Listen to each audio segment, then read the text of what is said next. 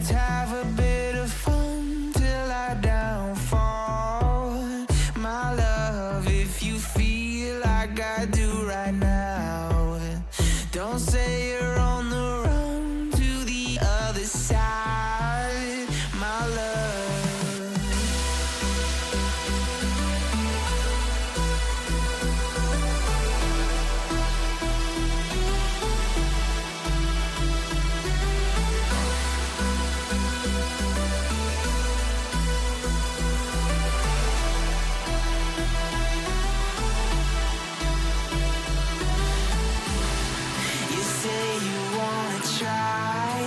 But you never do. Sugar, there's a reason why we lose. You say you wanna cry, but you never do. Sugar, there's a reason why we lose.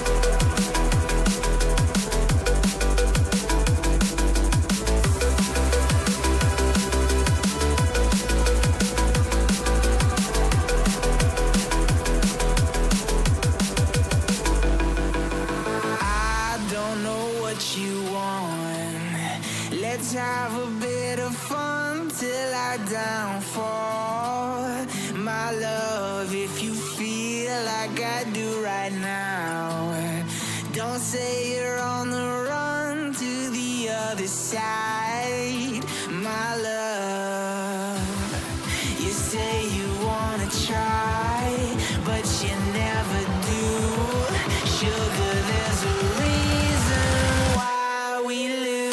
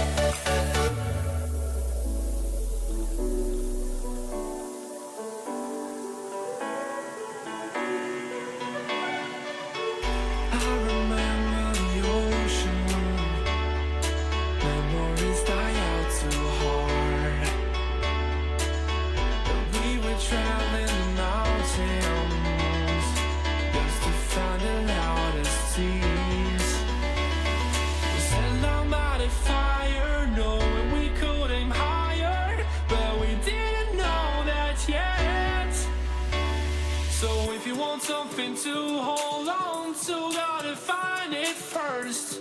But here I am, 'cause I've been laying under palm trees, waiting for the summer, knowing there's nowhere to go. 'Cause I am happy on this island, wanna be my funland. I don't ever want to leave, I'm in a tropic club.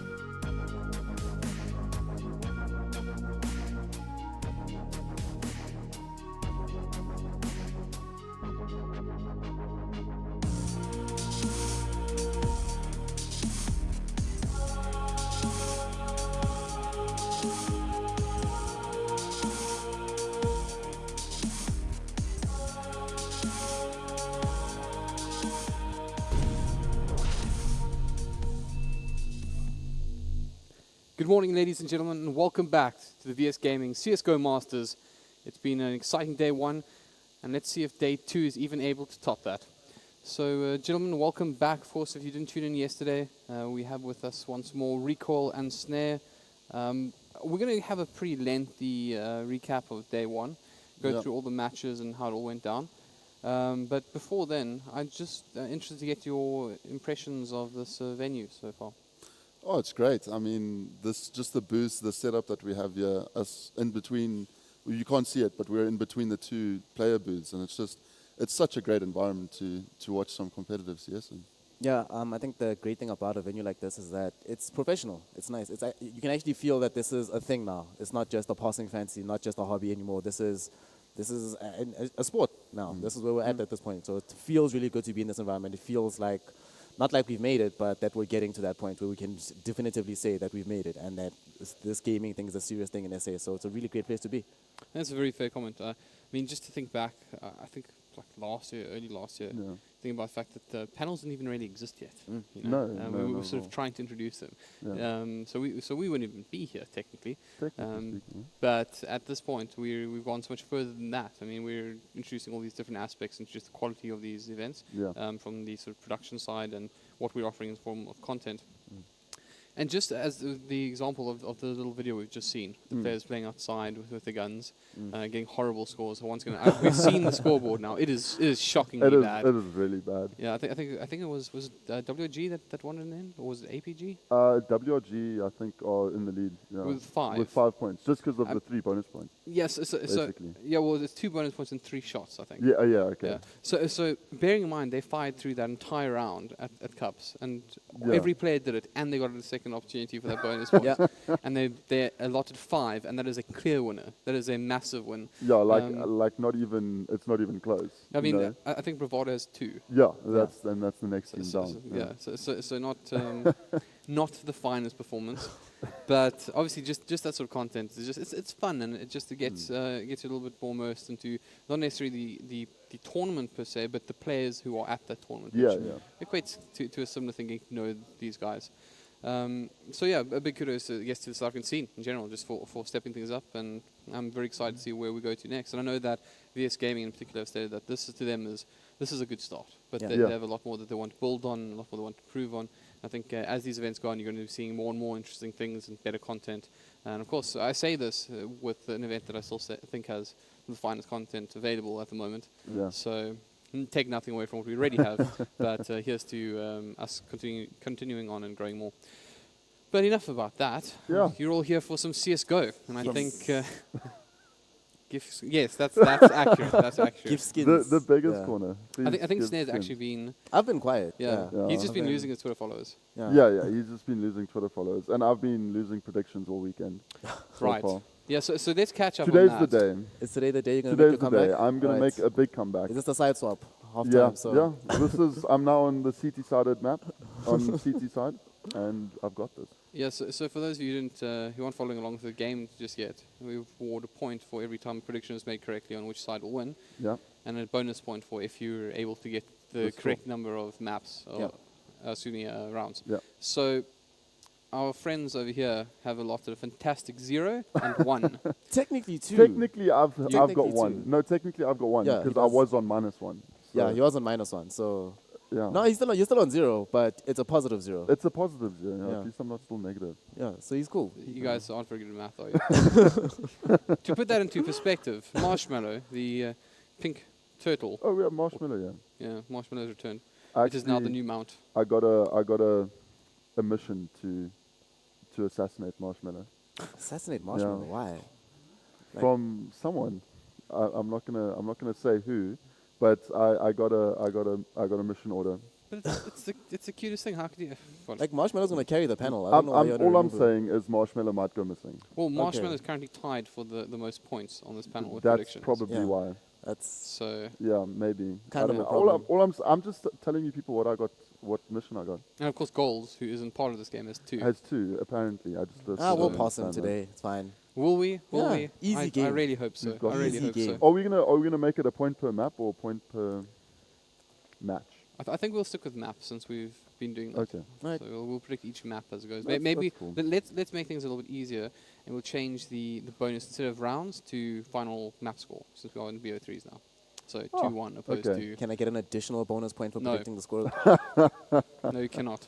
You can impress the viewers at home by getting it right, but it's just guesswork, and we all know that. So, okay, before we use up all our time on greetings and fun, let's Yes. get stuck into it. So, yesterday, of course, was the first round. We had a winners bracket BO1 system, with the low bracket being BO3s, for those of you who haven't caught up on that just yet.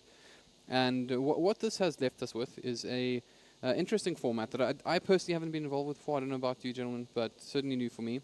Yeah. But of course, that means that Energy and Bravado are the two sides that made it to the winners bracket final. Yes.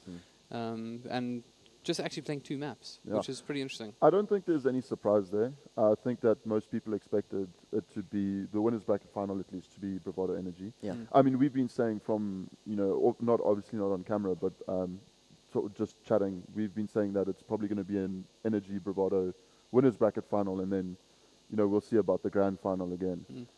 But I don't think there's a surprise left. We might see some surprises today, but yeah, it's just wait and see. It's sort of a wait and see game today. It's a massive advantage though in the winners bracket, winning it.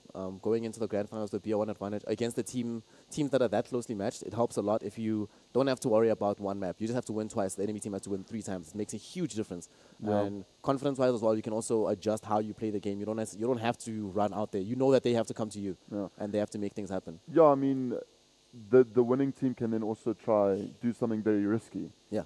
in the first map and see maybe if it works. Be over aggressive, test their opponents to the limits, and if they lose, well, we're still just playing a normal best of 3. Yeah. So it just really doesn't matter in the end anyway. So it does give them a big advantage, and the players coming through the losers bracket, they've fought a harder and a longer road, but they've also played more. Yeah. So that kind of works into it as well.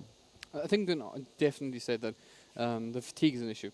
Definitely, I know for those of you who haven't attended an event firsthand, in particular, you wouldn't actually see it on their faces that easily. Fortunately, we do have the cameras in the booth, so you'll be able to see it a little bit easier this time around, where you can see it on the faces of people. When you get to the later parts of the evening, players definitely show that the signs of fatigue. But I think that showed most for me in the DC game yesterday. Yeah, I was gonna say. Let's get there. So we'll start at the beginning. First up for our opener, we had Energy versus Southern 5. Energy completely dominant. And gentlemen, please jump in when something when you add. But Energy completely dominant in that matchup, winning 16-2. Then saw what at the time I think we all thought was going to be the pick of the matches, which was DC versus White Rabbit Gaming, which went to WRG surprisingly, 16-14. Yeah, just something to note there, Holbert. I mean, that for me was definitely the game of the day yesterday. It was 4th seed versus 5th seed, DC being 4th seed. WRG taking it in the end, though. But just something to note there, after that game, they played on Inferno, which DC lost. DC then, again, I know we're going to come to it as well, but they played Inferno again against someone else and lost again. So I wonder if that maybe is going to make DC try and stay away from Inferno. Didn't they have a crazy high win rate on Inferno before this tournament? I'm not 100% sure about that, but I do know that they're not showing promise on that map this weekend. Fair comment. Moving along, APG then took on Bravado Gaming, and Bravado, as expected, were very dominant, winning 16-5. XD then took on XTC. I think we all agree that was also quite a fantastic matchup to watch. Yeah, that was. It was a good game on cash.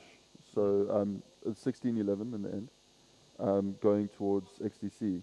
But that just for me, I mean, we're going to see XD play a little later today. And there's just a couple of players that we need to watch out for just to see if we get the same performance out of them as last night.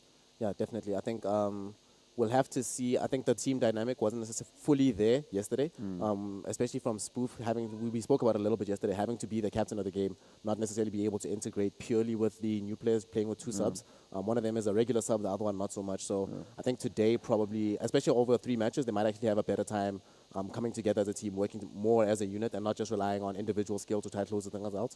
So I'm actually looking forward to seeing XD play a lot today. I'm also looking forward to APG because they didn't really get to play yesterday, but we'll get there. And then I guess next up was EN versus WG, our first winners bracket matchup. Yeah. Sorry, second round winners bracket matchup, which Energy won quite convincingly 16-4, Yeah. followed by Bravado versus XTC, which was won by Bravado 16-2. And in fact, we have a replay on one of one of Recall's favorite This is going to be favorite good. replays. So why don't we Yes. jump to that quickly?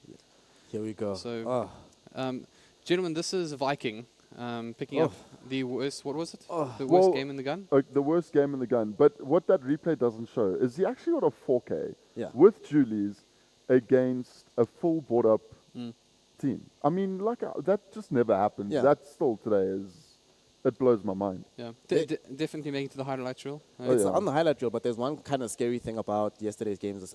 In that game and also the Energy game, is Energy and Bravado seem way too far ahead. It kind of seems ridiculous. Like, besides those two teams, I don't think any other team that we've seen in terms of their performance could actually compete against Bravado or Energy.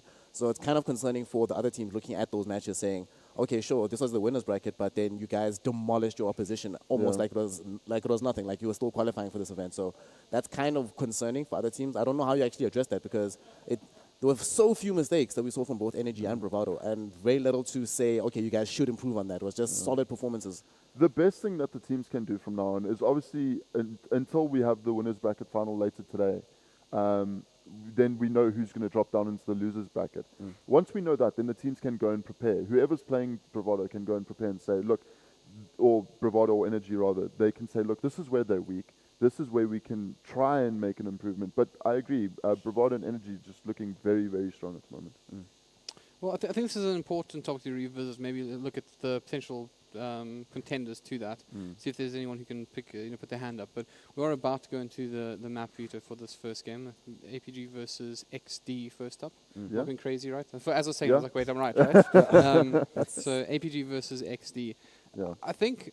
I mean, let's just chat a little bit about these two sides. I mean, as we mentioned, APG dropped down to Bravado last night, 16-5. We didn't get to see a huge amount of it. It didn't feel like they were given a chance to play.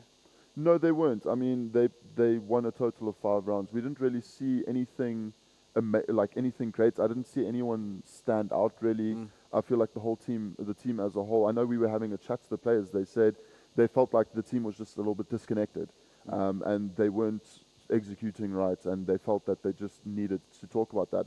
And when we saw them this morning coming to the venue, they said, no, we worked on it. We feel a little bit confident. I'm sure we're going to do well today. So let's hope that they're doing a bit better. I hope that we see the similar situation as what happened with Southern 5 yesterday. Game 1 versus Energy, they got demolished. They looked like nothing, honestly. But then it took a while. They spent that day. You can almost see they kind of prepared. They centered themselves. And when they came back later on in the night, made a huge difference. Suddenly they were actually playing. They were playing Counter-Strike. They were actually playing their own style. Sure, they lost overall against DC. Yeah. But knowing that you lost to ostensibly the third best team and you did it in a very close fashion, at least you kept it close until the very last map, does make a huge difference. And it does actually allow us to see what that team is capable of. And I think we're going to see the same thing out of APG, that losing to the best shouldn't really rock you that hard. You should be like, okay, they are the best team. It's fine. We lost to them. But we should still be able to center ourselves, come back, and actually play our style of CS and not just be taken into a situation where we just immediately on tilt from day one. Well, we're looking at XD now. I think this is a pretty interesting story, right? And we had an interesting conversation with the APG guys, as you mentioned this morning, where they said some interesting things. But I'll give you the honors, Recall. Chat to us a little bit about what you would call the XD mix. So we were chatting a bit about this XD mix, if you were. We touched a bit on it yesterday when we had a chat to Reddit.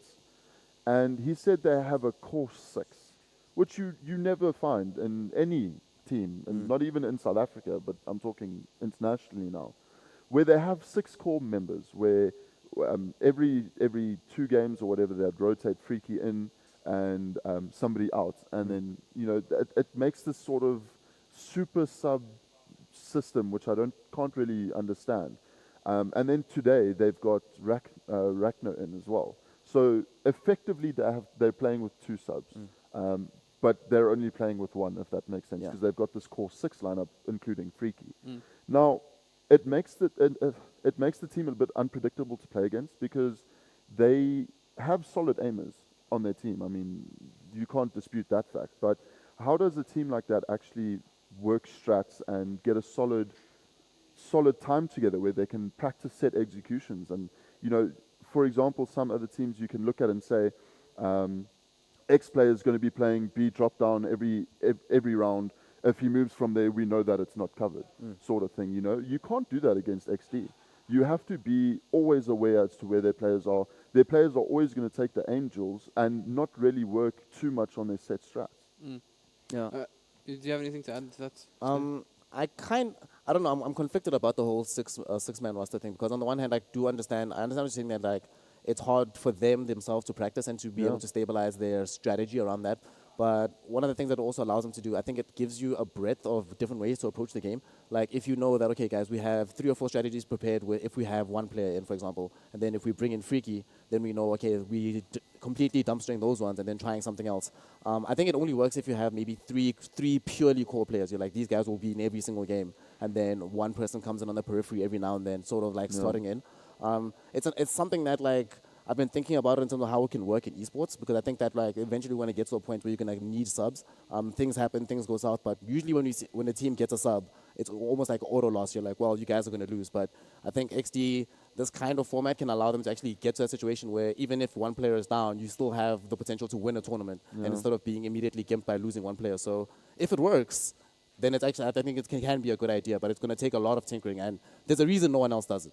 Like, it's extremely hard to do. So if they can pull it off, great, but if they don't, wouldn't be ultra surprising, but hopefully it works out. I think it's nice to see new ways to try and approach the game as a team. Look, I understand that, but yeah, it's just gonna see what we're just gonna have to see what we get out of them then. Yep. So we're going to jump to a quick break. We'll be back in about 5-10 minutes. The stream will go down, so don't be too surprised. But we'll be back shortly after with our first game of the day.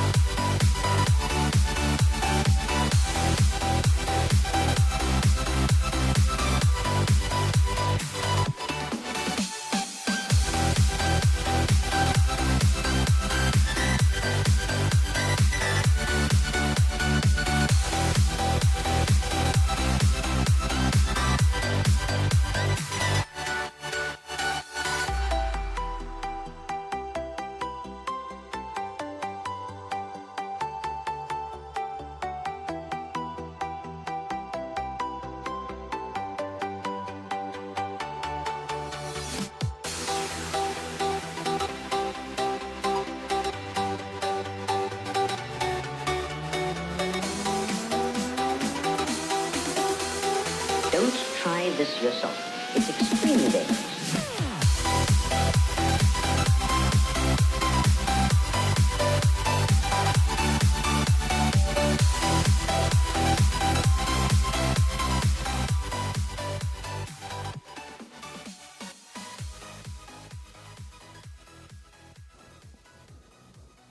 Welcome back, friends. It's good to be back as well for us. So we're almost ready to get into our next matchup here. Gentlemen, I think it's only fair I give you an opportunity to redeem yourselves today. Yay. And potentially Marshmallow a chance to beat you. So let's go with this. Marshmallow is going to get points for every time you guys are horribly wrong. Horribly. wrong. Horribly. Yes. Okay. And I will be the side of horribly wrong. if you guys I aren't feel wrong like enough, this I is may rigged, just... and This we're is just meant very, to very lose. rigged. Yeah, like I Maybe. feel like Marshmallow's just going to win. is it even possible to win if he's in I charge? don't think so. Okay. I don't think so. I think we need an impartial third party. Yes. Yeah. Okay. Unfortunately, the guy sits in this chair. He's the one far right. He gets to make all the decisions about this game. So, unless you can fight me out of this seat, then I've just been threatened by our production guys. Hey, none of this. You're not getting involved. I think we need to get Stacey to depose you as being in charge of this. I think so. Yeah. Why, Stacey? Can't I have? I'm actually a fan of sheep cow or cow sheep. Cow sheep. Cow sheep. I don't Sheep trust. cow? I don't trust cow sheep. It's sheep cow. Sheep cow has crazy eyes. Like I don't trust it. Crazy eyes. Yeah. I actually have crazy eyes, so it's a good. one's a little bit smaller than the other. You know, it's just. Anyways. Okay, so as I was saying, going to give you guys a chance to redeem yourselves. So obviously XD versus APG for those of you who have just tuned in. BO3 here in the low bracket. Loser goes home. Winner Yeah. gets to breathe It's easy for a little exciting while, and then their reward is probably something terrifying. Like I'm actually not sure who the winner of this match would play who.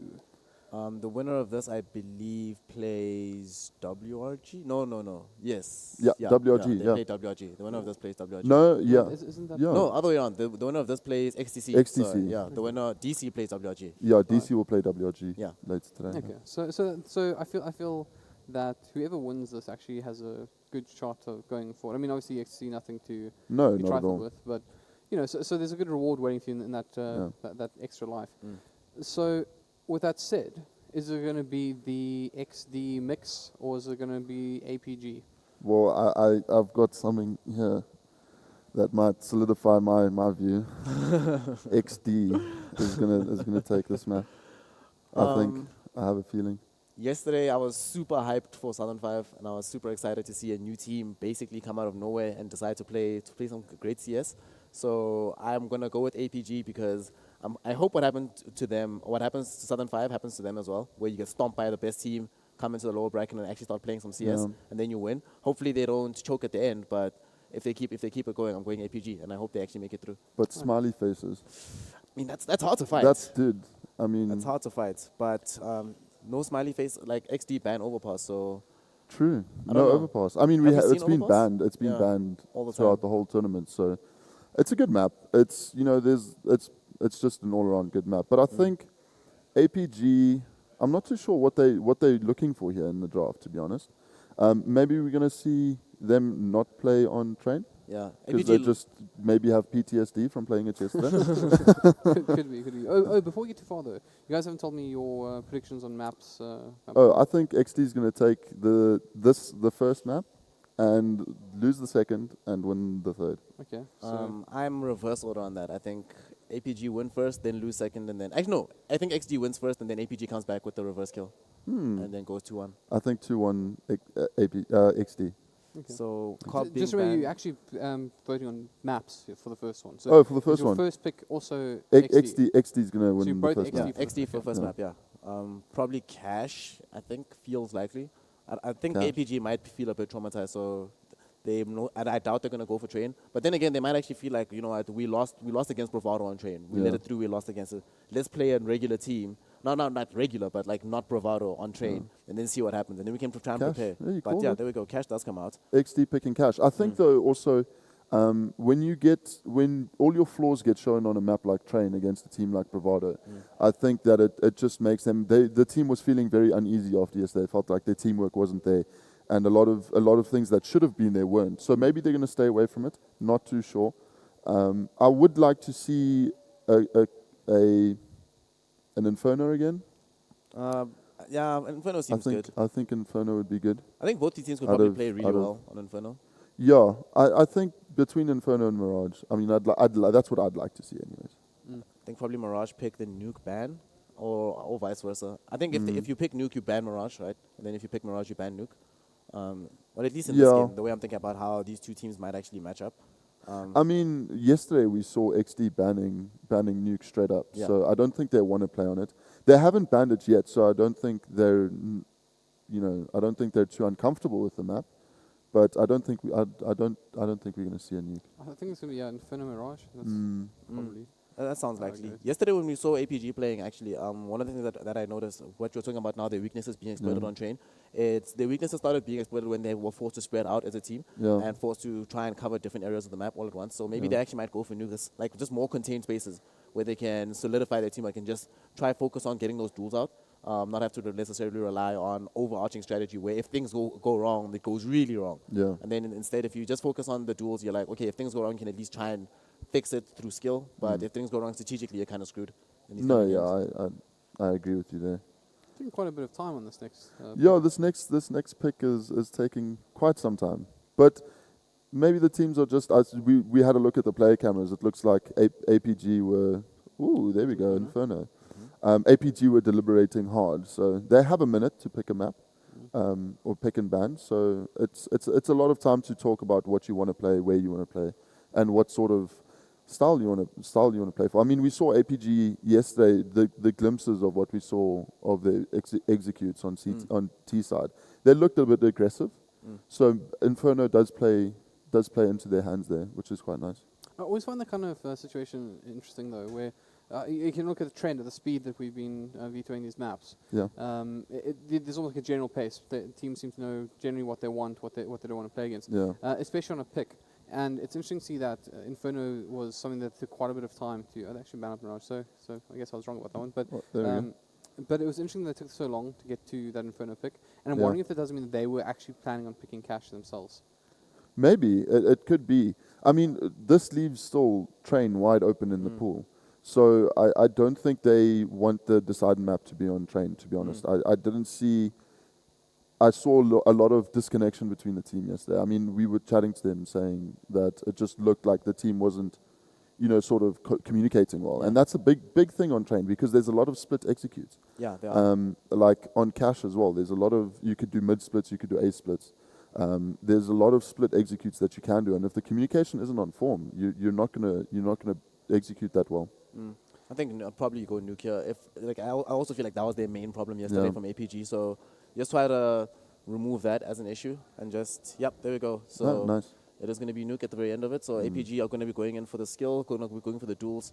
They start on T side on Inferno, so that also means they're going to just start. I think this signifies that APG are going to be the aggressive team, the aggressor overall against XD here. Well, it is also two APG picks as well.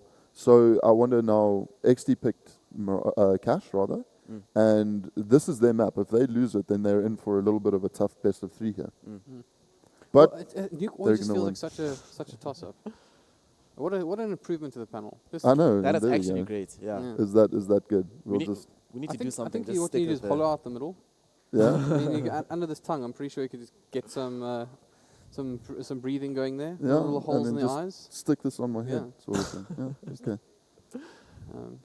It's actually a wonderful mascot. It is. It is. This is XD's mascot. Yeah. It's What gave it away? It's a pity you're gonna have to throw it away after this round. Well, can I just Well- say that this is Brady XP? XP. because It is it's XP. But I mean, if you change it that way, that's generally the whole No, no, XD but minus you see, the the tongue's minus gotta the go. tongue. There you go. So we just do you guys mind if we do you a favor and just cut the tongue off? All right. I mean, we can try doing that, but I don't know. I feel like if we just leave it on your face, we can get production to do something about it. I'm sure we could get production to sort of get me some sellotape and stuff, and I can just Yeah. stick it like this for the rest of the. That should be pretty good. So that I could live with this. I could live Could with you? this, yeah. It's, we'll see. We'll see what we can do. Maybe we can get like a straw poll going. Should Requel tape a XD face to his head? I think the only problem is it may show some bias. you strap the mascot to your... I think what's the worst one we can give to Snare now? He's got like the one that wouldn't fit on someone's head. The old energy logo, that like spider thing. Oh, that's- yeah. Just stick that on Yeah. top of Snare. There we go. Just- that would be really weird. You But could maybe wear it down as a for that. cap. Like, Yeah. just put it on your head, and you can wear it as a cap. It looked like I was communicating with aliens all the time. Like, Yep. Isn't that what you do anyways? depending on the day, or depending on where I am on the internet. I mean, right, you play Dota, so isn't that what you do, John, normally? No, Dota's not about. Dota's about communicating with the gods, man. Oh, okay. Yeah, Dota's a divine game. Makes Come on. sense. Yes, Yeah. the gods of RNG. With yeah. Yeah, you have to make your sacrifice. The only reason to play Counter-Strike, right, is to kill chickens as your sacrifices to RNGesus. Oh, yeah, that's also true. so that Dota That's- actually works that's- well. That's Yeah. true. So basically, your entire life practicing CS, right, has been in preparation for playing Dota. For playing Dota, yeah. Right. Well, with that completely unrelated note to CSGO, although I do approve of killing chickens, it's funny, and also having them follow you around. But there's some people who are a little bit more serious about this, and of course that's our casters. Gentlemen on the casting booth, I think this is going to be an excellent one. Best of luck. Take it away. Hey, thank you and welcome to day 2 of our CSGO VS Gaming Masters Series.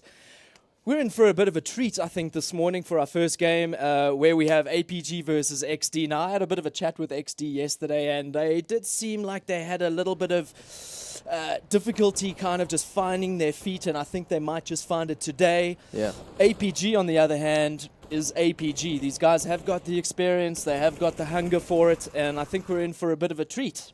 Yeah. So wipe that sand out of your eyes. Wake up to some CSGO. Are you talking about me or the people watching? No, everyone. Oh, I'll do the same. And Alright, cool. give yourself a good stretch. Oh, I did earlier. I've already stretched. I hope you guys are ready for this. This is going to be a cracking of a game. Here we go.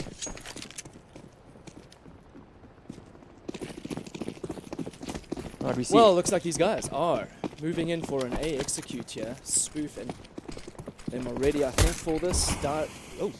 I love Divo. Freaky moving. Freaky moving in. XD are taking control of the A site now. This is really looking good. This is exactly where they want to be at the beginning of the game. Bomb is down. Crucify moving in slowly. Not wanting to give away his position just yet. James Bond style here for these guys. Oh. Crucify taking out Freaky. Same headshot and Crucify coming right in. Kasparov. These guys are just walking right over the XD team. Oh. Every single player is down. 3 remaining. Bomb is about to be defused, and that was, I think, they're going to be chuffed with that. Oh, that was amazing. You know, Casimir came in, it was more of a distraction, while Crucify and Kasparov just got the crossfire and they just walked over XD in that bomb site. Jeez, I don't even think XD had any idea what was going on there. I mean, Aperture just started creeping up on them really slowly, James Bond style with those silenced USPs. Well, we're moving into round 2. Aperture 1-0 ahead. Great start for them. I'm sure they're going to be happy. XD need to figure out what they're going to be doing. And it doesn't look like all of them are spending their bucks on the second round bye. So I think they're going to be relying a little bit on maybe a few picks early on. Yeah, an interesting buy from Crucify. I assume he's going to hold middle with that scout. No, he's B. Looks like they're going to be giving up A. Oh, they're pushing control. A. Yeah, no, They're going right through Squeaky. Freaky pushes into site. There's no one there. I think the idea is that they're going to call the early rotate. They have the superior weaponry. They're just going to be playing a chilled, wait for the smokes to dissipate, and then they're going to be moving in slowly with superior weapons. So let's see now. Divo seeing what he can check out. Freaky, boosting the team there. Oh. Unfortunately, Ragno gets taken down. I think APG have got a really good, solid understanding of how to take the breach here. And they are just all over XD at the moment. Crucify on Spoof. Freaky. Asterix taking down, and he gets taken down in return. This is just a slugmatch at the moment. Oh, Freaky, last one left. Gets Freaky's going to get the time. Oh, He when has they get the enough time. defuse, I he think they're needs going to to get this. They're going to get this. He gets it. But they'll... No. Get out of there, mate. Get out of there, mate. They take the round. Wow. Freaky played that angle so well. He waited. And we'll see the replay right It now. was like... Oh, he gets the defuse. That was well needed from XD there. Wow. Okay, Brilliant. so this is the thing with these second round buys. Now, XD are sitting in quite a little commanding lead now in terms of weaponry. 3 AKs. You see Obviously the P90 on Spoof and Spoof King 90. with the Mac 10. They're obviously going to keep this really fast paced. They got head armor, every single one of them. So those USPs are going to have to do extra double damage to take them down. I think Devo, how should we pronounce this? Devo? I'm going to say Devo. Devo there, I think no. Spoof always comes through Squeaky, and obviously superior P90 with 50 bullets in hand. It's an amazing rate Breaks of him fire down. on that gun. Casimir holding on to B, not much action going on there. Spoof doing his usual. Creeping to that squeaky while Freaky pushes and looks onto A main. It's really tough in this situation when you have just USP silenced and the guys have head armor. What do you do? Double headshots are required off the bat. Oh, the rotate's coming. Kasparov moving back to middle, senses that it's a fake and they're going to be. 4v5 situation. I think this is... Yeah, I don't know who's faking out who here, but we're feeling pretty faked out. I think I'm not even sure where they're going. I think with the superior weaponry, they're just looking for a few picks now. They've got time. Well, time is running out. 35 seconds left. They're probably going to make a play B. I think the first sound they make will be the committal site they will go. So Aperture will pick this up. There's Spoof going through the vent. I think they know exactly where they're committing. Crucifier calling early. CTs are rotating. King inside. He spots the one. Takes down Crucifier. Asterix takes down Casimir. XD completely dominating right now. 5 versus 2 situation. King down. Unfortunately, he's going to lose his Mac 10. What a big loss that is. Well, Kasparov picks it up. Don't know if it's worth saving that, but if they maybe can get getting some kill. exits, yeah, get some exits. Best you can hope for right now. Even that. You can see the way Freaky's playing. He's just taking this as serious as possible. Yeah, give them no room to breathe. I mean, this is warm up. I mean, Oh, Absence. doesn't realize how low HP they And are. if there's no one on site. If he had a kit, he might have been able to do some tricky stuff there. Yeah, I thought we might see a ninja defuse, but Well, XD take that third round, and that leads XD 2-1, heading into the fourth. Now, this is kind of awkward because Aperture not exactly flush in terms of the bank here. They're going to be doing a little bit of a light buy. Some of them buying armor. oh, such a strange start, Ryan. You know, Aperture won the first pistol round. They had the weapons in the second, but they let A get taken without any contest. Yeah, now they're doing a 2-1-2 split, and it looks like XD are moving full on into A site there. Spoof with his classic P90 squeaky door maneuver.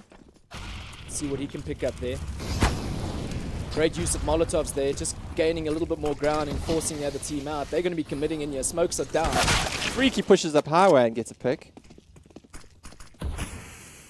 Kasparov taking it easy there, not showing himself just yet. He knows Freaky's coming from behind. He has to make a move. Casimir taking out Ragnar from behind. Bomb goes down. Maybe pick up the gun and save. That'll definitely be worth it. Well done there, picking up Freaky. Unfortunately, not able to save the gun there. King B taking him down. Well, that gives us a 3-1 in favor of XD. This is looking good. Oh, by the way, I didn't even give my prediction. Did you? No. Well, whether it's too late or not. Okay, so without sounding like the score is leading, but no, I think XD might take this. I think XD I think will so take too. this. I was going to say that, by the way. Yeah, 16-10. Oh, I don't want to give a score. All right, King B gets boosted. Oh, and he Off gets versus that off. mid. That is critical. Yeah. Absolutely critical. It is so uncomfortable to be in a 4v5 situation and your AWPer is the first to go down. That is very unfortunate there for Aperture Gaming. Abson just trying to slow down the mid control. There's nobody there, but, you know, quick pin. Oh, wow. Spoof there taking from the squeaky door onto Devo. That's a good trade. Trading now will win them this round. Absent holding A, but they're backing off back to B. By the sounds of things, Spoof is going to be holding at least 1-2 players towards A site while the rest of the team... Oh, it looks like he's moving back towards the rest of his team there. Maybe he'll go mid and through vents, meeting up with his team going towards B there. Yeah, it looks like he's going to Rachno go watching mid. mid. Casimir is watching. Does he spot Spoof? He does. He's going to pick up the AWP now. Rachno staying close by. He's going to wait for the rotate. I doubt they're going to be coming through mid, though, with that AWP. He's going to go around. Yeah, as he does, he's going through CD spawn, so... Looks like XD are breaching through B. King getting the pick onto Crucifer. Fire. Oh, and Asterix takes out Walking Casimir. over these guys at the moment. Absent missing that shot onto Rachno, and Rachno returns straight up with a headshot. Things are looking very, very positive indeed for XD. I think they are fired up since yesterday. Sure. Showing them what they got. Look, APG is no walk in the park, but that doesn't translate right now. XD really showing what they got right now. King B with the AWP. An Aperture. Jeez, saving there with one Deagle on the field there. Crucifer and Devo with just Kevlar. Gotta watch out with that spending like that. That extra $650 would have probably helped the next round. I'm not sure why they did that, but you know, maybe it works out. If it does, then I suppose it does. Well, guess where Spoof is? Let me guess. Let me guess. And let me guess what gun he has. He's got an AK. My bad. Yeah, I thought he would Squeaky have. though. Yeah, I know. It's good. At least he varies it up a little. Squeaky waiting for Freaky. Freaky waiting for Squeaky. Freaky. That's right. Freaky peeking main. Now will we see Spoof come out with them now? What's interesting is that they don't just go straight in. They're first deploying their Molotovs. Yeah. Process of elimination, ensuring that they're not. Freaky getting that kill onto Casper. That's one kill. They're not going to commit straight away. It looks like they're waiting for one more pick as they do now. I think they're going to commit in there. We're waiting for Rackno to rotate with the bomb. There's the third. Now that it should got be this. clear. Casimir needs to get some Deagle headshots there. Oh, he gets one! He gets one at least. Does he get the second? Fortunately, it's very difficult to play against these pre-fire aim shots. Tricky with Crucify with the 5-7. Things are looking bleak right now for Aperture Gaming. Fortunately, they got cash. This is their round loss bonus, so they can afford. And as you can see, XD are flush, especially Spoof with those P90 bonuses that he gets there. And look at Freaky with that 10 frags on the board already. Well, Kasparov with the AWP, he needs to be on point. Heading into the 7th round. Wow. King B not taking control of that mid there with that AWP. I think he's going to be working it elsewhere. Absent playing quite aggressive down middle. Spoof towards Squeaky Door, just keeping Devo on point there. Nothing much Casimir happening at B. Absent also waiting in vents. Doesn't look like they're making their way B, but if they decide to rotate, fake it out on A and then go back to B, which is what they might be doing now. Looks like Spoof is out of Squeaky, going back towards his team. They might pull towards B side there. Predicting maybe going mid, taking control of that, going through vents. Freaky does need to back up his teammates going towards the long side of B there. Rackno just watching for the behind rotate. Absent, ever so patient, waiting in vents. Kasparov is going to get smoked out here. He's not going to be able to control that mid. King B and Freaky moving forward, but they get flashed. Yeah, that's going to completely disable him. He's going to have to rotate around. Oh, Absent takes out Spoof. Good placement there. Fortunately gets taken down by Asterix and Freaky on Casimir. Kasparov needs to get some connect with this AWP here. Asterix getting the bomb down now. Fortunately on 49 HP, the rest of the team, it's a 3v3 situation. Now a 3v2 situation. These things are not looking good for Aperture there. Crucifer needs to maybe consider saving his gun along with Kasparov with that AWP. And there was Rackno lurking, we're lurking middle. It's to stop that vents push. Yeah. No, these guys are playing textbook style now. Textbook style, taking the space left behind. Oh, nice trade with Rackno there. Good play from XD. A little unfortunate for APG. I think they need to figure out where they are losing the control. It just seems like, obviously mid, they might need to consider doing a 2 or 3 player control there and have 1A, 1B perhaps. And then they can work around the early rotates and so on. So whoever they leave singularly in each site need to be able to hold long enough for the rotate from his teammates. So let's see how they look. It's difficult to say now because they're kind of saving, but the AWP on Kasparov there is quite valuable. Maybe he needs to lead the way there. But I mean, if he gets smoked out from mid, he's completely disabled. So they do need to get some sort of forward positioning, which is what I think they are doing. Yeah. In B, which is interesting. King boosting up on top. Then he gets the pick onto Crucifer. Kasparov, where's Kasparov with that AWP? He needs to use that in mid control. Absent pushing forward slowly like this a lot. They need to kind of take these risks. So, I mean, what's there to lose? They use it as a P50 in hand. Oh, but there's Rackno just waiting. King be sniffing something out here, and he does, and he takes down Absent, pushing from behind. Very well played there. Now the CTs are a little bit stretched, and it looks like XD are going to be, again, mollying up the usual spots that CTs hide inside A site. Another one coming down. Just looking for some movement and possibly getting a pick, you know, without having to expose themselves. Yeah. They're still a little bit worried about Kasparov's Freaky's ult waiting. there. He's just waiting to flash. XD have got a few smokes. Yeah, actually not a few. They got 4. So they can definitely set something up there. Blockade where they need. Cut off Kasparov with that AWP, and then things should be relatively safe to move through. But again, it's a little bit of a waiting game from XD's side. And playing relatively safe like that. Just under 30 seconds on the clock. We're going to see a movement into A, it seems. We've got Devo holding the site. And Kasparov holding the truck. Smokes are going down. Flash is deployed inside A site. CTs are already rotating inside. Oh! Excellent picks there from Devo. Unfortunately, doesn't get the second onto Asterix. Freaky cleaning up there onto Casimir, and Kasparov losing that AWP. Well played by XD there, not showing any room to breathe. I think this is how they wish they had played yesterday, but it does take a little bit of, you know... Yeah, you know, I don't know, I'm trying to think of the words to describe, but... playing a different level team, perhaps, can make you play better or worse, can make you look bad, can make you look but good. Then it drives you, it motivates. I think they are looking way more motivated and possibly more rested. Much more synchronization from the team. King getting onto Kasparov. These kind of things can't happen. Like, there was no assistance from his teammate there with the pop flash. I mean, he just went straight in there. What does he expect? Oh, so aggressive. They're going to boost. The CT boost. This is good. They Here we need to go. do something out the box like this. Crucifer. Hopefully King doesn't hear it. It doesn't sound like he does. King B is very vulnerable right now. Well And played Crucifer there. gets him. Good stuff from Crucifer. They are most certain that Spoof is squeaky door there. Oh, yes.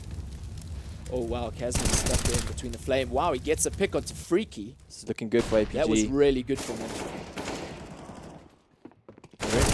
Quite back and forth, and this is Very exactly nice. what they needed. Just completely shutting down XD there.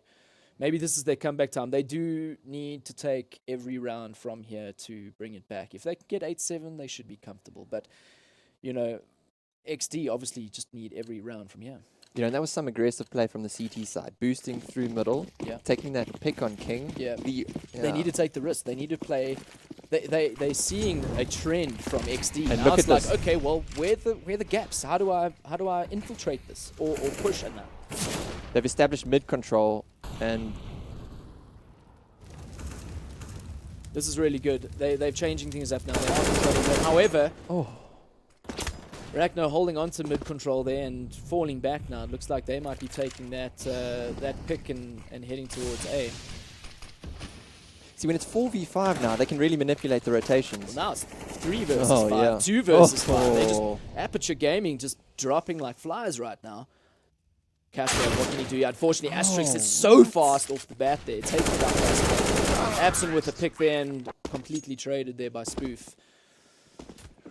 XD in a commanding position right now and resetting Aperture.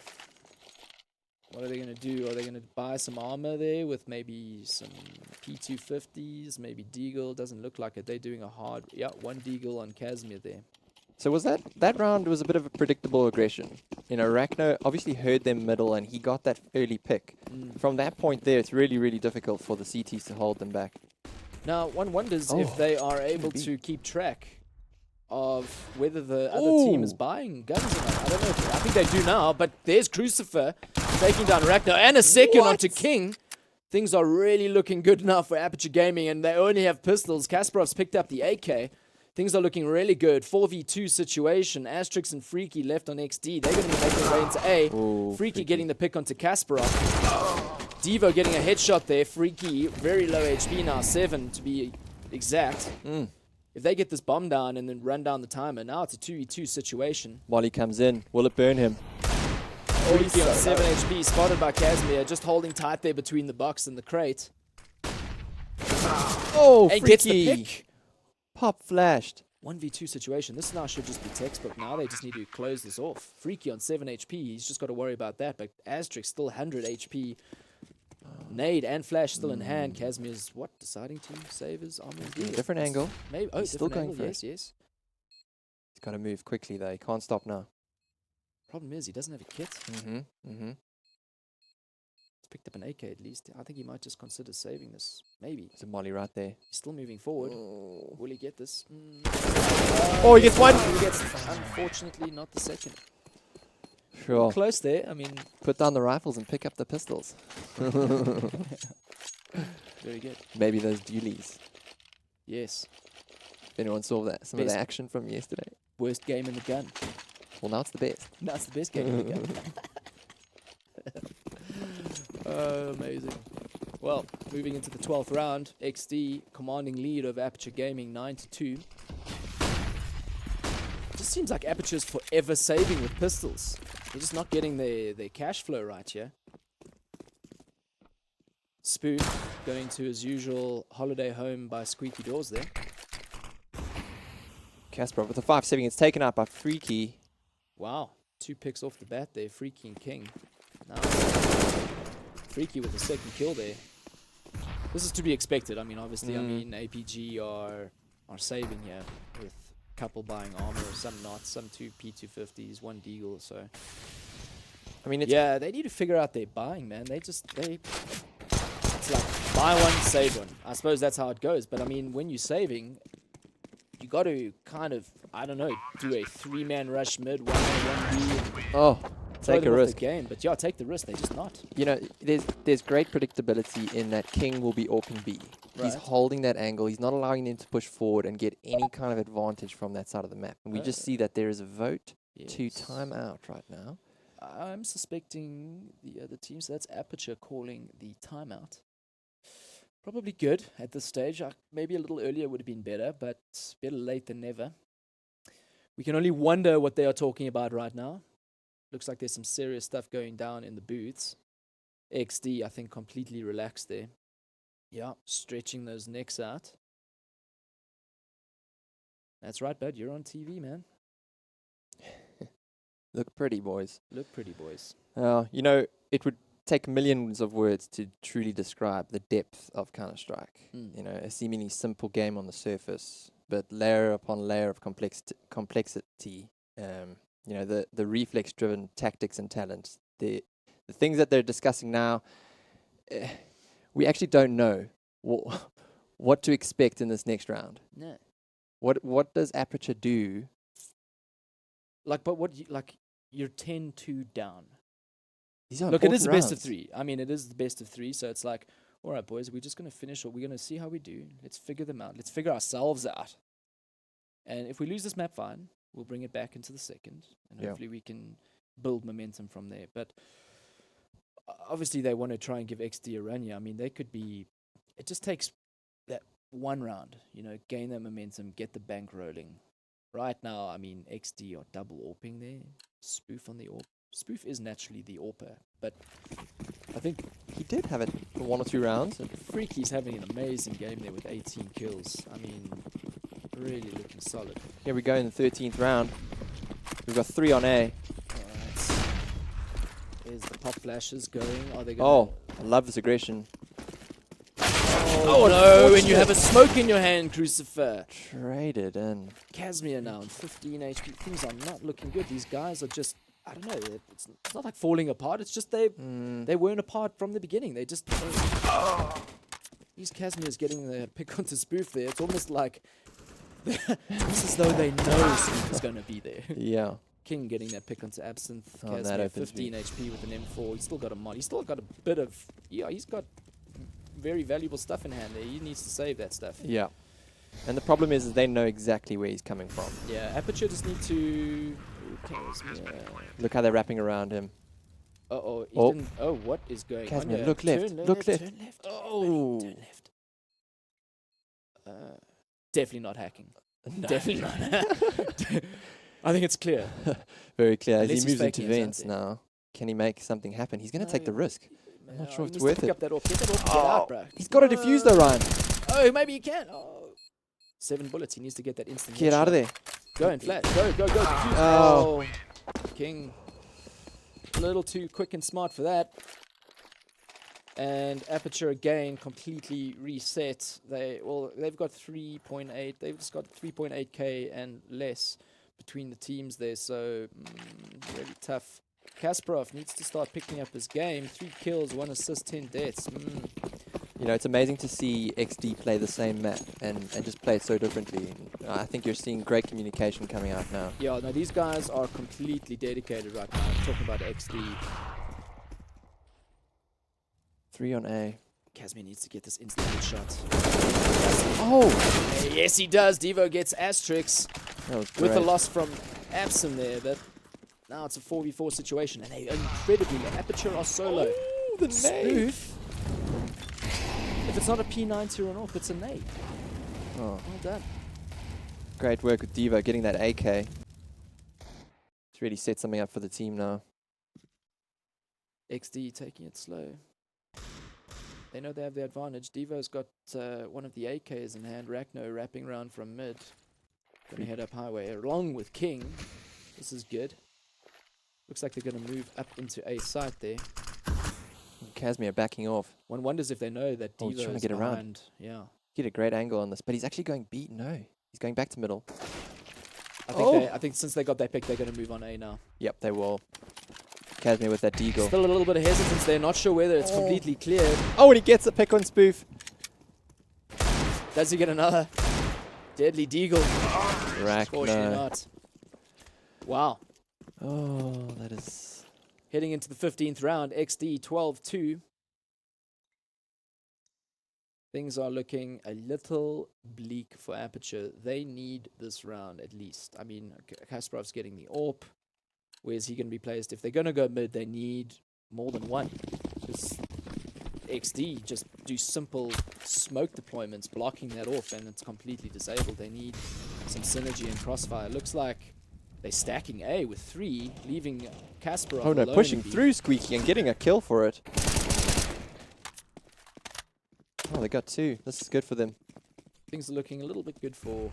Oh, a little bit good. A little bit better. Gooder. Looking great. Things are looking great for Aperture right now, at least for this round. Oh, and freaky boosts. Rachno. Trying to get as much information as he can there. What does he see? Nothing yet. Absam waiting patiently. Ooh, who's going to see who? King trying to see how he can open up B site there. Open hand. Oh, good pop flash there. Not realizing how close Rachno is, and he gets him. He gets the pick. The bomb is down though, Wow. and they know it. This is exactly what they needed. Casimir hears him, turns around. Casimir's waiting for King to make the mistake. Oh, And he that's does. Very well played there from Casimir. And they close it off with 3 on the scoreboard. Is Very it enough? interesting. Is it enough? Maybe. Don't know. What did you predict? You remember? It was It's like a little- 16-10 or something. Yeah, 16-10? yeah. Well, they've got quite a bit of work to do. They lead at least the first 3 rounds. And you know how those second rounds go with the armor by Tech 9 if they do that. All depending on who's T or CT or whatever. But right now, Aperture have a mountain to climb. I just can't wipe it from my memory that Aperture left A for XD to take on the round, on their eco round. Yeah, look, maybe that's part of the plan, and they feel like they got some good breaching tactics, but it obviously didn't translate there. Aperture pushing through Squeaky. Taking the bomb right in through Squeaky. Right in there, noticing no one's in sight, but Oh. have they checked? Wow, King Great one tap Headshot. there. onto Devo. Bomb is down, they got that cache secured, now they just need to hold. Spoof wrapping around. Does he suspect that? Oh, there's action in it. Wow, unfortunately for Spoof. Things are not looking good so Oh. far for Aperture. Oh, They're brilliant holding, just trades. needs to work that timer. Hide, bro, hide. That's it, play the bomb. Oh, That's not playing the Rachno bomb. closes it off. I don't know if he'll make it. No, he won't. Haha, he won't. Well done. Ooh. That's exactly what they needed. Wow. So they got the money from the bomb plant. Mm. They managed to at least get 4 kills there. So things are looking much better. Now they need to buy. They just need to be wary now of XD's second round buy. Rachno already going, well, he saved the armor from the previous round. Yeah. Picks up a But deagle. what does the other team do now? Do they buy armor? And it doesn't look like they are, no. With Absent with the AK, it's going to be quite interesting. What kind of plays he does with that. Yeah, that adds, I always like a sneaky little At AK least in one, there. eh? Yeah, at least one. Just provides that extra punching power when breaching. Kasparov looking to see what he can find out mid. King quite aggressive through Squeaky. I like this. It gives you early information. Kasparov taking it easy in mid there. Not realizing where any of the other teammates are, or sorry, enemy is. I think he's taking slow. He spotted one by Z there. Taking it very slow. This is what they need. They need to slow it down. They have the advantage now. They need to secure this round. Aperture need this round. Well, they're pushing up through middle. Yeah, take that mid control. Very good. This is great. They've got the weapons to do this. Spoof waiting patiently. He needs to get at least one trade there. Oh, they're getting surrounded though, Ryan. This is a little tricky because we have a XD player pushing through A apartments. I mean A main there, getting that information. Crucify gets taken down to 14.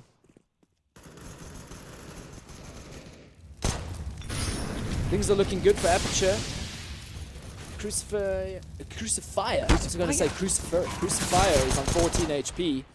He's hiding in the smoke there. Wow, this is a cool, freaky, not knowing where it's going. Rachno getting taken down. Freaky knows. Is he still there? No, he's not. He's up there. Hello. Can he make something happen, or is he going to just take the gun? UMP, press E, bro. Pick up that gun. What's going to happen? I think it's going to be a Doesn't look simple like a exit lot. out. Freaky's going to save his armor and that UMP. Ricky just wants the frags. Look at he's got 3 on the board. Can he maybe get an exit chat? And they make their way out through A main. And good round there from Aperture.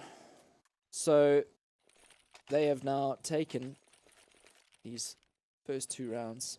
Which is critical. I mean, being 3-12 on the losing side Freaky is managing to save a Galil there. it's not just a psychological problem. It's a Freaky absolutely dominating in the score there. 25 kills. Really well played there. it's amazing. And King B2 with 17 frags. Very good. This is where things get interesting now. As terrorists, they have the momentum now. Evo making a few steps in A main. Letting Asterix know and letting the rest of the team know with that. King just teasing Kasparov there a little. He has been... looked like there was blood, but these guys are still full HP. How's that work? Oh, Freaky getting taken down to 78. Oh, nice. Okay. Crucify opening Squeaky. I like this. They just mustn't get spotted. Just take away their Freaky. Oh, Asterix. And he's spotted, unfortunately. I don't think he should have shown himself there. King B moving forward to help Asterix on the side. He was alone. He gets taken out by Crucifer. Casimir takes King B. Hey, it's clear. They're going to plant They're going to that get the bomb. They're going to get the bomb easily. That's great. They need that. CTs are rotating around. Freaky still with the Galil there. I'm not sure what he's going to do with that, but maybe he can get a kill or two. lurking. Look where he's lurking, just by the vents. Oh, very good. This is gonna He be has the interesting. teammates rotating now. Here we go. He gets one. Does he get the second? Oh, things are tense right now. Rachno, 30 HP. Oh, and he fakes it with the smoke. A pop smoke, bro. That. That was awesome. Well played there by Rachno. Spoof getting taken down by Devo. It's all up to Rachno now, but I think he's Rachno going to needs save that. save, Okay. Yeah.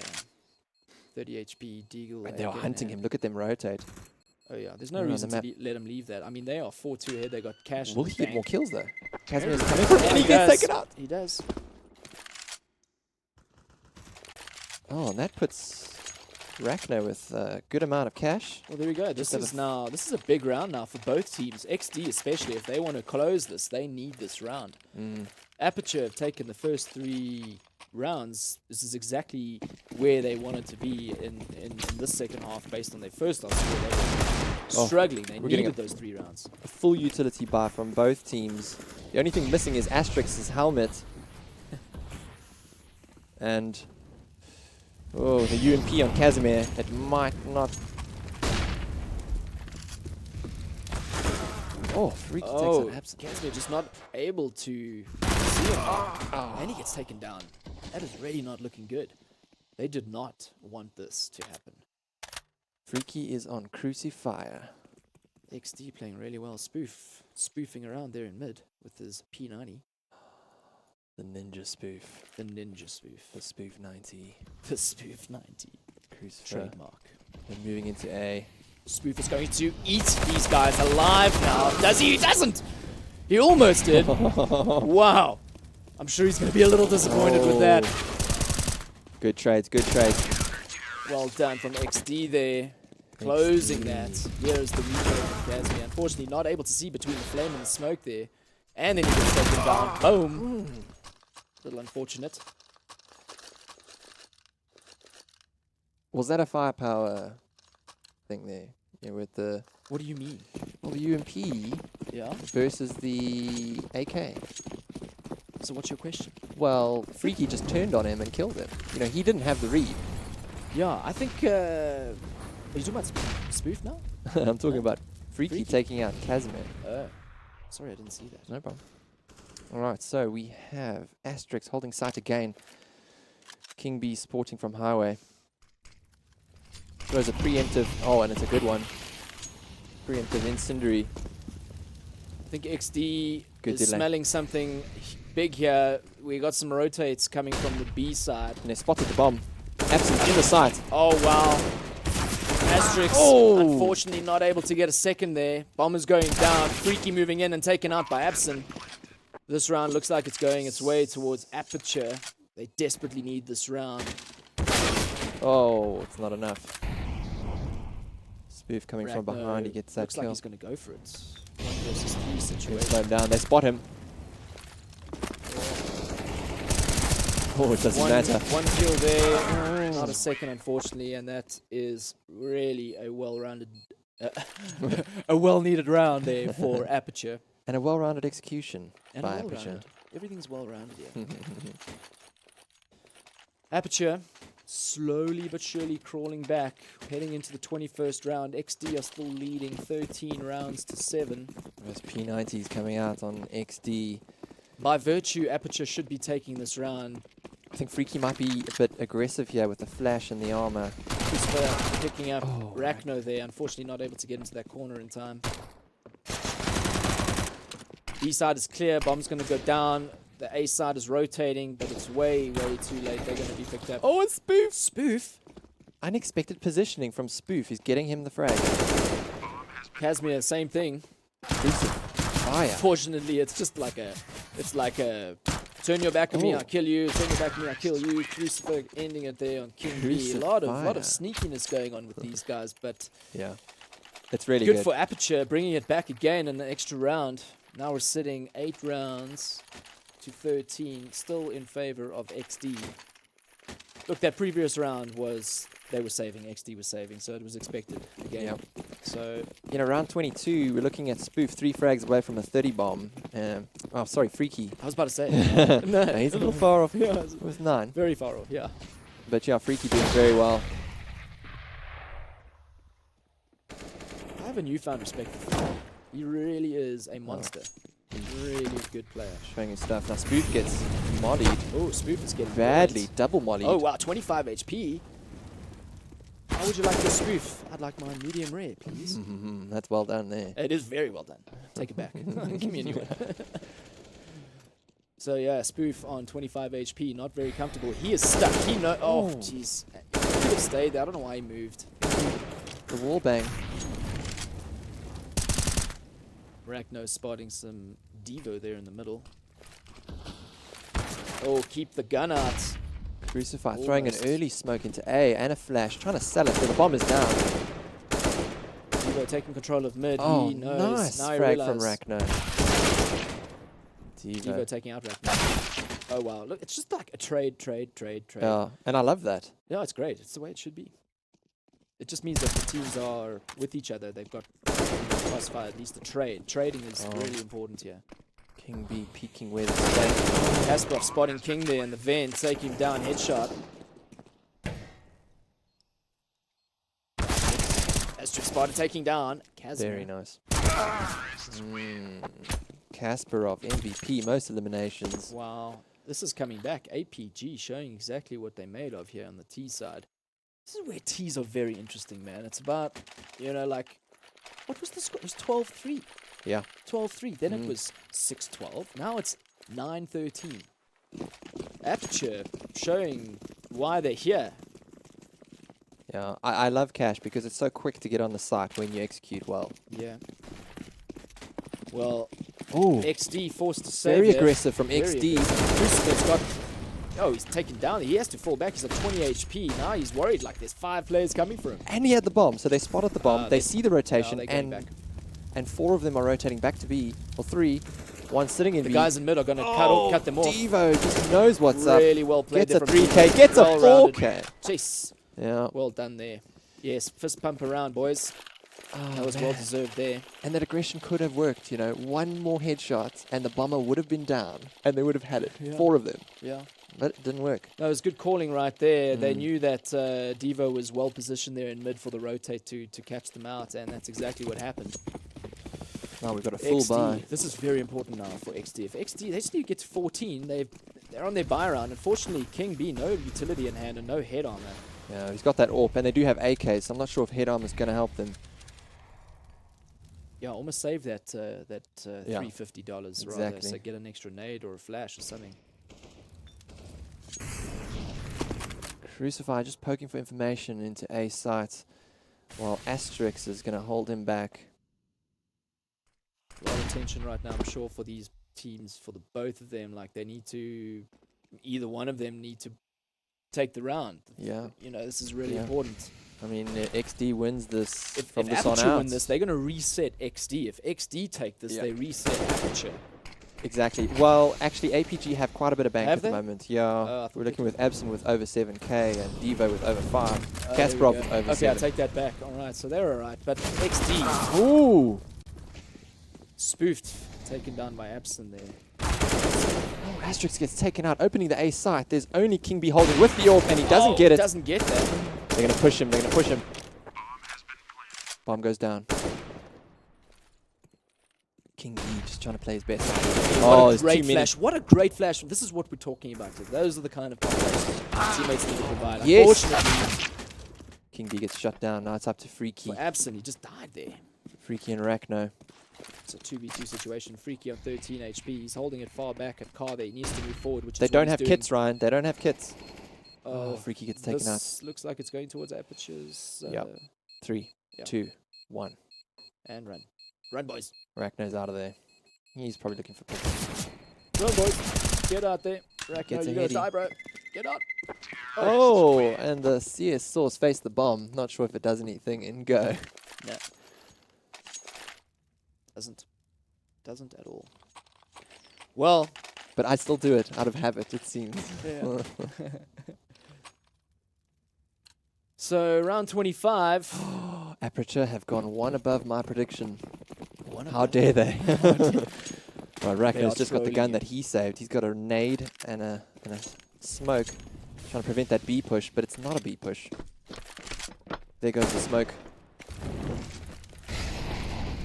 Aperture playing very, very smart Counter-Strike right now, eliminating different hiding spots there, ensuring their movement forward is not faced with a sneaky CT. Crucifix on his way to beds, and he does get the pick onto Rachno. Devo snuck around. He had the Devo loves sneaking around into mid there. oh man. He's a little deep. Unfortunately, wasn't able to get that pick. They were lined up for him, but Asterix luckily manages to get that headshot straight on. Crucify Have taken shooting through the control. smoke. B is complete control now of Aperture. They need to get that bomb down and then just defend. Smoking off maybe top, maybe they need to use their utility if they do have. Oh, Kasparov gets the alert. King B. Oh, Freaky. Is he going to make that AK work? It's going to be tough for XD to do this. They need to consider saving that AK. I agree. This is a 2v4 situation. Spoof with only a P250 in hand. He needs to maybe figure out how he can get an exit kill or two. Maybe he does. Unfortunately, does not. Damn. And they were flanked. Oh, that is very unfortunate for Freaky. They needed that AK perhaps taking into the next round. AK goes down, but now they can They have got buy. cash. They're Yeah. all above 6k. Predicting the AWP probably onto King. Spoof? No, King. Well, Spoof's probably Spoof's gonna got get it, but he might just trade Maybe it. he will. I think he might. Spoof be right. is naturally a really good AWPer. Like that was his main weapon, from what I remember. But this is a change, right? And a change is. at this time in the game means that there is some uncertainty. the only consistency is change. I don't know about this. Freaky holding the angle now. They're pushing quite hard into B. They get the first pick. Devo picking up onto Freaky there. This is really looking good for APG now. Spoof with an amazing pick there on the cross onto Devo. Be in heaven. I have a feeling the bomb might go down, but it hasn't been picked up yet. Spoof, I think, might have side of it. They need to throw some smokes, pick up that bomb and plant it. XD just need to take this patiently, and they're not. The spray of Casimir goes, he wallbangs him into heaven, takes out King Asterix B. messing up that nade there. That could have done some damage. Fortunately, it hits the wall. Asterix finally picking him up now. Great play. We've got a Oh, 2v2. 13 Oh, HP. 2v1. Casimir doesn't have the Oh no, Asterix. He's playing the time. He's still got time.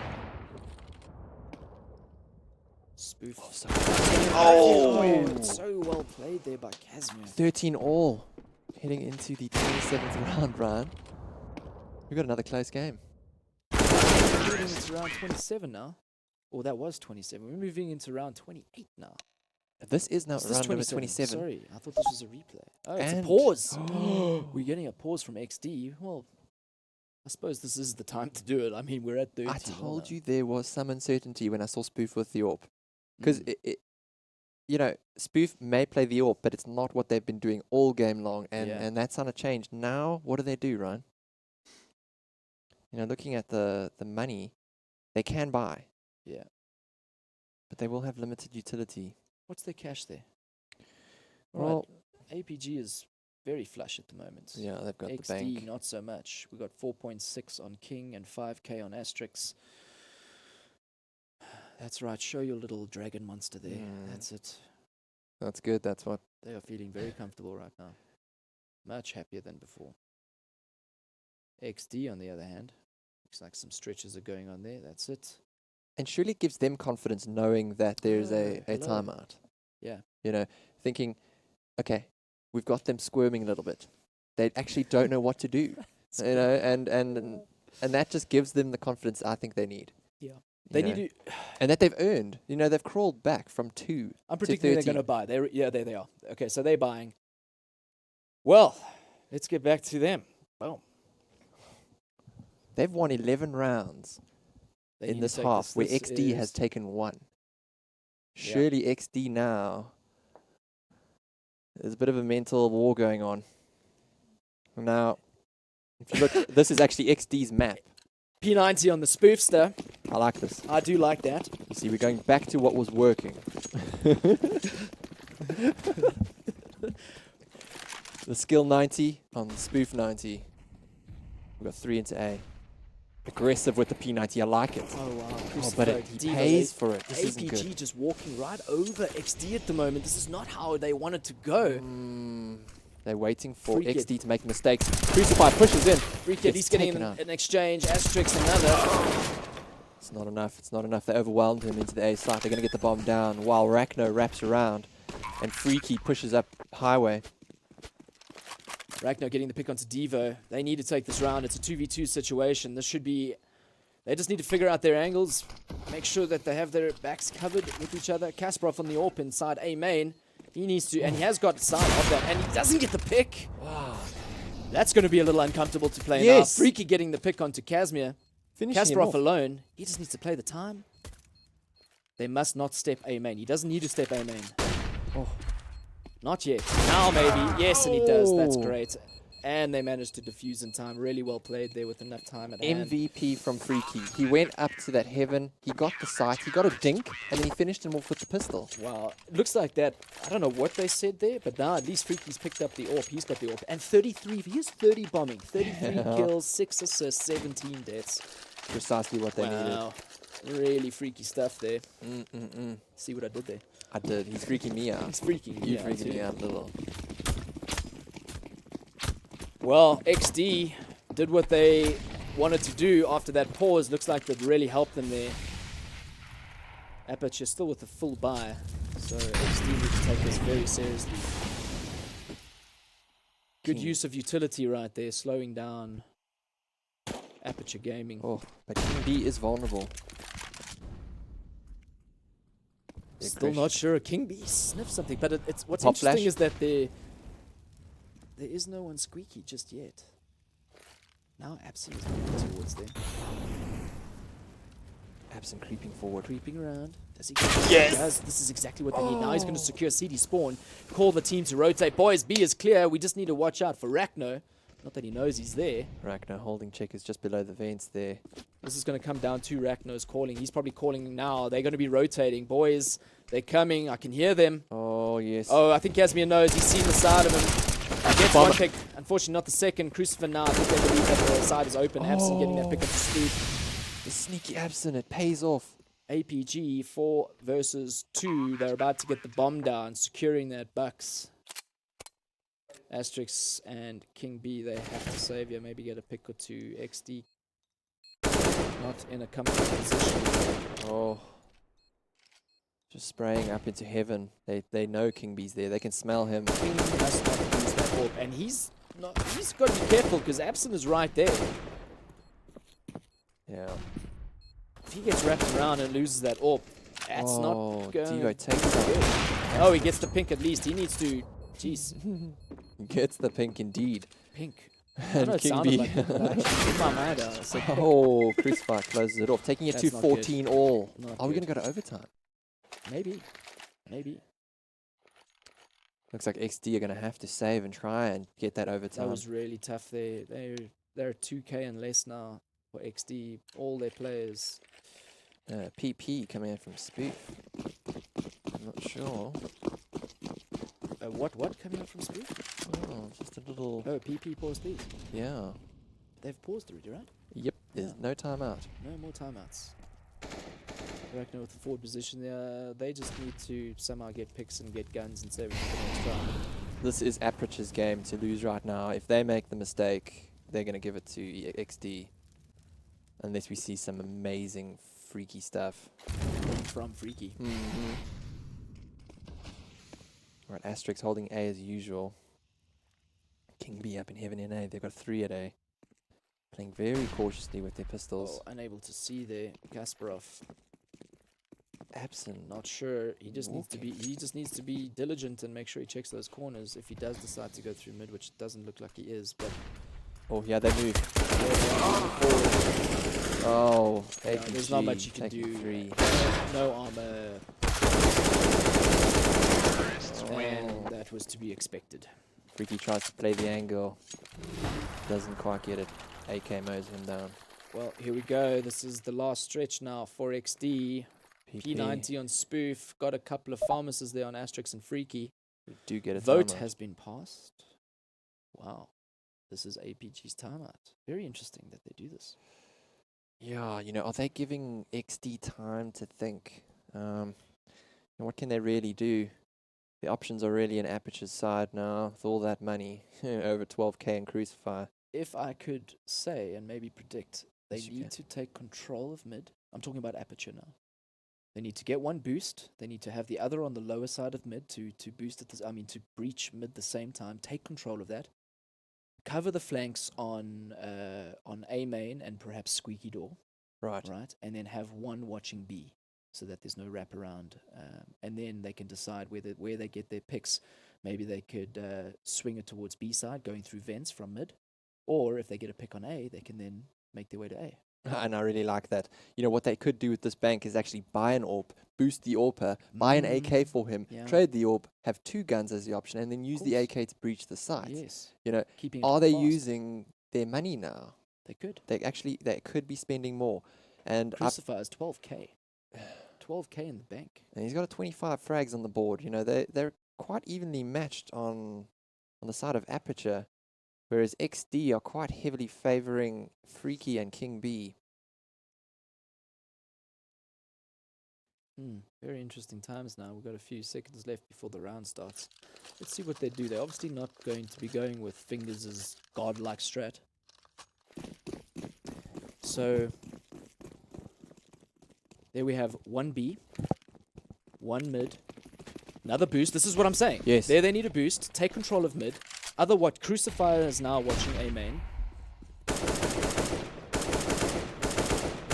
Breach mid at the same time. Take control of mid. And then decide where you get your picks. Either move A or Ben's B to B. Oh, Crucify takes out There's one Spoof. pick. That is not.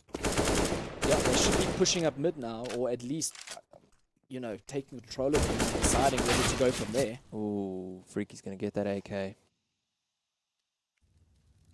Great frag from Freaky there. That is exactly what they needed. Now Yeah, leveling Crucified. the playing field now, 4 versus 4.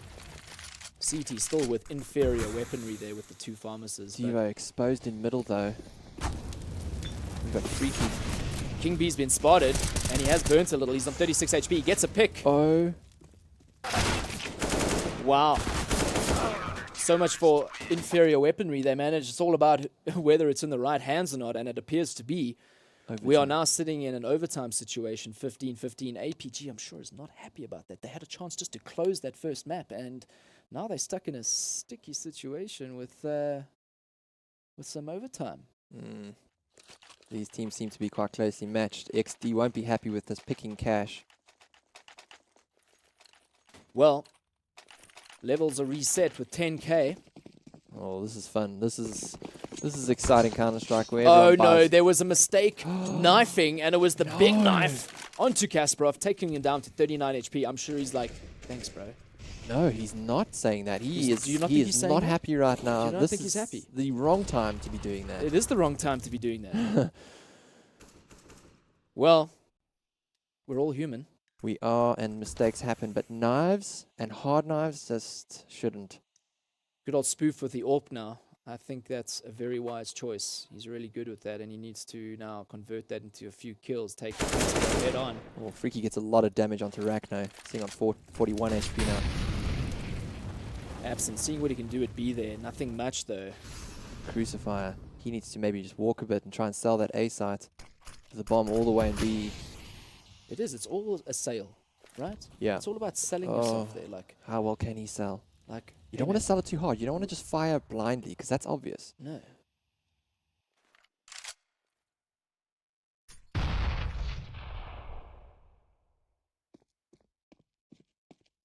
Noted. Very good.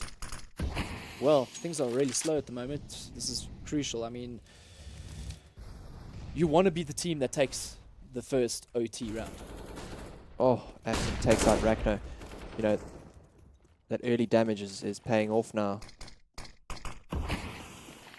Smoked off. They're moving across into the side. Looks like they will get the bomb down.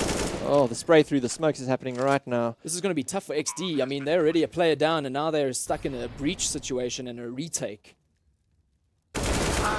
Oh. Asterix, well done there on Devo, taking him down. That's going to level things up. Oh, Crucify knows where he's coming and takes him out. We've got King B in heaven right now. Getting some information. Oh, APG sitting solidly right now. Bomber's down, left with King, taking him down. That makes the first round going in favor of APG. Devo assisting King B in that kill. Little weird there. A little weird. All right, guys. So Aperture takes that first OT. Not exactly where XD want to be, but there's still enough cash for the second round. Unfortunately for Spoof, he doesn't have enough to get full utility. Rachno with no head armor. I suppose it's not needed when you're up against an AK, so I'd rather spend that extra $350 on something else. Devo getting boosted. Let's see what he can find. They are doing the same strat where they're spreading out, taking over boost and mid there, seeing how they can control it. working out all the different little spots, hiding spots there that the CTs may be with some mollies. Epson controlling B side there, making sure there's no shenanigans coming out. Oh, the double peak takes out Abson. Really good there. Good timing from Oh. XD. Brilliant, brilliant. That looked XD. practiced to me. Now, 5 versus 4, they are in a way more comfortable position being a player ahead. Devo very exposed, but he's in a great position. Oh, Asterix taking down Crucify. Who's that in the middle there? He's really Devo. forward there. Devo. Well, yes. Unfortunately, didn't get that pick. Would have been nice. He has now exposed his position. I think he's going to fall back. If they go towards vents, it does look like they're going to take it back around towards B. Luckily, the vents are taken out, so there's not going to be any early warning signals. Oh, Devo Freaky takes. sniffing it out and completely denying Devo. Calling the second. Maybe some backup from the rest of the team. Great name. Really difficult to get that headshot there. Casimir just not able to get it. Casper. Does. Casper trades. Trades are looking good, and XD, I'm sure, are going to be very happy taking that. Problem now. Well, actually, no. No problem. No problem whatsoever. Nope. Aperture still got quite a bit of bucks in the bank there. I think they will have to share some sort of gun with Kasparov there. He was quite low. There we go. An AK has been donated to him. Now he's able to buy full armor and utility. What did you say yesterday? Creative accounting. Creative accounting. All right, All we the see some accountants aggression. out there will know what I mean. Everyone's moving to that A site. We've got 3 in A, and the B guys seem to know it. They're aggressive, moving forward, wrapping around already. Setting up their smokes. Before any information, they must have heard something. Freaky, they know that nothing's outside B. Freaky at least getting enough information, but Crucify now they're not. flashes I in. don't think they're moving fast enough. Guys are mollying up into A, now slowing down Crucifer and the rest of the team behind him. They're not going to be able to move through there, and it would be... Oh, King takes Oh, up wow, Absent. he just... I was worried. Why are they going through the smoke like that? Smooth. Really well played. He knows there's one more. Asterix backing him up, getting the trade at least. Oh, Wow, XD taking that 2-1. Leaving a little bit of pressure for Aperture. Smooth 2. Fortunately, luckily it cut before then because he did die before that third kill. yeah. Yeah. You know, and then Ragnar wrapped all the way around, and he got the read on Aperture, just not allowing them to escape, really. XD moving into the second half of this OT1 with a round ahead, 2-1. Kasparov watching long there There's that. into A main. Epson's got to be careful because if they boost over, oh, he does get the pick onto King. Great timing from him there. I don't think King expected that at all. What? Takes an AWP down. Yeah. Just a one tap down. Kasparov waiting very patiently there with the AWP onto A main, while his teammates hold mid and B respectively. I find the CT aggression so interesting on these overtime rounds, Ron. Yeah, it's almost like, hey, let's mix it up again, boys. We kind of know what they did in the first half. Oh, Ragno, not much of an AWPer, but he can, as can be seen. He does get that pick, a well-needed pick for his team. sure. Crucify. Keeping things unpredictable here.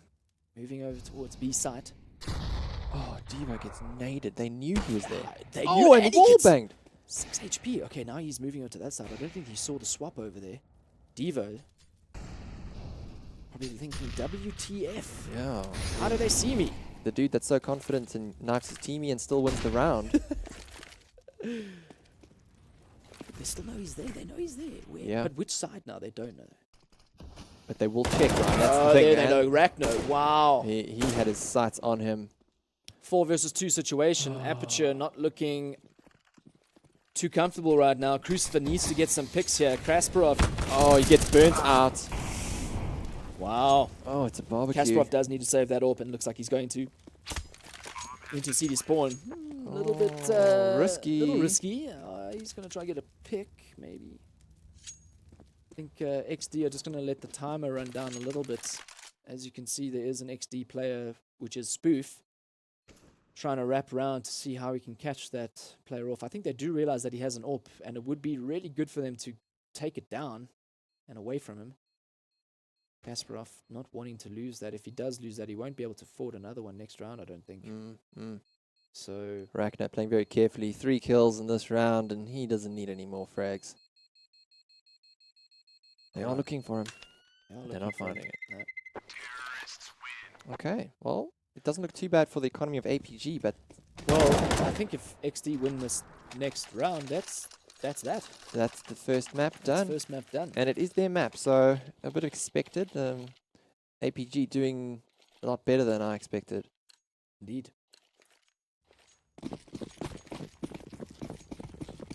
AWP onto King. He needs to do something with that. And we have a double AWP for the CTs now. 1 AWP on Crucifier and 1 AWP on Kasparov. Crucifier watching mid there, and Kasparov watching A main. Let's see how well they can synergize their angles. Aggressive positioning from Abson. He's in vents already. He lays down a smoke and possibly gives away that position to Rachno. Very tense now. Aperture need to take this round in order to bring it to an OT2. And XD want to close off their map. Crucify watching boost, watching middle with that AWP. Winding down that time. Already going towards the 1 minute mark. Rachno ready to breach. He throws a pop flash. Underhand.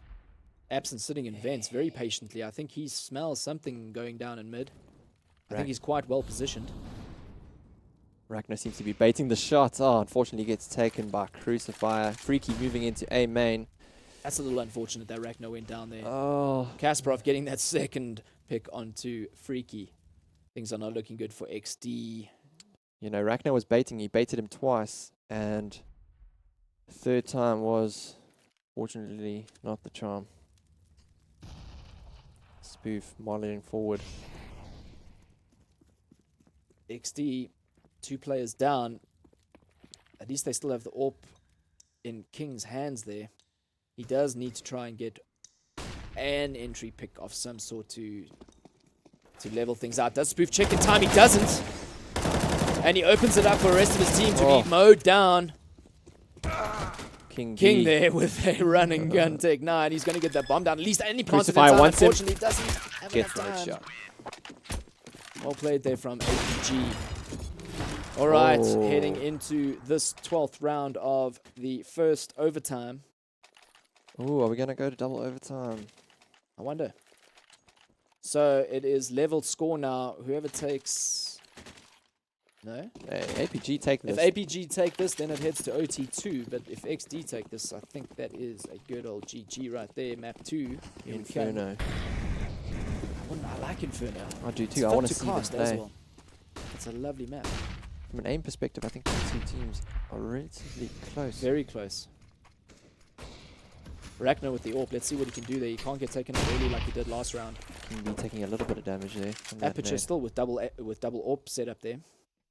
Wonder if they still have the same Squeaky spoof. Just shooting Devo through with a that great door. boost. I love this boost here. I wonder if they suspect that. Freaky, I think, might be sensing something's up with that. But Kasparov with a great little angle there to back Devo up. Oh, Freaky has This- checked that angle before, and his Mm. crosshair placement was on point. He got the Mm. frag, no problem.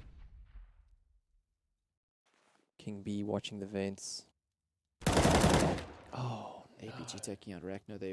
And Rachno not with any help from Spoof. oh. At least Spoof got the trade, but that Yeah. was Absent's fault there. Like, Yeah. he should not have. He didn't need to peek there. Didn't need a peek there. That's fortunate, but the aggressive play is coming out from the OTTs. Things are rather level. However, Spoof is on 16 or 15 HP. King B mollies the sight, but Crucify comes from heaven and takes him out. King B now, they don't have an open hand anymore. How are they going to get into this B side? Looks like they're just going to go straight in. No smoke cross. That's going to be a bit Casimir. risky. At least they get the kill, the Asterix. And Freaky taking down Crucifer and Casimir. Kasparov on the pick there on Freaky with the AWP. Kasparov needs to get this. Now it's a 2v2 situation. Spoof on low HP. He's taken down by Devo. Now it's a 1v2 situation. Devo moving around for the flank. Asterix getting that bomb down. Does Kasparov hear it? Does he going to run through? Yeah, He no, hears it. he's He waiting for his flashes. teammate. Good call, though. Good call to wait for his teammate. The flash Asterix now missed. waiting patiently. He needs to play this super. He needs to be on point. If he doesn't get that insta-kill headshot, things might get a bit messy for him and he might get taken down from either side. Devo flash. Asterix knows what's happening. He knows what's cracking. Oh. Unfortunately, looks looks like we're going to be going into an OT2 situation here. Fingers. Mm-hmm. And that little bit of utility right in the end, that flash, Indeed. paid off. All right, It's 3-3. OT2. Wow. We've got a freaking game on our hands here. This is great. No, not a freaky game. I mean, it is Freaky's game right now. He's playing like an absolute boss. Will we see a 50 bomb? 38 kills, man. He's almost hitting 40, dude. Well, we have a few more rounds before this is concluded. Swapping sides, Aperture on CT. Double AWP on APG. Still CT. Double AWP setup, still. That's amazing. Could be very expensive for them if they lose this round. So let's, for their sake, hope that they don't lose this. However, for XD, they had the chance to close this way earlier. Unfortunately, now they're stuck in this grudge match where it's back and forth. Great Spoof. shot from Spoof. Well done with Spoof on that squeaky door, except when he didn't have P90, but the AWP, I think, is just his gun. He knows exactly where that other player is from Aperture side. Unfortunately, I don't think they have... They do, but are they going to use those mollies to flush him out? They should. If they decide to commit there, which they might. I think Spoof is probably hoping for one more pick on A, and then they're going to commit, but... Looks like the T's are spreading themselves out a little thin around the A site. Yeah. Worried about the push. Spoof should have connected that, unfortunately did not.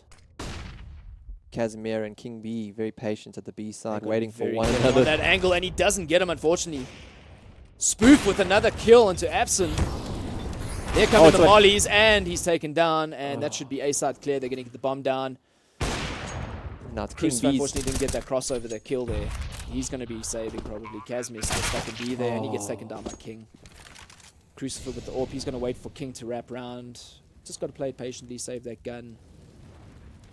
Get that pick, but he's I not being think patient. they're going to miss each other there. He hears him. What is he going to do? Sees the feet straight to the left and gets the AWP on King B. Didn't quite pay off for King B, Did not. but they get the round. Good work for XD there. And he gets almost to pick Freaky. Is he going to get taken from behind, though? He knows. No, He hears. knows. He does hear him, and he gets another pick. Oh. Now they're just feeding him. Look at it. Not happy. What are you doing? What are you doing? Gosh. Arr. Well, the double AWP didn't quite pay off. That's Counter-Strike for you. You win some, you lose some, you die some. Yeah. Well, look, saving that AWP It's was okay. actually critical. Look, at least they got the round, but it was an expensive round to start using those guns all of a sudden, and they didn't get the pick, and they managed to keep the AWP on Crucify there. Well, the round's in the past. They need to move forward. XD moving towards the A side, taking control of that squeaky flank there. Absent taking control of Vents there. Very cool. Dig that. Kasparov doing the boost. Interesting boost there. Crucify taking out Rakno. That's a great pick. King B, I wonder if he smells Absent there. He's got to be careful, man. Oh. Does he see? I think he hears. No, does he suspect? Yes, he does, and he takes him down. King B gets 2K. Devo takes out Spoof. That was not Now we have good Freaky for on APG. A side. Devo takes wow. Freaky out as well. Devo. Devo. Devo, Crucify takes King B. Wow, this is not looking good for XD right now. Where it was earlier, just like a second ago now. Get this Asterix bomb again down. is going to plant. They hear the plant going down. Are they going to rush him? Maybe not. No, they're Gets not. it. They're waiting for their teammates. Good call. Oh, he's Rather wait for the safest time to go as a team. Asterix needs to get... Okay, he doesn't get that pick. He's got to get up there. Doesn't get that pick. He's going to get wrapped around. Surrounded. One pick to two. Yes, can he clutch it? This is... Yes, just play the time, bro. Play He's got the time. bomb. He's got the bomb down. Yes, Yeah. well done. That is what Oh. they needed. Asterix. Wow. 1v3 situation, man. The white rabbit out of the hat. Well done. Great to watch there. Wow. Very good. Very good play there from That got me excited watching that. Very good Should they play have there. pushed him sooner when they heard the plant? Yes, but yes, and yeah, well, who knows? I just saw the nades coming out, and I wonder if they'd pushed him with weapons. Well, if it this would've is XD's chance now. They need to take this round if they want to have a comfortable second half on OT2. Crucify pulling a little bit of a sneaky boost there. Not revealing exactly where he is. Ragnar, I don't know if you heard that. Freaky keeping control of A Oh, main. the bomb carrier's right Spoof there. as per usual. Opens the squeaky Open the door. squeaky. Hey, Oh, I'm here. on Spoof point. here. Kasparov says, no, I will burn your door down. Oh, Asterix on fire, killing Crucifier. Casimir needs to hold off here. He's unfortunately only got a handgun. Double pop flash there. Absolutely. And he does CZ. apply- Oh, he's taken down to 20 HP. Oh, great kill Wow. with the CZ on King B. He needs to wrap around. Oh, he's right behind them. Has his teammates not called that he's come behind? Okay, now he knows, but I mean, come on. They looked a little busy there, Ryan. Oh, amazing. Wow. The trade, but can he? This is a 2v1. This is Spoof's time now. Yeah.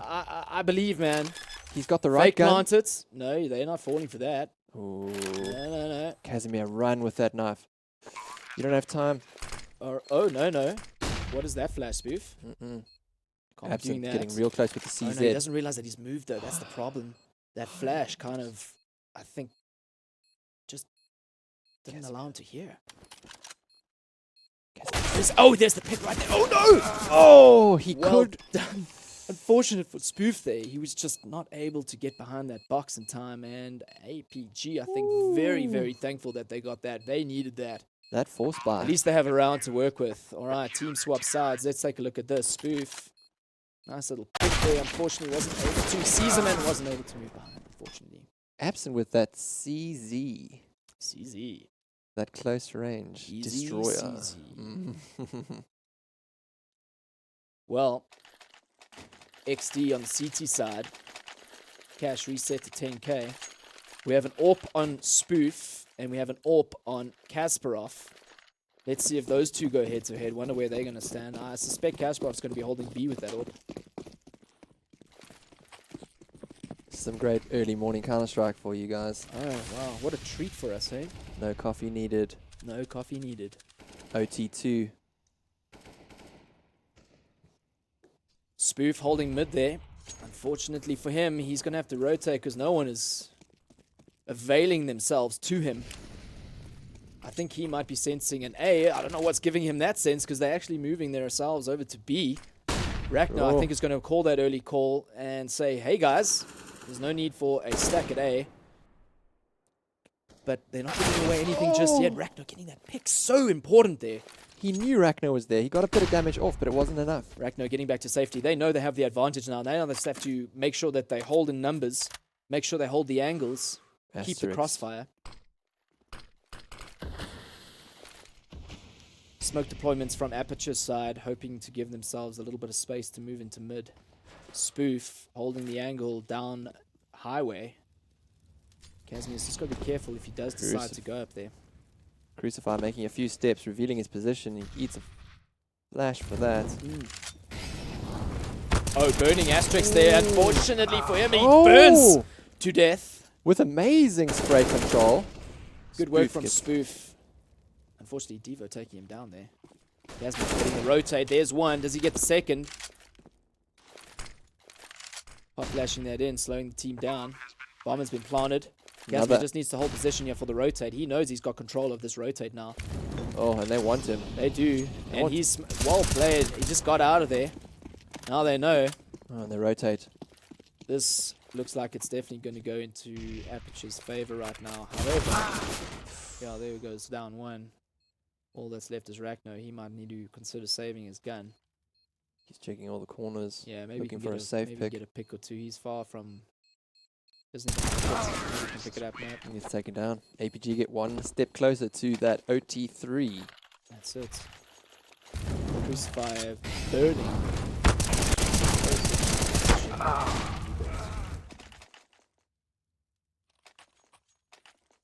Yeah. Remember that stream? We went to OT5. Oh no! Don't remind me. Don't remind me. Oh, we have to give away a knife if it goes that far. And this is what happens now. Spoof unable to afford an AWP. He has a Pharmacist instead, and there is no AWP for the CTs here. Kasparov working diligently there in mid, trying to find that pick with the AWP. Devo boosting. King to B, the assist him. construction worker there by Forklift. Absent holding the B, rotate, push there. Rachno moving back from Vents. Unfortunately, he was pushed out by the Flames.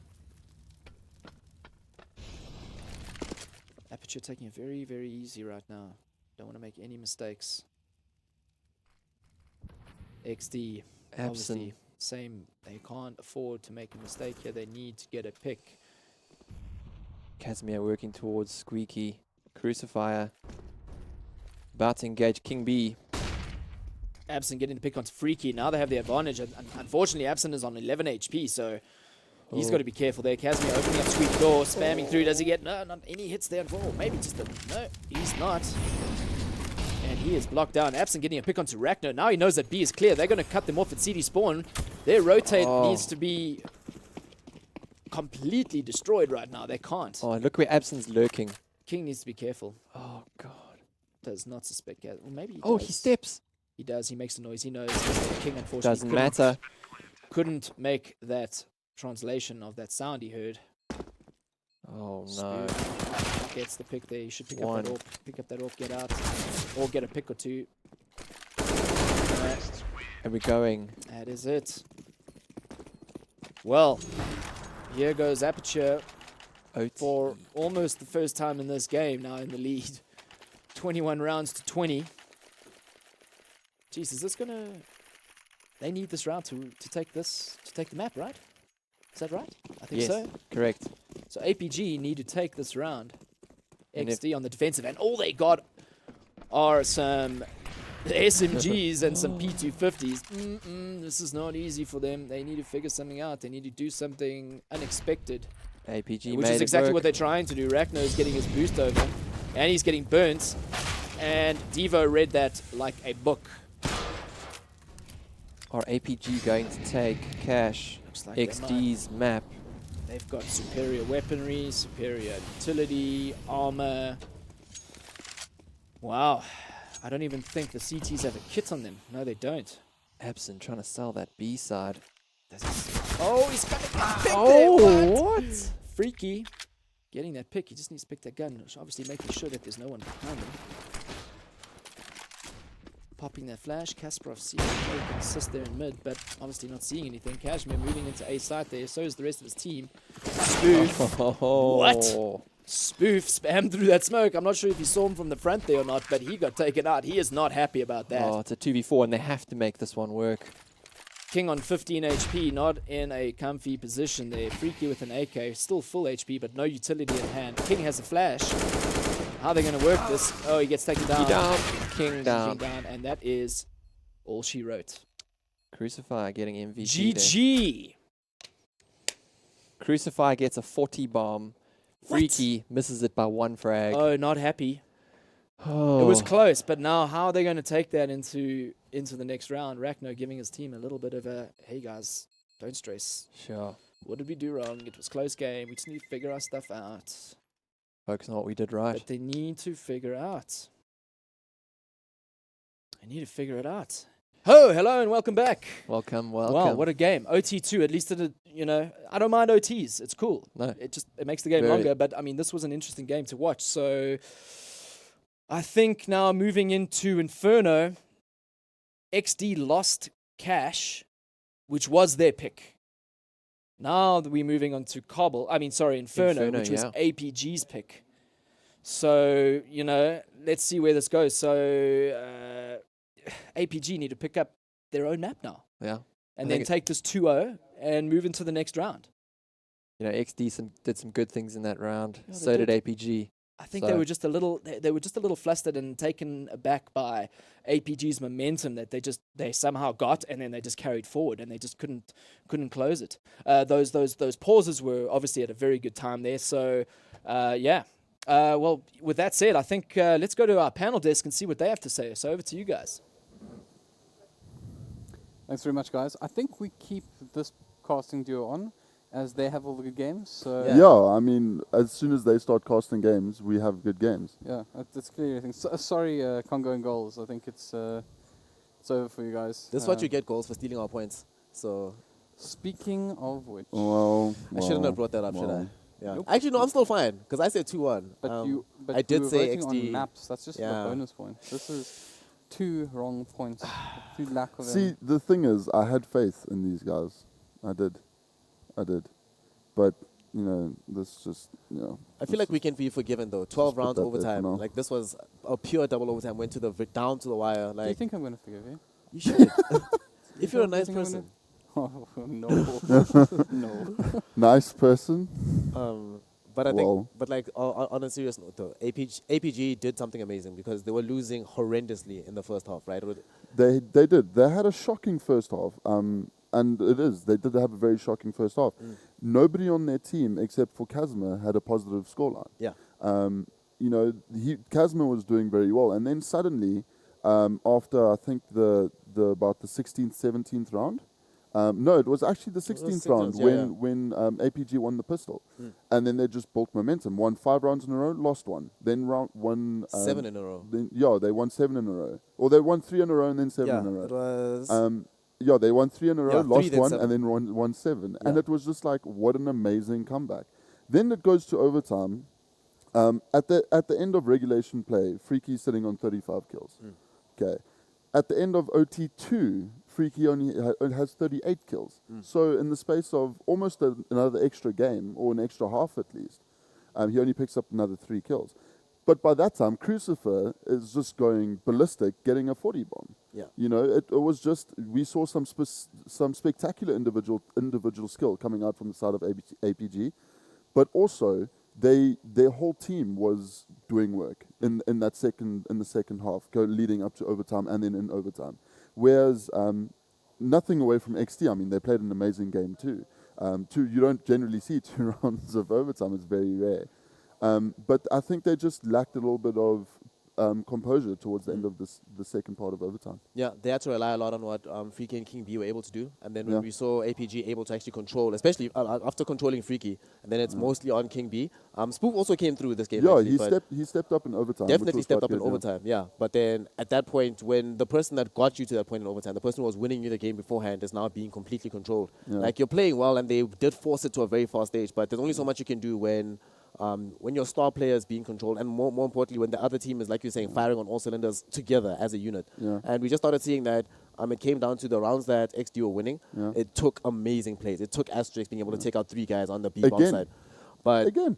that's what it took. Like they couldn't just win as a team. They had to Yeah. always bring out something spectacular and amazing. Whereas APG could just win as a team solidly and consistently, and that's what got them finally at the very end of things. That's what got them the win. No, I agree with you. I do think though, once Freaky has got his 30 bomb, I think that if I remember correctly, the next person down only had 18 kills. Yes. So you look at an individual performance like that in the first half, or the first bit of the game, then leading into overtime where that performance isn't coming through.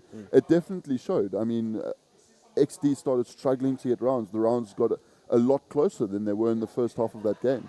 I mean, in the first half, they were winning rounds with 3, 4, 5 people alive. You know?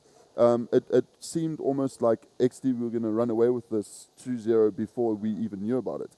But I mean, now we're sitting in a game with 2 rounds of overtime. Yeah. So let's talk about something that we were a little bit critical of, Kasparov. Yeah. Not really firing on all cylinders.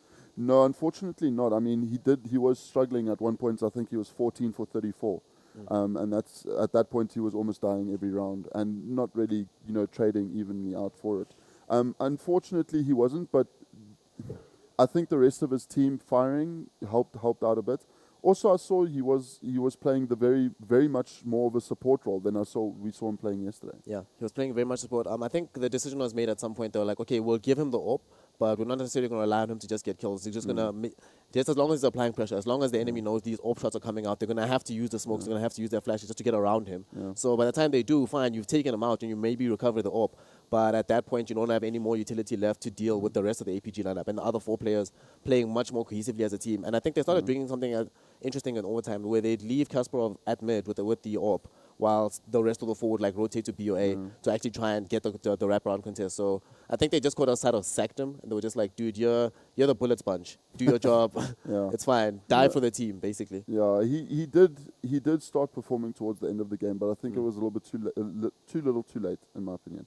But saying that his team, as a team, they played very well together. Yeah. In the second half of regulation time, they just came back and, yeah, I mean, XD just couldn't defend. They just couldn't. So they played very well as a unit. Their sets looked very much a lot better than yesterday. I mean, obviously not seeing much of them yesterday, but they just looked more solid. Yeah. And they looked like they went last night and they had a good chat and they looked what they needed to do. And they came and they've done it. I mean, they've really done well. Yeah. And this was the energy map. Now we're going into APG maps.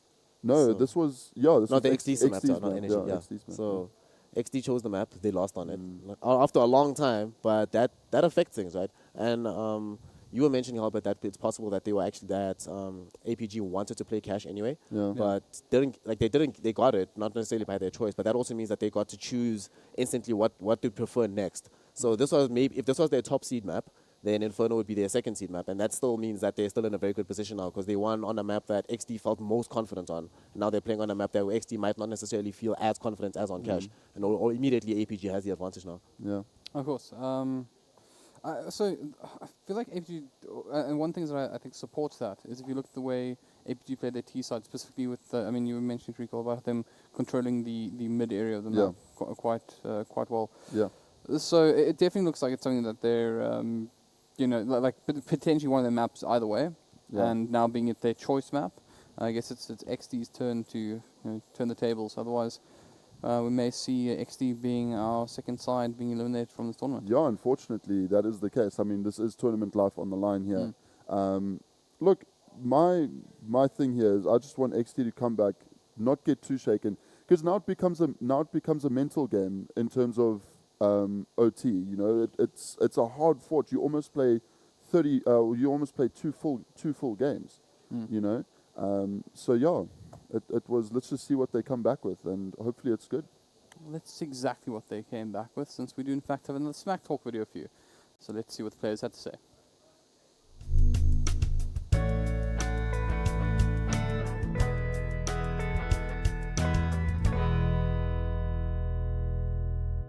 Hello and welcome to VS Gaming's Smack Talk Room. Here with me is Spoof. Is that right? That's correct.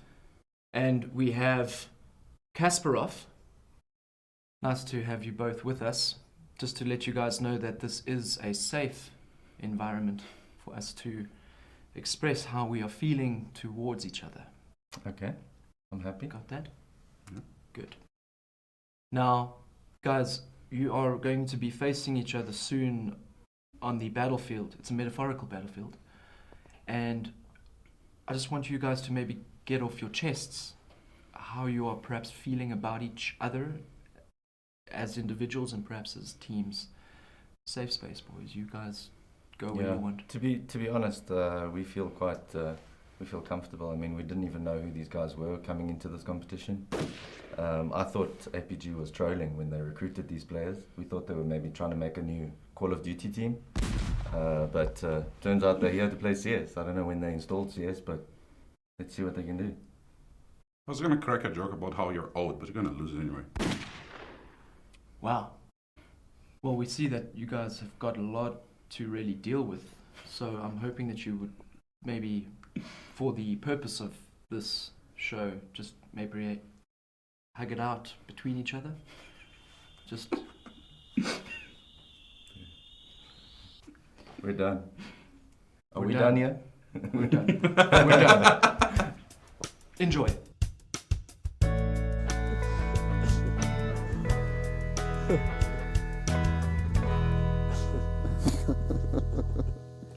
Well, that was a good one.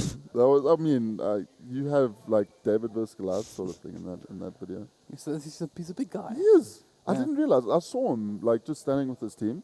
I didn't realize he was that big though. Like he just looks gigantic in that video. Yeah, he's a big dude. I'm because for me, Spoof won that little battle. Yes. Yes, Yeah. yeah, that was a definite win. That was definite. Yeah. I think that's the first time we've agreed. Yeah. Yeah. Oh, Unanimous. clearly we're wrong. We're Yes, wrong, so- I'm wrong this time as well, then, of course. But so Spoof manned up because pretty sure if Kasparov wanted to, you could just give him a little doof, and that would be the end of that. Oh yeah. definitely. So but yeah, XD win the war of the words, but unfortunately for XD fans, they did not win the first map, and once again that is their map selection.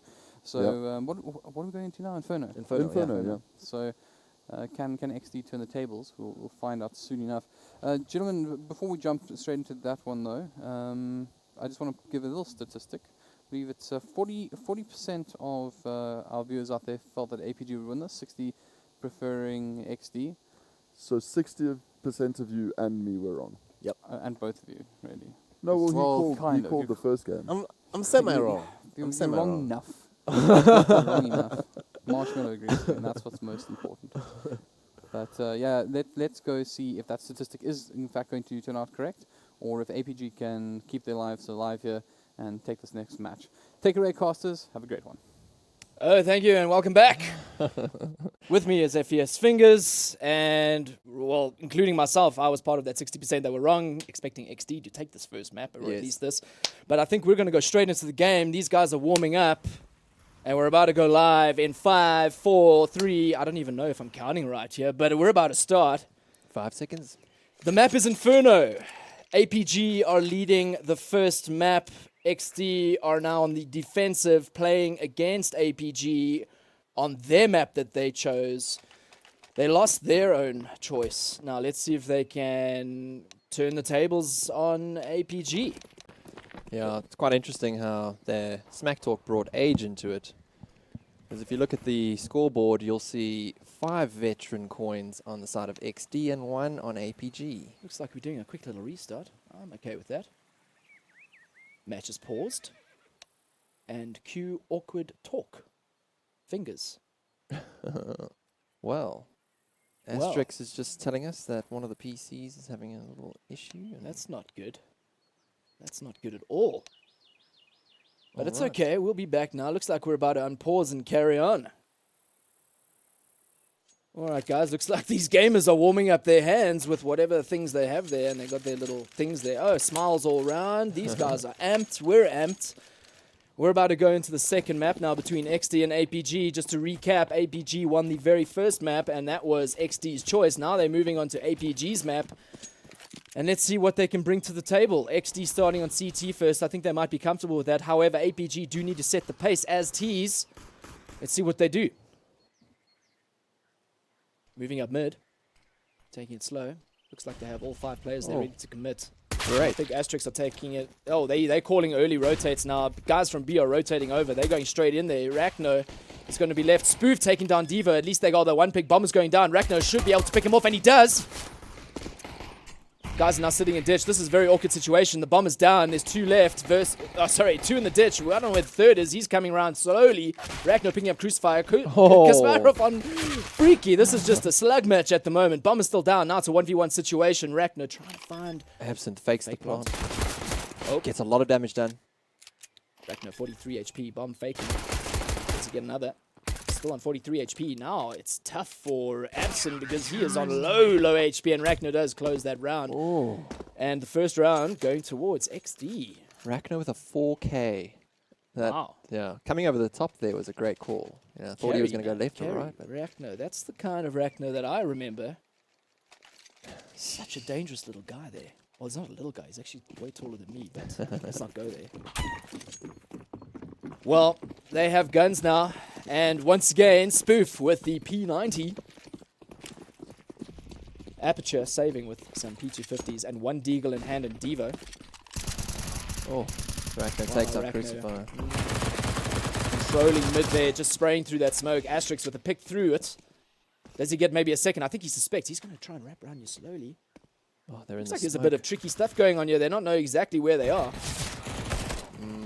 King B with the pick on to Abson. Devo left alone now with an... Oh, Deagle, does he get the pick? No, maybe. No, unfortunately not. Asterix does pick him up there.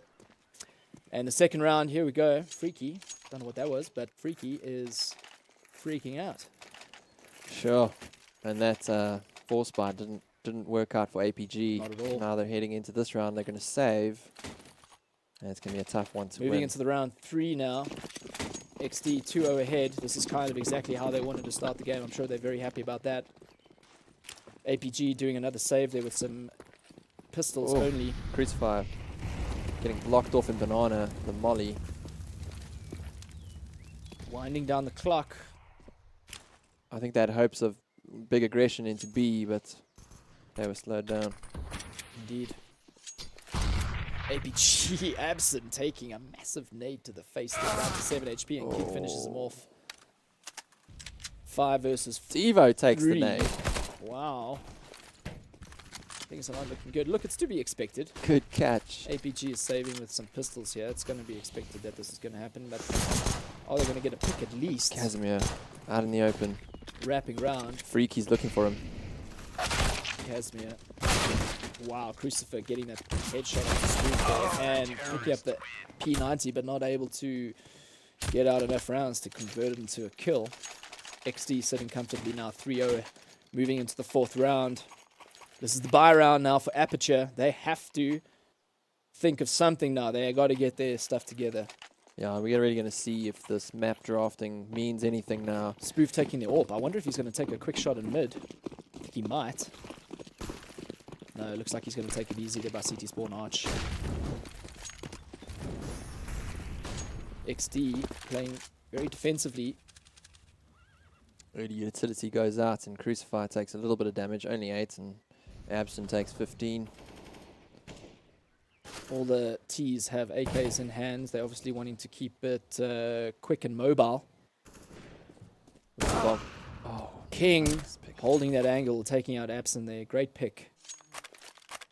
Leaving Aperture in a 4 versus 5 deficit, unfortunately for them. They need to now figure out how they're going to either return the trade. Working with a man down is always tough in the beginning of the round. Still, we're down to a minute in this round. Very patient. I think Rachno and Spoof have got a great little bro deal going on there. With He's Crossfire. right there, right? Oh, and he gets 1, he gets 2. Doesn't get the 3rd. Very good. At least he took 2 there with him. And he damages Casimir. Oh! Unfortunately, not able to get that flash onto Freaky, and Freaky just mows him down. And They're going to get the bomb down at least. This is going to be, should be by textbook style. They should at least get this round. At least they got the bomb down. Asterix needs to nade him. 3 versus 1 situation. However, Crucifier's on 8 HP. This is going to be a rather tough feat for him. Oh, here we go. Can he hold it? Look, XD started very well the last map, and they're kind of moving that momentum into this map now. No, oh! There's 1 pick. He gets second, and he No. doesn't, unfortunately. At least they got the bomb down, and a pick or 2. That was good. Yeah. Sure, XD are feeling very comfortable with that. Asterix picking up the AWP. Now they're going to have a double AWP set up. Definitely. So 1 on Spoof, 1 on Asterix. I wonder if he's going to give that over to Rachno. Or to King, sorry. Obviously, I think that would be a better choice. King is one of their dedicated AWPers. And Rachno leading the way for his team with 8 frags. Next up is Spoof. Sure. Crucifier for his team is 5 frags. The rest of his team needs to start picking up some kills there now. XD Oh, great mollies. sniffing out a rush into B, and they all there. Getting taken down. Rachno with the kill. Does he get the second? He gets 2. Sorry, the 3rd, right. Yeah, you got 2 there. Well done on him. It's left on him on 6 HP, though, so he's going to fall back a little and just play it patiently, wait for his teammates to rotate. I don't know if they know that Casimir has the bomb, but maybe wind down the clock. Oh, he should be patient now. Make them make the mistake and then get onto that B site. Yeah, he's going to run down that time. Still got a minute left. Oh! Rachno holding very patiently there. Well played by him with 6 HP. He Understand does the get the angle. 3rd, right? There you go. I think XD, it was really good decision making there to have 3 for the initial push, and then they realized that all's good. The other one can rotate back to mid and A. So they might do that again. No, it looks like they're having a 2-3 split, 2B, 3A. Oh, they want that initial mid intel. Oh, Crucifier eating that nade. Dow is down to 46 HP. Casimir jumping across makes the jump. It's the price to pay with that banana aggression. Is he going to eat a nade or a molly? XD waiting very patiently now. 5-0 ahead. They need to convert this round into a win to sit quite comfortably. That should reset Aperture. And then most likely take 7-0. Ooh. But Aperture need to take this round. They have the AWP on Kasparov. He needs to do something with that. Open up a kill there for his team. It's critical that he does. And the bomb is left quite far behind. I'm not sure about that. Do they know? Don't think they do. I think that may have been a mistake. They're going back for it. Yeah, it looks like they were trying to maybe fake out A, but I think unfortunately for Aperture, their sales skills there at A are just not drawing out too much at B. Well, it looks like now, as I say that. Yeah. Now it's really about Casimir to seal the deal and keep them there. King needs to call earlier, which he is. His teammate is coming in for closer proximity. One pick. Great and volley. A burnout. Wow. Kasparov picks him off. That's exactly what they needed. Unfortunately, Freaky takes down Devo. Freaky with another 2K onto Kasparov. He's looking for the last, but he's not there. Oh, this is this is going to reset Aperture, and this is not looking good for them right now. 5 seconds remain. This is going to be awkward if... Okay, good for him. Takes that kill at least. Saves the gun. Admiring the gun. Almost dies for it. Like, don't let me down, don't let me down. King with a beautiful pick here. And a burnout, and then he gets picked off. Kasparov. Righto, 6-0, leading into the 7th round. Oh, it looks like there was a lost round bonus there for Aperture, which gives them the ability to buy up a few guns with very little utility and a scout on Kasparov. Let's see what he can pull out the bag with that. Seems XD a little bit more cautious on the A side, not peeking middle so much. Very good use of Molotovs there, slowing Aperture down up Banana. King B holding Banana. King's got to be very careful. There's the pop flash for his teammate, and he steps. Wow. Crucifer with the trade there. Oh. King missing that shot, just a slightly off there. What seemed to be almost pixels. He's in a bit of trouble right now. 19 HP, and he's got 3 Ts on him. Oh, and they know here he is. Oh, they just don't want to obviously just run in there into his crosshair, and he clicks and kills them. Now he's pop flashing. That's going to slow them down a little bit. Not by much. At least it gives them a little bit of time to rotate. Spoof now. Ooh, and they're moving back to A. But very smart play from XD. They're still leaving one player in a site there to make the call. Is Rachno enough, though? All 4 turrets moving slowly up mid. I think if they just had to wrap around CD spawn side, looks like one might go into apartments. Or they're going to go straight right into the A site. Could walk right into... Rachno needs to use that molly. Yes, right the into incendiary Rachno. goes out. Rachno, I think, might just get a mow down here. Oh, he does a lot of damage to all of them. Can't see. Good smoke placement there from the T side. Kasparov. Oh, they Wow. close out the A site. If there was a round they needed, this was it. Aperture taking the 7th round, getting onto the scoreboard. Exactly what they needed. Spoof with the open hand, going to be saving that for the next round. They'll need that. And they should have, I think, enough bank for the next round. Yeah, you know, Aperture really did check their corners well there, and they had each other's backs. Good smoke placements as well. Yeah. Blocking off Rachno there from Ditch. Rachno's incendiary was spot on, though. Spot on. I mean, all 4 of them went down. I mean, he probably did maybe 180 damage. Not enough. He should have maybe considered spraying through that smoke. I mean, it would have given him enough time to reload, and then he can do what he did there. But yeah, could he have heard them burning? Right? Yeah, maybe. You can hear it. Maybe he should have heard them running at least. Well, with that said, it's still 6-1 in favor of XD. They lost the previous round. They still have money to buy this round, barely. At least they're able to get a little bit of utility in hand. Aperture sitting quite comfortably in this round. Casimir with not as much utility, just a smoke in hand and Glock. XD not take any risks by jumping across mid there into Kasparov's AWP scope. So playing it very defensively. They're getting obviously that same crossfire between what looks to be most likely Spoof and Rachno. Freaky holding the angle. He's going to probably be calling in some action now. He's going to be saying, guys, need some backup. Looks like they might be breaching into B, but nothing heard just yet. Yeah. those counter smokes are really, really good from them. It really does slow them down, makes them think twice before moving into it. That's right, Freaky's moving his way back into the site, not taking chances through that smoke. Looks like Aperture's playing quite a little bit of a mind game right now, keeping them guessing and holding their opponents to their sights.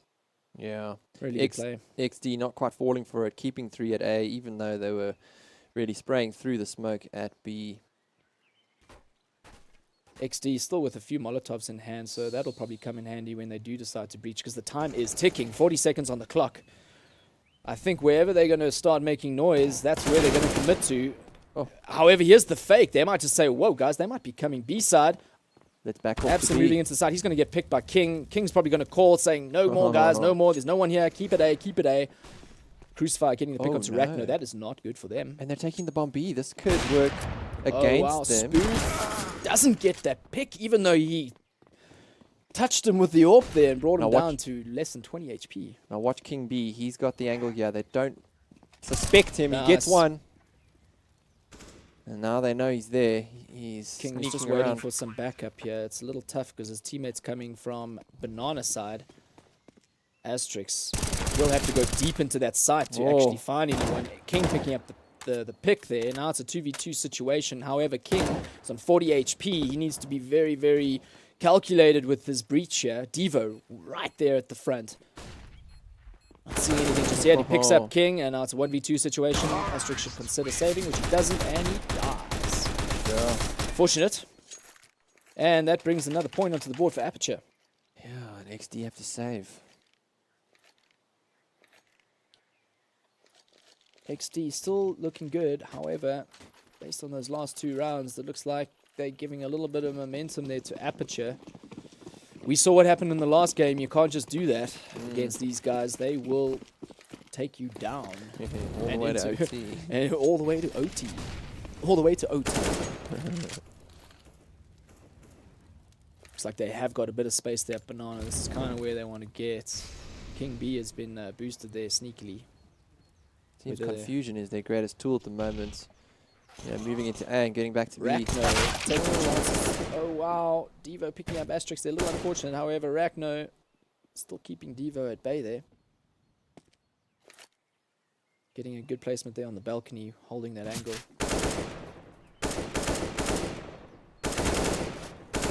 However, the T's have dropped the bomb all the way down by T spawn ramp. Yeah. And they're going to have to make their way back. Looks like Freaky's gonna pick up that bomb, and they're going to go to A. I think they like, hey, boys, we're wrapping around to A. Let's bring that bomb and plant it. Yep, he's going to A.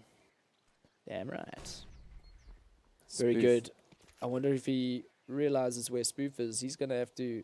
Oh, he's surrounded and taken down. Crucifier holding library there. Not able to hear anything from CT. King making his way down Banana. What is he going to do? Yeah, he's probably just going to hope for some sort of trade-off here. Doesn't have armor, just as P250. He's trying to show off to everyone right now. Yeah, it looks great. Beautiful King. It looks better when you kill people with it. Let's get those picks. Let's get those exits. I think that's all you can hope for right now. But whether they go down mid is another question. I don't think they realize where he is. I don't think he realizes where they are. So this is going to be tough. It's all up in the air right now. And yeah, looks like the T's are going to make their way safely out. No one going to be intervening anyone there. Seems like they're finding a weakness in the A side. Yeah, but I'm seeing like a little bit of a tennis match here. Wouldn't you agree? Like it's like here's the bomb at A, or sorry, they don't even see the bomb because they drop it down. But make noise B, draw their attention. When they rotate, they catch them off rotate. Right. And then they move to the other side. So a bit of a mind game and a little bit of a pinball sort of vibe going on. And it's working for them. And I'm not sure how XD are going to figure out how to counter that. They just need to figure out their angles and hold it. Looks like they're pushing down Banana. Yeah, King gets a pick there. Crucify with the trade-off on Rachno up mid. Oh, sorry, up Banana there. Crucifier checking his corners. Doesn't want to get caught by surprise there. Alright, looks like this round is going to be slowed down a little from both sides. Devo trying to figure out what he can see, what information he can get in A apartments. Might just spot Spoof. Spoof moving around to mid now, seeing what he can figure out. Holding it back. I think that's Rachno inside B, inside A side there, so still got some good coverage. T's taking it very calculated right now, checking their corners. Kasparov holding that AWP angle. I think Spoof might get, Diva unfortunately, mowed down there. Gets a 2K. Completely destroyed in the head. Oh, Asterix holding the sight. He gets taken up by Crucifier, and now it's up to King B to decide. Does he rotate and... It just seems APG's aim is on point, and there's nothing they can do. That's just... XD might be falling a little bit apart there. A little bit of arguments between each other. Spoof not happy. That's it. APG looking calm as ever. I think they realize that they got some momentum going here, and they just got to keep it chilled. I think they realize they're getting under XD's skin right now, and that's is going to kind of reset. Okay, vote has been called. That's probably a good call from XD. So agreed. that's I'll be very interested to see what happens in there now. Spoof is going to...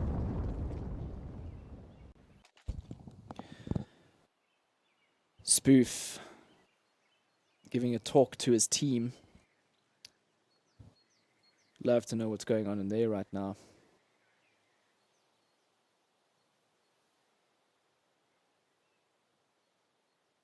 Who's that at the end there? Who's that at the end? Is that Freaky? I think that's Freaky. Yeah. They need to work out their angles. I think they're just getting caught off angle there, and they're just not consolidating their timings. Yeah, it is. It's tricky. APG are entering so much better now, and I think XD are being a little predictable from a positioning perspective. Yeah. And APG are just, they're expecting them, and their aim is on form. Aim is, I think it's probably about 60-70% aim domination right now. These guys are just on form, and they just have their crosshair on point. And yeah, how do you play against someone that's aiming better than you? You got to just have better aim, or I don't know. Get them out of position. Teamwork gets so far, of course. I mean, that's like 50% of the skill. However, they're just getting out aimed right now. So I don't know what Freaky has been saying, but look, he's third on the list there. So we have Rachno and top fragging right there for his team. Okay, heading into round 11. Let's see if that pause helps them. We've got three at B. King B holding banana with the Freaky. M4. I'm questioning 3 of them stacking there. I think it's All got right, to do with their boost. save. Yeah, they're getting a boost there at least. That's good. But now the guys at A are going to feel the pressure as soon as they start heading towards them. Casimir It's not there yet. They are rotating. setting up the smokes. Devo with another smoke. They got 3 smoke placement. This is a typical execute right now. Spoof going to be calling, guys, need backup. We got some breaches going on here, and they're not pushing down banana. I question that. Yeah. They should at least have one coming from behind. Rachno with an amazing deagle kill onto Crucifier there. And another onto Devo. Wow. This is what they needed. Yeah. And a third. What is this? What is this? Rachno. Yeah. So good, man. Timeout. So good. Timeout, guys. We need to aim better. Well, there's the aim, and they take that. I give that to Rachno right there. Those 3 Juandigs were fantastic. Oh my gosh. Look at that. 1. Boom. Where's the other? Oh, this is the 3rd. Boom. Done. Yeah. Sleep.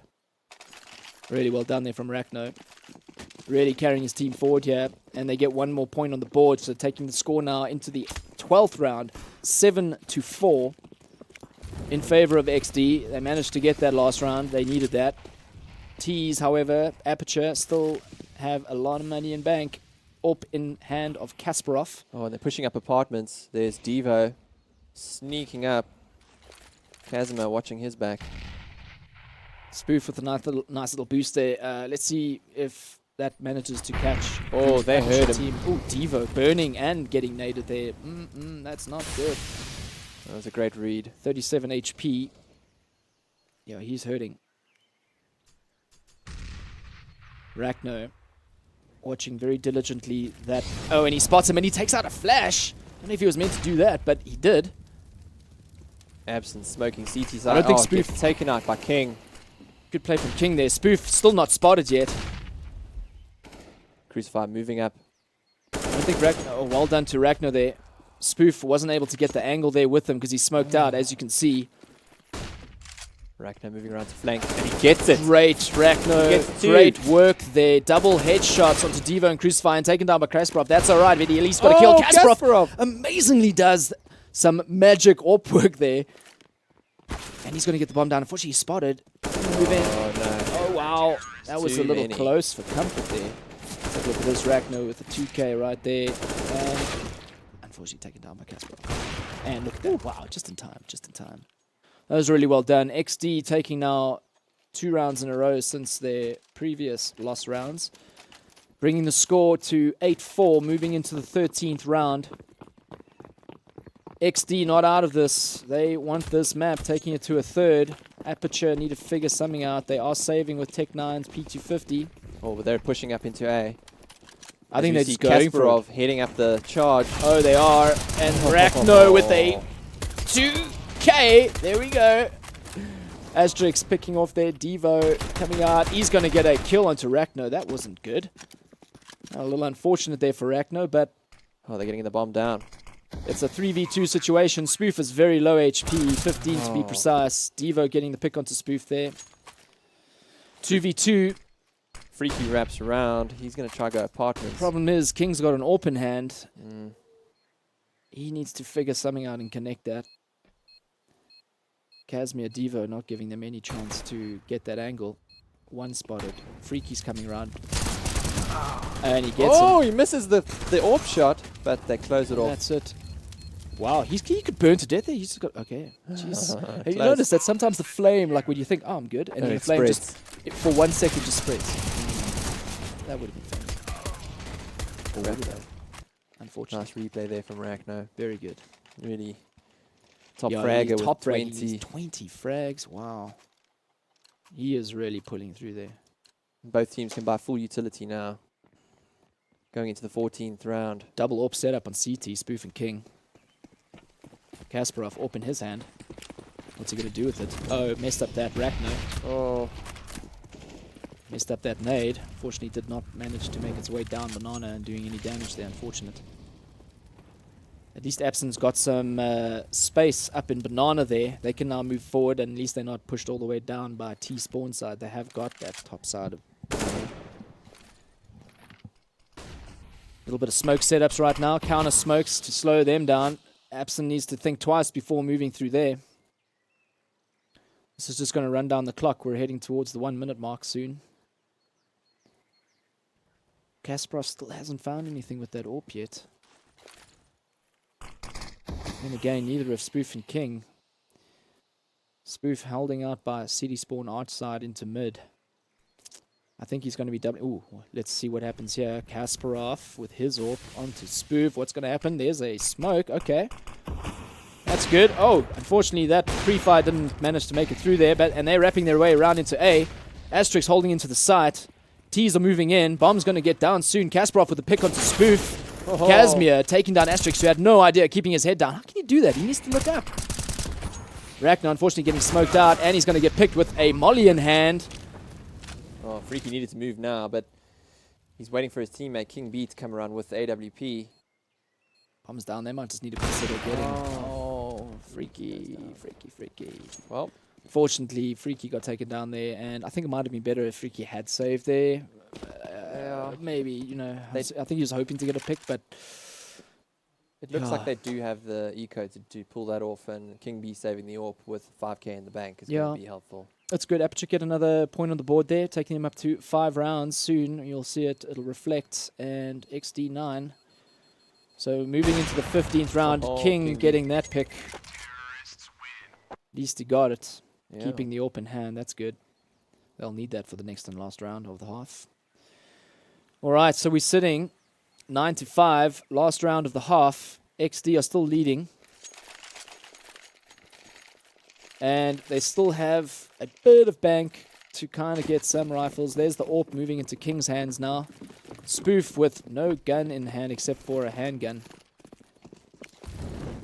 And the T's are sitting very comfortably with full utility AKs and an AWP. All right, here we go. Diva's pushing up into Apps. We've got Apps in as usual and Banana looking for a bit of info, trying to sell it, trying to get those rotations, make it easy to push into A. Rachno holding his usual spot there. Nice spread out from the T side here. 2 Banana, 1 mid, 2 A apartments. This is obviously a default structure of theirs, finding the picks, the advantages that they can get, and then maybe hopefully capitalizing on it or faking it and moving back to that side. It's all up in the air right now. Rachno diligently holding. Unfortunately, doesn't get that kill on Casimir in Boiler Room there. Still holding diligently there, but now moving away. I think he's got a good little partnership crossfire there with Asterix. Devo again gets naded, but nothing as bad as the last time. He's now moving back. Looks like these guys are going to be moving over to a B execute. And what timing? If they had to kind of time this now, there's only one in the B side, and that's King with the AWP. That little flash that Devo threw is pulling Freaky back towards the A site and really creating an opening for Aperture right now. King must get a pick. Oh, he's the only one in B. Yeah, he needs to get a pick and entry there to level it a little bit. Otherwise, he's going to be overrun. Yes, 5 plays there, he does. Flash. Crucify moving around. Freaky. Unfortunately, King with another kill there. That was so well needed. And a third, and the bomb is down. Oh, no. There we go. Time is ticking. Tough round for APG. Can they hold? Kasparov alone. Booth gets the trade. Bomb is down. I think it is planted for him. And he gets the pick. This is looking really solid now. Unfortunately, Spoof. Yeah. Unfortunately for Kasparov. I hate to say that, but Kasparov unfortunately got taken down by Spoof. Good for Spoof there, and XD, they managed to take that last round. Very good. So quick. On point. Not a pick. King Very B good, King. holding the fort Very down. good. Rachno, 21 kills to 9. And following that up with King, second in place there. That AWP shot from Kasparov on Rachno's head was... All right, swap sides. I think XD are going to be very comfortable moving into this half as T's with 10 rounds to 5. How are they going to do this now? Are they going to take it a quick up to Banana? No, they're dropping it down. They're taking it easy. Okay. Not Spoof peeking. No He's mistakes. up against Crucifier. And Abson. Nothing committed just yet. Keeping all the CTs at bay in their sights. Spoof taking a bit of damage there. A little bit of a pistol duel happening here, long range. Always scared as a T with a Glock in hand and against these USBs because it's just an insta headshot. Yeah. Rachno moving into apartments there. He's going to be moving out, it seems. Looks like they might just move towards B. I think this is what might happen. And I think they're going to call that he's got down to 11. That's right. Are they going to capitalize on that? That's an advantage. They need to take advantage of what they have. Well, King B just sits tight, waiting for the rotation. Tries to get the pick. It's not happening, though. They need to connect some heads if they want to hold off these T's rushing all up on them. But it looks like they're going to be changing a route. And probably good call. By Aperture. Not over-rotating. This is where experience really plays now. It's like, whoa, guys, whoa. Yeah. Reading the real data, not what's been sold to you. Oh. Somehow they know it. Crucifix there. Absent getting a beautiful trade there onto Spoof there. I say, luckily they stacked B, but now it's up to Crucify to hold this back so that Casimir can rotate. Oh, he's given away his position, and he gets one, gets two, and the bomb's down. Asterix, he needs to close this up. Oh, that is terrible for XD. Well played by Crucifier. Yeah, Very well done. 3 headshot kill right there. Wow. Very good. Well needed. That brings up the first round now and giving them an extra point on the board, bringing the score to 10-6, moving into the 17th round.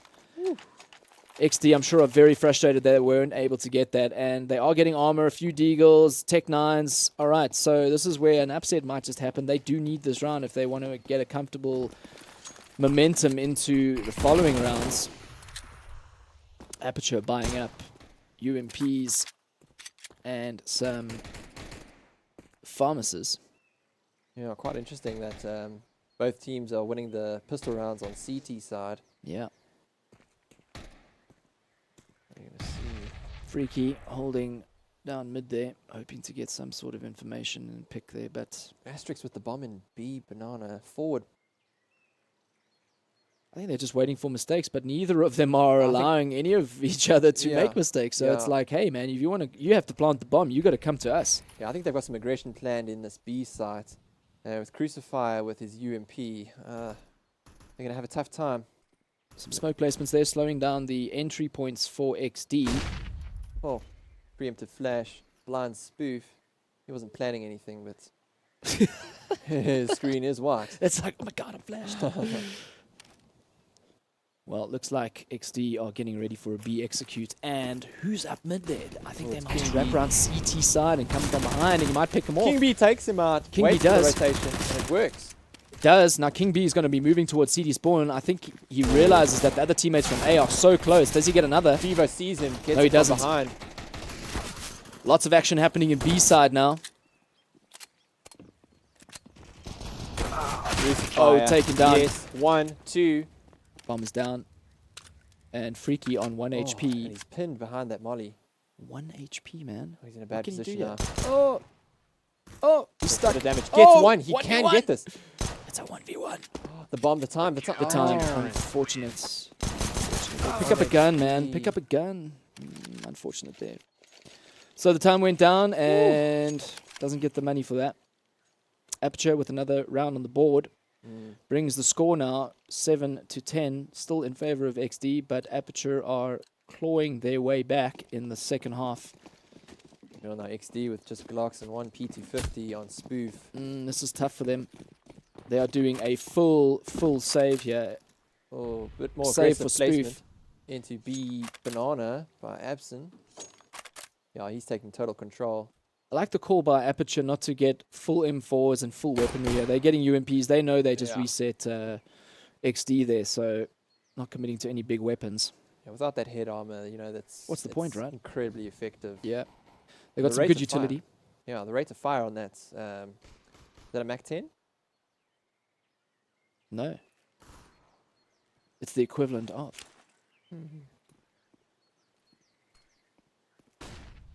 All right, no. Things are really slowed down now.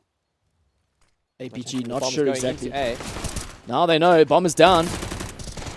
Oh, Casimir with a great position. APG just mowing the lawn with XD here. Completely. There's not much one can do with that Glock. Devo taking down Freaky.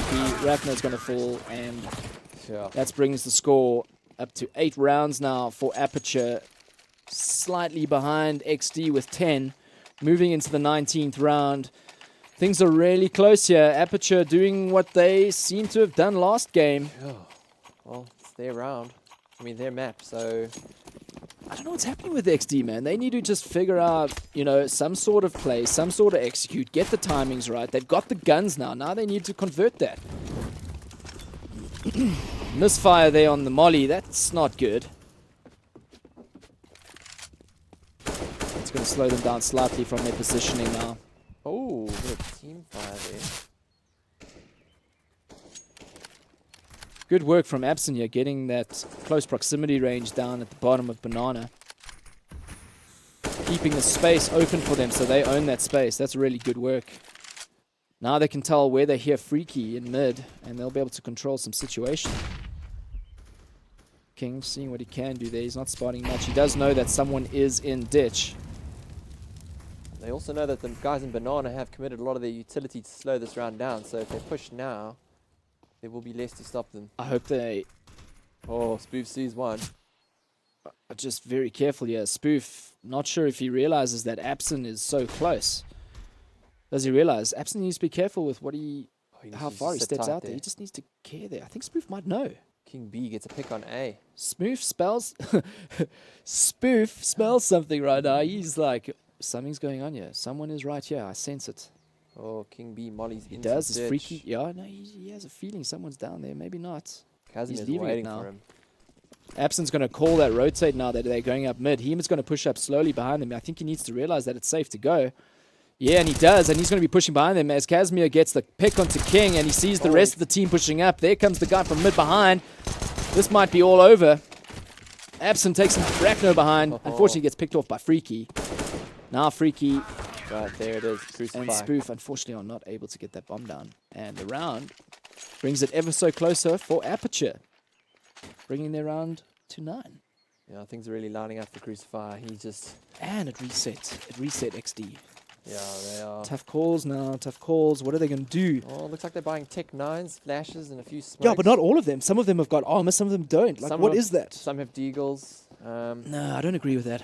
Well, look, they've kept their eco. They have kept above 2k. They probably yeah, said, guys, kept let's stay above 2K. 2k. If you're buying an Orb King, stay above 2.9, whatever.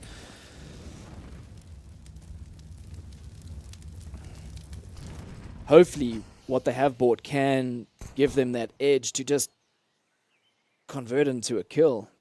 And then hopefully another, and another, and another. Casimir waiting very patiently at CD Arch. Well, He's it's a going to be great making the put. call. King B gets taken out by Devo. Wow, Rachno somehow does whatever he does with that Deagle. Oh, what a heady from Casimir. Takes out Asterix. Spoof. Getting there now. Tech 9 is not so great, and Casimir just mows him down with P250. Rachno. With another Deagle. Everyone loves that Devo. I saw that Rachno had put quite a bit of damage there onto Spoof. Not sure how much, but it came up on the kill screen there, Yeah. and so I can't be happy with that. All right, this is a big round now for XD. I think for both teams, really. Round But 21 and it's 10 all. 10 These all. teams are so close. This is right? neck and neck.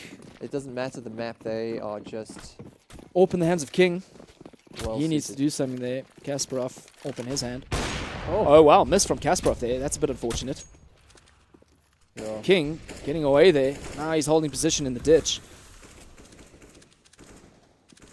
Spoof moving forward, just trying to get a bit of information into Banana. Absent getting the high ground. Always a good choice there. Keeping it different. Rachno seeing what he can find in Boiler Room. Maybe if he can get a pick there. Kasparov waiting very patiently. Rachno getting a pick onto Casimir. Really well needed there. Now it brings it to 4v5. They need to work on this momentum.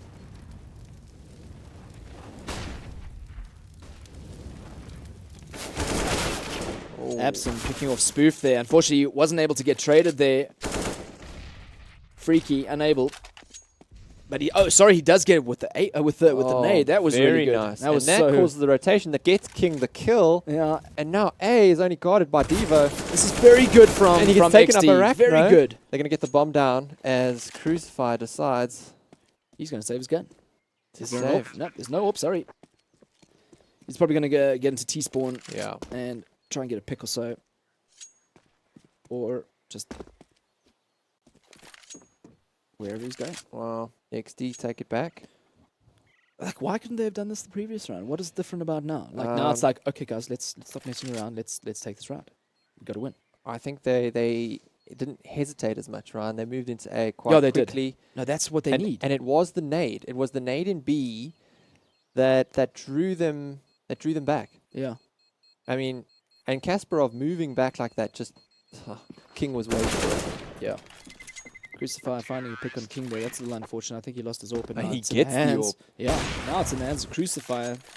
They're going to be happy with that. Yeah. It's a save round for them, but maybe Casimir can drop a gun. Oh. He's got 7-6 in the bank. They've got an AWP in hand already with Crucifier. Who's he going to give that to? Abson can buy as well. What are they going to do? Are they going to buy light? It looks like they're buying light and they're just using the AWP as an entry. All right. I'm okay with that. Yeah. That's good. Let's see what they can do, though. They've got to get aggressive with that AWP, though. And if he does, fine. Rotate it around into the other hand. Well, Crucifier was not able to get a pick there. My worry for Aperture's B is probably going to be hit, knowing now that the AWP is in the mid, so they're going to go where that AWP is not. Maybe they realize that, maybe they don't. If they do, they should essentially make their way up to B. I think those that are hanging around mid, as soon as they hear that AWP in mid, they might just say, faking, let's go B, boys. So Crucify there. Yeah, there's the AWP shot. Maybe, I don't know if he should have shot there, because now he knows. Maybe they do. I don't know. Let's see. Sure. Looks like they are breaching mid. It's been called. Crucify knows. Kasparov just hanging 10 there, looking for the They crossfire. could be faking it, though. Maybe get a pick. Oh, it's going to happen soon. Crucify has the angle. He does, and he's got a beautiful little 5-7 there. Oh, okay. Asterix backing off, moving back. Oh, nope, he's going forward. And back. Oh, ever so slightly there. These guys are committing to A. They got to be careful here, man. Yeah. They could easily just get mowed down. Oh, look in their favor. Look at the rotation. Oh, they thinking it's a fake. They know Devo's up there now. He falls. Poorly read. Spoof with the kill on Kasparov. That's going to get him the AWP. Whether he picks it up now or later is a question. Spoof waiting patiently on the rotate, and maybe not going to get that rotate kill, unfortunately. Crucify saving that AWP once again. Now I think Casimir. possibly his rotation. What's going to happen? Yeah. Boom. Oh, he gets it, and he's going to get the AK. Oh. Yeah, he's going to get out of there. Oh, he's looking for more. Oh, he is looking for more. It's a good call. He's moving back now. Keeping him on sight. Yeah, good. They're saving their armor. Saving whatever guns they have. I'm not sure. I'm sure Epson would have loved a gun there. Oh, behind you, Kasparov. Casimir. Oh, Spoof takes him out. saves the day. Wow, that could have ended badly for those two. He just got sight of the other two, and they had no idea he was there. Casimir gets the AK. Oh, there we go. Spoof just saved Rachno. Well, XD, not out of it yet. They are pulling slightly ahead now of Aperture, heading into the 23rd round, 12-10 ahead. AWP in King's hands and AWP in Kasparov. Let's see what these guys do. Freaky with an aggressive flash up Banana. Just trying to secure that position and stop Absinthe from getting that forward spot in Banana. Both teams taking it very slowly, holding back. Especially the T side. They are not allowing any information yet to be given to Aperture. APG waiting patiently in A and B sides respectively. I think they've got a good little setup there. No information given yet, so they're not moving. Let's see what happens. This is very interesting, man. Like, at least, you know, these guys have the experience to say, whoa, let's slow. This is in-game leading. You can tell that there is someone making these calls to slow. Yep. Go. Move, smoke, flash, go. I'm having a feeling that this is a fake at A. Freaky pushing into B. Unless they wrap around. They faking B. Ooh, double fake. Gets the rotation of Devo going to B. That Molly's going to slow them down. Oh, they get a pick off on Casimir. Kasparov gets the trade on King B. That's the up and down for XD. They've given time for the rotation now. It's unfortunate. 25 seconds left. Oh, great Spoof shot by with an Spoof. amazing entry on there on Kasparov. Rachno trying to smoke off. Devo getting the pick on Asterix with the UMP. Left him on 1 HP. I don't know what he's going to do with that HP now. Great shot by Freaky. Gets taken out in the trade by Devo. On Bomb is Freaky. down. The bomb is planted. 2v2 and Devo's on 1 HP. Don't know what he's going to do with that. Absent looking to burn out Spoof, but he's not there. Rachno taking Absent down to 16 HP. These guys need to consider saving their weapons. Oh, Devo pushing. Oh, he's pushing. What is he doing? Oh. Wow. Okay, I would have... That should have been a save, in my opinion. They should have saved those guns. Unless they can afford next round, but I don't think so. Oh. Excellent. That was an amazing pick there. Okay, someone is... I have a feeling it's Aperture. Yes, it is. They are calling for a timeout. Probably a good time. How's the cash looking there? Unfortunately, they are discussing. Not going to. Let's see. Great. All right. Well, this is the discussion point. APG are low. They have no gun save from the previous round, which they should have. They could have had 2. Yeah. Now they're stuck in a situation where they are all below $3,900, $3,400. Most of them on 2.5. Now it's tough. It's like, okay, do we light buyer stay above 2K? Those that AWP, for example, Kasparov, someone needs to stay above a certain amount threshold to afford an AWP the next round. So then that'll bring XD up to 14 rounds to 10, and then they need to take the rest from there. Yeah. So it's a bit of a gamble. They need to be we've confident got in a their decision. 2 P250s coming up. I don't think they'll spend more than that. No, they won't. XD, I think, are looking... Oh, someone's nail biting there. Wait, isn't that freaky? No, that's Asterix. That's Asterix. And how's Asterix doing there? He's nail biting himself there, and he's bottom fragging. I think he's feeling a bit of pressure there, but he just needs to relax, and I'm sure he is now that the team is doing all right. I think they're in a good position here. I think if they've been calculating their rounds correctly and the win-loss round bonuses and so on, XD will realize that APG will be saving this round. And here we go into the 24th round. XD 13-10 ahead. Aperture are saving, which will most likely give XD the 14th round. Oh, we've got Spoof moving up Banana. Very good play from XD so far. They are spreading themselves out, making sure that there are no gaps for any wraparound behind the scene sneakiness. Bomb is being held way back. There's a pop flash. Great flash. Crucifer was unable to get that kill. Good idea, and just unfortunately, he just wasn't able to get the kill there. Yeah, unfortunately, Freaky didn't get the second trade there. No. And I think he could have, but yeah. Absolutely backing off into the site, getting the boost. Rakno's struggling to get that kill, and he eventually does without taking... Oh, he gets the trade. Casimir with a deagle. So good. So good. And it's a very pretty deagle. Pity it's not stat track. Players need to invest in their guns and get those stat tracks. Come on. GoPro gets stat track. Right, so... Abson holding on top of the boxes with a P250. Now, I think it's really up to King B to keep those two there while Freaky and Asterix move into B and get the bomb down. Yeah, but he gets spotted. King B is having a little battle in A. All right, they're moving into B. That's good. Freaky's moving. He's pushing through Banana. He gets the pick. B's now clear. they can get the bomb down. Yep, B's clear. CTs are going to rotate. Casimir's rotating with Kasparov. I'm questioning King B's... King B needs to move. He needs to move. Look at that. He needs to move, and now he is.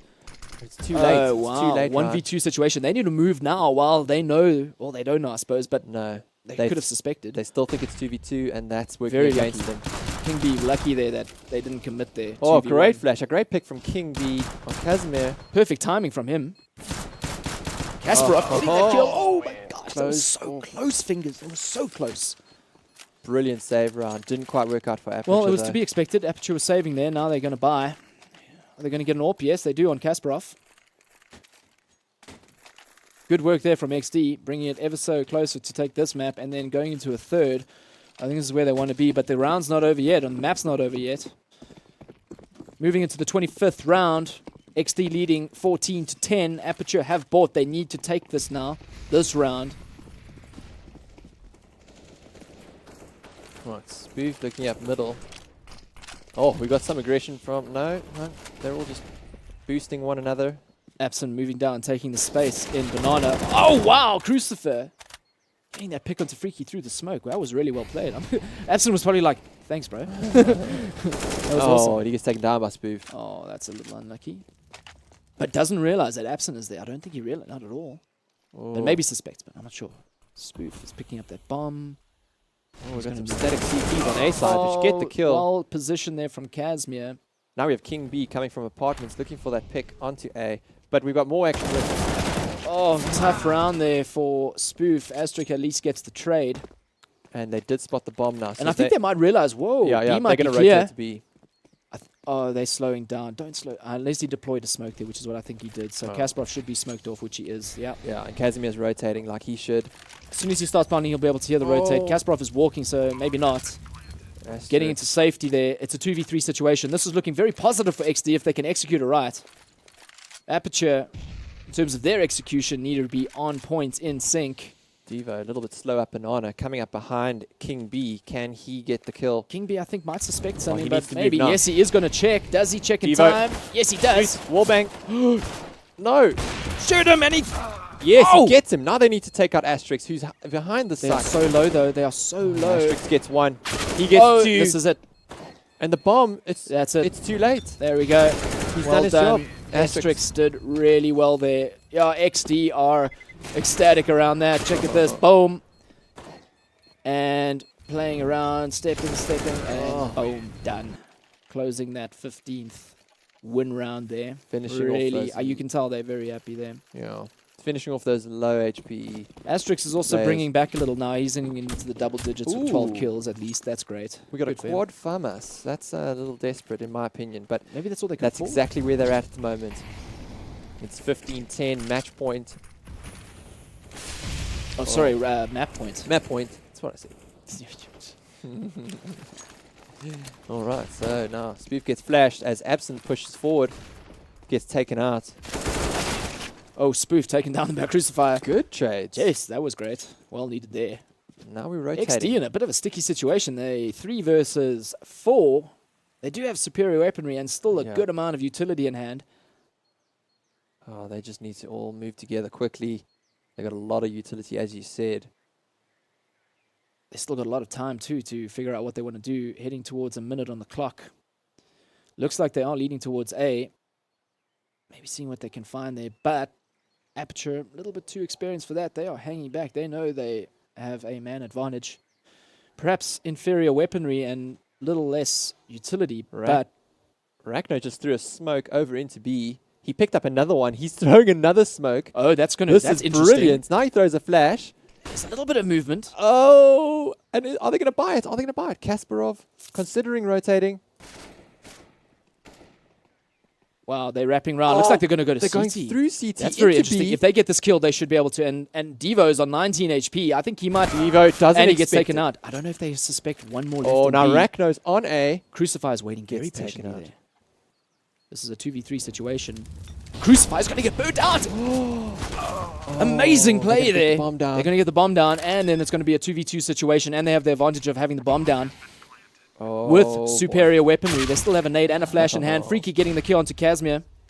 And Kasparov down, nade. Asterix. That closes it for XD. Now it is a one-all map situation, moving into a heading third map. on where Nuke. Nuke, baby. Oh, they've won each other's maps, so it's a little strange, but still exciting stuff. Little bleakness there, but no hope lost just yet. They know they're going into a third map. This is what it's all about. This is competition, baby. Yeah. I think they're going to be they're obviously not happy about that, but No, a little bit of confusion I'm- from both sides. yeah, XD are like, okay, why didn't we just do that in the first map? It could have been over now. It would have been over now, but no. So yeah, looks like these guys are kind of stretching their legs a little. And welcome back. Hello. I'm sure that was a good game. We enjoyed casting that. Hope you Yeah. enjoyed watching that. Unexpected, exciting stuff. Yeah, man. So it's a 1v all. We're going on to Nuke. It'll be interesting to see who gets the map sides now. I think, from what I remember, this new map is still quite CD-sided, eh? So Yeah, it all depends on the T side. Yeah. So yeah, we need to kind of assess this carefully. Look. Let's give our last prediction. How about that? Yeah. All right, so I did say XD. I'm still gonna stick to that. I think I'm still gonna stick to that. I think they learned their lesson from that first map. Yeah. That was a shocker, and it was so close. I mean, it went into 2 OTs there and down to the bone, and they just lost it. And now I think they kind of came back here. 16-10. It's not a beating, but it is quite. It's 6 rounds different. I think that was they're in their stride. They're figuring each other out. Ratno is beastily on top there. Yeah. With 27 kills. So, with that said, I think let's enough of our voices. Let's head over to the panel and see what you guys have to say about it. Thanks very much, gents. I have some unfortunate news to start this all off with. So you both said that this would be a 2-1. Congratulations. So one of you will actually get a point. Yes. Which is great. One of you I'm will excited. get a second point as well for picking the Yeah. correct final winner. But that does mean that of the first two maps, you're still sitting on 0 and 1. Yep. Yep. Feels good, man. Feels bad, man. I mean, on the bright side, you know, somebody's going to get some points. Somebody's going to be left behind. Recall might just tie up with goals. I've for got first my place. faith. Yeah, you've been hanging on to that for a while. Yeah, and I've been hugging it. It's actually surprisingly cuddly. I'm It not is gonna so lie. cuddly. It is very cuddly. Guys, you have no idea. This You is probably need- the most cuddly mascot I've ever been. You need one of these in your life, Yeah. You know what You the real really do. mascot is actually for XD? Rachno Deagle. dude. That's- That Deagle though. Now, you brought that up, and I think that's definitely something we need to take another look at. So I agree. Yeah. A little hint there to our production team. We want to see it again. The Rachno Deagle from round 11, I think. It Yeah, was round 11. Yeah, round 11, triple headshot. Yeah. Yeah. It pretty was actually ridiculous. insane. It was also on an eco. So we were talking about it yesterday, how powerful the Deagle can be. To the guys who are newer, that haven't really seen it before. That's a good example. Yeah, that's what can happen. What was surprising though about that game was just how topsy-turvy this match has been, right? So each game has different superstar players. This game, Freaky played well, right, on XD, but clearly was not the best player. I would say that definitely goes to Rachno. Rachno came Yeah. in a lot of work, and Asterix was clutch too often. Yeah. That's something that they really have to think about. It's actually kind of crazy how Asterix seems to do better when his team is dead. Like, if everyone's gone, then he's like, all right, guys, relax. I got Yeah. this. I'll ensure that we win the round. Don't worry. I think like there were 3 rounds they won where he was the last man standing. Yeah. And as a result, they end up winning. Yeah. But has he done that exact same thing 3 times now? I think Yeah, he's I on think 3 separate occasions, gone Yeah. a 3K when he's by himself. Yeah, in the clutch situation, it's the third time it's happened. He's definitely a player that plays well under pressure. Yeah. I mean, 100%. But also another person, that maybe doing in the same breath is Crucifer. I mean, we saw him clutch twice. Yeah. Today, well, in that last map. First on the second pistol, where Crucifer just was like, "Nah, I'll stay alone on B site and I've got the kills. Don't stress." The round directly thereafter, same thing. Partner dies on site. Crucifer just goes, "Don't worry, I got this." Gets another 3K. Yeah. Like, to me, that just shows his B defense on that map was just insane. The whole game, he just played really, really well on that side. But There's a wall. yeah, definitely a brick wall. I think. Oh, okay, no, nothing else matters. Deagle 3K, let's The go. important Take it thing, away, let's guys. Oh, here we go. Here we go. Here we go. So, I mean, it's just beautiful to watch, really. I mean, It is. The one that impressed me most is this final one coming up here. It doesn't look like he's going to hit it. Oh but then my just that God. flick at the last second That is so good. it's beautiful to see. Yeah. The absolute class. That's something you can play on repeat as a lullaby to get yourself to sleep at night. No, it's true. Like, yeah. It's true. Right. So, before we get too much further into this, I know there's a lot more you guys want to chat about. We do have an AV or a video for you guys to enjoy, so take it away, Yeah. guys. Let's take a look. Yo guys, welcome to the Smack Talk Room. It's Zalox. And I have Halbert Zere and Recoil Zere, the worker and his boss, going to lay it down today. Recoil, you can go first. I just want to know, Devin, Mr. Beard, how much dye do you use on a daily basis to hide your age? You know the grey hairs and stuff? So I'm getting pretty old, Recall. Yeah. But here's the thing: the best thing you have going for you, excuse Yeah. me, is that you look marginally similar to me. Fair enough. Fair. Does your CS skill directly correlate to your panel hosting skills? Yes, it does. Way better than yours. Yes. And man, I'm Nova 4, so it's not working out for me. So both of you are saying your skill is on a down low with costs of paneling and CS. No. Oh, so you're decent with CS. Why? Since when are you the one supposed to give you Yeah. the off? Her muscles? Oh, sure. Muscles. Hey, you guys 2 down to you guys. We're going to take you on together. Recall, team up. I think there's a hug at there. I think, yeah, Thanks, there we guys. go. They ambushed us. Well played. Camaraderie. There you go. It's And a also, solid high five. wait, I should get a point for that. Remember yesterday I called that the third time you guys see each other, you're going to give each other a hug? Well, that wasn't really a hug, though. Do you know what? It pains me because you're right. Yeah. That was some next Snake, level you know what? prediction You know right what's there. there? That is worth a point. No, you Oh, can't yeah. do that. Hey man, I was right. He Thanks. was right. Very, very. And nice catching that. I'm impressed. So that brings you up 2, which means you're entitled. You could run yeah. away with this. Yeah, as long as APG I comes feel through for like me. I feel like the Dota guys are just sticking together in this one. Well, we did speak about camaraderie. Yeah, we first yeah. First it's Dota, then it's NAF TV. I'm gonna take back that high five. You can't. No unless, taking they back to compare, this. unless they compared it played in reverse. You know? Well, you never know. Production are good at their jobs. Yeah. Yes. So I just want to point something out about that Smack Talk video. Now I know there's mixed response because it's intentionally cringy, right? But the thing I want to say is that it's all a lot of fun, and I like the fact that we got a chance to do it as well. Just so that because we're going to give people hell about this whole thing. Oh yeah. So we can take it too. Give it as good as we can dish it, right? Or take it as dish it.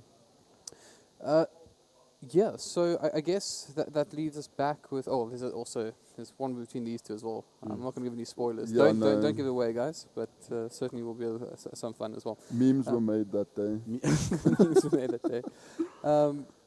Right, but back onto the task at hand. Of course, we have a little bit of chat about, but I think I want to focus a little bit more to what's to come. Right. Yes. Although I also want to point out. Before then, actually, sorry, I lie, right? I just want to point out that Kasparov, to me, was a player that we gave criticism to in the previous matches for not really putting his hand up, but he did seem to perform better in this one, He did. I mean, he definitely showed. I think he was listening because he definitely showed up in a big way on that map. I mean, we saw him a couple of times on A, just defending very, very well and getting the first 2 entries into sites. He was getting the kills on the entry fraggers. And, just carrying on. And he's just doing very, very well. I think the good sign from him is that seeing that his performance increases over time, it's very important on Nuke to have your player who is your range player, or who's actually not even your range player, more like your tempo controller, to ensure that you actually get that. So in Nuke, it's going to be very important to see. Cool. Well, we're going to see that right now. So let's hand it over back to the casters. Gentlemen, enjoy. Take us away for the deciding matchup. Oh, thank you. Thank you very much. All right, so we're heading into Nuke, and wow, 2 good maps before this, and sure, this is now whose pick was Nuke? I think it came down to what, XD? I think this is XD's map. Yeah, it must Let's have see. been.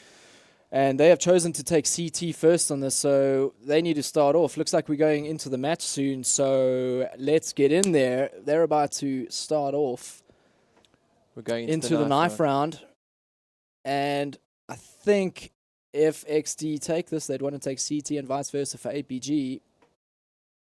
Starting comfortably, setting the pace of the game, defending. We start off. Looks Freaky like taking 1, Asterisk taking wow. 1. Casimir going ham with 2. Oh, it's 1v1 now, and it looks like APG take this. I suspect they're going to do a swap here. Casimir gets 4 knives. Yeah, they're taking CT. Good for them on that choice. So Nuke, guys, the new rendition that isn't actually that new anymore, but look at it. Not Isn't it exactly pretty. Oh, so pretty, so pretty. Look at that nuclear reactor there, nuclear power plant. Just want to blow it up. Don't ESCOM just wish they could build one of those puppies in our country? Not going to happen, unfortunately. Hopefully. Well. Here we go, boys and girls, and all those watching out there. We're in for the 3rd and final map between Aperture and XD. Aggressive play from Casimir. He's on the site. Looks like these guys have to get their executes going quite well there. Looks like they're going to ramp room there, and they're going to be going straight down and round. Oh, completely swarming on Absen there. They're moving their way down. Rachno waiting for that rotate, which he's just heard now. Devo taking a nade to the face, and Rachno's going to take him behind, which he does. The bomb is planted. Bomb is planted. Yeah. It's all up to Casimir now. Well, Casimir's now, he's really trying to do what he can, but there isn't much he can do against 4 with only a pistol. Oh, but he gets a headshot on Rachno. He doesn't have a kit. He just has a flat decoy, it seems, and he gets taken out by Asterix. Giving XD the pistol round as terrorist, which I think is important on this map, because you can hold the terrorists back once you have that economy as CTs on. Right on. XD taking that first round, really well needed there. It's always a good way to start. I'm sure they'll be happy that, especially as T's, they need as many rounds as they can. Yeah. Spoof again with his signature P90. Oh, there we go. Wrapping their way down and out. And they're going to go down, it seems. Spoof with the P90 leading the way. Oh, he's got a great position now. We have King B trying to move into sight. He sees one. Takes a shot, misses. Casimir smelling something might be up, and they might be wrapping down. He's moving down the fence, and Spoof picks him off very easily there. Oh, Rakna takes out Kasparov. King B takes out Devo. Now Crucifier. I wonder where they're going. It looks like Spoof has got control of lower, but now Crucifier is taking down Freaky, who's moved to top, and Asterix returns on Absen. They might just be moving down. I'm not sure what they think they're doing here, but I think they might be a little confused themselves. XD gets Crucifier. I mean, King B from XD gets Crucifier. And Spoof maintains his P90. Good for him. Aperture in a little bit of a deficit right now. 2-0 leading into the third round. They're going to be saving, getting a few P250s. Crucifier with Kevlar alone with a 5-7, it seems. Devo's got a CZ, so he's going to look for those tight angles and try and use that automatic pistol. King B with Mac 10. Looks like these guys are going to keep it fast-paced, especially with Spoof and that P90. Yeah, they're moving outside with Freaky on the inside. Very good. Use that space. No one's there. They might as well just move down. Keep them guessing. Rachno takes down Kasparov. Spoof moving down further. Keeping them guessing. Devo. Inside the vents. Shutting those vents. Very cool. Casimir takes Spoof out. He's probably got that P90 now. Yes, he does. And Freaky just holding back. Oh, King B gets a kill on Crucifier. 4v3 situation in favor of XD. They have got superior weapons. King B takes down Devo. That's a 4v2 situation. Rachno unfortunately gets taken down, and Absen gets to pick up his AK. Let's see what he can do with that. Casimir seems to have Spoof's P90. Yeah, this no is armor, an opportunity for them. Taken down by Asterix, unfortunately. Now, will Absent actually make anything happen with this AK? I think he's going to save this AK. No, he's going for it. Looks like he is, but is he just peeking a little? Oh, he doesn't get the pick, unfortunately, and Asterix takes him down, and they have no save into the next round. Well, they have enough cash at least, so they'll be buying up. Yeah. Kasparov with the AWP and 2 flashes with no head armor. Is he going to hold outside, or is he going to hold the ramp? Well, we'll see now. I suspect he'll probably hold outside, but it might even work better inside of ramp room. No, so he's moving outside. Good for him. Yeah.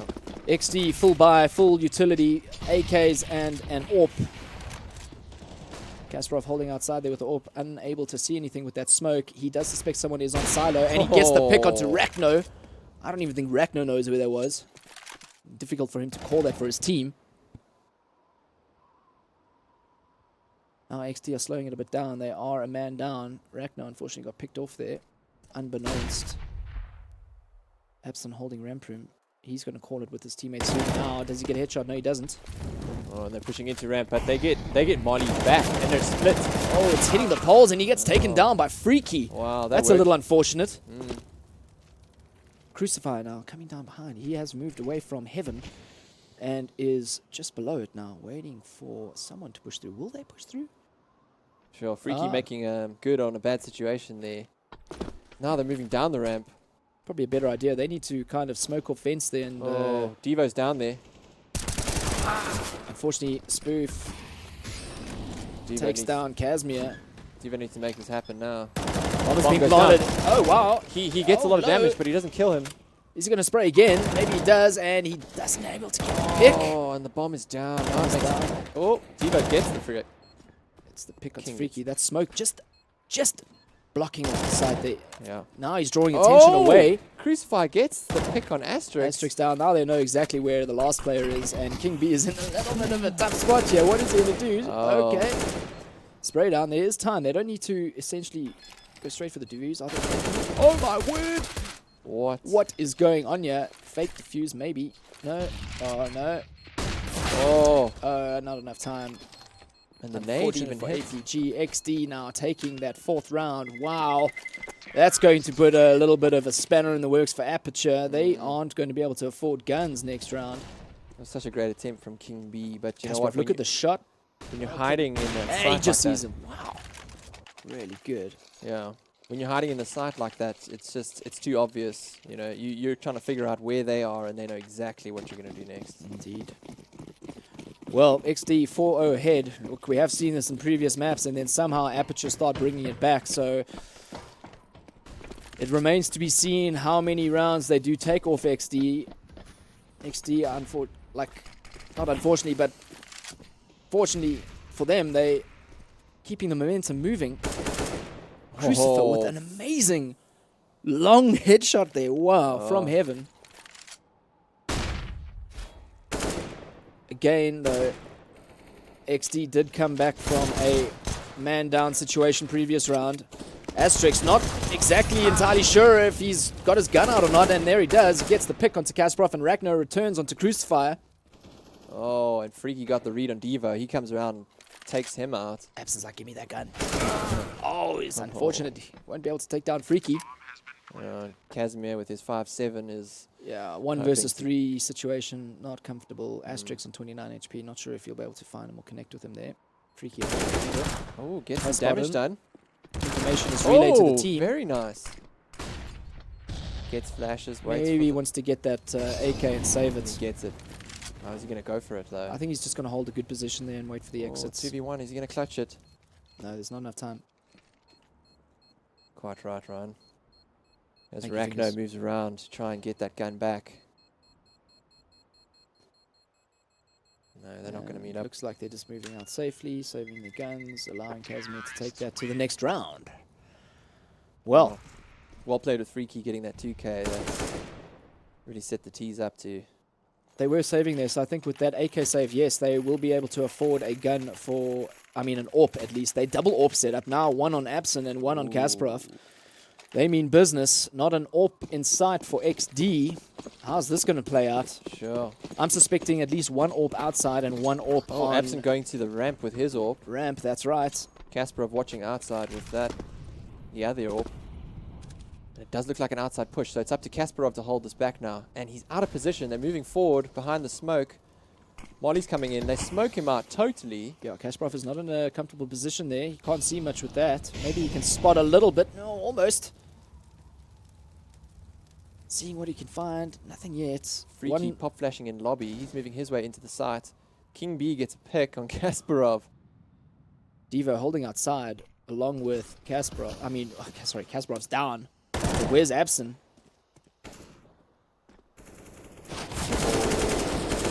Oh, this is just looking absolutely like a full-on domination with XD. Casimir Sure. gets a pick and then gets traded off immediately by Asterix. Wow. Ragno taking him from behind. These guys are just, when I say these guys, I'm talking about Aperture now. They just, okay, all right, they're calling a pause. I think they need to regroup and they need to think about exactly what is going on because they are getting shot in the back and they're just not in effective positions right now, especially on that AWP outside. He needs to move. There's no reason for him to be in that warehouse. Change it up a little. Maybe stand in CD spawn side and AWP from long. Then he has the ability to quickly rotate up into heaven, and then he has the high ground advantage, and then he's able to watch outside and the inside bomb side A. So... yeah, you know what? If only they could have heard that. Let's I think.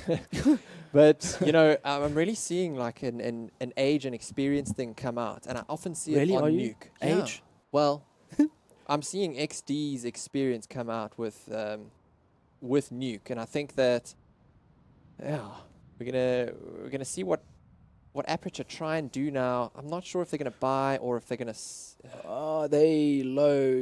Casimir has enough dollars to buy an AWP there, but then the rest of the team is going to be a little... What are they talking about? Are they trying to change map positions? Because they just tried a double AWP and it didn't work. What I'm thinking is he might drop... Casimir might drop a bunch of... oh, it looks like he's dropping an M4 there. This is interesting. And then he's buying another gun, so they're spending their money on that. They are buying. Very interesting. All right, they are buying. Okay, all right. I think they that's not bad. I think not there was a bit buy. of a pep talk, and like Yeah, they're yeah. going to get some confidence back now. And Now, potentially what get on I'd the be map. interested to know is whether Kasparov maintains his position inside of warehouse there outside. I don't think he should. He needs to maybe go in towards mouth area, playing at a bit closer range, maybe doubling up with a teammate there.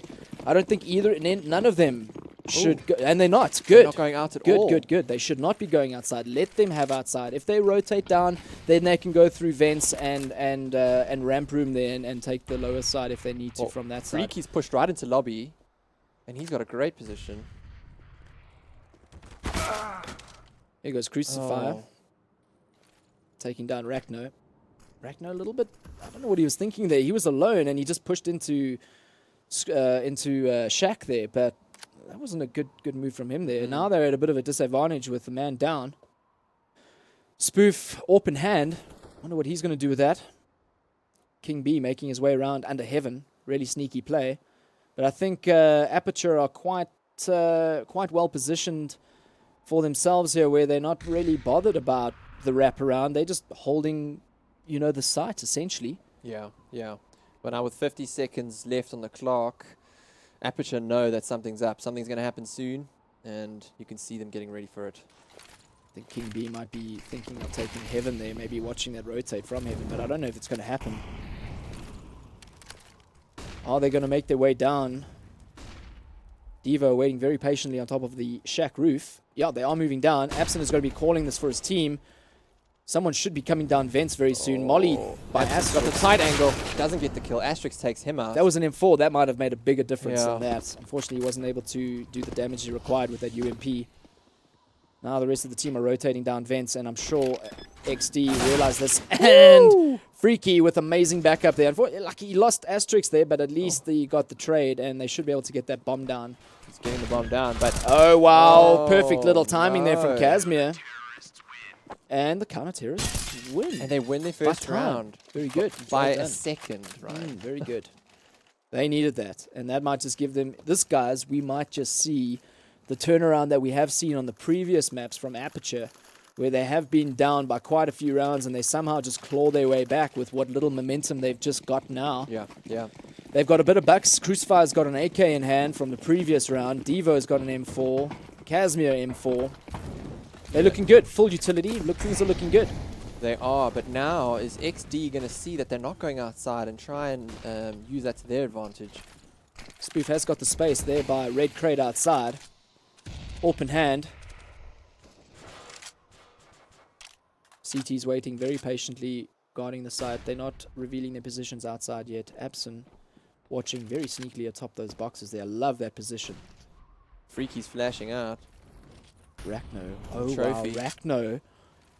Watch this, fingers. Rachno is making his way around to Heaven.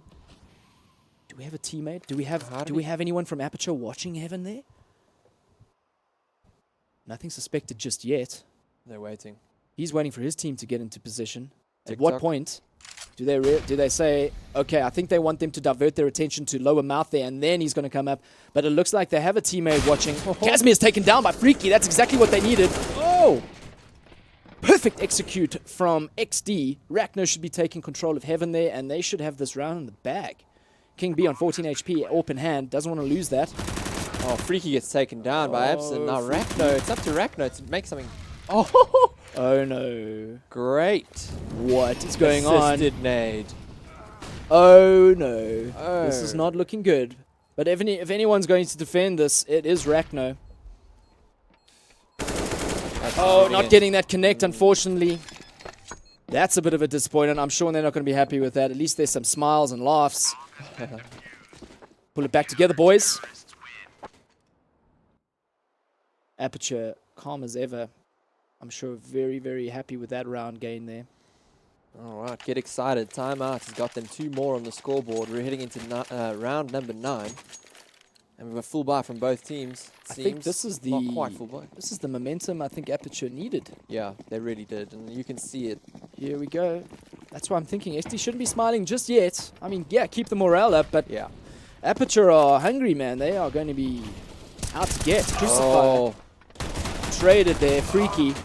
Devo and Freaky. Oh, this is just not working out very well for XD. Oh, and Rachno gets taken out by Kasparov. King getting the pick onto Kasparov there. It is a 1v3 situation. Devo on 8 HP, so that might be counting for something. Who knows? Oh, King B's with the bomb, but he doesn't have it in hand. Waiting for the CT. And wait, oh, Absent just flicks up and takes his Well, head since that pause and timeout, Aperture have gained 3 rounds. off. Amazing. This is what they do, people. We've seen this game in, game out. XD need to figure something out. They're going to be saving now with some Tech 9s and a little bit of armor here and there. Asterix got full armor. Freaky with just Kevlar. Oh, I like this. Are they going to go to the ramp? The Looks Tech like 9 they ramp might, push. or they're going to, I don't know. Let's see. Straight out. Oh, straight out door. Straight down. Oh, and they, what do they expect? That is a good molly. That is a great molly. Great molly. You know what? They were ready to make it work. If it I'm was interested to know how the fire dents the door like that, but whatevs. Yeah, it's a little bit of a bend. Plastic door. Nothing to say about that. Spoof has made his way down the side. Looks like he's going to be doing a little wraparound sneaky right here. Whether the enemy has heard him, not sure just yet. Don't think they will. Abson's just taken down. I think they just need to move down to lower now. Kasparov's getting into the vent. He might have to pull some magic off here. Does he see? Yes, he does. He misses that first shot, though. That's not good. But Casimir saw all this happen, so now they can rotate in time. Bombs down. Devo working those vents again. Not seeing anything. Oh, King! King B! Crucify. Wow, double whammy right there. Casimir with the second. Now Spoof. Spoof and Ragnar left to it. One pick, well done from Spoof there. Kasparov takes down Ragnar. What is he going to do? Casimir Can't smokes see the the bomb. defuse. There's the one pick there. He's defusing. He's defusing. He is defusing. He's going to maybe he got it. get it. He does. Aperture. What is going on and here? he gets the kill on Spoof. Oh, very disappointed there. That is not happiness right there. That is not what happiness looks like. But you know what? Casimir was waiting at the ramp. He saw them jump down. He was calm. He knew where everyone was. And he literally used that to his advantage. Yeah. They were wondering, and he was like, you're there, you're there, you're there. And he got it. Through the smoke, got the defuse. Have you noticed how many smoke diffusals there are on Nuke compared to other maps? In my opinion, I think I've noticed it more on Nuke than any other map. I think you may be spot on there, Ryan.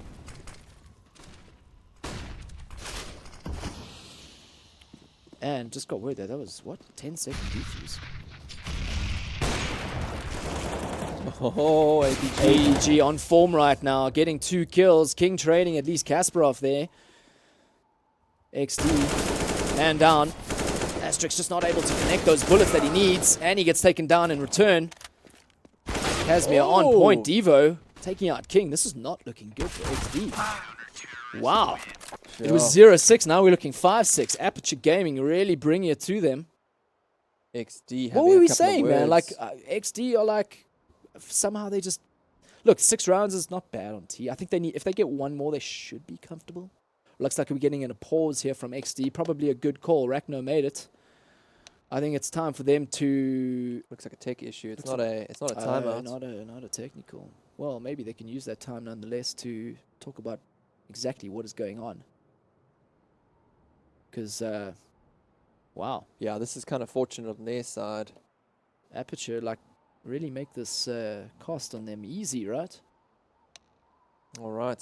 So Well, looking at the economy, the APG, Abson's got just under 7k in the bank. Devo's got just under 6. XD are buying. I think Asterix is going to purchase that AWP for King B, which he does, and he hands it over. There we go. AWP on Kasparov, where he holds position is a question. I'm still thinking whether, I don't know what they've been doing now that's changed the momentum in the game. Looks like Kasparov is heading outside with that AWP. If he gets smoked out, he just needs to realize that he needs to reposition, and he can quite easily. And he gets the pick onto King B. Wow. That was very unfortunate for him. Well played by Kasparov. Really difficult situation being a man down this early in the game. Still 1 minute 30 seconds on the clock. Kasparov very happy with himself there, I'm sure. Now he is moving back, yes.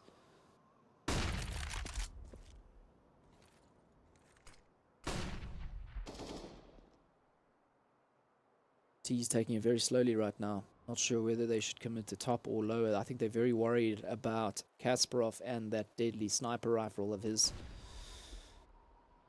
Very uncomfortable situation for XD. What do they do? Where do they go? Spoof, I think, just trying to figure out what he sees and maybe make a call from there. Their utility is ridiculously low right now. They only have 2 smokes and 2 flashes in hand. 1 in Asterix and 1 in Freakies. How are they going to use it to block off what they need to block off? I think Kasparov is still a major threat with that AWP. And he's still lurking around there. Wonder where the Spoof hears Freaky. Sorry, who was that? Casimir behind that wall there in Mouth. Oh, wow. Well done there from Spoof there. That levels the playing field. I'm sure they're going to be very happy with that. So both AWPers for each team down now. Don't go that way. There's there's some fire. They're dropping down ramp and they're moving into the B side. That's good. They need to move on it now. Absent is there. Oh, he takes them up. Gets a 2K. Asterix trades. That's not a great thing for them. At least he got the kill. And Spoof just not turning around in time. And I don't know if anyone notices this, but it's tied at 6-6. What? What? What is this? It's a great game. That's what this is. Round 13. This is and the closest. Aperture have brought it back. We're on our level. Sure. This seems to be the okay, closest. whoa, step, hold back. What? Spoof has the P90. Oh, gosh. Let's see what he's going to do with this now. Where's he going? They're going towards ramp, and they're so flash right now. Oh. King gets the pick at least. Forces the rotate from heaven. Oh, they're moving Casimir this. moving down. Does he get the pick? Not yet. They don't want to let go of their advantage just yet. They need to just keep moving down. Looks like the CTs are a little confused as to the situation right now. Asterix planting the bomb. Ts are in position. CTs are not. They're going to be very uncomfortable moving down here now. The timing of this, they're definitely hearing, making noise. Casimir pop flashes down on ramp. Doesn't make anything happen. Throws another one. Another one. He knows And what's he's happening down. Oh, Freaky takes him out. Crucifier gets a double. Oh, wow. Things are turning around here quickly. Rachno, again. Time is running out. He just needs to... Does he realize where the bomb's planted? Hopefully he does. Oh, and he doesn't. And that Crucifier gets a 4K that round. Really holding the team together there. Aperture have kind of won 7 rounds in a row. After a timeout. I love it. After a timeout. Hey? Yeah. Fingers? I don't know either. What is happening? Aperture. I would love to ask them. What Look, does this he is speak Aperture. about? I mean, nonetheless. What I mean, round was it? Was the 7th round? 7th round. We want to find out. Right now, What Fingers did is they writing say? stuff down on a piece of paper, trying to get all mathematical on us. What are you getting there? No, I want to remember. I want to ask them. What did they say to one another? I wonder. I'm going to ask them. I'm going to ask them actually in the interview. That's what I'm going to do. I'll do that for you, and I'll do that for me and everyone watching. Looks like XT are moving towards ramp room there, and Absent is forced to move down. Do they realize? No, King is not looking in that direction. Freaky does the trade at least. They just need to move down. Perhaps smoke off that vent room there. Do they have utility? They do have it to do it, but they're just not. Diva at the bottom of the door here, waiting for that plant to happen. He's going to subsequently open up. And does he get the spray down? He does. The bomb is down. That molly is going to give them some time. Hopefully they realize they can actually get the bomb down and plant for that Squeaky with that timing they managed. Spoof. Wow. 2v3 situation. Spoof is, however, on 28 HP. Not looking very good right there. Casimir, 41 HP. Orb still in hand and Kasparov. Oh, and Casimir's on them. He's just waiting for them to come up those stairs. Pressure is on T's. Are they going to check? What's going on? Oh, it's too late. Damn. Is he going to get the trade-off? No, he's running away. That's great. Freaky's going. Freaky knows. Where is that player? Oh. Well, he has the bomb. 35 seconds left on the clock. This is... Oh. Unfortunate there for Freaky. Just not able to do anything with that time and gun yard. Casimir has stepped up in these last 2 rounds. Well, Casimir is definitely pulling it there for his team as well as Crucifier. Kasparov with the AWP again. Probably going to hold outside, and the T's are not looking good. This is the last round of the half. They need to buy whatever they can. 2 P90s. Guess who has one? Guess who has the other? Spoof and King B, right? How did you know that? All right, we've got Absent waiting on the ramp for the ramp push. Oh, it looks like they are moving their way down ramp. They haven't spotted he's got Abson yet, such and a he's good- playing it Oh, and he so- throws an incendiary He on has been them. spotted. Oh, he's done for. He is done for. It's unfortunate. I think he would have done better if he just shot. Indeed. Devo, same spot. Do they realize that he's there? King B getting that pick with the P90 onto Casper. Oh, wow. And Devo gets that kick onto King. Second onto Rachno. Wow, this is leveling it now. 3 versus 3. Devo, though, is on 12 HP. He has got 2 kills in return, but that's only leveled the playing field now. 3 versus 3. 1 minute remain. Now, Freaky and Spoof need to guard Astro. So they get the Bomb's bomb going down. down. Oh, and they don't try to manage, but they get the trade. At least. The bomb is down now. Oh, they need to start the plant quickly. 50 seconds. Crucifier's outside, and Casimir's coming down the ramp. Their window of opportunity is slowly going away. And it's going to come down to the aim now, knowing where one another is. Oh, Freaky gets the pick on Casimir. And they need to get this bomb down. I think if XD gets this to Crucifier. 7 rounds, it's going to be Crucifier really needs good. to get in position now. He's creeping up to the doors. Ooh. And he's waiting for that plant, and it's going to go down any second now. Oh, Freaky's waiting patiently, and it's going to... Oh, he's Oh, well behind. planted How did he there. read that? Well planted there. No, because his teammate is on the other side of the door there, so he Ah. plants for his teammate, yeah. But oh, I suppose it was a bit of lucky then. Considering Crucifier was coming from the other side. Yeah. Oh, no. boy. Oh no. Oh no, what's happening here? Oh, does he Fake. suspect he does? Spoof gets the kill, and that brings XD up to 7 rounds. Aperture in the lead though, 8-7. What a like a pullback. I was gonna say comeback, pullback, but whatever it was, they are back. And they are leading this into terrorists now.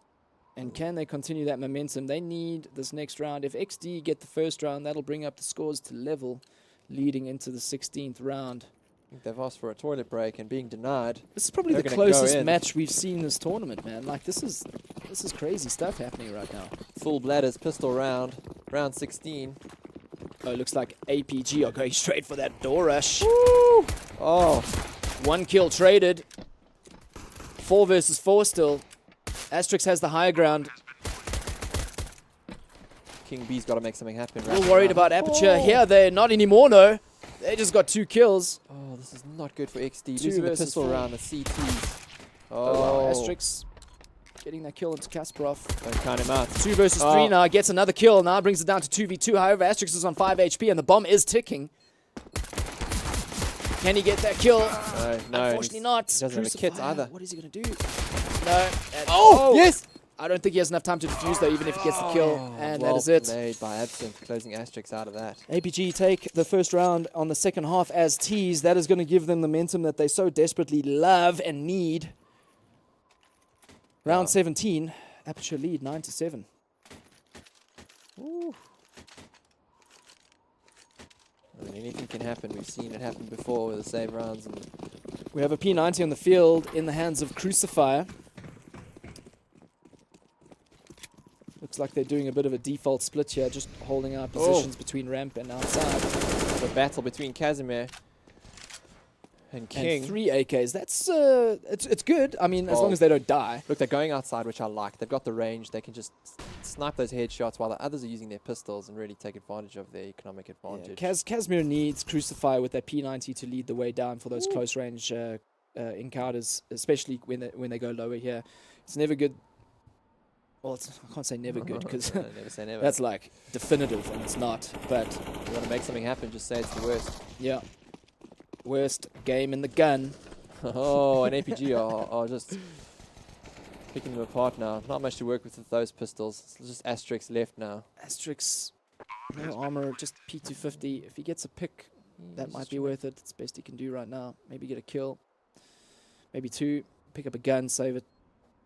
But that's all dependent where the APG head out there. Which they do. There we go. There's one. As they can. I don't think so, unfortunately. Evo picks that up and ends that second round of the second half. Now making APG 10-7. I think they are feeling very comfortable right now. Heading into the third round. Completely resetting XD there. They making them save. It's Aperture's round to take. And there's to lose.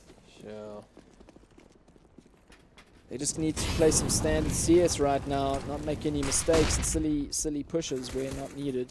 Like pushing through smoke, for example. Casimir King returning the favor into Kasparov there. Wow, XD picking up 2 kills. Devo putting a sneaky through the window there of Shaq.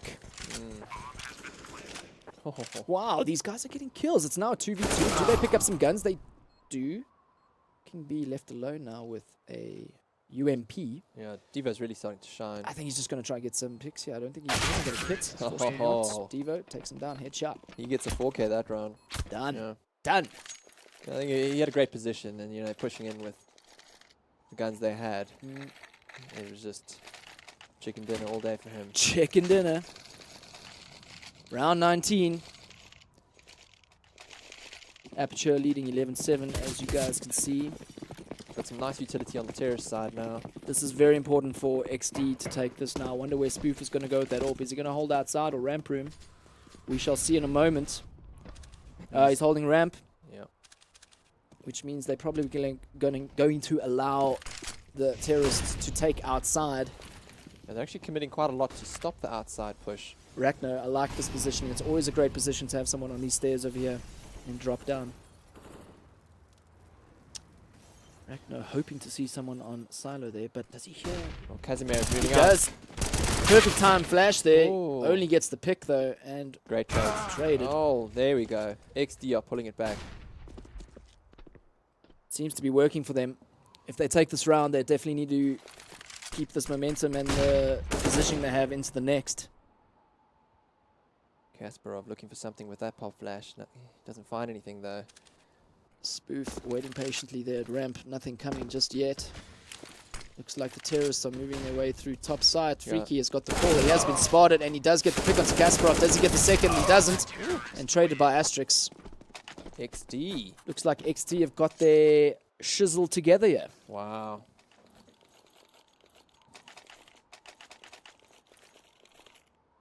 Now 13 rounds. The last 13 rounds, XD has won 2. So they really need to carry this now, and if they want to win this, I think they need to shut Aperture's momentum right down. I think they slow them down there, but then again, speaking of momentum, when you have Tech 9 and Armor and you do it in that rush, there's momentum, there's velocity right there. Absent taking control of the vents. He's going to use that information. No need to make drastic decisions just yet. He has got control of it. And Rachno is just spraying them down. At least he gets 2 kills there for his death. Absent picking off Asterix there, not expecting that. 3 versus 3. Spoof getting an amazing little kill there with his 5-7. Going to pick up that UMP probably and taken down by Casimir. Casimir the open hand. Very nice. Not happy with that. Not happy with that at all. No. 1v2 situation. Freaky. What can he do? Last man standing. He's going to make something work, surely. He's going to the ramp room. This is tough. Pop flashing, making his way down. In. They know which direction he's coming from now, at least. Casimir open sight. He just needs to step, sees, misses. Freaky gets that kill. What? What? And he's low. With 22 HP, he gets it. Oh my word. I was going to go like way more ecstatic there, but I was like, it just happened too quickly. See this again, hitting the pole, and he gets that kill, and it's like, quickly beat him. Low HP, kill him. And he does, and he defuses. Well done there. Wow, XD now, taking these 2 rounds in a row now. That's pretty good. Or was it 3? Were they on 7? I think they're on 7. Now they're brought up to 9 now. Wow, it was 8. Now it's 9. 21. We've got King running the AWP. Aperture's reset. 1 or 2 of them have armor. The rest don't. They're pushing. They're pushing inside. Through the door again. Fast down. Do they get the bomb? Looks like Freaky manages to get the bomb to drop down. Kasparov. Rachno burning up some absinthe there. Yeah, you got to light the absinthe. Wow, Crucifier with a great little Tech 9 headshot there onto Asterix. This is a little interesting now. 2 versus 3. Yeah, they've got the bomb in sight, don't they? Yeah, favor is still in XD's favor there, right? But like, bomb is down. What do you do? King, beautifully read there, holding his position, knows exactly where the bomb is. No need to move around. Last player is spotted. Team will be notified. Rachno probably says, "Don't worry, boys, I've got this." They're Which on he point. does. They're looking much happier now. Much You can happier. see It's they're all about relaxing. happiness. Yeah. Greg. Yes, it is. And AWPs. Right now, XD is ecstatic. Aperture are feeling a little bit of pressure right now. Yeah, I think their focus is just. if they have brought up Kasparov up in hand, let's see what he can do with that. King B, where is he going to hold that off? I suspect maybe outside. Or from CD Spawn, that's it. Ooh, Kasparov's on the silo. Holding it. Kasparov upping on the silo. Trying to get King B. Very interesting. Got to be careful of sidestepping there, depending on where he's looking. Oh, he's taking damage. Rachno picking up Kasparov. Wow. Orper is down for Aperture. That's not going to be comfortable. This is great for XD though. Now Spoof holding that ramp. Freaky making his way. King B with a great pick there onto Casimir. Oh, Diva has the bomb, but he's outside, and it's going to be really hard for him to make anything happen now. Calling a player there by ramp side. I don't know if that pop flash is going to just... Oh, yeah, it's Absent at least. Absent's looking for... Oh! Disappeared. Where'd he go? He jumped down. Spoof is playing the invisible game now. He's in A side. Freaky kill. Unfortunately, could not get the second kill there. Traded with Diva there. Now it's the lurker Absent climbing up this ladder. 22 HP. Tough.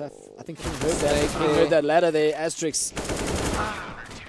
And looks like XD are kind of like, yo, we are taking this back. Yeah.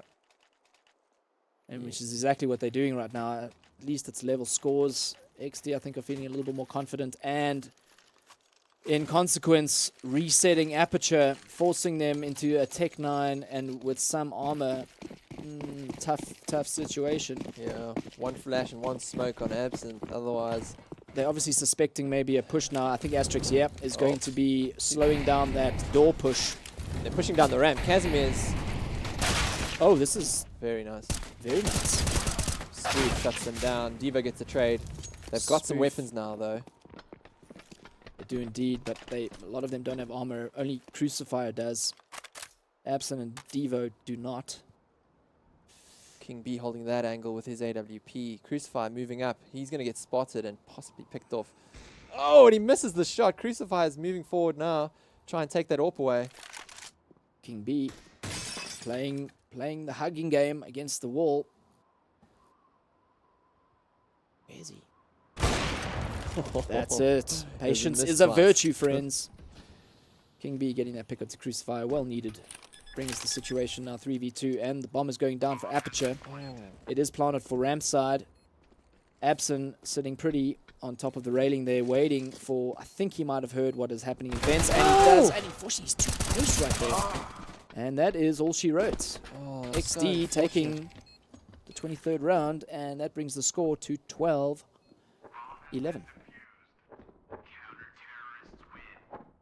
Very good for XD indeed. Aperture now have enough cash. They called a timeout. So oh, and we know what happened last time when they called a timeout, Fingers. Sure, they went on an absolute tear. And what? How many rounds did they win? 6, 12, 13 rounds in a row? Wow. So anything can happen right now. Mm-hmm. I'm thinking, if they can figure out what XD are doing right and shut that down. Look, I'm enjoying their rushes with the Tech 9s. Yeah, they're getting kills, keeping it close, getting the bomb down. They do have the bank to buy up now. I saw one or two of them have, which means I think the rest will probably follow. It would be obviously silly not to buy if you have $7,000 in your bank. Yeah, Devo with the bank there. Wow, XD double AWP setup on Spoof and King. Spoof is great with that AWP. I mean, he's great with the P90, but he's great with that AWP too. I think he needs to keep that up. Yeah. So I suspect Spoof will be holding ramp with that AWP, and then King B will be holding outside with his. So it's up to Kasparov. Kasparov needs to make those Look at this. The timeout is now Kasparov's picking up the AWP. I wonder if they're going to try an outside push with a couple of smokes. Well, Kasparov has Smoke off generally that been there, garage. AWP. He gets onto Silo, so we might expect a Silo Yeah, quite boost right, there quite and then right. AWPing up there. But it didn't work out very well last time because I remember Rachno just M4'd him into the head. He had his number. As his head just popped out, it's just Yeah. taken off. Well, remains to be seen. We are going live into this next round. All right. Let's see where And- Kasparov goes with that Oh, AWP. taking the AWP inside. This is Oh, interesting. interesting. Maybe takes a quick window shot at Shaq there. Oh, they're pushing in. Yep. He- Oh, wow. Pushing straight inside. Not expecting this. XD. 2-man down right now. 3 versus 5. Double AWP. What are they going to do with those double AWPs now? This is going to be I was going to say freaking tough. It is so tough for them. What do they do? Now they're getting mollied out of heaven. Oh, XD Spoof, he's right there. Oh, no. This is not good. They need to save those AWPs, man. They just need to say, okay, we messed that up. We're out. Okay, now they lose one AWP. Oh, they're going to lose another. Rachno's moving out slowly. Oh, bomb is down. Flicking his knife. Spoof moving towards CD spawn. Oh, this could be a little bit dangerous. Oh, Spoof lost his AWP. They lost both AWPs. That is so expensive. Wow, that's going to bring it up to 12-12 now. This can't get closer, man. oh no. Rachno with the kill. Maybe who had the AWP there? I don't think he had an AWP. No. They do I have think he hears the one money. wrapping around behind. Uh-oh. Uh-oh. Oh, he gets the kill and traded. Wow. Unfortunately for Rachno, they was not able to save their gun for the next round, but not to worry, they do have enough bucks for the next. And obviously Aperture, they are styling with all of their utility. Every single one of them have a Molotov in hand, full flashes, nades, and smokes. Well, 12 all. We're in the 25th round, and Aperture's pulling it back. Big time. Oh, are they setting up for a cute little inside push? I haven't seen this from them the whole game, and now they decide to. Okay, cool. Let's see how this works out. Smokes and flashes through the glass. All right, guys, just as we practiced. Just as we practiced. Okay, you first, then second. All right, let's see. Oh, wow, lots happening. Are they not committing inside? Looks like it's just like almost like a fake. Okay, well, they're going to make their way around up into Heaven's side. King B smells something, and he picks one, and he takes, not unfortunately, a second. Traded. It's so back and forth right now. Oh, they are 2v3 trading. situation in favor of XD. Now 2v2. Abson is low with 26 HP.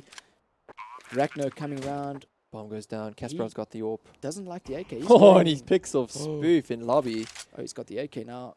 And he suspects what's... Oh, what? Wow. Yeah. Such good sense there. Rachno's like, what? What? What? How did he know? Well, doesn't look like XD were figuring that one out. They're like, okay, guys, it's evident they're breaking the glass. They're throwing in smokes and flashes. I can't see. They're coming inside. Help. Yeah, yeah. Next thing, they're dropping out of mouth. You And know, that confusion created the opportunity. that was excellent play there from Aperture. Unbelievable play, actually. It was really good at a crucial round. Now moving into the round 26, and Aperture are 13-12 ahead. Ooh. Oh, are they setting up again? I think they're shooting out Well, the glass. do they realize that XD are saving? Okay, they're shooting out glass. It's Crucify raining takes out glass. Spoof. Hallelujah, it's raining glass. Oh, I think Kasparov taking down Rachno. I think them shooting out the glass made Spoof push, and he paid the price with his life. Oh, if I was XD, I'd be getting a little nervous now. Unfortunately, they just have P250s in hand, and Freaky's got some armor there, but how good that's going to do, don't know yet. Looks like they're going to try and smoke and flash inside again. Smoke deploys. Oh, going up Flashes to Silo. go. Getting up to Silo. Freaky's getting freaky. What is he going to do? Asterix, good position. But unfortunately, they're not coming through lobby. They're making their way outside through. Oh, they sold it. Asterix caught a little bit unaware there, What? and APG are taking this back fingers. I know. Do we see a We timeout see now? it. Didn't they time out, and then now they're winning these rounds? Yep. Yup. Wow. Excellent. 3 in a row now. Well, I don't know if XD have any timeouts remaining, but they should. They should use it now.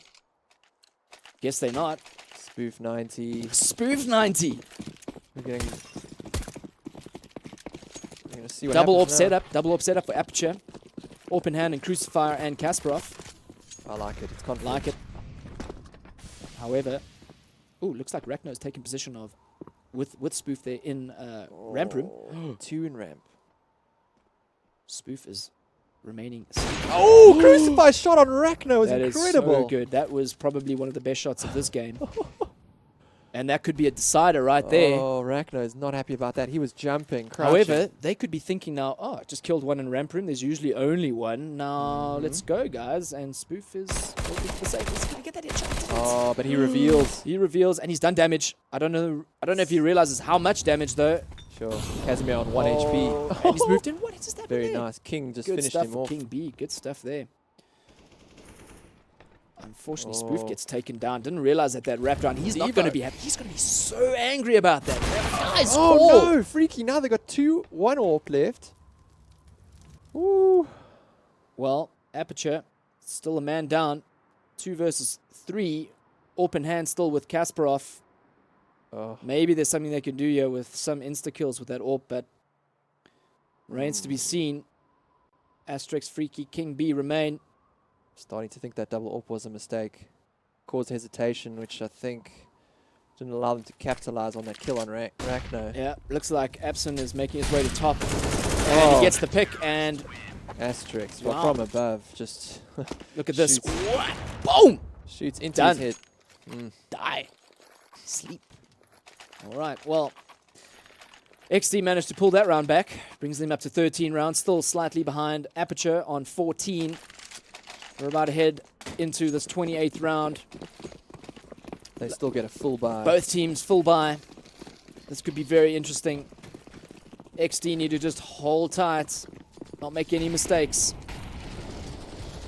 Oh, they blow the door right off. Spoof 90 in ramp room. Asterix holding that high ground as usual inside. Really paying off. It's a great position where Asterix is. Always such a crucial core position there. He just needs to make sure he doesn't get flashed like he did now. He can still hold side. Oh, wow. And there's a molly perfectly timed, knowing that there's someone up there probably. APG are setting something up now. They throw smoke through the glass. Oh, wow. Oh, APG Epson taking down Asterix. Spotted the second. Do they get the third? Freaky and Rachno. Oh, they line trading. up though. 2v2 now, 1v2 situation. The bomb is about to go down. Spoof alone with his P90. Oh. He's about to get one, maybe. Oh, unfortunately not. That leads 15 rounds in favor. Aperture to 13 for XD. Match point. Pressure's on. Take a breath, boys. Oh, so smooth. Take a deep breath there. That's it, guys. You got this in the bag. Just don't make mistakes. I mean, look at Aperture's frags. You know, 23 kills in the top 4 fraggers. I mean, they're so well balanced at the moment. All right, looking for another. APG pulling off their whatever strat this is. We need to give this thing a name or something. Like call it their fake out, top smoke, flash, break windows, strat. Well, it's all on Casimir's smoke, it seems. So I'd be interested to know where those smokes land. Quasimodo. Understand their entry points and where they're blocking.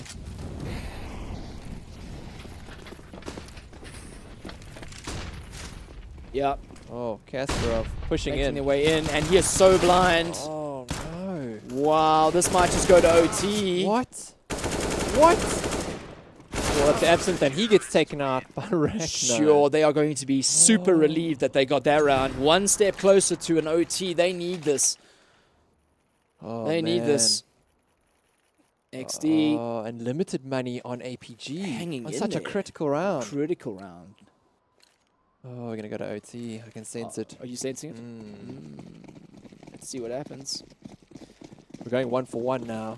What are they going to do? APG. How are APG going to take this now? Looks like Asterix is getting in position there in ramp. Freaky. Top of the railing inside. Things are slowing down. No more Epson rushes. waiting patiently at the squeaky door. Unfortunately, he can't make his way through there just yet. King B shooting out his own glass. He gets the angle. He gets a double kill. Are we going to OT? I think King B just 2 kills. may. What just happened there, man? Oh, they lined up. They opened the door. did and line he had up. vision on them.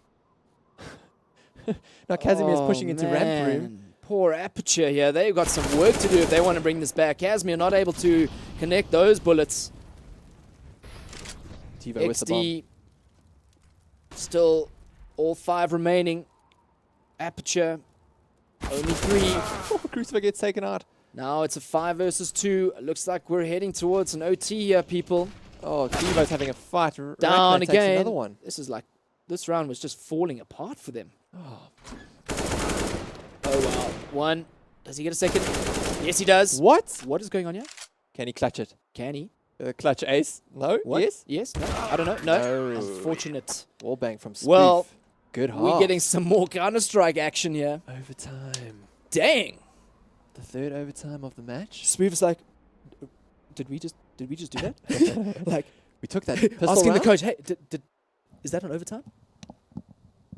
Oh, contemplation. Oh, looking for a pause. not happy. They had it and they lost it, and now it's overtime. Geez, 2 overtimes in this first match of the day. Wow. Oh, actually, this is the 3rd overtime if you count the first. Well, yeah, 2, yeah, of course, yeah, from yeah, that yeah, round. yeah. Thanks for technically clearing that up, Fingers. That's what it's all about. All right, looks like these guys are wanting to loo break. Yeah, the pressure's on and not just on the bladders. Ah. Yeah, well, who's it going to go to? I think it's anyone's game right now. 2 overtimes. They're so evenly matched, and like in all 3 maps, they've evened out at about the 10 round each mark. Indeed. So nobody really knows. And I'm interested. I should actually know this, and I feel bad that I don't. But do you get an extra timeout when you have an overtime? I don't think so. I don't know. Well, I'm just saying. I mean, if Aperture had to just call a timeout, it's almost like APGs just start winning after timeouts. Yeah, I think this timeout definitely. I'm definitely going to be asking the favours question. APG. I'm going to ask the question in the interview later. Like, tell us. What did you guys discuss? What made that difference? What did you guys say? What did you do? How did Map you change 2, it? round 7, that timeout. Oh, you got. Is that what you're writing down? Yeah, gotta okay. remember these things. Otherwise, you ask them a question, they're like, "Oh my god, we played like 60 rounds." I don't know. Well, they'll probably be like, "How do you even remember that?" I'll be like,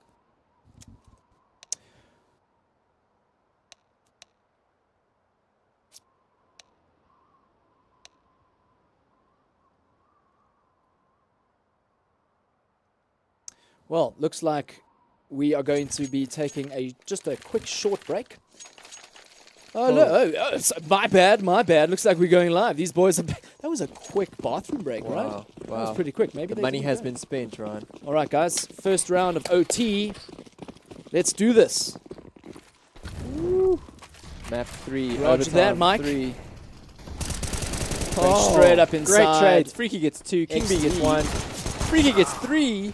Casimir takes him out. 3v1 situation now. Ooh, this looks like it might be going to the favor of XD. First round of the OT. Casimir taking it slow. But they know where he is, right? Do they? Do they? I think so. Do they, Greg? Mm-hmm. All right. Well,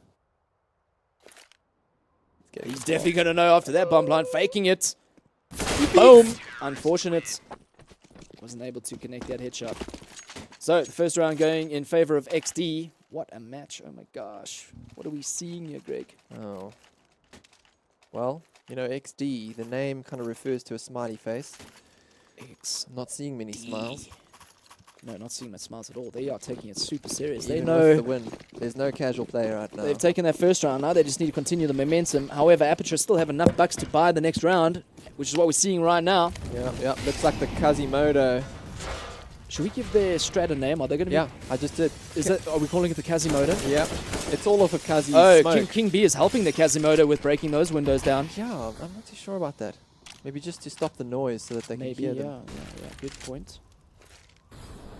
So Operation Quasimodo doesn't look like it's a full. It's a variation of it. I think Kazi's going outside with a flash. Casimir. Oh, he's pushing down the stairs with Devo. Very good. Well, look, I think XD. However, I don't think XD. Do they know it? They don't know it. Ragnar might hear something now, maybe, but these guys are walking, and I don't He's think coming from Ragnar. behind. So he does know. He does know. Hopefully, he calls that to his team. I want to see this. They're moving down. He needs to keep a careful eye and ear on these guys. Asterix, I think, is known what's happening here. No, he doesn't. Does he know? He doesn't know. The double kill opportunity is gone. Oh, he does. He's got the one. Oh, Devo That's is getting... it. Yes, open, close. Devo's on site. He knows no one else is there. Oh, close that door again. Oh, Oh no, and he gets the read Rachno. on Rachno. Oh, Asterix at least gets the trade. Oh, lovely nade from Crucifier. So that brings it to a 2v3 situation, still in favor of XD. The terrorists do have to get the bomb down. And unfortunately, it's down at the moment, so a little bit of a situation. One of the teammates is spotted. Oh, great spray from Crucifier, taking out King B. Down, Freaky traded. gets the trade. Now we're at 2v1, and it's all up to Abson. He's going to plant, and I think that's it. Done. Doesn't get the plant. XD now lead 2-0 in this first half of the OT1. And we're going to be showing you some excellent door opening skills and kill. Well done, Devo. Great nade here on Asterix. Boom. Oh, was that an underhand? That was an underhand. That was great. That was pretty good. Enjoyed that. All right. Round 3 of OT1. XD in the lead, 2-0. Asterix taking control of ramp there. Freaky in his usual position. Casimir taking that quick shot. However, the trade is done by Freaky. King B takes King B, wow, they've got control here. If they take a 3-0, no. if they take this 3-0, XD are, I mean, Aperture are in a lot of trouble. Kasparov taking out King B in the shed, moving out now. That's good. They're still in a lot of trouble though. 3v2. Oh, he gets spotted. And that is it. 3-0 OT1 in favor of XD. First half. They need one round to take this series. Freaky 30 bombs it. Freaky. King B not too far behind with 29. I just reminded me of that Die Antwoord. I think you freaky. No. Daddy ever thinks about that. I don't know why I just did, but I did. It's hard to forget. It's hard to forget. Everyone must forget that. All right, heading into the fourth round. XD need one round to win. Aperture need 3 just to go into OT2. Aggressive play from the CTs going down into ramp. I don't think the bomb was there though. No, they're moving outside. And they've got free reign for it too. Freaky, the only one holding that ramp. Very good that they managed to get down into vent there though. It's going to create a little bit of options for the terrorists. Now King B flashes out. Moving forward. Great position, moving down the stairs now with the bomb carrier. And we've got Rachno hanging back on Silo. Oh, we've got some interesting play going into the B side now. I have a feeling that those guys in lobby are going to make their way down to ramp side because the other guys... there's King. If King gets a pick here... Oh, the molly goes. Oh. A little bit of damage onto Asterix there, not much. Abson is on 48 HP. That's a little bit uncomfortable. Rachno moving from lobby into Time is ticking. 50 seconds remain. Shed just waiting. It looks like an A side push. Well, they may just create some confusion. No, it is. They're going A. Unfortunately, Kasparov's AWP is not going to be doing much good down there. Well, Devos looks like he's taking the high ground there in A. Devo, it's all actually up to Devo right now. He needs to get a pick. He doesn't. Asterix takes him out. Really good from him there. I think they realize what's going on. What? And it's picks and slugs all over the place. It's up to Spoof now. But APG have pulled this one back, it seems. They're going to get this one. However, XD are still in a little bit of a commanding lead. It's only one round. And I think they realize that they have got cash in the bank, so I don't think it's too much of a stress. They would have obviously liked to take that and end it. Yeah. But now they're giving a little bit of a clawback potential for Aperture. Sure. Aperture need another 2 more rounds in a row just to bring it to OT2. XD need 1. They need to close out 1 round to close out this map series. Spoof moving outside, the rest going into the lobby. Freaky looking like he's going to ramp, flashes out. Kasparov not able to connect there with his AWP. He's going to have to be forced back. Freaky's pushing down the ramp now. I think he's going to meet up with Kasparov. They're very wary because they know Kasparov managed to escape there with his AWP. Absinthe is just always very good waiting. positioning from APG. Absinthe and Kasparov. Are they going to go up the ladder? Casimir is also pretty well positioned. Sure. Tough position now for They just need to spot this. XD because I think Oh, and he doesn't. Casimir gets the pick onto King. That's not cool. no. Nope, not at all. Now they need to move, and their position is exposed. Round is slowed right down. XD, a man down. Still have utility at hand. They're all flashed. 45 seconds on the clock. They're moving down to B. Oh, they have spotted Kasparov with that off there, and they know where he's gone, Spoof unfortunately. leading the way. Gets the frag. Kasparov missing that shot, Smoking it off. and he's smoked out. Now he's going to have to reposition. Is he going to get chased down? And he does by Spoof. Asterix is getting the bomb down. This might be it. Oh, he gets the kill. That he does. It's all up to Spoof. Oh, Spoof. Spoof. He knows. He knows, and he doesn't. Oh, unfortunate. Flashed. Oh, and lucky from XD side there, and very well played from Aperture. And A little close Crucify. for comfort. Mm-hmm. Yeah, that flash and Crucify Damn. really messed up Spoof. Yeah. His timing was all out there. Well, Aperture need one more to level the playing field to 3-3. Last round of OT. XD just need one more round to close it. Freaky with an amazing 30 bomb there, and followed by King B with 29. yeah, on the really, other side, really we've got doing well. Casimir with 33. Wow. Actually, the highest fragger in the game. Oh no, that's it.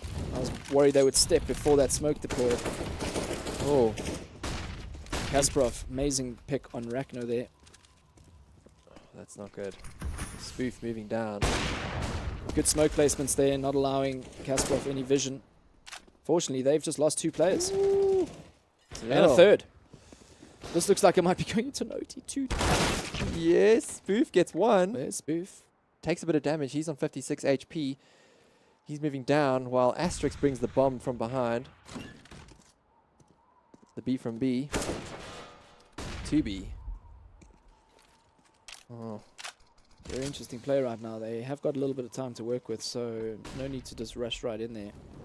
They need at least a pick, maybe 2. oh, Spoof in the vents. Oh, they are planting Oh, a bomb. Casimir down. takes Spoof out. Long range from the ramp. Chicks doesn't know this, but it would be worth maybe trying to get that bomb down, and unfortunately not. And it looks like we're going to OT2. Wow. Wow. This is close. This is close. I feel bad for the team that doesn't go through. In fact, I'm going to have a sip of this water. It's so close. Sure. This losers bracket, it's really all on the line now. Yeah. APG looking calm, looking composed. As are XD. They know what they need to do. OT2 time, round 1. Yeah. Kasparov going to his usual. Maybe not his exact usual, but kind of usual placement. Unfortunately for him, no one's going that direction.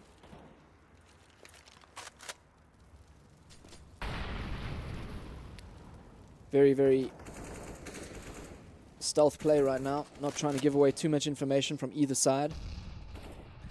I think they realize how important the first round is. Always good to start off on a win round. Absinthe holding a ramp.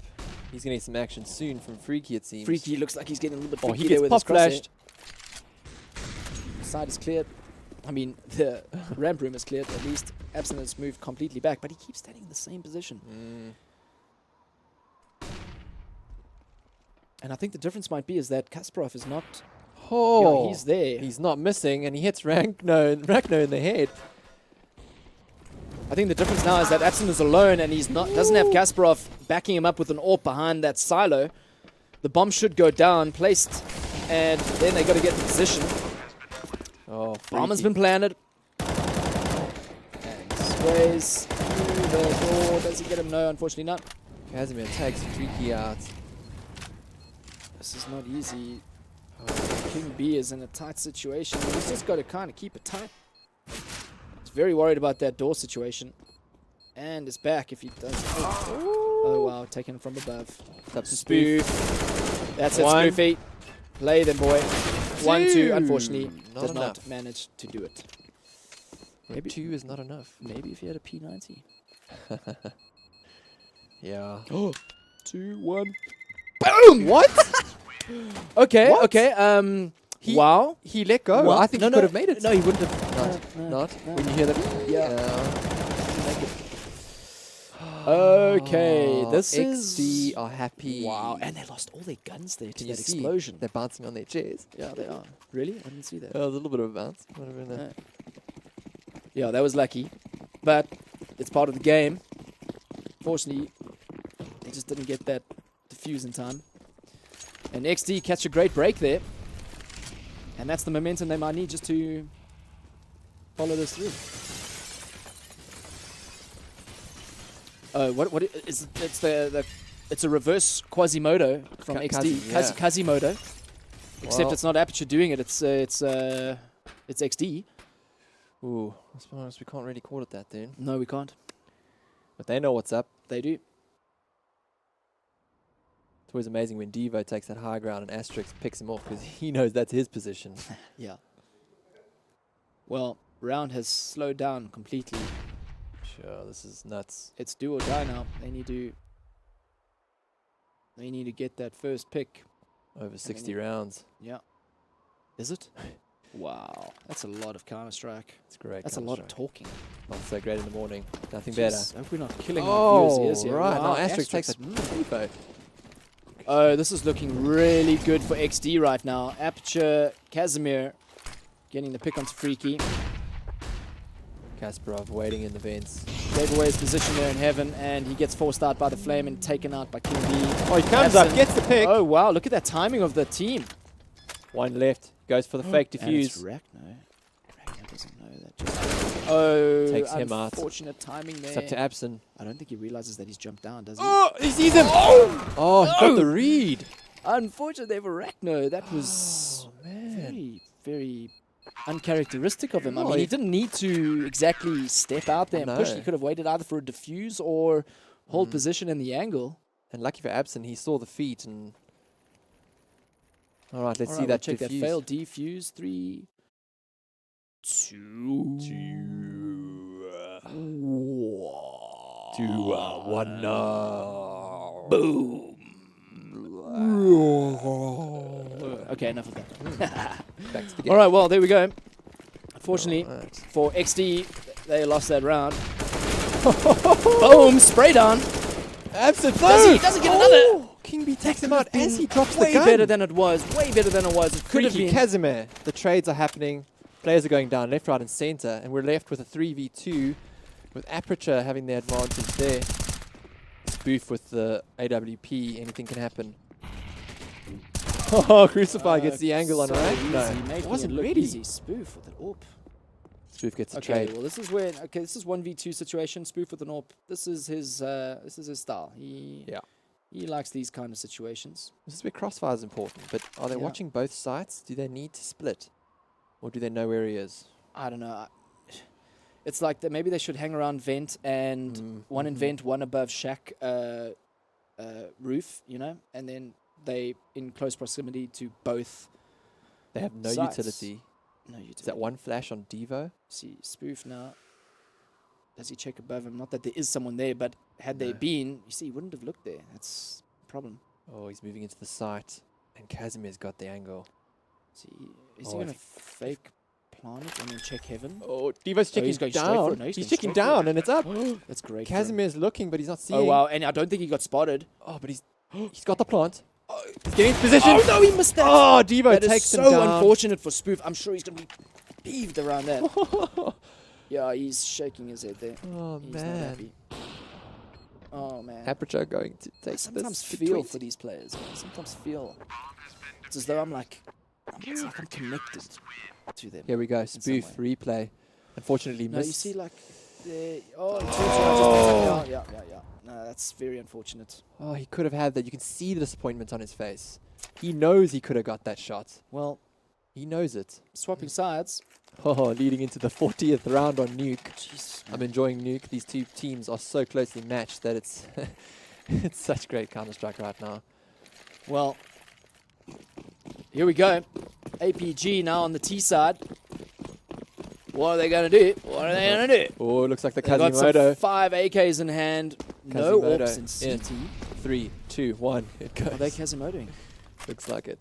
No, No, they're just the smoke over to block long. They're gonna, I think it's an outside push. Yeah, it is. Blocked off. King B Ragnar, blocking unfortunately, himself off. Ragnar's not Very going to hear clever. them going down, or is he? I don't know if he is. He This always is- seems to know. He does. It's his position, and I think he's very good at it. No, he knows. He knows. Oh, but they know he knows, I think. Yeah. Absent just lurking the whole time. Paying off sometimes. Interesting. Freaky waiting for the drop down onto ladder there, and Oh, watch Ragnar, boys. He's from behind. He gets the headshot on Crucifier. Ragnar is such a Takes a bit of sneaky little damage. devil. Absent takes out Freaky. Kasparov Oh, takes out wow. Ragnar. Oh, it's unfortunate. This is not working well for XD. At least they're getting the pick onto Abson there. It is so close now. 3v3. Spoof dropping down into vents. Oh, King taking out Kasparov. This is what XD need. One left. Devo, what can you do? I think the bomb might be planted for him. Does he get the pick? Unfortunately, I don't think so. Oh, but he's got the cover fire. He can get this. Oh, he's Defuse gonna it. get swamped and blind. What a timing! What timing Devo, is that? 2 HP on Devo. Just defuse, just defuse. Can they? I don't think they can hear you. Oh, wow, did he defuse?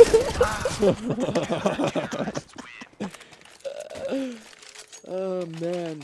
Wow, what is this? What is this that we're watching? This is so back and forth. Oh, Like man. you don't get closer than this. Like 20 really? all. Really? We're way over 60 rounds. Sure, this is going to be Counter-Strike one game after the other. There won't be a break because there's Well, that's a good thing for our viewers. Two There's no break. OTs. Yeah, 2 OTs. There's no time for a break after this. They have to finish this so that the next teams come in. That'll be great for our viewers so they can just go one game into the next. all right. Well, got Asterix holding the ramp. We've got Devo pushing outside with Casimir. No AWPs on the CT side.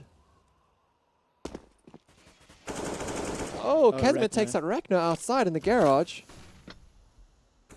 King B holding Mini very tight. This is Tight little Mini there. right now. XD are at a 1-player deficit. Devo's very 4 exposed. versus 5. Very exposed. I'm not sure about that position. Oh, they go in. Take out King B. A little bit of confusion there. Casimir getting a 2K. Oh, seeing him through the two silos there. Spoof. This looks like it's On a going tear. well in favor of Aperture here, but Spoof is still holding the site pretty well. Asterix is coming up the ladder to help him out there in heaven.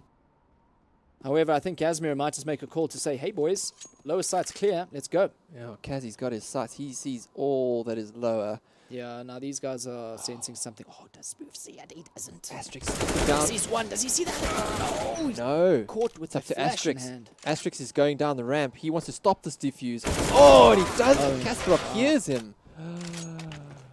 All right. Aperture need this Match last point. round to win the match. For real, match point. XD, thankfully for them, have cash to buy. At least they can full buy. Wow. So XD vetoed Mirage, which made a default to Nuke. So Right. essentially they chose Nuke. Who's that? XD. Yeah. Okay.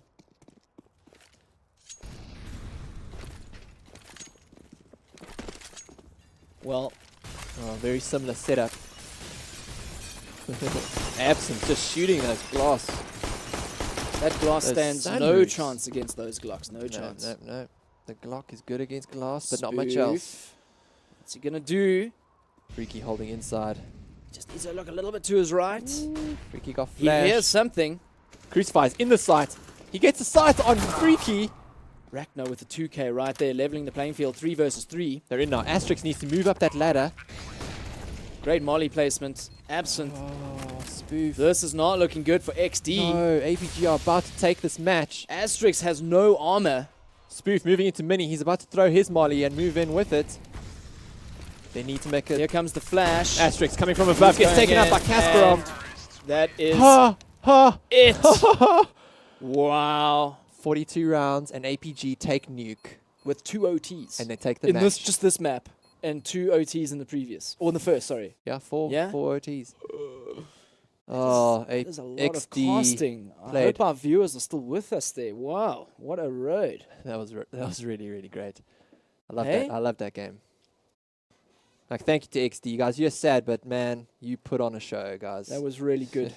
And from a from a somewhat, not a mixed team, but they had 2 subs that haven't really played together for that much, and they're taking on APG. Oh, man. That was pretty good. Casimir with 43 frags. Wow. Sure. So how many rounds in total was that? Oh, man. It must have been close to 70. I think it went over 70. 70 rounds. Well, good news for our viewers, at least, is that we're going to be going straight into the next game once we've concluded and they've done all their setup with keyboards and so on. Yeah. So, yeah, don't go away. I think we've also got something to show you guys. Oh, hello and Hey, welcome. welcome there. What a game. Jeez, Oh, we're all like- Jeez, like I need to stretch. I need to Sit up stand. straight. Long game. Long game. Well, it looks like APG are going to be going through the unfortunate for XD. I think that was the end of their loser bracket there. Yeah, they're not going to go in tomorrow. But And- APG, well done to them. They played their hearts out. It was close. Map 1, close. Map 2, close. Jeez, man, map I didn't 3. expect that. How long is that? Ah. Damn. That was 4.5 hours. We did good there. High five, bruh. And the wildest thing is they took each other's maps. Yeah, how's that? Hey? Yeah. Ah. Well, I think we want to show you guys something. So, are you guys ready to go? And let's check it out. Yo guys, welcome in the Smack Talk room today. We've got Mr. Snare and Recoil, because he was the winner of the previous Smack Talk, I would say. So you guys, you can fight it out. Fight it out, I don't know. Should I be talking to him? I feel like I'm just talking to a PG version of Halbert. Yo! Okay, yo! Yes! Okay. Yo!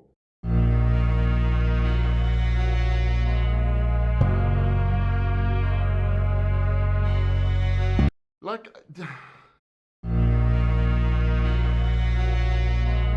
I think we need to stop this. Recoil's gonna crash.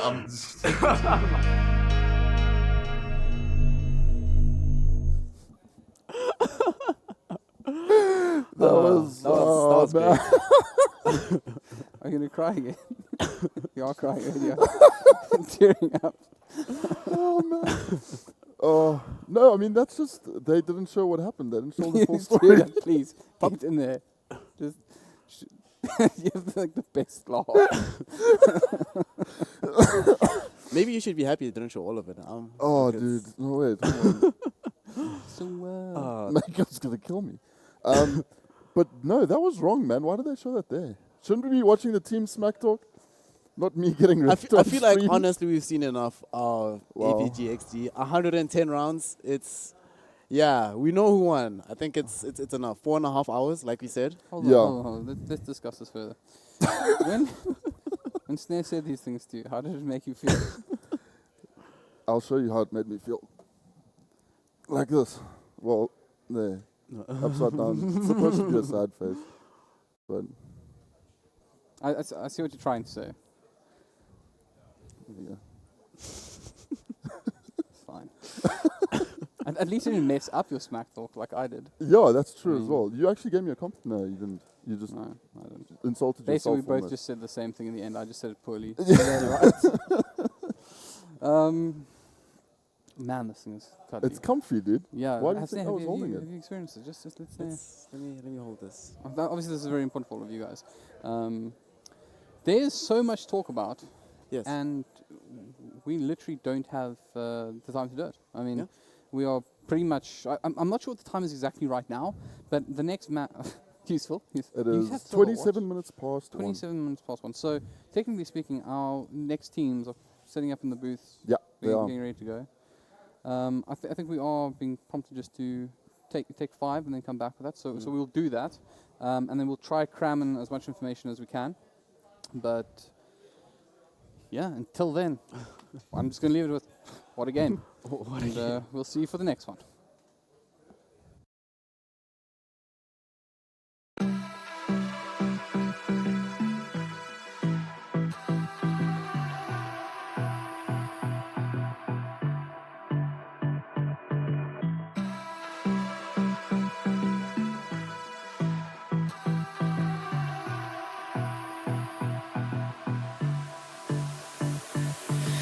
I don't know what you want. Let's have a bit of fun till I downfall. My love, if you feel like I do right now, don't say you're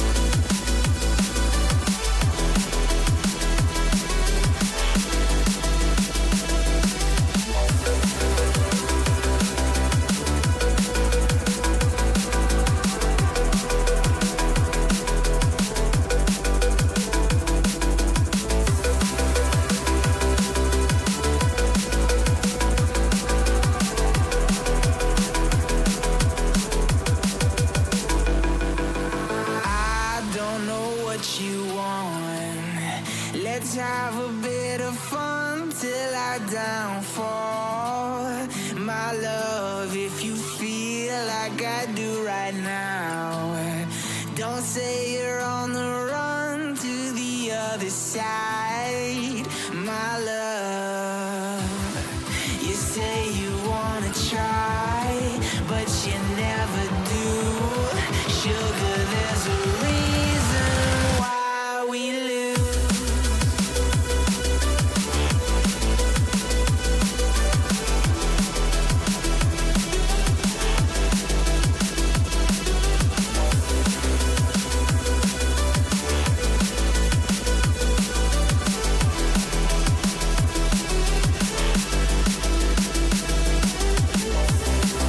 You say you wanna try, but you never do.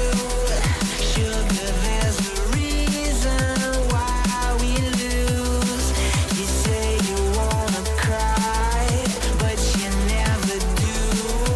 Sugar, there's a reason why we lose.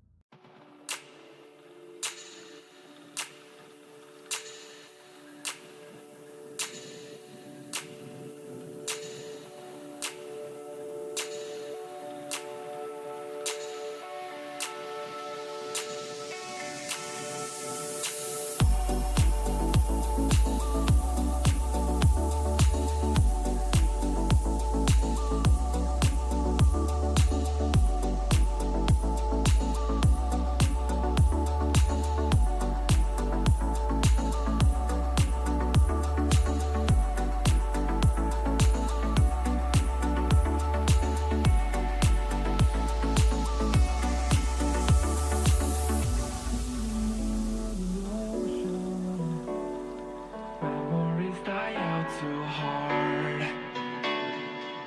But we were traveling the mountains just to find the loudest seas. We set down by the fire, knowing we could aim higher, but we didn't know that yet. So if you want something to hold on to, gotta find it first.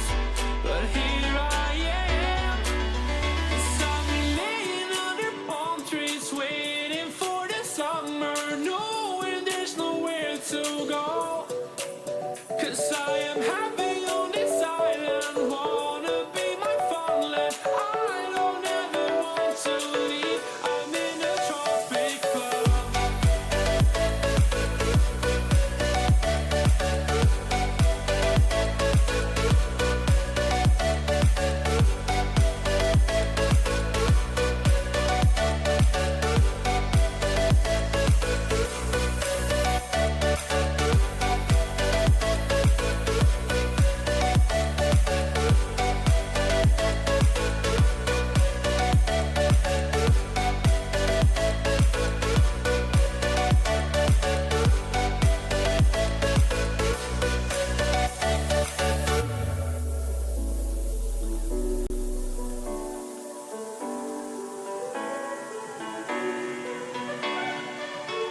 I remember the ocean, memories die out too hard. But we were traveling the mountains just to find the loudest seas. We sat down by the fire, knowing we could aim higher, but we didn't know that yet. So if you want something to hold on to, gotta find it first. But here I am, 'cause I've been laying under palm trees, waiting for the summer, knowing there's nowhere to go. 'Cause I am happy on this island, wanna be my farmland. I don't ever want to leave, I'm in a tropic club.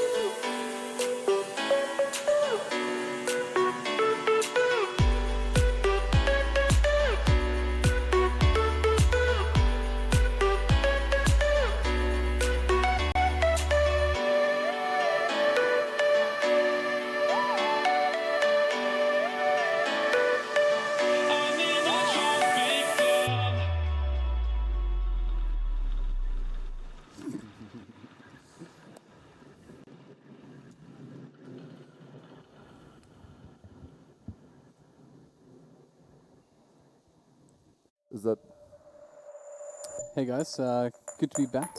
You can see our fuzzy friends have got a new friend, actually. Yeah. And that is not Rocket Raccoon, that is actually Bridget's Raccoon. Bridget's Raccoon? Yeah. I feel like many of you would have been incorrect in assuming it was Rocket, even though the box says Rocket as well. But I've been assured that is actually Bridget's Raccoon. Of course, Raccoon, yep. Representing. Never forget. Yeah. So obviously Reddit's being the owner of XD. Yes, yeah. He looked pretty disappointed after that. I think so. I mean, it was a hard-fought game from both teams. Just APG came out on top in the end. There was a couple of mistakes in the game throughout the overtime, but I think that was just pressure getting to the teams. I mean, almost 100. You were saying 110 rounds. Yeah. In 110 over the rounds. series Yeah. of three games. It was just absolutely ridiculous. I mean, PG, they've changed my name now. PGL. I'm never gonna get away from this. Okay, but It's yeah, okay, son. It's We'll okay, son. We just saw a good hard fought best of 3 there. I mean, what more can you ask for? Yeah. Going to 3 games, 2 games with 2 rounds of overtime. It was amazing. It was great. Also, like as disappointed as XD probably feel right now, you can't be too mad. You went the distance, Yeah. and there comes a particular point in any given competition, right, where you're past the point where it's about pure skill, where really anything can happen. It's about whether you notice the one particular situation, whether you notice that one peak, whether you see that one Molotov. Anything can happen. And also the players get tired. We've been here for hours playing this one particular game. So at the very end of it, fatigue starts to settle in as well. And something that you keep mentioning, the BMT, that knowing when these kind of big matches, you could go home, you're talking about life on the line, and you just have to stick it out that little bit extra. You don't need to be 100%, you just need to be 1% more than your enemy. And APG managed to do that. Yeah, I think it's...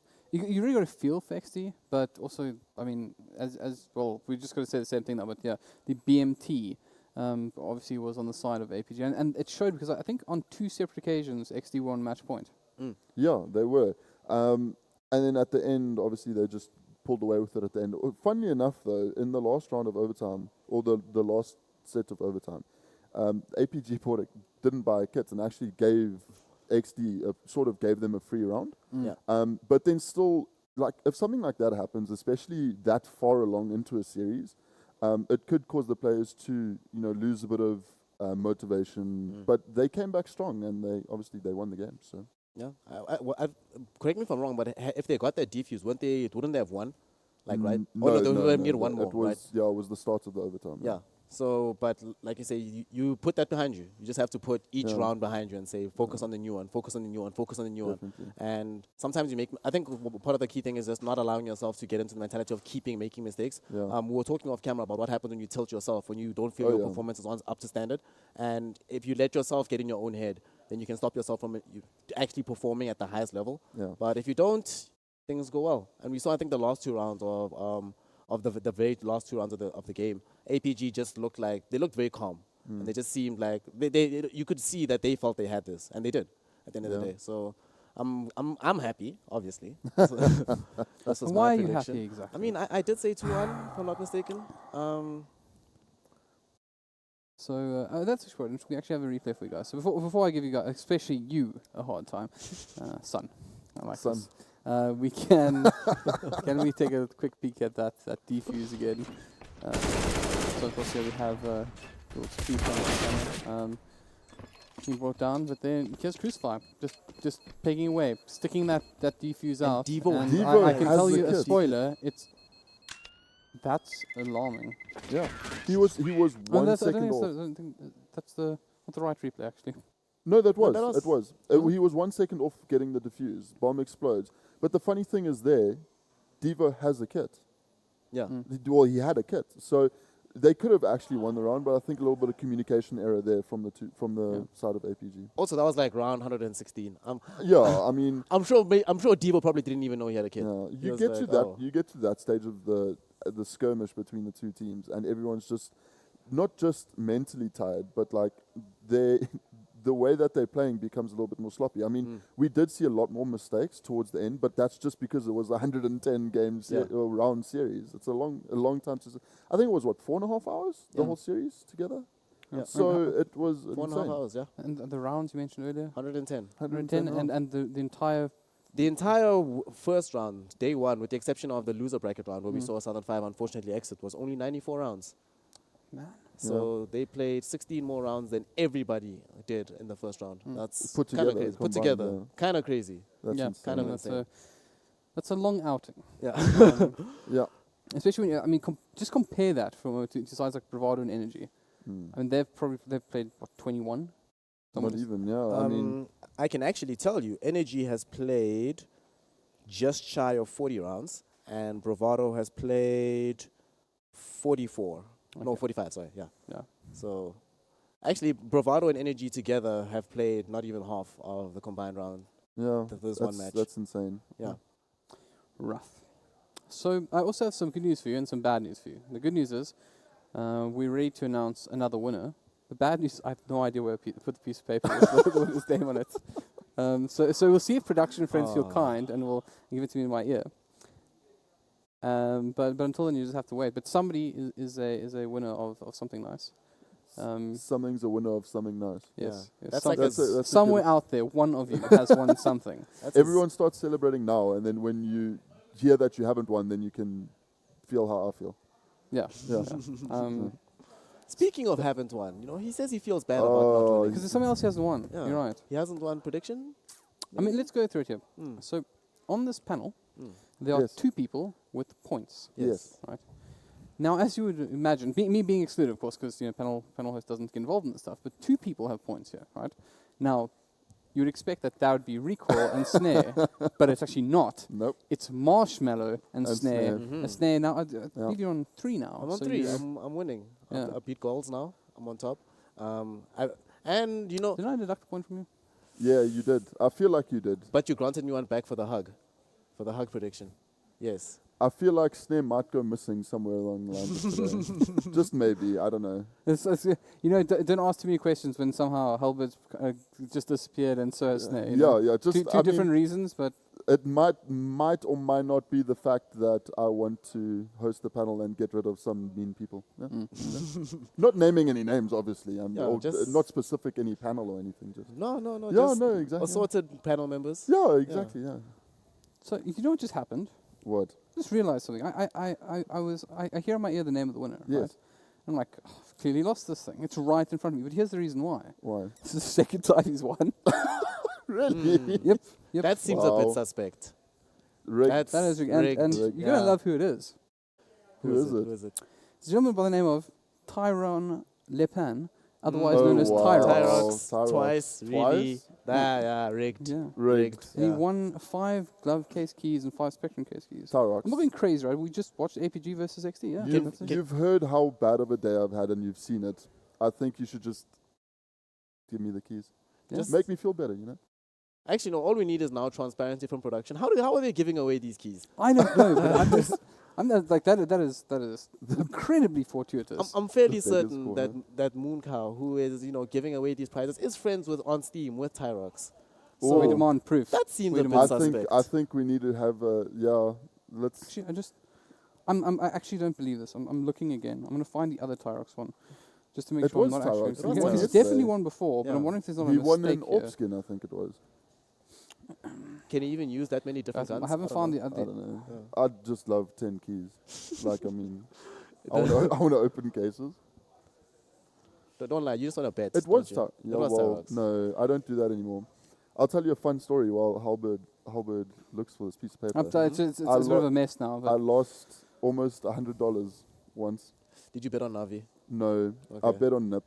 Why? Because they were on a win streak. This was a couple of years ago, though. You got hit with a combo breaker.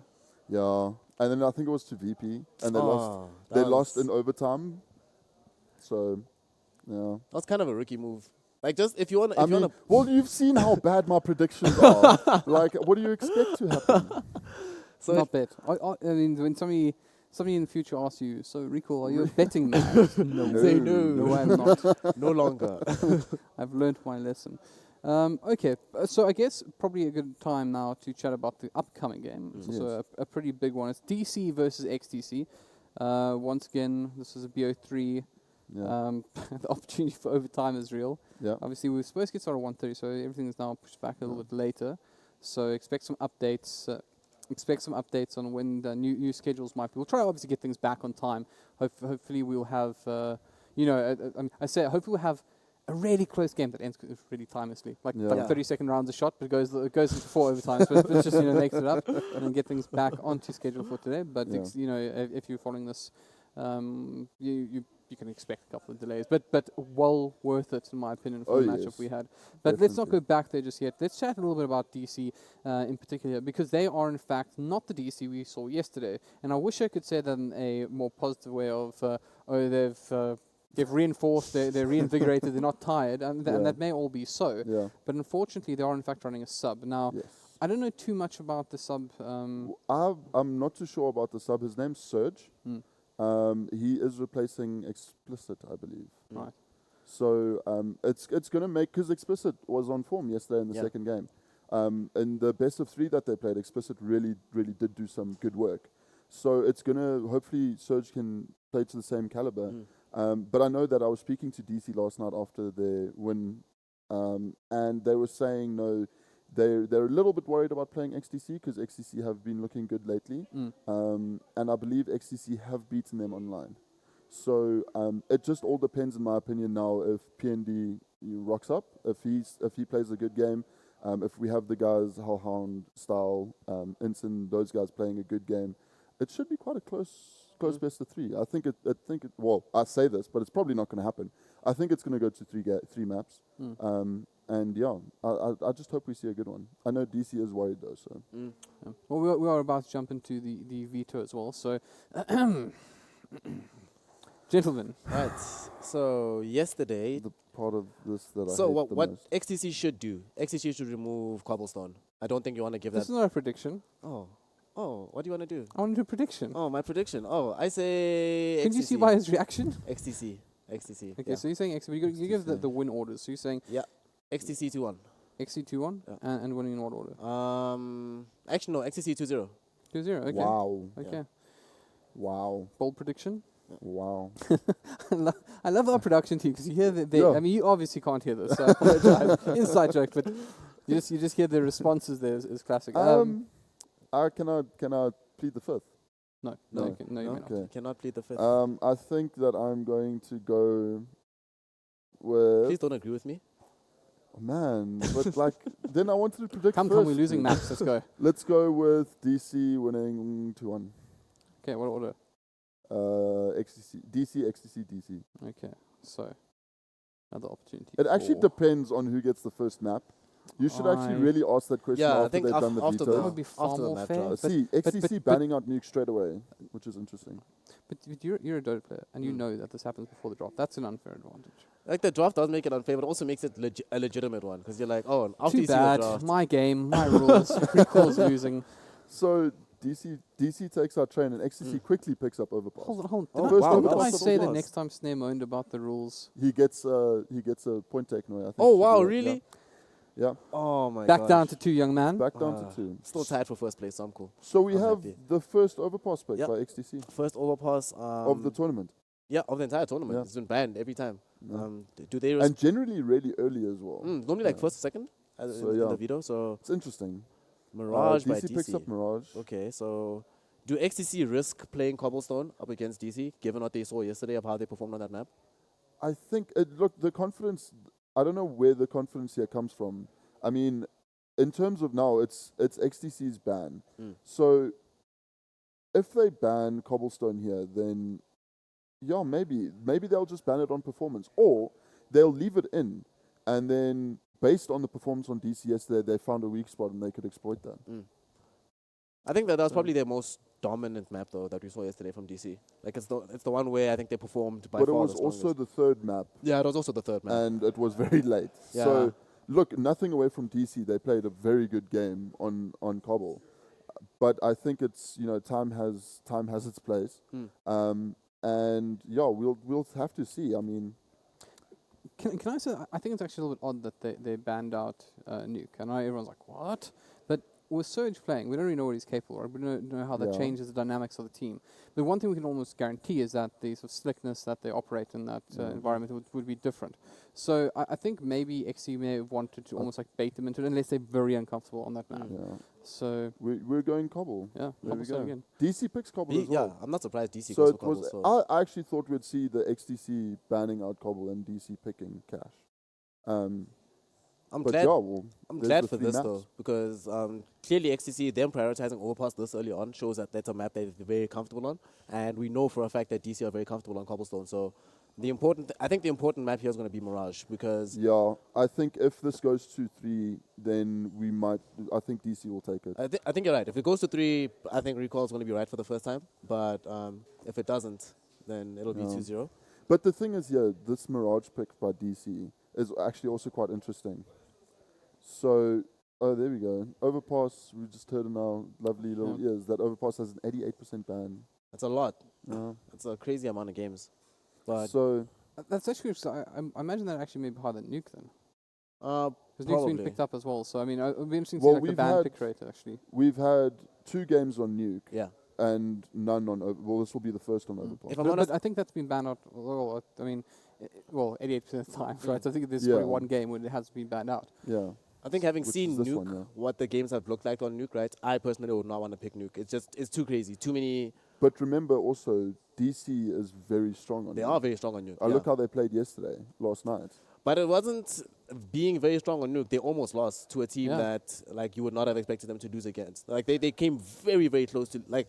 Given how strong their start was initially, Yeah. right? I would have thought they would have rolled over that maybe 16-5, but didn't end up happening. So maybe even they're like, okay, guys, too many. As good as we are on Nuke, it's still too variable of a map Yeah, to allow maybe. anybody else to play it. So just rather not. Yeah. Make it easier for yourself. As well, when just regarding Nuke and DC, when we spoke to someone from 75, flashy head man. Kenpachi. Kenpachi, thank yeah. you. So we spoke to him outside, and he was saying that he was surprised at how well they'd done on Nuke. He said that as a team they generally do well. on Yes, Nuke, yeah. But it's not the map. It's not the map that they practice a lot. So it could have just been a bit of an off night for DC. Yeah. And one of the things we discussed as well was the communication. They were really quiet in the first two maps. Yeah. And then only on the third one towards the end, I think, where they sort of got their tail up, we heard them, well, firstly giving my line of the event, which I think is in top it. That was incredible. Obviously, we wouldn't have heard it, but just, I can't remember which kill it was. It was... it was the clutch I think that it was Ensign. Style... Was Or, no, Ensign did. It was Yeah. the 1v2 that Ensign clutched. Yeah, and then you just hear out of the booth, and by the way, these are sound resistant. Yeah. So you just hear out of the booth the scream of Clutch City. That's where he was born. Yeah. Best quote. was the best ever, quote. Yeah, it was good. So obviously, but it also shows that the DC lineup, although probably a little unsettled with having Surgeon, at the very least will be, they're in good spirits. This is a happy team again. Yeah. Oh, yeah. And with a little bit of rest, sure, maybe not too confident, but definitely a happy side. And XDC are still going to have to deal with like what I would call the DC effect, which is this is a sign that a side that people have a huge amount of respect for, and XCC, as we mentioned, they're a strong team, Yeah. but they haven't been particularly consistent of late.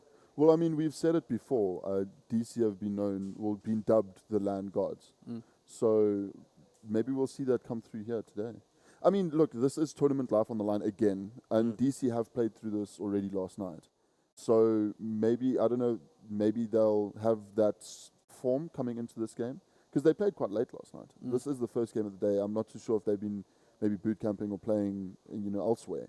But XTC, I don't know, they've been looking good as well. XCC looked good.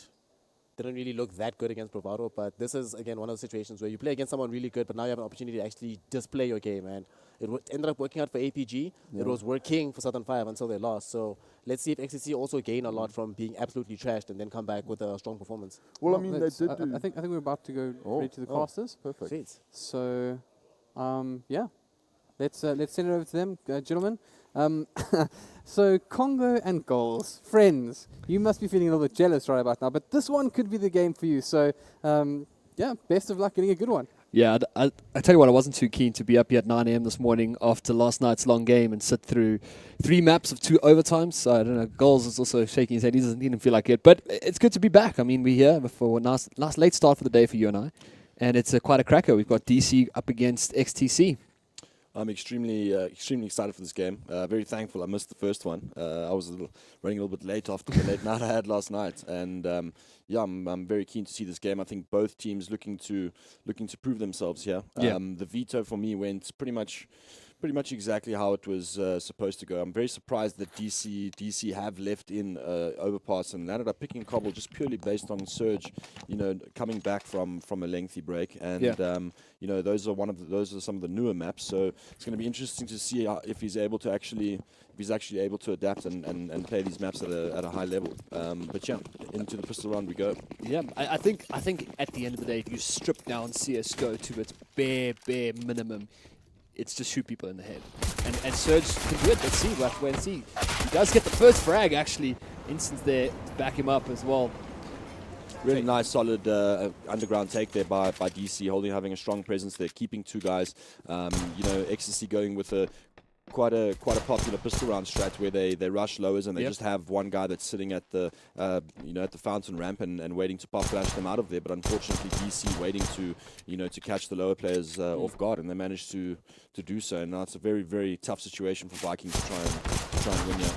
Gets the first thing, but unfortunately not enough. And the pistol round goes in the way of DC. Yep, I mean, starting off strong here, obviously, to give the players a little bit of confidence, get those jitters out the way, because they did have a pretty tough night last night. Instant said he went back, watched the VODs, watched everything, and then, as I said, that loss on Inferno felt like a 16-1 to them. So they're definitely coming back today, even though they're without Explicit. They do want to bring this home, and you're quite pumped to cast Inferno. You said, Inferno and cast the Overpass. You said it's one of your favorite maps. Yeah, definitely. I mean, this map there's a lot of strategy. The T side is, it's extremely important to take control of areas and establish your defaults. Otherwise, you become very, very predictable. And it's going to be interesting to see how these teams actually get that done. Yeah, I've always felt Overpass was about map control. The rotation points are so quick for the CTs up and down the stairs that once you have control of the entire map, but as you see with XCC running down long right now, you see they have control. They've taken all that space as well. They're able to clear out bathrooms any second, as we do see them moving towards that. So now they know that they've got them pushed into the sites, and that gives them a lot of unpredictability that they can move throughout. But no, they're not going to meet any resistance just yet. That is an eco round, and DC are doing what they do best. They're going to hang back in the sites. They're going to rely on the aim, and I think this game they want to use it to give Surge a little bit of a welcoming back. Yeah, definitely. And, Surge is, as much as he might not be known by most, but I mean, if you actually look at statistics, he's part of, he's still unbeaten. Yeah, unbeaten on land. A nice little spray down here from Star. He's got a good angle, but he's being rushed with all the angles. Setting up a little bit of a crossfire here alongside up APOC, but there's going to be a TK coming out too, so a lot of mess there from the XCC guys, but it is an eco, and they did actually put a little bit of investment into that, something we didn't touch on. Really, really, really solid round there by DC. The play by XCC was pretty much standard. I mean, they sent most of their players towards long A, and they just kept it quiet until they got spotted. And DC did Style pulled the absolute best play, and that was Spot. He got the information, he fell back, and he had a crossfire waiting for him. One at headshot, one at truck, and it was just a meat grinder from there. And it was really the right decision. And I mean, they converted the round. Yeah, showing a lot of discipline there as well. Any other player would have stood there and tried to stick out a spray down. A monster rush, yeah, big rush in, doesn't matter. Hellhound is there, gets a 3, goes for the 4th as well. Can he ace it? One more kill. Oh, just helped out there by Surge there to back him up. So, I mean, already we're looking at this game, and the rest of DC are firing. I mean, we're seeing a lot of confidence, even though that was just a pistol rush, fair enough, but this is what the rest of DC need without Explicit to just be like, all right, we can do this. We've got all the players. No one should be worried about us playing with a sub, even though you may not know who he is, but he's a really good player, but we still got it. Look, I mean, Surge is a legend in his own right, and he's, these guys are just as comfortable playing with him, and he's just the same. There's no pressure on him. He's just a sixth, and as long as he remembers that, there won't be any issues. A little bit of pace right now. It's the Byron.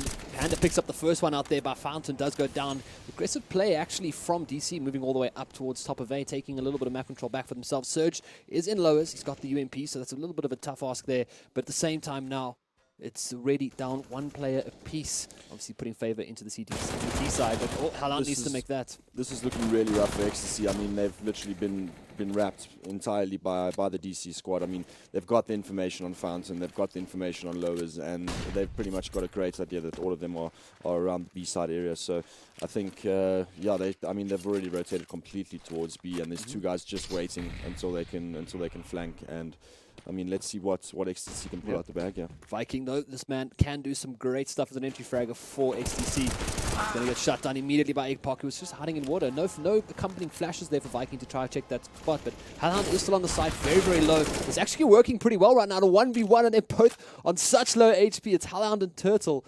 And he's got to get that bomb down. That's the biggest thing right there. Is there going to be a grenade? No grenades available for Hellhound, so the bomb will go down. But he does have the advantage here, as Turtle has to find a spot for him to get into. Get that post-plant position. It's not going to be good enough. And DC take the gun round goals, but only just. I really like the fact that XTC took construction control there. I mean, you were discussing control earlier, and construction is it's essentially your middle if you had to compare it to other maps. And taking that control and establishing that control throughout your gun rounds is a very, very crucial part of Overpass. And they did that, but the only problem is that once you take construction control, you understand that the other points of the map are a bit weaker. So you needed to post and wait for some sort of rotation. And I feel like the XTC player that was moving towards long was doing coming at it with an aggressive nature, and he landed up actually getting picked off by Apocalypse, I believe, and that sort of gave away the whole fact that they were all committed to a B site, and that allowed DC to rotate and defend accordingly. Oh, a little bit of push out here to short as well through bathrooms. Once again, XTC relying on a little bit of map control here with their Tech 9 armor. Got quite a bit of utility. So, I would think maybe something getting closer to the side, throwing out some smokes, trying to get the bomb down at least, just to build a bit of an economy. But they do have that loss bonus kicking in now. And that jump, I think that jump is probably the hardest thing in Counter-Strike. I know they actually changed it a bit. They made it a bit easier, but not easy enough for Panda just yet. We'll get there eventually. But he is looking for a little bit of information. Now the smokes start flying out. They want to try and get a nice little entry point here. They smoked themselves off there, but that also gives them a little bit of entry into side to get a couple of pop flashes off. Style, though, has got this angle locked down once again, and we'll see if he can pick out the two men in bathroom. It's going to be Viking peeking in. He tries to get a spray, but this time holding on to it a little bit too long, not allowing his teammates in there to get the crossfire. And XTC are running over the side. Panda missed the jump, but he got the heads, and that's all he needed. That's 2 kills down there for him, and now that leaves Surge alone against 4 XTC players. Once again, the first gets it. Still 75 HP. Wants to go for the second as well. Trying to bring him down. He's got a player to his right. He needs to keep an eye on him. Panda's there sneaking about. They get a quick flick here. It's not going to be enough for Surge. And XTC on the back of an eco, or I'll say a pretty wealthy eco, managed to pull back around for themselves. Yeah, look, I mean, all they did there was they pretty much ran straight towards A. They executed it and they breached the site. And, DC had no other information to go on. And, they managed to execute very, very well. Their utility usage was on point. That smoke for long is also very, very crucial. You can't get pop flash peak sprayed down. And, once the CTs know that you're putting that pressure on long, it causes a bit of instability in the site. And, it's lovely boost here by DC. Yeah, but they got spotted out immediately with that AWP in the hands of Zinni. Kind of half expected something coming out. I think they might have spotted them jumping through there, or maybe heard them running towards that boost. But again, doubling up here in lowers. But the rest of XTC just moving towards that long. They're quite split up at the moment. Total keeping an eye on B. Yeah, they're definitely focusing the default towards the A side, and they seem to took control at the start here. They held the ground. They've pushed the CTs back a little bit, but they've still got lowers control. They've still got construction control with the CTs. So, the DC guys should have a really, really good idea of where the XTC players are. Viking is going to run into 2 players here, but Surge has his back to him, but lovely spin around by Surge there. Nice, and this is why he's a legend. He's still got it. He's still got it. You'll and never lose it. 13 HP, 19 HP as well. Managed to get that turnaround there, but he did have backup as well, so he managed to peek out and get the second frag there with a little bit of help. A Turtle now into construction, as you said, a crucial part of overpass. Doesn't really matter because no one's there to contest him just yet, but he knows these 2 players could possibly still be lurking in construction. Sorry, in lowers, so getting close to them as possible, maybe looking for a spray through could be beneficial, but I would say, are they trying to sell something here? Oh, there it comes, one out. Surge goes down, and Instant wasn't really willing there to take that hit as well. They don't want to turn this into a 3v2, especially when they barge onto this B bomb site. But looks like the play right now. APOC alone here, gets brought down, but they're doubling up with their graffiti. Molly does go down on the site, but Zin can get a bomb plant down, but is he going to attempt it at least? As the rest of DC come roaring in, that's the first pick. Goes for the second. Oh, if he gets this third, and no time to plant the bomb. Unlucky for Zin. And they heard him moving there, and that's going to be another win for DC, but really well played there by Zin.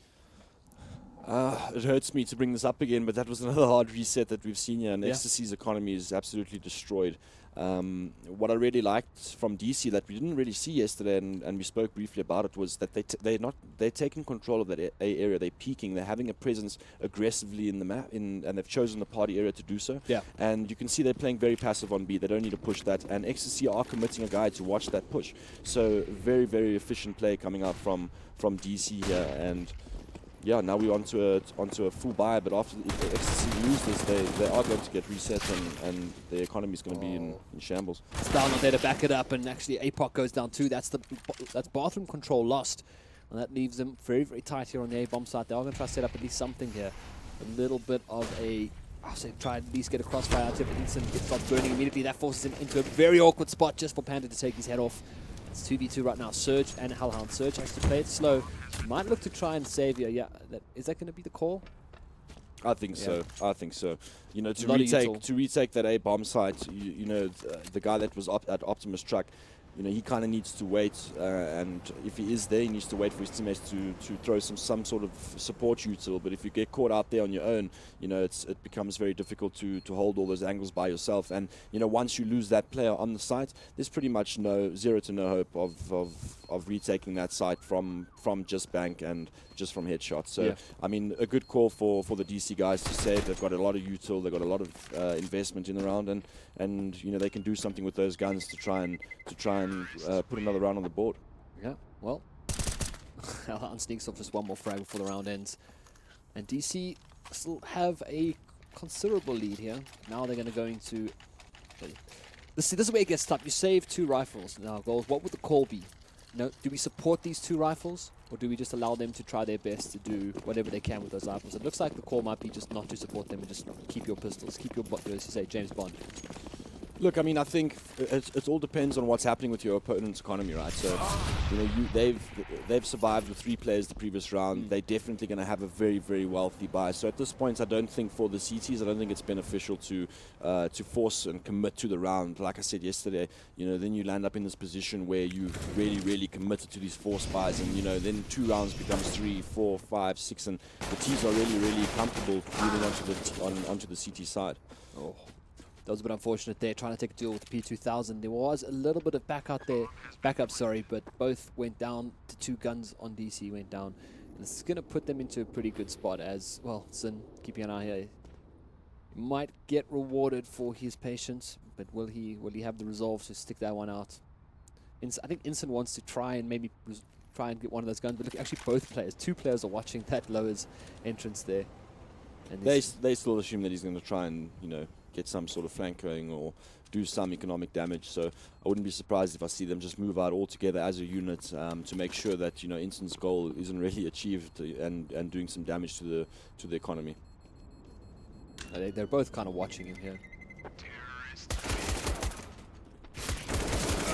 Almost gets the double there. Inson trying his best, but does get taken out by Turtle. And now closing the gap a little bit here. DC possibly going to go for just one more save. Pistol upgrade here. They definitely will.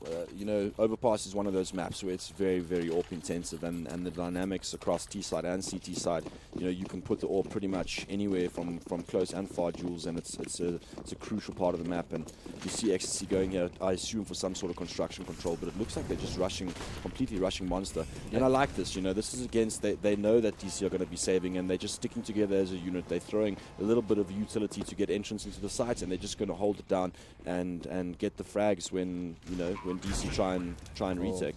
Alhan does have a deagle, so things might still be okay if he manages to pick off 1 or 2 frags. Spots a player, but Viking fizzles him immediately. They are going for a boost up here, but just with a 5-7 at this range, might not do as much as they hope, but could just do a little bit of damage, take away a gun or 2, and just mess around with the economy a little bit on XTC. But I don't think DC are going to look to try and retake this. They've got 1 smoke. The choice might be just to keep that for the next round so they can get a good healthy buyout once again, but they will allow XCC to reach 5-4 with just a round deficit here. And Apok goes for the final jump, but I don't know how to say that guy's name, so I'll just call him Y. Not even going to attempt it. That's it, 5-4 goals, and now we're seeing a much, I would say, confident team in XTC at the moment. This is a very, very important round. Yeah, we've got another full buy coming out from DC. So, if they want to, keep this map under wraps, they need to be winning this round. So, I mean, let's see how they change things up. I'm very interested to see where Style takes that AWP. I'd love him to take a peek at Fountain and just establish some sort of dominance in the middle of the map. It's going to be challenging Zin though, because Zin has a number of times actually gone for that AWP pick, gone for that peek in mid, and they're actually going to put some emphasis on B here, out into construction once again. Trying to set up a little bit here. Alhan has done well so far to hold down this monster push, but if they're coming up through Connect, I mean, are they making enough noise to warrant a kind of a rotate coming out now from the A-bomb site? They are just shooting around there. They do block them off with smokes for the time being, going to spray a little bit down there. And, well, we'll see if they do stick around. Do they have any players on towards that A-bomb side? No. It's been extremely quiet at the A-bomb side, and you can see Styles just falling back here, and he's going to just post it while Apocalypse rotates, and this is the lovely rotation by DC. Alhan unable to get that double, but it doesn't matter. Surge and Inson are in the A-bomb side in the mix, but Zin actually cleaning up a bit with that AWP. He's going to be met by Style any second, but nice cheeky plant there as well. He's going to spot the player jumping up. Oh! has to reload. That's the problem with those 20 bullets in the M4A1S. But Style is here now with the AWP. The bomb is down. But he's probably going to have a player. It's all going to come down to the shot. Oh, lovely, yes. lovely. Style brings it down. He spots ahead there. Zin doesn't take the shot. He's still being shot around. Takes the frag, and there it is. Style from above with the P250. And although an expensive round for DC, they do manage to grab the win. Very, very important round there. A bit of a close call, but what I really like to see there is just very, very good discipline and basics from damage control. And I expect nothing less. You know, they basically isolated the one player. Once they got that pick, they knew where the other guy was, and they just peeked him together, sacrificed one guy potentially with a pop flash, with the other ready to counter peek. And it's, you know, really, really basic stuff, but still difficult to get right sometimes. And you know, they've pulled it off, and they've secured the round. So very, very well played by DC. And you know, moving into this round, it's an extremely important one for both teams. And yeah, we see a very similar construction control take here. Yeah, well, we'll see if they can execute it this time around. As DC, I mean, there were a couple of things they could have done differently in the previous round to kind of thwart that attempt on the construction, but at the same time, XTC once again getting a lot of map control. They've got control of lowers now, they've got control of construction. But look at this gamble. Look at this gamble that DC have taken, and they've read XTC by the book there. Surge! Oh, it's APOC and Surge. A little crossfire there. Nice little boost down. Wants to go for the second, though. Maybe could have got a flash out there from a teammate at A, but Instant doesn't want to give A's position. This is lovely. This is lovely. They assume they've killed the 2B players, and they're going to push, and Instant is just going to meet them. Oh, what a call by DC. You know, they took the gamble, and XTC on every single gun round have been taking construction control and generally just waiting in that area. And you know, I think Style or one of the higher ranking members in the DC regiment have made a call and decided to just stack the A bomb site and, you know, take a risk in that regard. And they've left the anchor Hellhound.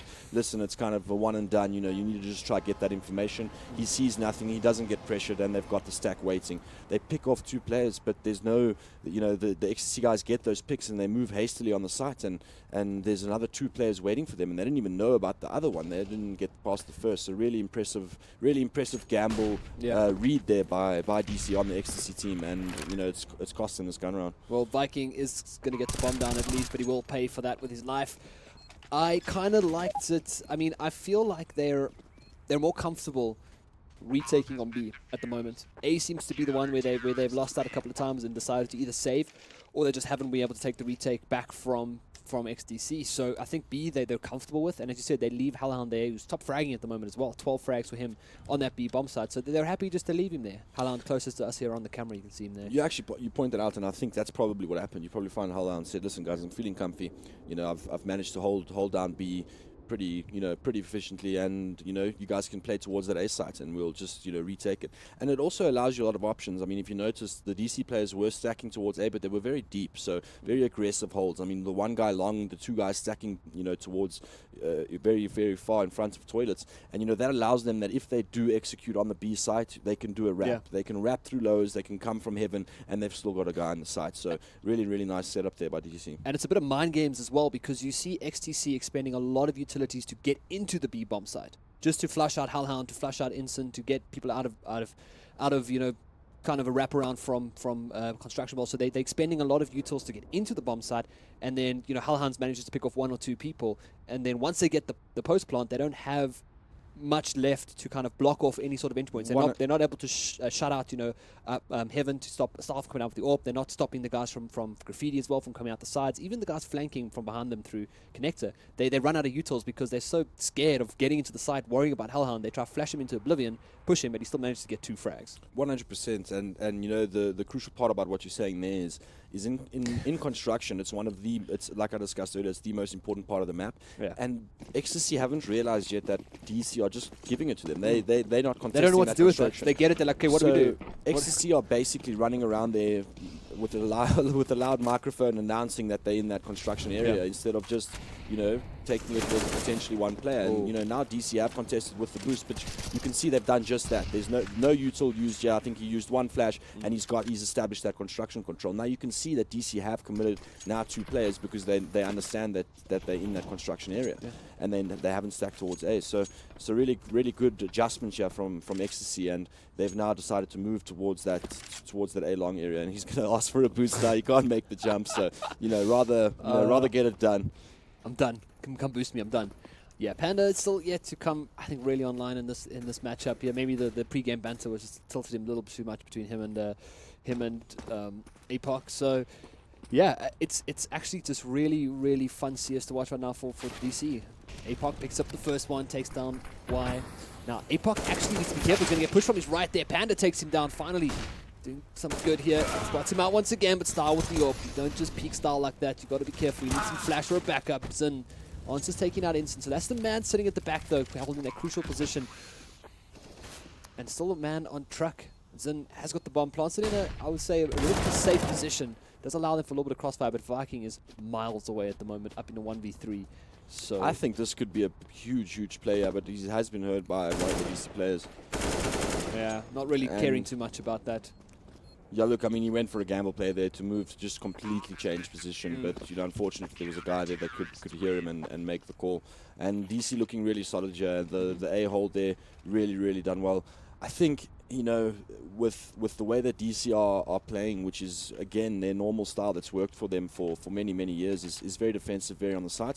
And what I would like to see is once they get towards that A long and they establish that they have toilets, they have long, I'd like to see them shift back towards B, back towards construction, and then surprise the guys on B, because the rotations from DC are very strong and very swift.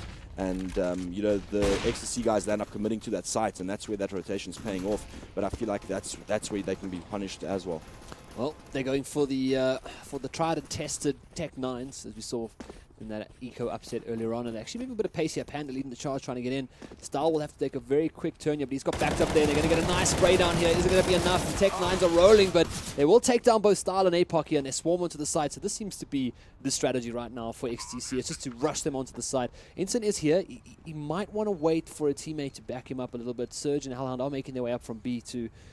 So we'll see if Instant can wait for that flash, look for a little bit of information. The smoke's about to dissipate. So Hellhound actually coming up all the way through lows, and there's two players in the bathroom. So this could be a bit of an issue, but he will pack up this man right here. They do a flash, so and they line up very nicely for Hellhound there. Thank you very much, says Hellhound. And one last player now left alive. And he ducks down, and yeah, they can just hold this defuse, I think. Oh no, it's 1v1. Oh dear, I didn't see that. He has to stick it. He has to stick it. No. What is he doing? Oh, wow. That's so close. I mean, split second. The timing there, that was really tight. That was a split second defuse. This right here, this is what we spoke about earlier. They didn't have that crossfire like they did before. They weren't able to set that up, but he had to commit to the spray. But this was a mistake. I mean, they threw it in flash. What was going on there? I think that's just unfortunate positioning, you know, in comparison to where Hellhound was. But the big mistake, the big mistake there that I saw was, you know, on your eco rounds as a terrorist, you're going to hit is either there's a couple of options, and it's, you know, to hit fast is A long, and to hit monster, and you need to, as the CT, to be able to spot those areas and get those information. So I mean, on any sort of round where you assume that the terrorists are saving, it's very important. I mean, the timing, it should be a known thing. It's 134, and if you jump spot along and they are rushing it, that's when you'll spot them, and you'll spot them at a distance. You can reply and respond, and you know, to be getting caught off guard from a long at this point shouldn't be able to happen. It happens to the best of us, but you know, the A long and monster on a force eco round, you know, that you should be getting that information, you know, either holding it or at least just getting that info to be able to fall back and retake the site, or at least, you know, fight at a distance. I mean, Stahl caught out with an AWP there on that round, but moving on to the next gun round, let's see how XTC adjust. Yeah. DC actually not opting for the AWP this time.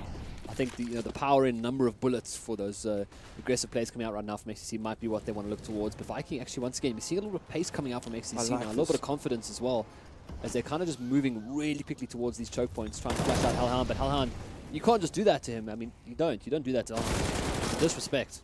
Style just cleaning up as well towards bathrooms. And this is what you spoke about. They're taking control of those points right now. Style usually would move forward, throw smoke, fall back. And now he's kind of just sticking it out, changing it up a little bit. I feel like XTC are having such good ideas here, but they're just not committing to it. Like, if they just send 4 players on Hellhound's going to get a beautiful spray here. That would have been a pretty good spray down there from Hellhound. Viking once again, the last man left alive. I feel like this is a recurring theme right now for XTC, that it's Viking, the last man standing. But this is the final round of the half, and DC are looking for a 9-6 finish, and they get just that. to quickly discuss that round, I mean, like I was saying, Ecstasy, committed the two guys to rush towards construction and just get into that B site. And if they'd committed more players, it would have been easy, and the CTs would have been caught off completely. But also the most important part there is the guy that's mollying Hellhound out of barrels is the same person that's peeking the barrels afterwards. Yeah. And I mean, Hellhound, as soon as he sees the molly coming, he just peeks, and now he gets to hold the angle, and the guy steps into him. What should have happened is the guy that was assisting him on short should have posted the angle, and as he throws the molly, Hellhound steps into it. Suddenly it's an open sight, and it's an Ecstasy round from that point. So, small little things. I mean, good read by Ecstasy, but unfortunately the execution not quite there. Well, another rush out here from Lowers. Trying to get in there. There were 2 men in bathrooms, but they've fallen back right now. They're going to rely on that distance, the range with the USPs, instead of taking those front face fire shots coming out from the Glock. So this might be a decent one. Oh, just misses him there, Panda. They're also moving back towards long now. They do finally spot them out. Very, very similar pistol round structure from DC. It's almost the carbon copy, except Ecstasy aren't challenging them. Yeah, or they might rely on their range and their aim right now, as DC are just teetering around bathrooms, trying to get a little bit more, waiting for the rest of the players to catch up on long as they do look for a rush. But actually, no, they've all moved towards the bottom now. Out they come. They're spotting one man jumping with his knife away. Boost up onto Monsters, onto Truck as well. Trying to get out, and here again, it's in the range of the USPs. Panda just hopping away. Finally takes a deep breath, gets a kill. Turtle as well, cleaning up. Finally does go down, but now it's in the 2v4, and this is still winnable. I mean, with APOC alive and Surge backing him up, the knowledge and the aim is right there, so they could still push them back a little bit. They spot another man in bank. Bomb is actually in a pretty rough position, but they've got 40 seconds to play with now. They need a couple more frags. They need to kill this guy in bank because he's split out from the rest of the other two. He doesn't have a... a knife. Oh, no. Out of bullets. Takes the knife against APOC. I mean, when last have we seen that? I know it's a dream, but let's have a second round AWP. Yeah. Please, Turtle. Please, Toidle. Please. No, it's a very bad decision. Yeah. So I'm glad. I hope he doesn't do it. Did he teabag him after that? I feel like he did. I feel like he might have. But I don't know. Yeah, but... Very, very good round. I mean, it was unfortunate that I think Surge was in a position where he couldn't really commit to the guy in bank to help out APOC because that guy was spread. There was a crossfire coming from bank and up from A as well. So that was a really, really unfortunate position. They were very separated and in a very, very difficult situation to win there. But Ecstasy almost gave them the chance. I mean, that guy in bank was really, really overextending, and he wasn't quite punished for it, and luckily so. And I think that. Ecstasy ended up holding the round quite nicely. Oh, it's unfortunate. But yeah, I mean, they're going to get the pistols now. They're not playing with the same kind of pace that XTC did when they got the eco upset on their first pistol round. But they are kind of just tapping away here, relying on a little bit of range, I think, at least with these Tech 9s and the P250s. But we see what APOC can do with the P250 before, and Style as well with the Deagle pops out. Can't get the next one, but he's going to get swarmed on the side right now. It's a 2v2. Hellhound on 1 HP. Oh, that nade. Oh, just wants to get the bomb down. I think that's the biggest play right now, just to get that secured. Can't get the 2. Hellhound gets 1. He can't do this, goals. I don't believe it. I don't believe it. Oh no, that was... gets him. That was incredibly close. Yeah. Well, they will get a little bit of extra cash here, but man, that would have been... If he didn't get caught by his own flash, it would have been, I think, a very, very different game. Maybe it's just a wider step after the flash popped. Would have maybe got that on 1 HP, but that would have been definitely worth it. Yeah, look, he was really low. The fact that he got that far was quite impressive, for quite an impressive feat on its own. Oh, a couple of taps to the head is usually all it takes. But and now we've got a full savior from the DC guys. I mean, they've a couple of P230s, but yeah, I mean, let's see what they decide to do. I'd personally try and just get a monster rush going here, but it looks like they are heading towards the A side. And you see they're probably gonna... Ooh, they're going lowers, keeping the combat close. Yeah. I like it, and they could potentially catch this player off guard. Zin actually just want to get that nade down, rushed off pretty quickly there, back towards bathrooms, back towards A. But they are still going through a bit of pace here. And A, I don't know, maybe they're a bit more confident A. Maybe they want to just keep putting pressure on A, so when it comes to the one gun round, the first gun round, they can spread things up a bit, get that flash into construction, get into construction, get into B, kind of just change things up, because the last few rounds they've put a lot of emphasis on the A bomb site. And Styles actually dinked a few people now. In the last round he dinked 2 people from that A push, and then finished it off when he walked in and killed. They're doing what you discussed on the very same round. They're actually just switching it up and going straight towards B. Interesting. Oh, he's got a nade in hand. Doesn't matter though, the cleanup crew's here. One more player there. They're going to swarm onto him. It doesn't matter. Turtle holding his own. Confidence of the knife, and Turtle takes a 3K there before going down. Good nade though. I don't think so. So much. Now, what do they do now? Gun round coming up. Tell us some of the classic DC strats for overpass. Well, that's the thing, right? I mean, they regularly ban overpass. I think in this tournament, even they've banned overpass first almost every single map. So it was a big surprise for me, especially for them to eliminate Train. But I do understand that's a kind of a respect ban. Ecstasy historically known for their strength on Train. But a lovely little boost up there by Ecstasy, punishing that short control that DC tried to take. Well, they did actually go for the control, trying to get construction control there, which is something I kind of hope they would look towards. But yeah, Panda just in a favorable position there. He did get dropped a little bit though, 48 HP. The thing is, APOC peeked that corner looking at that angle. He knew there was going to be a player there, but he just couldn't capitalize on the kill. But yeah, look, I mean, still a tough shot to hit, you know, and I think just some sort of support flash would have been ideal. But I mean, you know, that's just an angel that he's chosen to take, and unfortunately he has lost it. But what I really like to see here is that Ecstasy instantly fell back all the way back to the A site when they took construction control, and now they've got their players move towards A long, and they can move a favourite amount of players towards B. Oh, look at this Hellhound! I love it. Going wild. This is the Hellhound I'm used to seeing. Those very precise surgical. Lovely flashbang. I'm gonna steal that one. Pay attention. There's another one just for goals, so in case you missed the first one. No, I've got it written down on my notepad. And DC looking very low on HP here. Yeah. So you know, if Ecstasy can just delay this push and just delay the clock a little bit. Ooh, there we go. 3v2. Instant's really low though in sitting in construction. And he wants to get a good post-bomb position. Style though now gets one through the smoke. Style. Make it 3.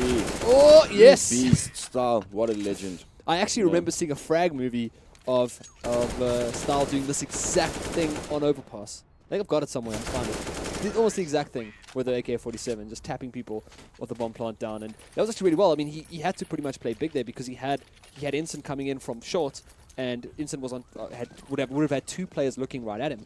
So it was really great that Style. I think the play was for Style to kind of pull their attention to water and towards Monster, and then Ensign would come in and sizzle them from the side. But now look at this aggressive play coming out here from XTC. But is it for what though? Because the rest of DC is going towards B, and Style's just playing whack-a-mole with people's heads here. Once a fourth.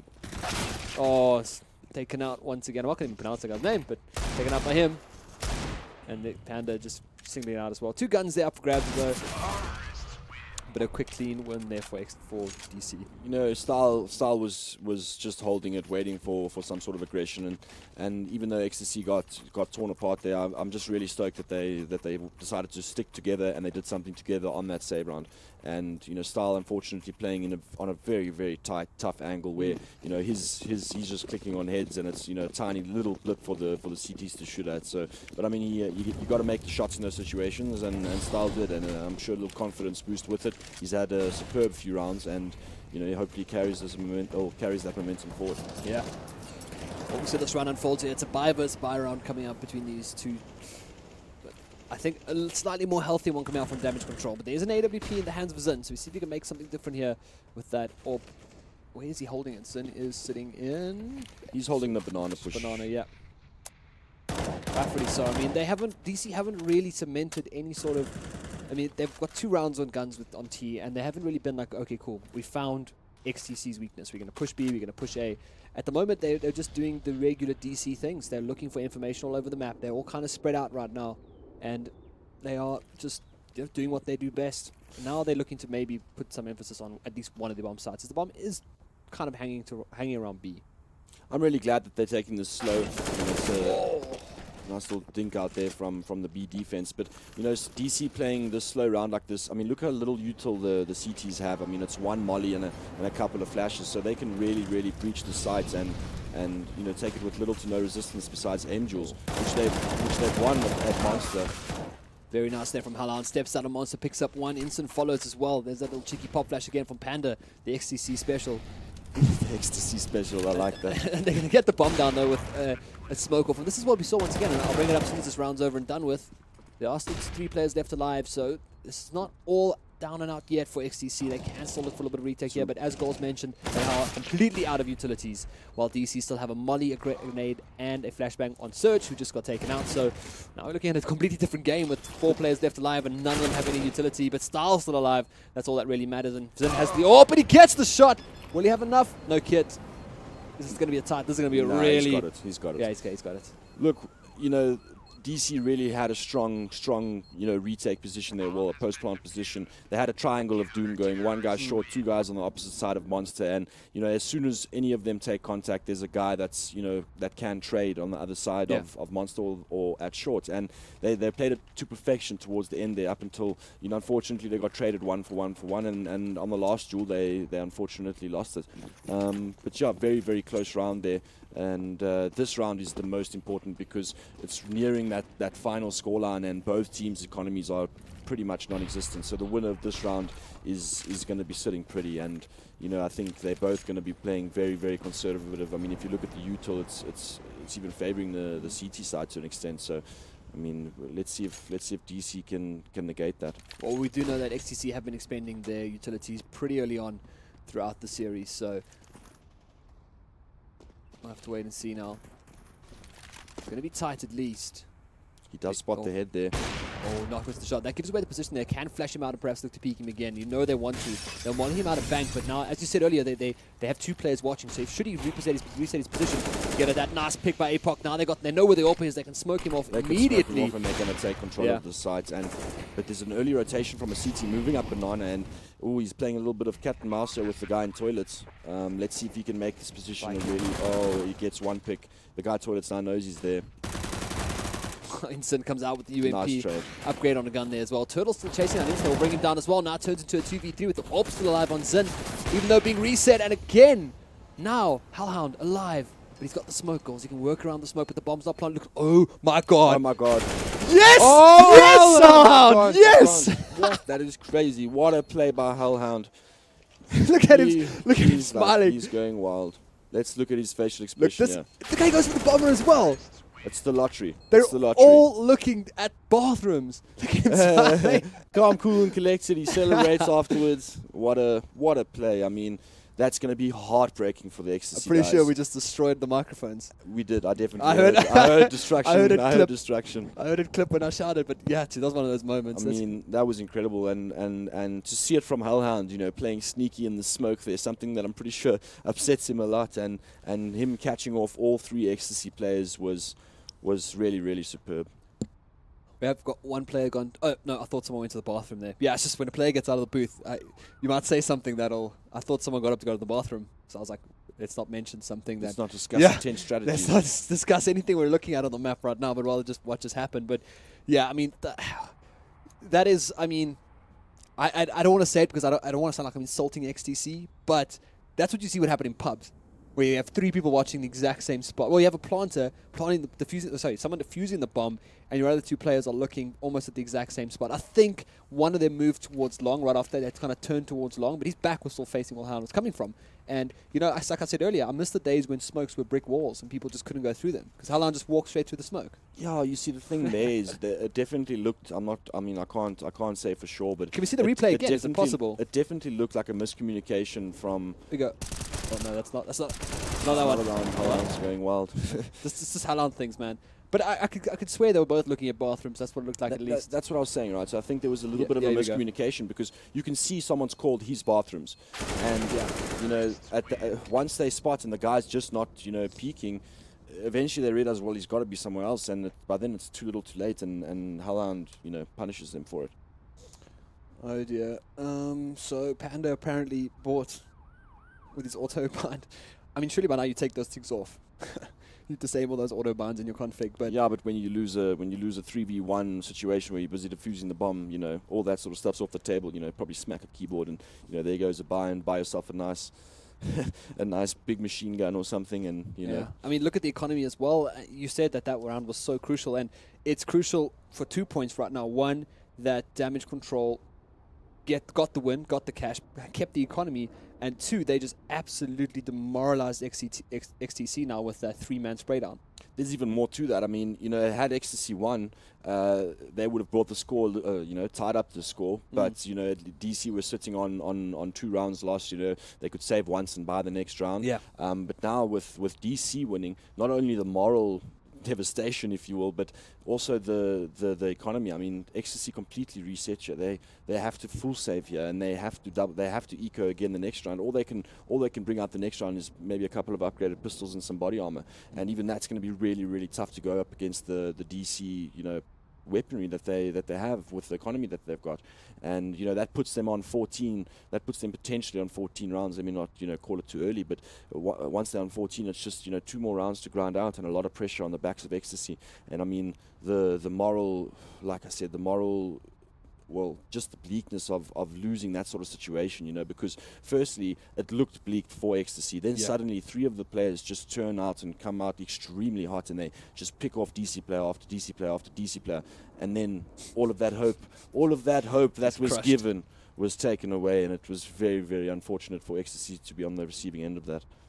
Yeah, I mean, that ideally should never happen, but it did, and we're glad that's that Counter-Strike, we all got right? to see it. Yeah, they all got to see it. Hellhound doing what he does best, and while we still wait for, I think he's trying to get his cash.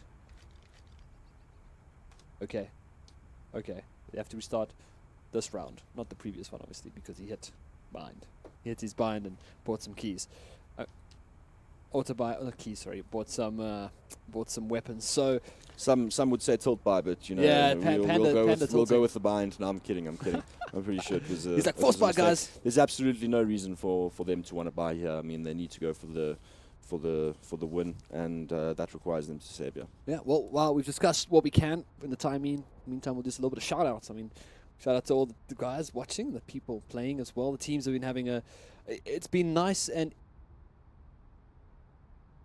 okay, so apparently we're going to just look at some replays. So shout out to everyone who's watching. That's all we're going to do for now. We're going to just look at some of the highlights so far from this map. So take it away. I actually want to talk about that earlier. I like that little boost jump he did through the smoke. Although, Hellhound was wise to it and he brought him down. That was pretty easy. And, relive some of the moments here. It feels like it's all kind of building up to the last round, right?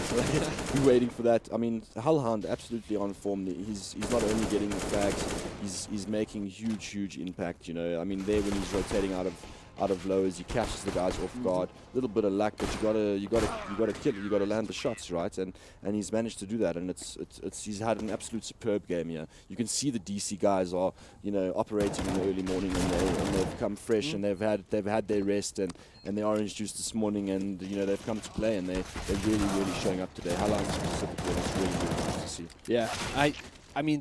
People we've spoken about the fact that they need to suck, but I mean, look at what Weasel did last night for Southern Fight. How many clutches they took. And obviously, DC guys didn't know how much HP Weasel had in those 3 clutches he made.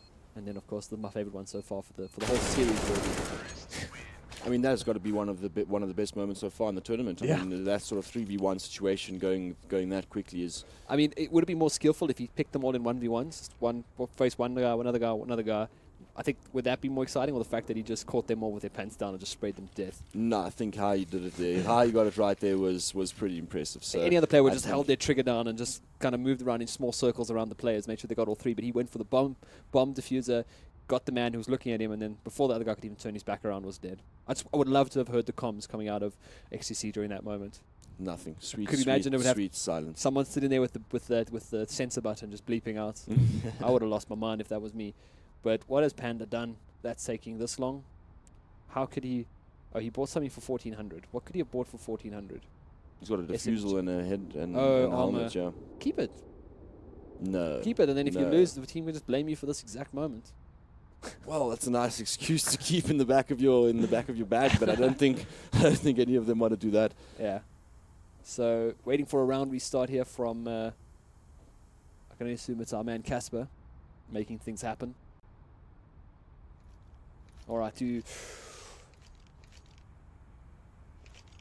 What I'd like to discuss is that I'm quite impressed. Considering DC eliminated Overpass, I'm quite impressed with the way that they're playing right now, and they're really showing up against Ecstasy. Yeah. And I'm a bit stressed because the next map is DC's pick, Mirage, I believe, if I remember correctly, and DC also a very formidable side on Mirage. mean, back in a few months ago against a really strong Carbon side, I think they managed to pull back Mirage and win it against some of the, really like the teams that are above them. And Ecstasy, historically speaking, they're also going to have a good Mirage, and if it goes to a third map, which is Cobble, DC had a really, really strong showing yesterday, but also Surge, don't know how much experience he's had on Cobble, but we're going back into the game shortly here. Seems to be unpausing. So no, they have to do the reset after freeze time. So basically, they have to. Yeah, otherwise it'll reset the previous round. I can only assume. Okay. So they're going to. So we're gonna just let the freeze time run out. Then we're gonna do another pause now. There we go, and then they're going to reset this round. You see, you do learn something new every single day, because I'm always on the other side of this and just shout, "Wow, it's taking so long, come on!" You learn to appreciate. Where I think when you're playing, you're fired up and your momentum's there, and you just want to get the game on. But when you're sitting in this kind of position, you're looking at it like, okay, there's people like running around in the background now, trying to figure out why the hell this game is stopped. Like, you got the admins coming in, looking. You can see them on the cameras as well. Like, everyone, you don't want the match to be paused for too long, so everyone's just panicking. And when you're a caster, you get to see all these things happening. But at least, I mean, it's resolved efficiently. Well done to the admin team, and now we get back to some exciting CS. Full save as well from XTC, kind of what we expected, and well. Damage control, I think they had some time to have a little bit of a giggle and a chat about what happened in their previous round, and now it's back to business for them. They want to round this game out. And they're just going for the stock standard Monster Rush. They know that the opponents are poor. They're just going to push them, breach the site. Here comes an early rotation. They're wrapping from Construction and Monster. But it's going to be hard. That's going to be such a hard one. That nade as well. Oh, drops him down pretty low. Little boost up too. That's going to be a nice little clean pick there. Insane actually moving to the side, and that's something a lot of players, I like that. He walked in. He walked in, immediately started spraying the guy sitting in sight, then switched to the guy. As he moved out, because his teammates were behind him, he switched to the guy who was coming up from water, and he just knew his teammate behind him was going to finish the guy off and then help him. So they weren't able to both kill off Inson. Inson had to switch, and whether that was perhaps just not trusting his own spray and the transfer from one player to the next, he thought he might have got the kill, but instead, I like to look at it that he allowed his teameate to walk in behind him and finish the kill off. It definitely was exactly that. It's all about being on the same page, and you can see that. They've got. I mean, we all chat. I think Inson was mentioning a scary stat, right? It's if you count the amount of years that the DC guys have been playing CS, I think it lands. He said 100, but close to 100. He said it because of his break. It kind of brings it down to about a 92. But I mean, let's call it collectively. Collectively. I mean, they're sitting at 100 years of CS, a century of CS. Yeah. So when we talk about a wealth of experience, it's really as best as it gets in our scene anyway. There are a couple of players that are on par with them at that, some of the guys that perhaps don't play competitively as much anymore, like Surge, for example.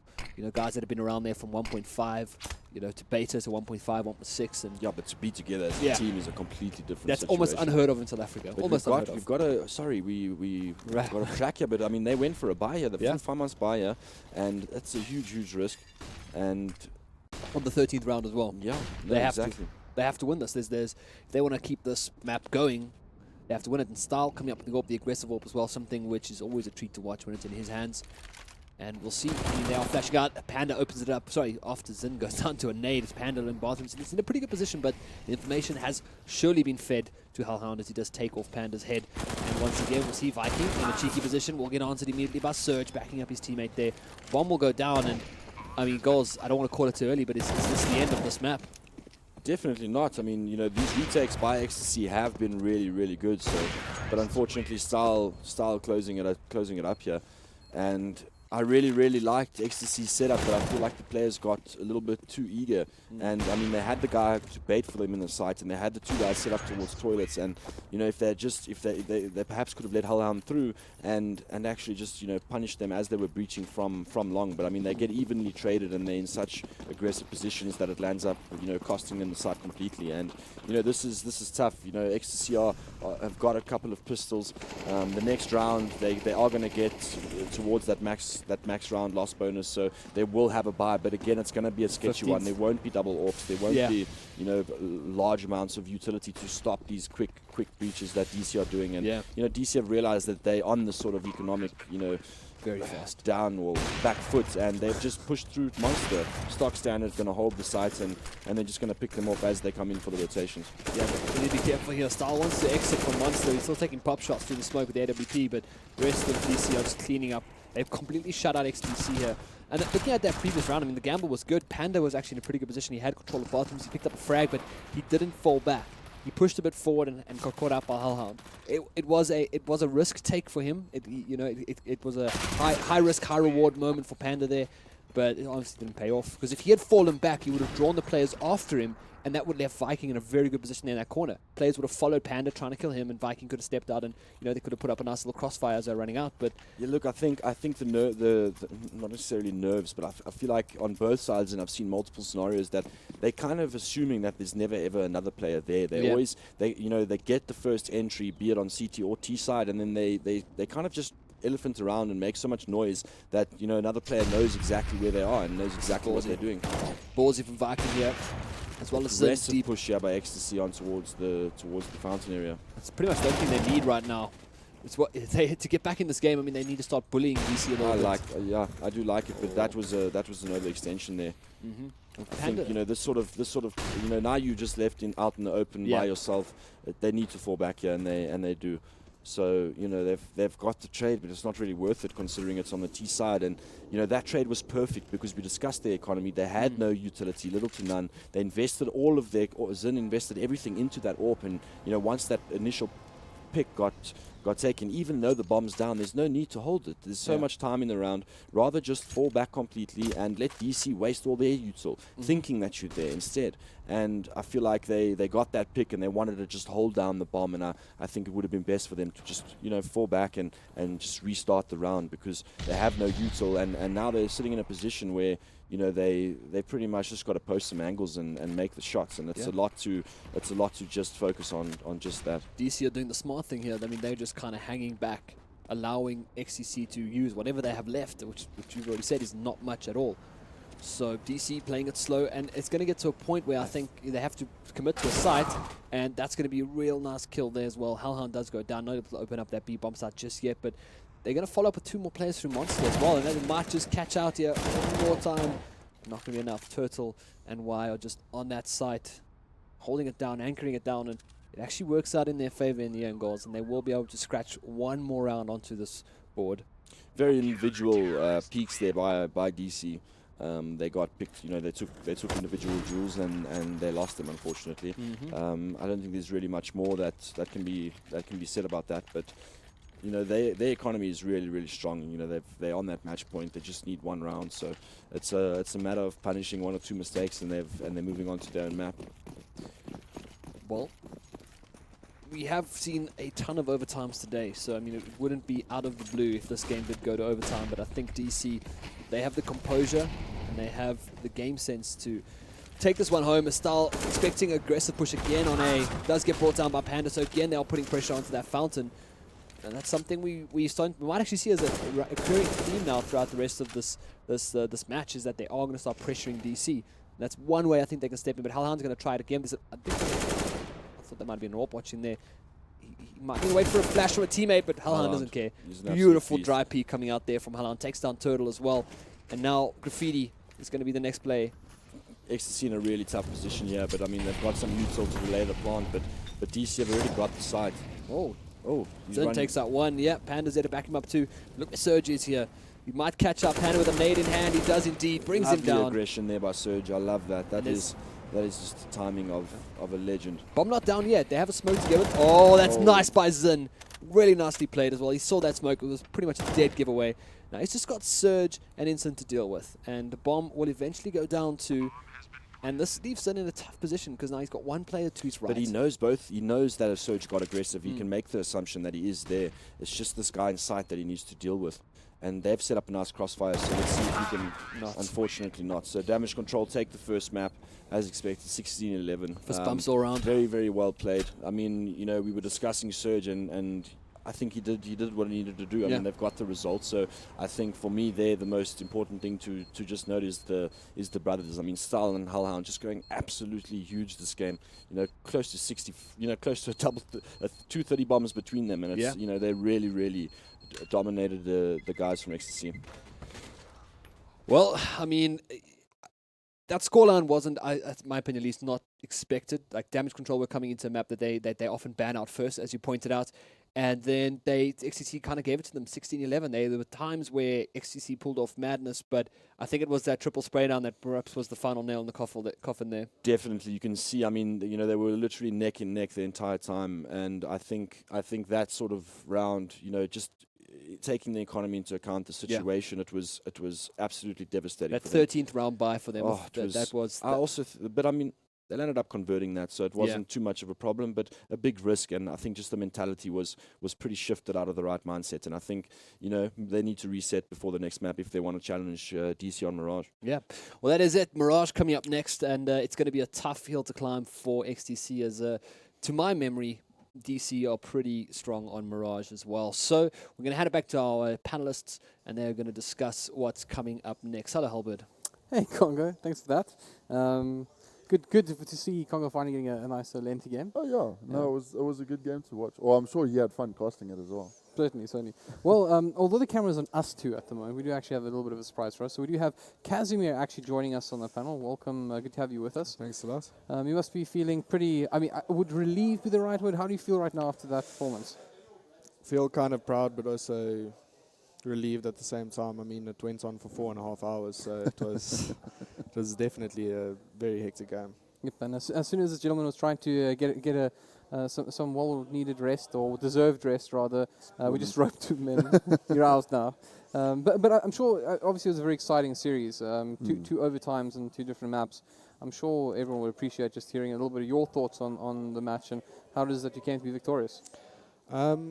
No, definitely there's the big props towards the XT boys. Like, they gave a very, very decent game across the 3-map series. I mean, it was very tight going into triple overtime on 2 maps, I believe it was. Yeah. And yeah, we just kind of buckled down. Everyone knew, okay, we need to step up, we need to go up a gear, we need to be able to take down their defense to bring the victory, and that's what we did. I mean, 1 overtime we went down 3 rounds, and that's when we were kind of like, okay, this is the time to actually get dirty in a sense, and just show that we actually came here to play, came to win, and yeah, that's... We were talking a bit about it before we started. Your guys' first map, you guys were 12-3 down. How do you guys at halftime reset and be like, okay, what do we need to do? How are we going to take this? Because, I mean, it's the biggest comeback we've seen so far. I mean, you were 12-3 down, brought it to overtime and won the map. From our end, it's kind of just like we've always been known to be stronger on the T side of the map. And basically, we had our set strats, we had our set plays. We watched a couple of demos on the XD guys. Like, granted, they had their 2 subs here. But we kind of generally knew where they would be playing, where they would pressure, what to do on the save rounds, because they are known for being really strong on their eco rounds with their pistols, especially Asterix with his Tech 9. Oh, yeah. So it was more of a standpoint on our T side of, okay, when they're going to eco, we need to play back, we need to use our utility to get them out of where they would be sitting in corners, make sure that we don't have to overlook certain areas. So it was more so we came in more prepared for the specific maps that we played. Okay. But as well, it came down to performance from everyone within the team. Yeah. Cool. Well, before we get too carried away, because I think all of us would enjoy hearing every finer detail from inside the booth from you. But of course, right now the spotlight is in fact on XTC and DC at the moment. Yep. You actually said something pretty interesting to me about XTC's playstyle just before the break, specifically about how they know the patience that they have. And would you like to go into a little bit more depth in that? Both the teams on a point have a very team-oriented type of play style. Like, they're constantly double peaking, they're constantly trading one another, and that form of CS is actually really brilliant to watch, because it comes down to having that individual person or two people working together, peeking together at the right time to take down the two people that are cross-covering or cross-firing. And specifically against DC CT side, like they play a very clinical type of style of CS. So they constantly, like, they look for the info in certain situations. They spend as much time as they can to look for the info, to be able to fall back in time before they execute, to get into crossfires, to make you run into their setups, to be able to get their rotations over. And by the time you're starting to get bombed down, you've maybe lost one or two people, and then they've already got like 2 or 3 guys already coming, like one flanking, one already on the doorstep, like how I'm here, like this is going down. Right, and I mean, okay, so the next thing I want to ask you as well is about, you actually, I'm not sure if, I actually can't remember if we were live on panel, if you said it just before we started, but you're telling a little bit about the difficulty of playing with a sub. Yeah. And we've obviously speculated already about Surge's introduction. We've actually had a chance to see him in action. What are your thoughts on that? No, it's a very big ask for any team to play with a sub. I mean, you bringing someone in that you haven't relatively played as much with. I'm not too sure about Surge with DC because I don't really know of Surge. I've heard that he's been playing CS for quite a while, but no, today he's definitely been hitting his shots, getting the crucial points covered for his teammates to be able to go in, get the frags like the Hellhounds and your Styles, getting their AWP picks, taking away bit by bit of the CT's defense. So he's definitely showing what he's worth as a player, but as well he's helping the DC guys. So he's not that person that's trying to be a star player. He's not trying to put them in their uncomfortable area. So he's definitely fitting in well. I also think it would hamper their play style a bit, because DC are a team that have been together for, I mean, the longest standing lineup, over 10 years now. Yeah. And bringing in a sub, obviously it does happen. But we were talking about their clinical style of CS, their team play. They're so patient. They wait for XTC. They've been waiting for XTC to push, and then you get a sub in, and does that clinical style still carry on, or do you have to change up your style? To be honest, that type of style of CS is very, very easy to fit into. You just kind of like, okay, where am I going to be going? Okay. What do I need to cover? And then you basically just need to communicate more with that substitute player. Like, okay, no, I'm going to peek here, because he's not generally in the mindset of, okay, no, if this guy's doing this, then I know he's going to be peeking. Whereas when you've been playing with someone for long enough, you can see when the guy's getting anxious and he wants to look for a pick, or he wants to fall away, or whatever he wants to do. So that type of style that DC plays is very easy to fit into as a sub, because you can just relatively fill in. You can know your flashbangs, your smokes, your Molotovs. It's generally quite easy to fit into. Fair enough. All right, well, I think we're just moments away from going into the next matchup. Yeah. But before we do, there's something I think that needs to be spoken about. It was a play that really, well, it brought a smile to my face. We were discussing it before the panel started. Of course, that was Hellhound. And my note is literally round 23, HH wreckage, because that is the best way to describe it. Yeah. And here we go. Let's take a look at it. So obviously Hellhound just sneaking in here. The world against him, and, well, that happened. Yeah. And, man, the thing that always gets me is there's no daylight between those three players. Oh, no. I mean, we were talking about it. It's his trigger discipline. He pushes up. It's also a bit of miscommunication on the side of XTC.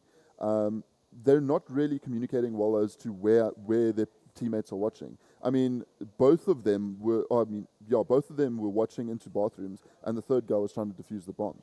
So you have Hellhound sneaking around. They didn't communicate where he was previously, or where they speculate to him to be, and he just comes around, and, well, we saw what happened. Hey, as a player yourself, how hard is it to fight the urge to just click that one button? It'll just secure you that one kill. No one needs to know any different. I think it's a lot harder when you have a personal vengeance against the person. At the end of the day, it's always better to keep your finger away from the left click to find out the information of where their other teammates could be, so you could possibly cover the trade frag, get the clutch done. So some bad news for you. You see, he knows what's coming. He's been in panels nothing, but you see, you said something that's going to get an interesting response out of you, and you have to answer. No polite getting out of it. Which player do you enjoy killing most, and why?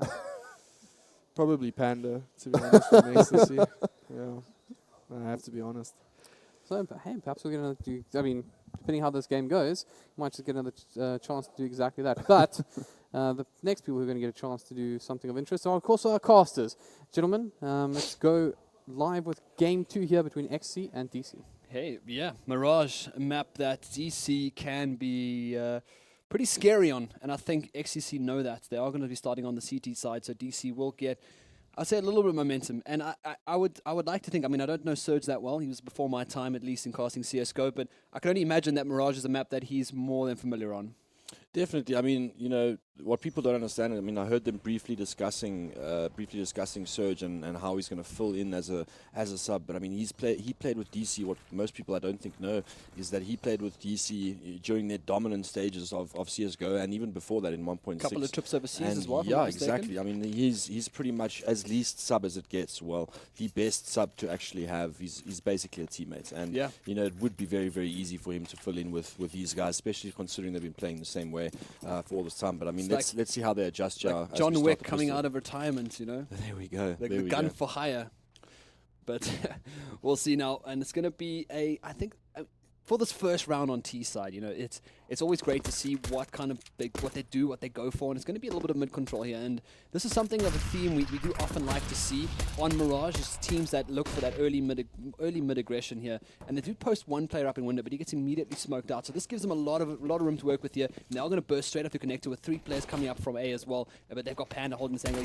He has to capitalize here, or this is going to be overrun and Swarm missing a lot of crucial shots, not getting the kill, but everyone's missing shots at the moment. Style though, probably the one that I thought would get the kill, but Panda capitalizes, brings it down, but the bomb is down, which is the big part right there, but they do have room for a great retake here. But this is, I love this from Ecstasy. They're coming in strong with 4 players from the CT side. They're just going to swarm the side, and Surge might actually punish them for it.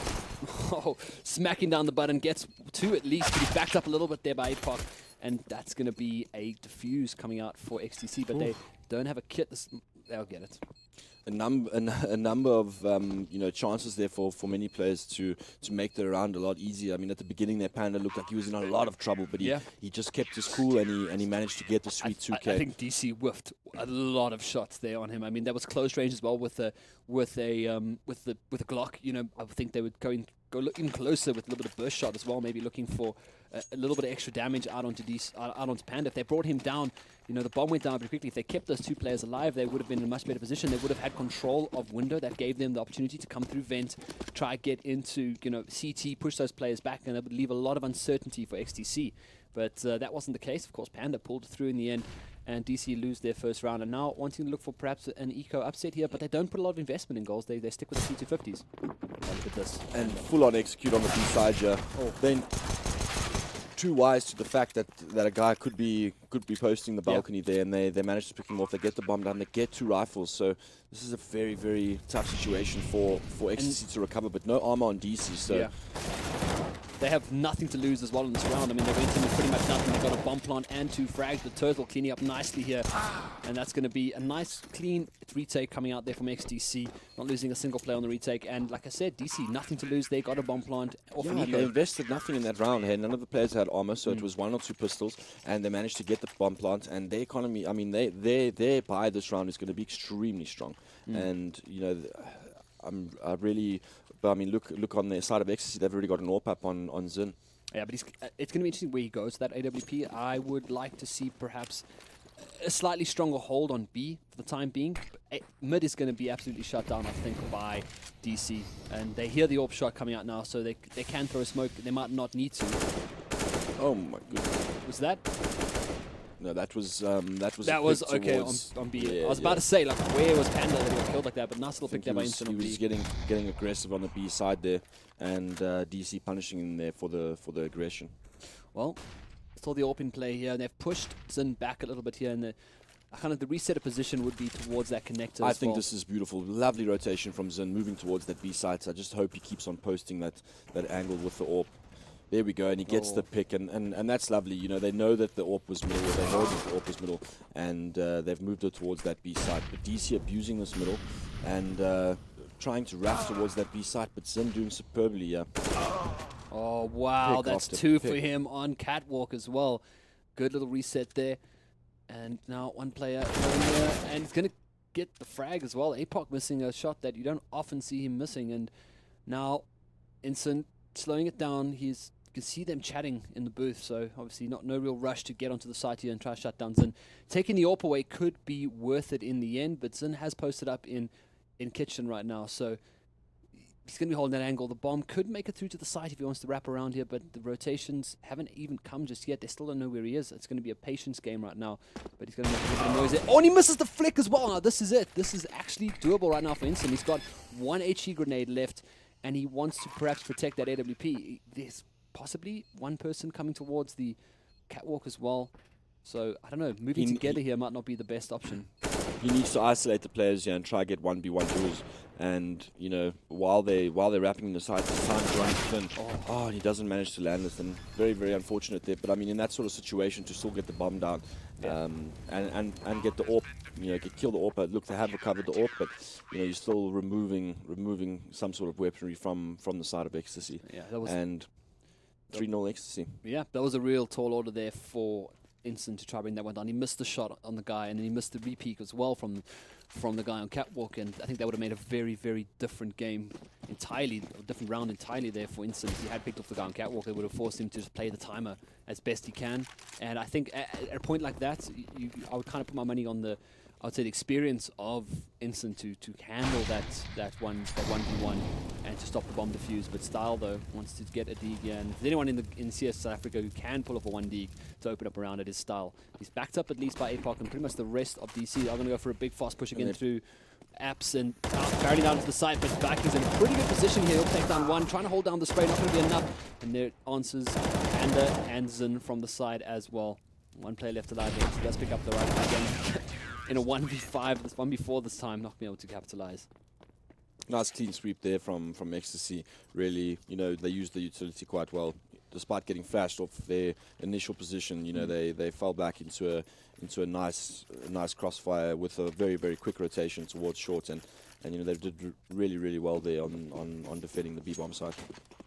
Well, another buy round coming out here for damage control, and I would say a relatively important one as well. They don't want to get caught into that scenario where they're just getting constantly punished, and you know, we also don't want to see them get the hard reset, which we've seen from time and time again. That's been kind of a theme in our broadcast so far, is that we see a team win a gun round and immediately lose to a reset and then have no economy. But at the same time, you know, damage control looked like they're slowing things down. There was a lot of emphasis on B in the previous round on those pistols, as well as when they had the rifles. There was a little bit of urgency as well towards mid, which completely got shut down. And Zin was pretty much the key player right there. And again, he has reset his position, moving towards... What is he? Still on A. Yes, deep back in CT there. So once again, just posting up. And I would say, in a sense, almost what I'm seeing from XTC as almost a page out of DC's book. Except that, though, Style catching up Viking. Yeah, look, what I find interesting here is that you know, DC have been playing really, really aggressive, and XTC have reacted by throwing a lot of early util, and they have nothing left now for when DC are breaching. And I mean, DC are just breaching all angles from the sites, and nowhere is smoked off, nowhere is mollied off. There's no flashes coming in, and you know, they've expended all that util, and you know, not really got anything for it. And once that initial peak, you know, I mean, the initial pick gets picked in Ventrum, you know, that opens up so much opportunity for DC. They could go B, they could go A, you know, they could just, you know, play it chilled and go back, and they've decided to wrap on the A site and have been successful in doing so. Well, Panda alone now against 3 DC players. And APOC's going to be the one who's pretty much alone on the site there for a time being. And one player coming up from Balcony and another one, sorry, Palace, another one in CT. So a lot of angles covered there by DC. And they've pretty much been, I would say, the poster boys for the post-plant setups, for the time being at least, as they've just been so great at getting into the position. Even those very fast bomb plants where they're under pressure from CTs, they managed to get into really good positions very fast, and I guess that takes a lot of knowledge of the game, and it's that initial push, I think, that they take a little bit of extra time to clear the site, and that just makes it so much easier to get into decent positions. But this could be a big pick here from, Style! With the peak. I mean, wow, we kind of half expect that almost from Style. Really aggressive AWPing there, and it's actually great that Zin challenged it. Yeah, but nice read there from Style. You know, he knows that Zin has been getting aggressive there. They've been negating the middle window, so you know the chances of Zin staying there are slim to none. And you know he's managed to read the AWPer and you know step into a tough angle and actually get the shots. Yeah. And it's it's one pick on the way of DC, and again little to no utility on the side of Ecstasy. So it's going to be very, very tough for them as DC just wait out this round to to kind of hold any sort of full-on breach that they try and do. Yeah, they're still a little bit uncertain here of what's really potting for XTC, but little do they know Turtle sitting with an MP9, and it's going to be tough to hold that. But at least one player is out keeping an eye on that. Nice little tag comes out there. Oh, and he gets him finally. But Alhound pots him through the wood there. And Viking has to break this vent if he wants to get a surprise. And that UMP not really doing too much and tickling each other with that MP9. And just Panda now with the AWP. He has to fall back. And I think the smart call here is to save that AWP at least. As they are going to go into a round with, I would say, not a lot of economy looking at what they picked up this round. The economy seems to be a bit shot, but thank goodness we're not going to see a reset coming out here for DC. They will hold on to their rifles and hold on to the round at least, start mounting a comeback. It looked like you said. I mean, they're sitting in great post-plant positions. You know, at the end of the day, the bomb is planted towards for the guys in connector. And you know, you discussed how good they are in their post-plant situations, and it is. I mean, you know, I would like to say straight out of the textbook, but the fact is that they wrote the textbook. So yeah. you know, at the end of the day, they really, really know how to hold those post-plant situations, and they've got a plan of where they're planting, and they've got a plan on where they're holding it from, and really lovely take there by DC, and it puts Ecstasy on a complete save round here. Potentially a double eco round, in fact. Well, now we're going to see Star once again challenging Zin in mid. Didn't have it all this time, yeah. He's on fire. Really, really nice pick. And this is where it gets a bit scary. Panda's here as well. Won't get the frag on APOC either. But I was kind of half expecting maybe a quick little jump out of window there. That's probably what Zin was going for. But Style just so quick to the mark there. Takes him down. And this is where it gets scary for Ecstasy. When Style's kicking off like this, I mean, what do you do? What do you say? What are you saying to your teammates? Like, just dodge him. Oh, 1 HP. Yeah, Serge having a tough time there converting that frag. A bit frustrated. You can see that he's decided to just leave it now. And yeah, I mean this is a full-on eco save round, so nothing really to expect from Ecstasy. They tried to do something aggressive towards lowers. Yeah. Style punishing them for it, and I mean not much more to add to that. Turtle on 1 HP in a dream. I mean, I would say the only challenge you can make here is perhaps against APOC and possibly down. And that's going to be 4-3. I mean, DC is starting to come back. And the thing I love about the thing I love about Mirage is it's often one of the more, I would say, even maps in terms of just Ts versus CTs. So a lot of people, it's kind of the first question you're asked as a caster from people who are perhaps not as clued up on CSGO. It's like, is it a terror-sided map or is it a CT-sided map? And I kind of feel like Mirage has always maintained that even sense. Yeah, look, I mean, it's more or less even, and I mean, generally across the board to defend. I like this. I like this a lot. Style with another initial pick there. Out from T-Ramp as well, and now they know the information of 2 players in. Look, 3 mollies. Why the hell not? Why the hell not? Let's flush them all the way through. A nice little smoke out as well. So what looked like a great play coming out from XTC is not going to bite them in the arse a little bit, as they are going to be shoved out here. But Surge committing, but he gets flashed as well. So now 3v4, but they've got some good angles held your goal. So I feel like this might be an okay position to hold, but Style misses the initial frag. Something we're not used to seeing just yet. Now they get picked off, and Hellhound alone here, not going to be enough to bring them down. There's just one left alive. Instant goes down. And just as we were praising DC for their post-plant potential, I think that was a bit of a risky situation with those 2 players being in Palace. Yeah, look, you know, I mean, we had a laugh at the fact that they threw 3 mollies there because they were sure that 2 gents were in there. But I mean, that immediately gives the information to XTC that it is a full A-side commit. Yeah. And, you know, they rotate accordingly, and the guy Palace still becomes a problem. He literally stands there and he baits, he jiggle peeks. And you know, the guys from DC are constantly worried about the guy in Palace, and it gives time for them to come and wrap from CT spawn, from connector, jungle, from T-Ramp, from Palace. And they just had a nice wrap on DC, and to hold from that point, you know, you need to be having at least one of those areas, you know, sitting in the sites, hiding behind boxes and stuff. It won't really work if you don't have an advantageous, you know, sort of control. And it's so smart as well from XC to continuously poke and peek at Style because they keep his attention there. 100%. He's unable to move out or peek himself because he might get killed, and he has to try pick that player, and it's a very crucial pick as well. And then that allows them that takes him off the map for a time being, and allows DC or allows XCC to swarm the site coming up from CT, coming back around from T ramp, and that's exactly what they did. Really, really nice execute there by them. They make it 5-3, but another healthy buy coming out here from Damage Control as they do try to continue to contest that middle, and they've taken complete control once again. So they've got mid control, they've got palace control. You know, there's no sort of aggression or info on the B for the CT sides. And look at the util again on ecstasy. Nothing. Yeah. A smoke and a flash and a dream. And you know, DC have so much util to play with, and you know, but now they've engaged in a duel, an individual duel, and they've lost. So they find themselves at a disadvantage, but they've got so much utility. Style after having a good few rounds, the AWP not able to capitalize once again. One player sneaks out of Balk. Surge looking for something here. He's getting tapped away. Instant does answer as well and takes down one. So things are looking okay right now for DC if they want to try to get onto the side. Instant's there, but he needs Surge to back him up. He needs to stop that CT, but Surge is being pushed out by two players, one in jungle and one on stairs. So that's going to be Surge out and DC down to 6-3. Onto, well, they still got quite a bit of cash. I feel like so unfortunate death from Style as it changes the angle, but I mean, you know, this is going to kind of go with my point. I pointed out how much utility the terror side had, and you know, 4 of their players got picked with full util. Yeah. And you know, even just any sort of smoke for connector, or you know, it's just smoke off short so that you don't have to check that angle as you're breaching connector, and then suddenly you get that peak and it becomes that pick and it becomes an easy round. And DC just seemed like they made a decision, committed to it, and they didn't really have util up until the point that it was already too late.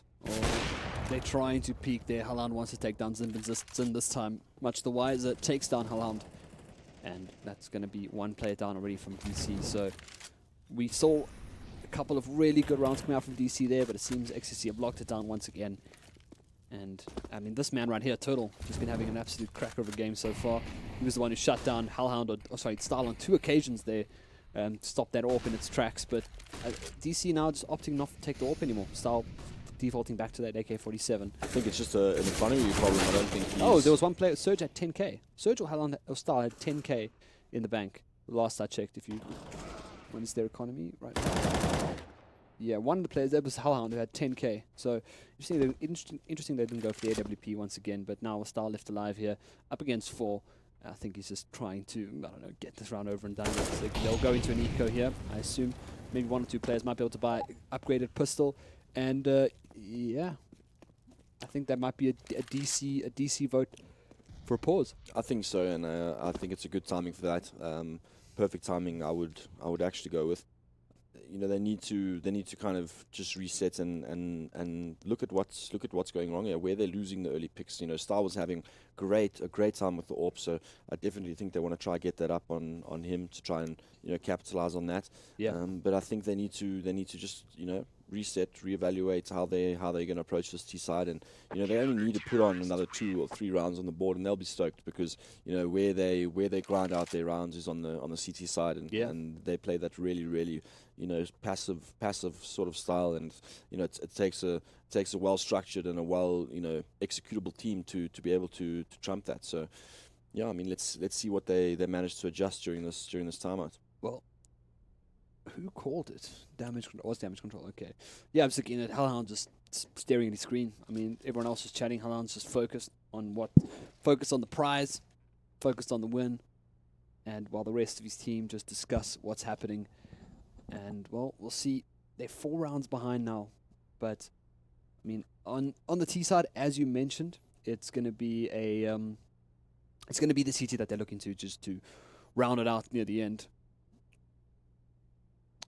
XCC a lot of talking going on in the XCC booth, and you know, this is what we were discussing yesterday. Is, you know, they know that DC are going to make some sort of adjustment, so it's really imperative that they can try preemptively, you know, maybe make a counter adjustment, if you will, but also, you know, why change anything? I mean, they've got a couple of rounds on the trot here. They've won 3 in a row, 2 big buy rounds. You know, they've drilled that economy of damage control. They're building one of their own, and you know, why change something that's working? 100%. Well, use the opportunity as well just to chat about how they're going to retain this lead. I mean, the 12-3 finish for them would be so good. But at the same time, you know, DC need to do something here to pull this back. And, well, this could be the round here. They do actually get the buy. They force up the buy as best they can. They get a UMP and a Galil as well. And once again, it seemed like things were working for DC on two occasions. One, Style was kicking off with the AWP. Two, they were taking a lot of mid control. So perhaps that could be the play once again as a volley of grenades come roaring towards that lowers. And APOC is completely pushed out. They do flashback the man in connector, but they haven't shut him down just yet. And oh my God, yes. hold on. Yes, that's what we wanted from Halan once again. Line up there, 2 players down. Moves in, going for the second. They're back to back. What's going on? Oh, he gets one. He wants to go for the second, and Viking on the back of Halan's 2K. Viking answers there. Getting sprayed down through the smoke, but does get the frag near the end. And now a 3v2 here. Instant needs to wait and slow it down a bit for his teammates, but he needs to also be careful because he's getting pushed. Is he getting pushed? No, not yet. They're both sitting on the B-bomb side there. So there's still a bit of time to work with here, but Instant does go down. And that bomb's still far away here with Style. Oh, won't get clipped by the AWP just yet. Now tries to split them up though. As best he can, but look, he's taking a gamble. He sent his teammate to A, and he's kind of just trying to hold it down as long as he can to give his teammate an opportunity to push here. But very unfortunate there from. This is really good though. Yeah, he's in a really, really good position here. It's not a. I mean, the play here he's planning for catwalk as well, so the play would naturally be head towards catwalk. As he's this is actually really. Lovely by APOC. What experience, what control, and I mean that opened up by Halan. It would have been a shame for them to have lost that, but I mean, brilliant players. I mean, this is so unfortunate. Surge is like, what's going on? With his knife out as well. I don't know if I agree with that. I mean, maybe if there was a call that there's someone in the smoke, I mean, Surge could add on. Maybe he was trying to knife him. Maybe he was trying to get the knife in the smoke. Perhaps that could have been a thing. But at the same time, again, XTC still have enough cash to pick up that AWP and a couple of rifles too. Just one player with that P250. I wanted to say his name, but I just don't attempt it. I'm just like one player, that guy with the P250. And well, look at this. That guy just. That guy is in the apps. Doing some naughty things here, pushing out, and Instant seems to be wise up to what might be going on here. That always disconnected. He's probably just holding the angle though. And again, the whole of DC expecting an eco rush from XTC, something they've become, I would say, familiar with in the series so far. Is that XTC likes to play the aggressive when they get those pistols out, even on the CT side. And again, they haven't really gotten any information about this AWP just yet. But he has been forced out of middle, so. If DC time this, they're going to be able to isolate the AWP that's rotating through city spawn, and this is going to become a perfect timing, and it is. They're executing. This guy in Palace has a lot of information now. He's hearing a lot of grenades coming in, but I mean, XTC know that they're coming, but. Yeah, they had to deal with Turtle underneath there, but that's going to be a nice little pick as well. APOC once again firing off, but there's still that one player behind them, goals, and here he comes. This is the lurk. Oh, and he gets rewarded. Shuts down the pump planter and backs off immediately. Lovely. Style left alone, but they have no idea where Style is, goals. And this is where he's pretty much doing exactly what the other player did, except they're also with the AK-47. If you can catch off Panda here, but Panda's in a pretty good position to just making his way on. He goes for the bomb, and now you hear him running. Panda gives away his position, and this is quite smart play here. Style though, want to see if he can capitalize on this 1v2. 10 seconds left on the clock, won't be able to get Panda. Finally gets brought down. Panda goes for the repeat as well up against Style and gets brought down. Saves the AWP, and I think it was pretty much this play right here. This is it, the game, the round winner right here. Coming out. If I knew his name, I'd give him praises, but we'll call him Y once again. Yeah, perfect. Really, really good discipline there. I mean, he held that apps for a really, really long time, and he pushed out at the crucial timing and managed to punish DC. Sugarboard. Okay, there we go. Sugarboard is his name apparently. So Sugarboard, okay, nickname. An old Call of Duty player for Bravado Gaming. For those who didn't know. Another team full of Call of Duty players. Another big rush coming out here onto the B-bomb side, barreling to the side, down out of the windows. But once again, I think XTC, 2 players on B, Zin and Panda, Zin and Viking are just going to hold it down. And APOC once again, the last man left alive, but I love it. You get those things from long range, it sounds so good. But it's going to get shut down by Zin almost immediately. Yeah, look, I mean, DC put on that eco round again, and for the third time in a row, they've gone towards that B site. And I mean, the guys there are literally, they're not committing to any sort of duel. They're getting the information, they're falling right back. So, I mean, they land up just flooding in the util and, preventing DC from having any sort of success in that regard on the B site. So, I think there's not many rounds left here for DC, but they should potentially try and change that up a little bit. Well, they hear the AWP right now. Again, a lot of pressure onto this mid. Zin capitalizes immediately, takes down, and he tags Style as well. 2 HP for Style. And Zin is just firing today. This is exactly what we wanted to see. Lovely AWPing. You see them rushing out now. Have we lost? I feel like we've lost X-Ray for a second there. Oh, there we go. Let's go back. And, well, the bomb is now in a pretty precarious situation. Surge, he wants to see if he can be like the rest of his old teammates and get the one taps with the D. Not down, unfortunately. 10-4 into the final round of the half goals. And is this a result that you may have expected? Definitely not. Definitely not. I mean, I would say that DC's CT side is going to be, a lot stronger than their T side. But I mean, I really feel like the amount of momentum that they had going, and the rounds that they had early on, they really could have put more on the board here. And this puts a lot of pressure on their CT side and a lot of pressure on the pistol round specifically. Here they've got not a very, very strong buy at all, so it's going to be all about getting an initial pick, which is going to be difficult considering the way that Ecstasy are holding down these sites. A lot of position towards middle as well. Look at that, play in window, play on cat, player on connector as well. So the whole middle side seems to be under control right now. But APOC is up there, so he might look to pick up a player right here. And well, Sugarboard is waiting for him with the double AWP set up there, both him and Zin. That's going to be a nice quick pick there. And the information now is that there are possibly 2 AWPs on the map. And it's the final round too, so... Oh, Sugarboard missing that crucial one as well. We'll get the second though, has some time to reset there. Spots the third player. Wants to make it 3 at least. Surge will peek him, and that's going to be a round win for XTC on the back of Sugarboard. And nice little juicy 3K there. Yeah, look, I mean, they've really pulled this off back. They got a few rounds right at the start. Went through a little bit of a shaky period, but I mean, ever since then, only dropping 1 round out of the last 8-9 rounds. Yeah. So really, really solid defense there by Ecstasy. The pause for damage control not really changing much or doing much. It felt like towards the end of the half they're very disconnected, one by one sort of style there from DC. But I mean, like I said, it puts a lot of pressure on this pistol round. So let's see if they looks like they're going for pretty much a default hold. But oh wow, Style gets deagled from middle, and that's a little bit of disrespect there from the Toidle, and you can see the smiles there on the player's face. I won the Style in the lower brackets quarterfinal, but at the same time they do pick up 1 answer as well, taking down Zin. And it was actually Hellhound who got the frag as well. I really enjoy what's going on here. I mean, look at information that they're gathering in middle. Apocalypse is pushed all the way through. Surge can rotate to the A-bomb site with Instant playing very defensively, and they've fully rotated. This is going to Ecstasy are taking a little bit too long on this play, and they have no smokes or anything. They've got them wrapped completely. So let's see how DC have managed to hold this. It's going to be a dry run into this A-bomb site right now, looking for the numbers. They're not capitalizing just yet. They need to take out these players. Again, a lot of missed shots coming out here with these pistols. Hellhound does answer. He's taking out Panda. And again, it's going to be another frag there. Looking for more at least. Running out of bullets. But now it's going to be Apocalypse getting for that final wraparound through T. We'll seal it out. And, I mean, Apocalypse was already the MVP there, before he even got the amount of frags that he did. He found out all the information, and he just told them, listen, guys, you need to rotate now.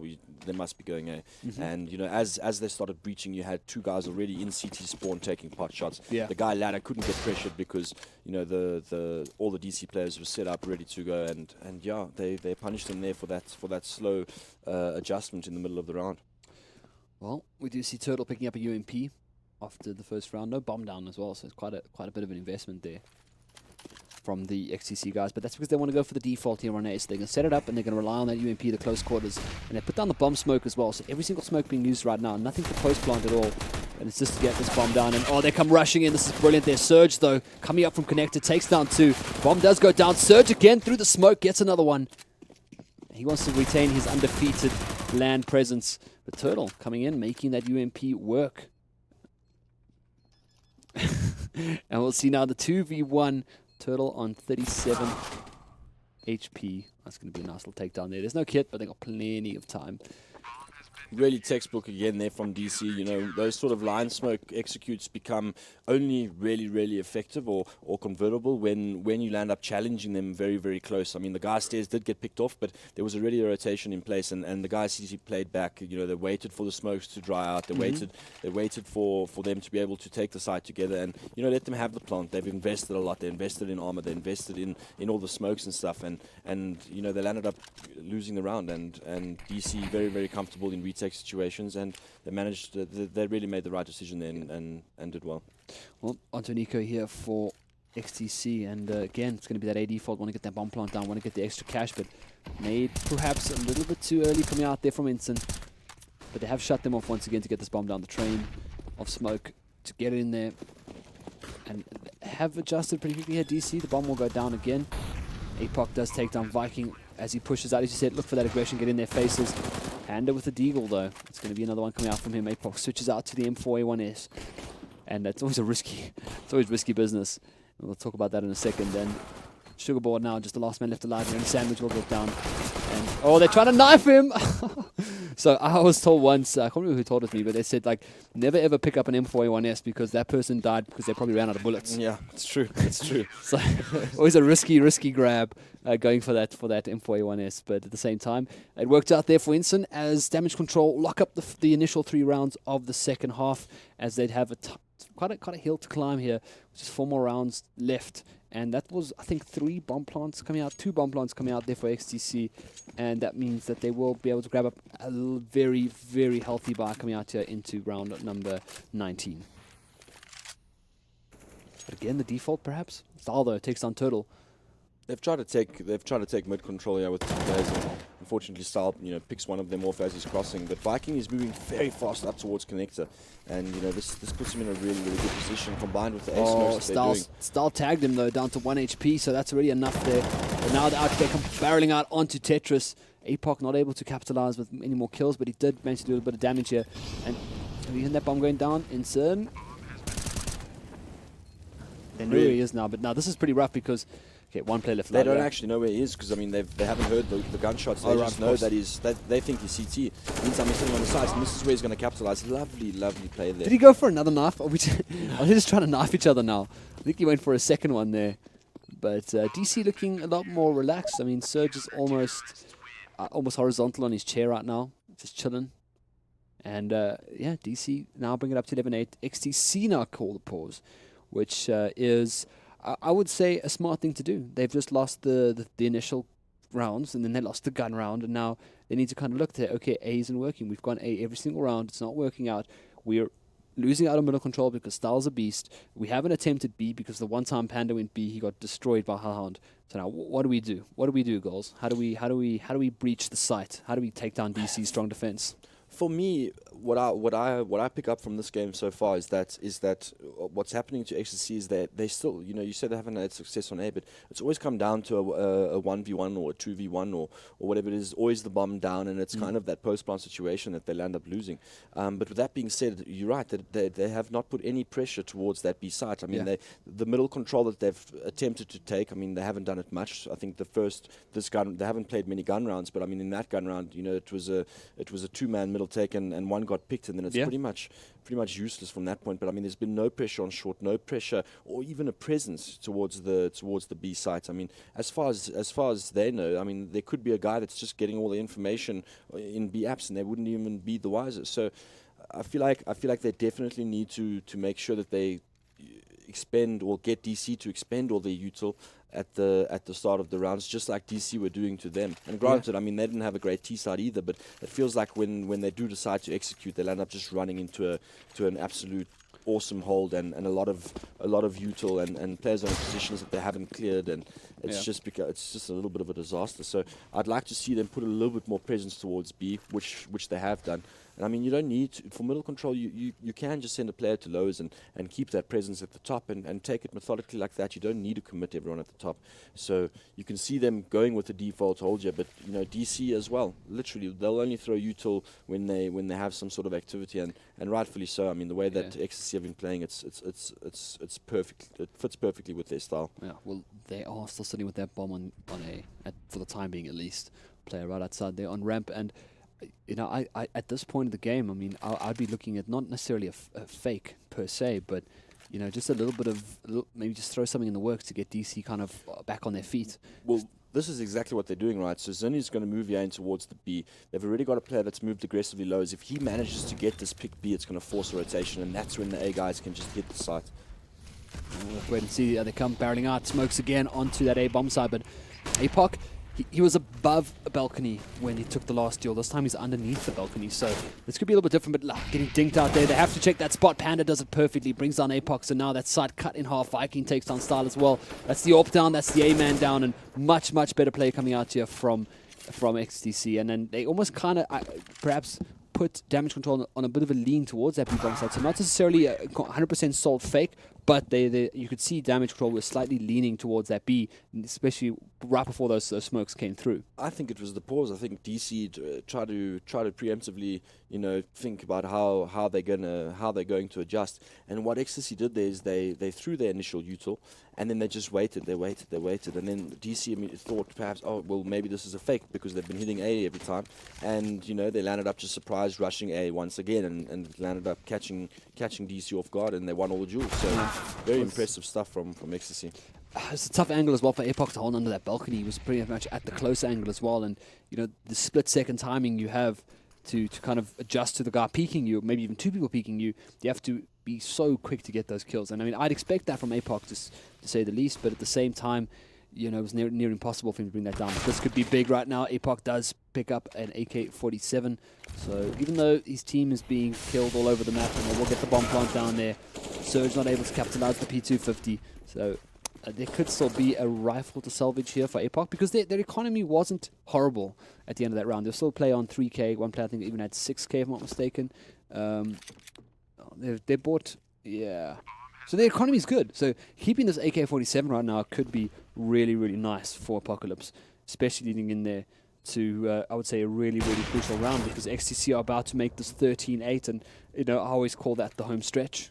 You're 3 rounds away. Definitely, and I mean, saving that AK-47 allows someone like you know, if Ensign can survive with what he has in terms of the armor, you know, he can drop an AWP for Style. They can use the AK, and you know, if it does all go into shambles, they've still got some sort of gun or chance on the next round if they decide to force buy into this one, which is obviously what they're going for, considering that you know, they've only bought, you know, a little pistol and armor this round, and not really investing that much into the round. So that was really quick, Buzz.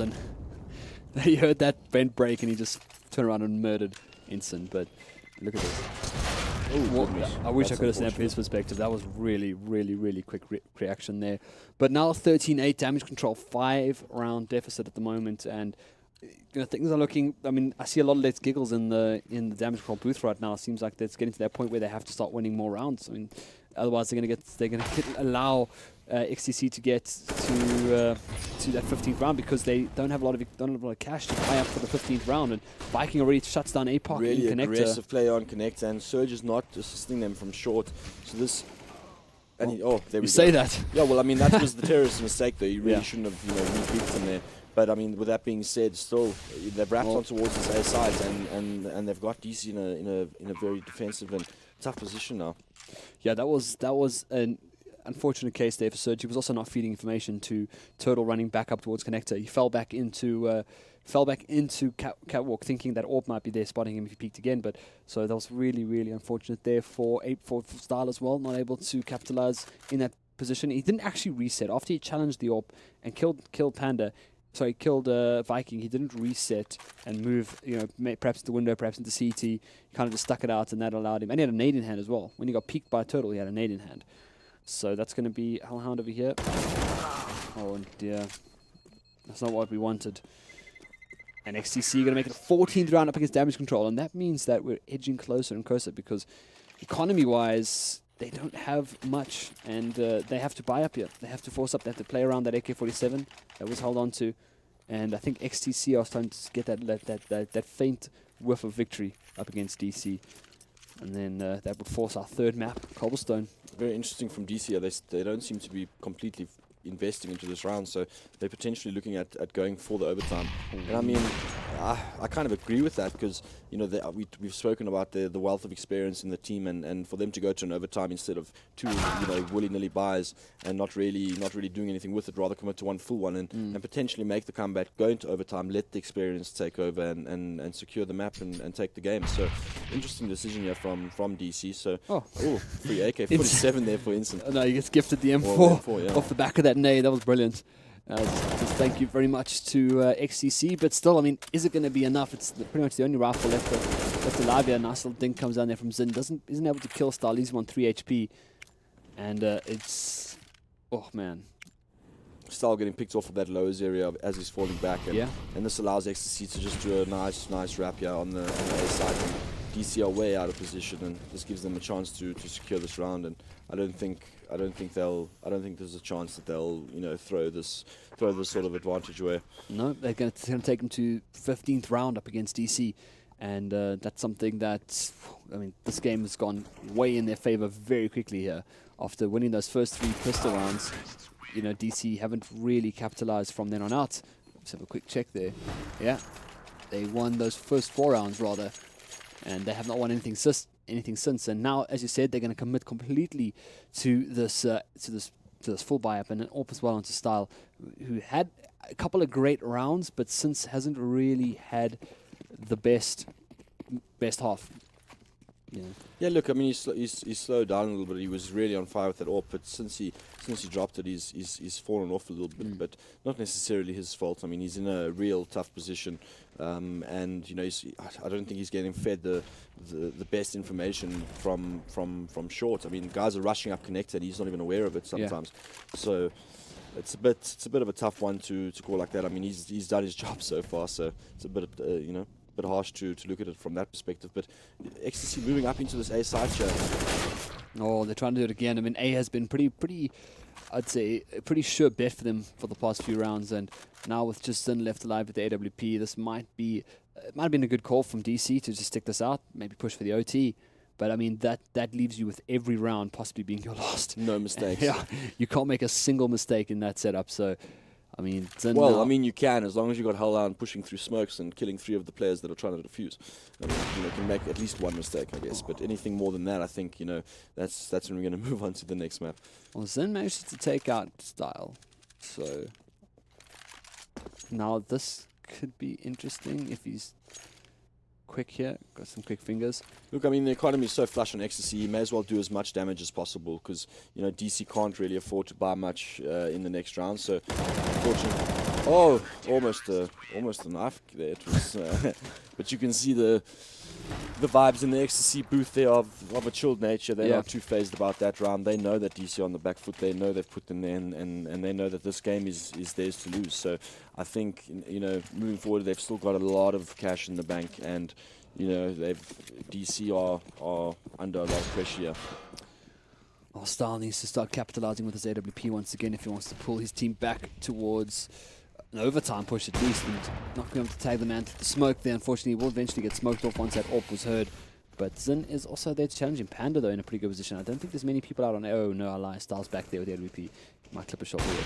Playing around, misses the initial shot, so now he knows exactly where he is. Viking will take down Surge. Oh, they're going to lose out on APOC as well, trying to hold that connector down. They do get smoked out, but are they going to care about this goal? I think they might just run straight through. Now to push Surge back as well onto Catwalk. Instant alone now on the site. We've got Style backing him up there while Panda was still cheekily peeking Style. And this could be... Oh, Style with the no-scope. Oh, no, so close. So close. This is where Instant can come up huge here. Yeah. He takes 1, he takes 2, he takes 3. Instant, lovely round. Yeah. Lovely round. I said Howland would do it, but it seems Instant with a sneaky sandwich player lands up converting it. What's this? Lovely. If he got the second pick, he could have no-scoped the third guy. So the third guy wasn't even looking at him. But no, anyway. it was all a clever ruse to allow Instant to surprise the entire XTC squad. And now suddenly that economy suddenly the economy on the side of Ecstasy looking a bit shoddy. I mean, no AWP in the hands of Zin. They do have full util, but they lose this round and suddenly they've got an eco and suddenly DC are clawing back. I mean, this is near perfect. If they do decide to do this would be near perfect, because the amount of times they've committed to A this map, and they go for the A fake right now, pull some attention. I mean, it's hard to sell a fake on DC, really hard, because they're such disciplined players. But I think at a moment where any round could be your last, they can't really afford to allow players to down A. So I think if XTC sell a fake here onto A and pull DC off, and they're doing it, I think they're doing it. Are they? I think you're correct. Look at the rotations here. Oh no! This is leaving Hellhound. It is Hellhound though. He's alone on the B side.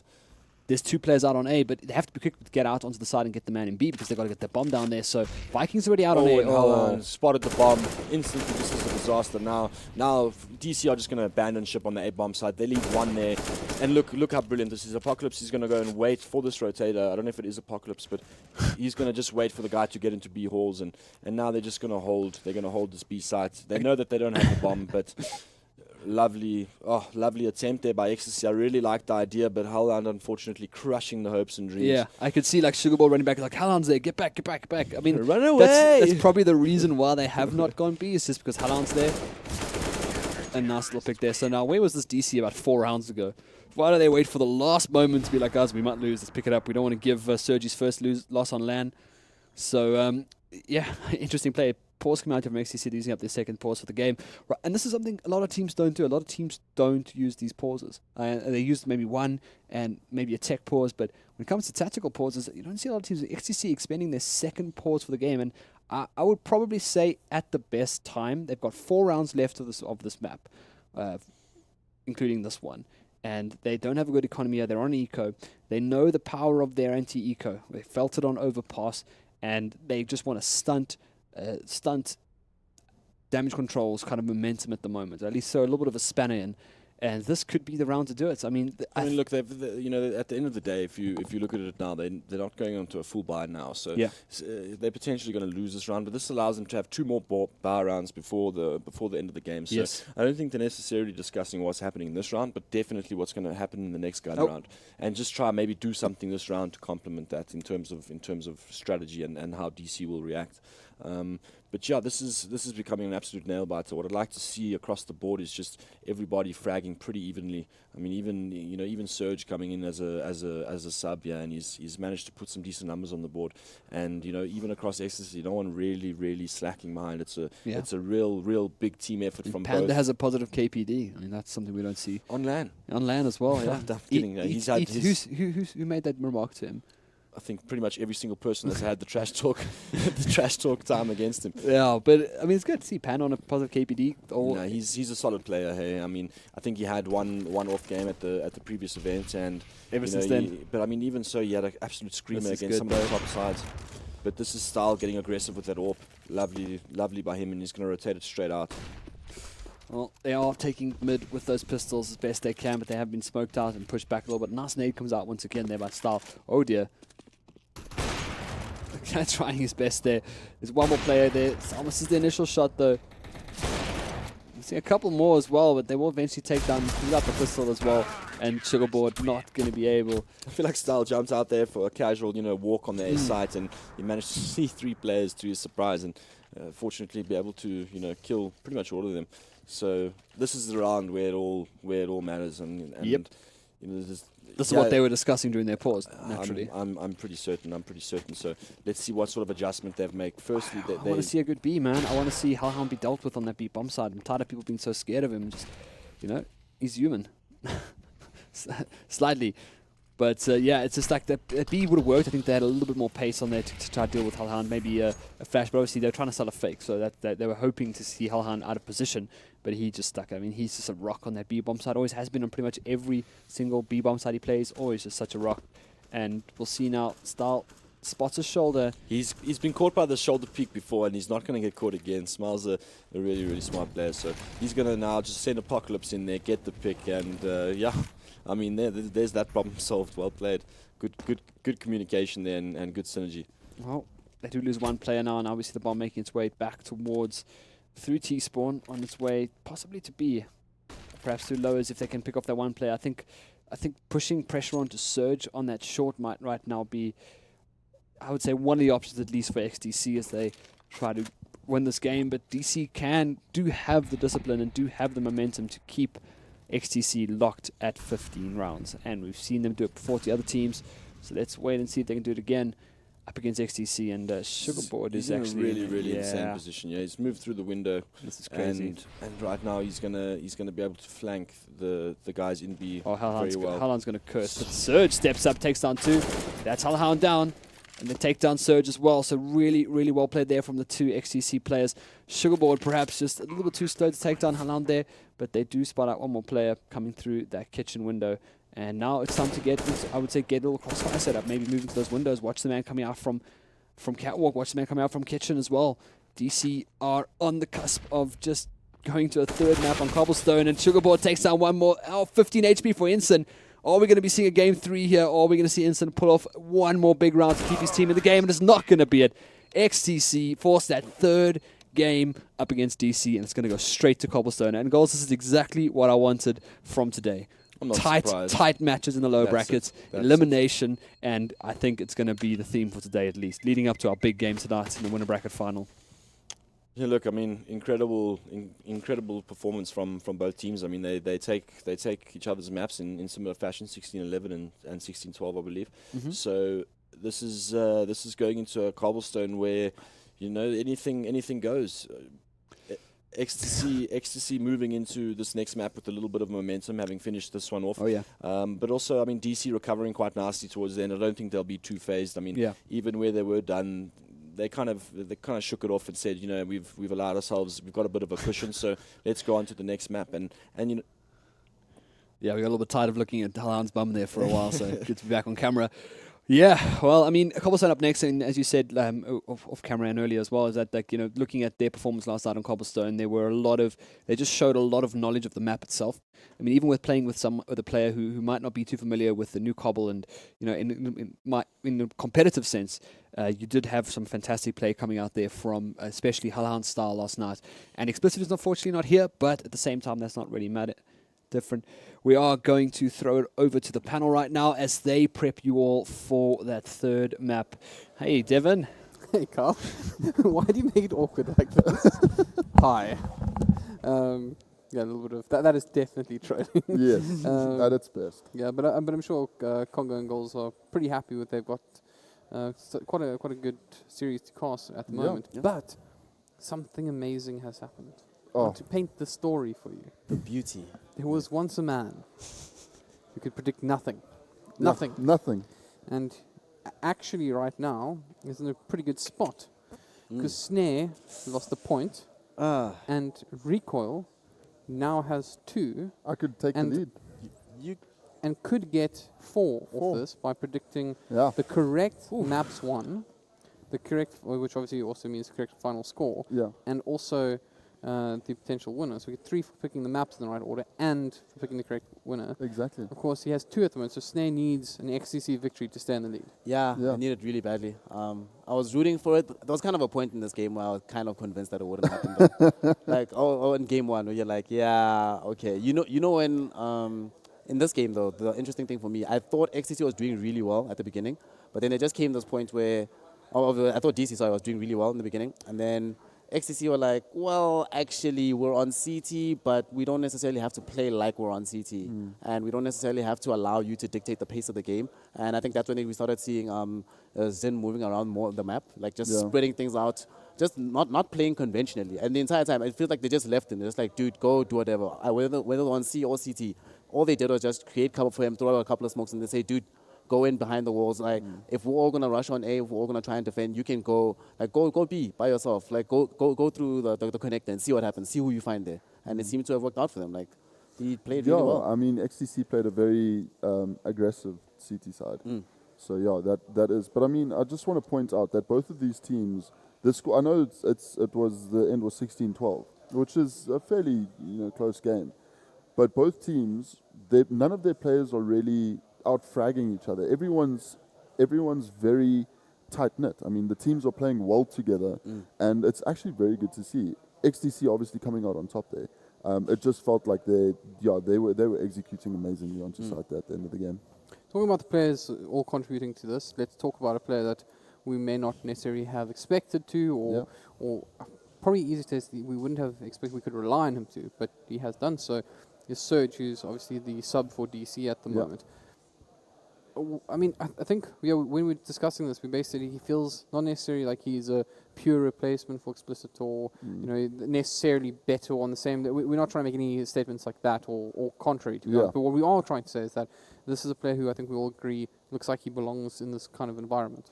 Yeah, he's fitting in well. I mean, we were actually speaking about it earlier. It's DC's playstyle is somewhat of where a player can just fit in.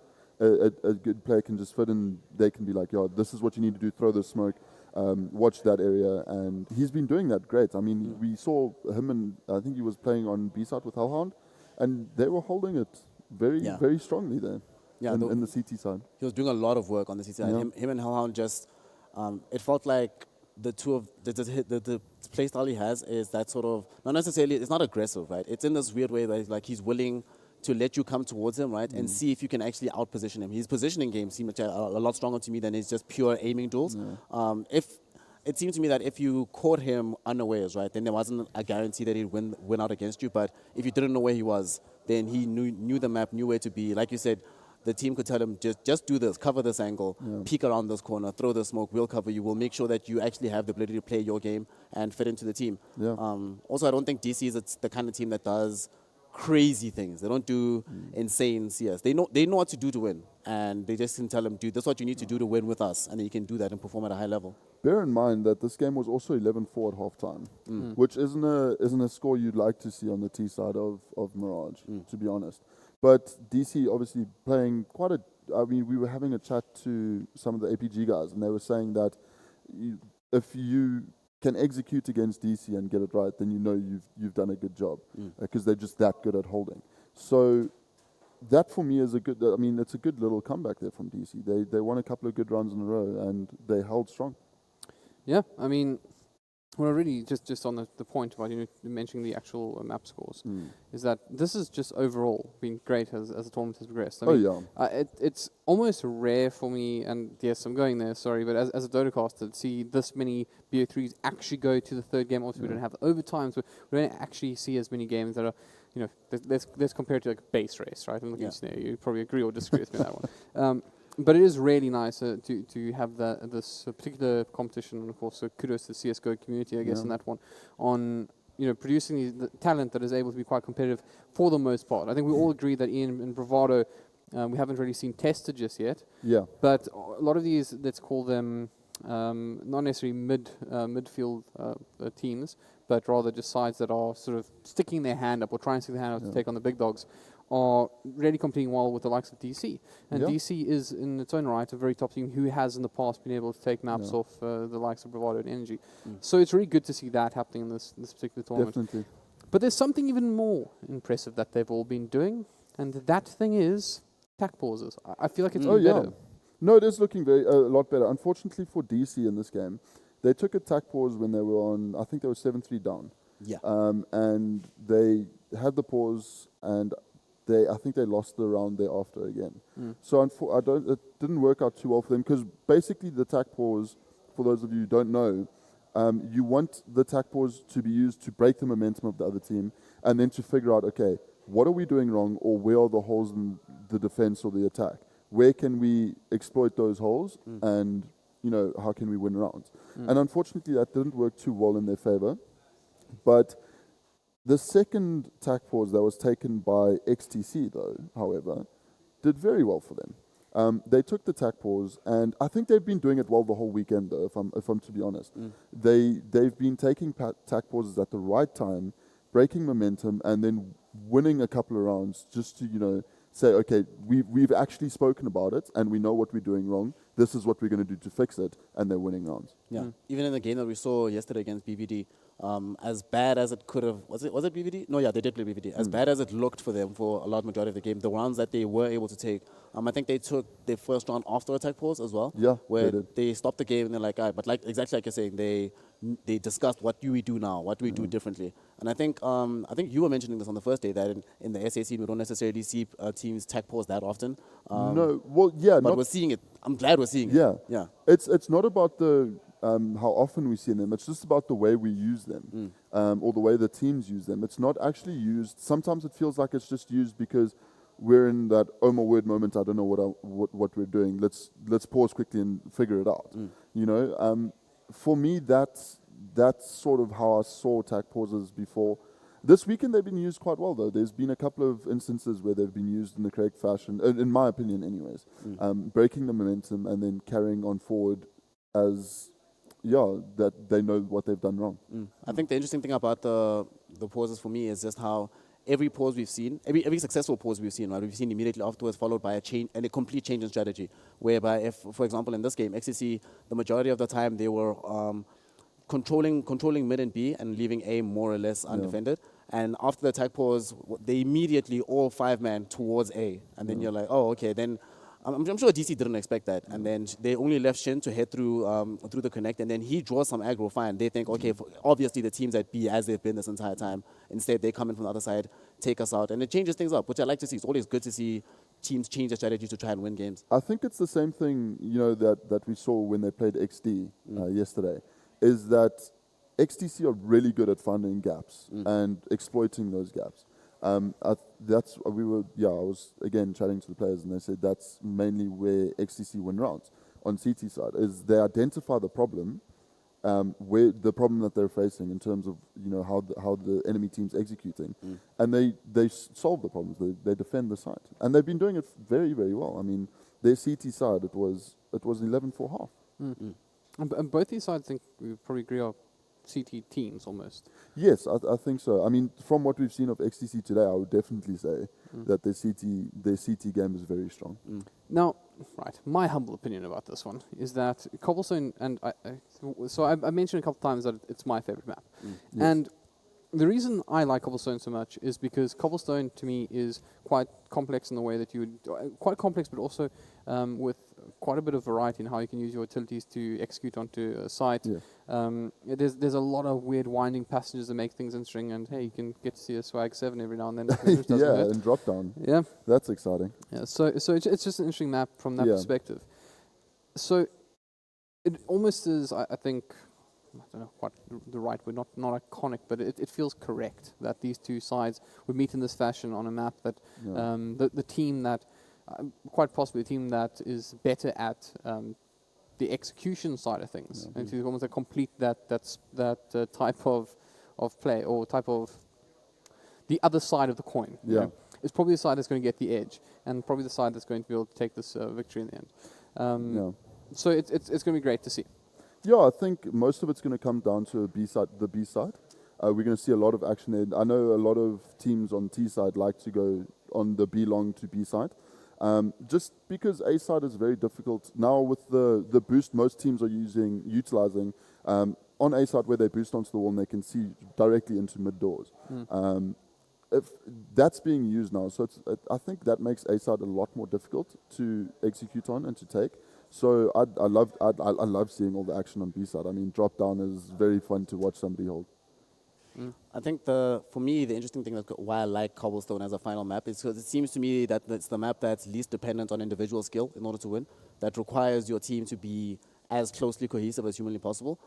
Other maps you could probably, like we saw in Overpass, right, that sometimes DC were getting away with honestly being outstratted in terms of the movement, right? But then Style or Hellhound or Surge would come in with a triple kill, and you're like, oh, okay, fine, cool, we can still win the round off of this. But it doesn't seem to me that Cobblestone affords as many opportunities to get that done often. Like, whenever it happens on Cobblestone, it's always a surprise. It's always like, oh, wow, actually, that's an amazing play, because usually you have to have such good movement. You can never even, like you were mentioning, it's going to happen a lot on the B side. You can't even peek around corners without having some level of vision or some utility already being used to actually help you get that advantage in that area. So you just can't get away with being individually skilled. You have to know the map, you have to know your team, and you have to anticipate what the enemy is going to do. So it's a very mind game heavy map. I'm looking forward to seeing that. It is. I mean, B sites, especially B long, isn't somewhere where you can dry peek. You can't go in without any utility because you're gonna get. There's too many angles to watch. I mean, you peek out of B long and you need to watch chicken coop. You need to watch fountain. You need to watch boost. You need to watch somebody peeking from drop down to A long. There's just a lot of angles to peek. So definitely we need to see a lot of util being used there, and util being used correctly, because it's pointless you throwing a flash and then not flashing anyone and then saying, oh, but I used util. You know what I mean? But I mean, I'm not saying we're going to see that from these teams. So hopefully they're obviously better than that. It would be ironic when we set it up to be the case of who can do what they do best, and who can perform the other side of the coin best, and then well, they just all did pretty poorly. That would be a letdown. But I'm sure that won't be the case. And I'm sure there's something new. Well, actually, I'd like to hear your opinion on this one as well. So as I toss it over to Congo and Goals, I'm curious to know if you guys agree with us and our thoughts on, I guess, just the overall assessment of utilities on Cobblestone. Enjoy, guys. Take it away. I'm a level with you, dude. I wasn't listening. No, I'm kidding.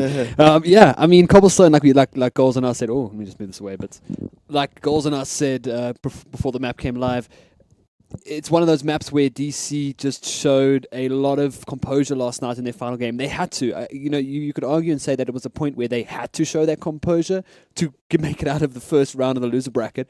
Or it's just a map that they're generally really good on goals. But you would obviously know a bit more about that. Look, I think yesterday's performance on DC was, on Cobble 4 DC was really, really strong. But I think that was a lot to do with individual players. I think they had a lot of individual rounds where players were really, really, stepping up when they needed to. But with that being said, the squad that they were going against was not of the not of the stature that Ecstasy are, and I'm really, really looking forward to I think a really, really thrilling match here. Yeah. And what I do see that has changed slightly is that we have Explicit back in the server. Yeah. He's made it through, so Surge done his job, I guess. He's got them here, so this is a proper final map. Interesting though to come in like mid best of 3. I mean, that's something we don't often see. But guess they want to have their strongest lineup for the final game. Nothing against Surge, of course, but they want to have they want to make it so they win this, and then Surge remains undefeated on LAN for about 15 years. I think he's played it well. He's left his own legendary status in the hands of his teammates, and good teammates to handle that. So. The only thing I'm concerned about is, how warm is Explicit. He's obviously come from some sort of emergency or a deadline that he couldn't get out of. So you said he was watching from about the second round in on the previous map, so I could only imagine. After this 1 second there, nice little pick there by Instant, gets the double on Castle. Yeah, brilliant there. I like the information seeking coming out from XCC. That was really smart, but they just obviously could not capitalize with the sheer numbers pushing out from damage control. So now they will take control, but they are kind of still pushed back towards Wood.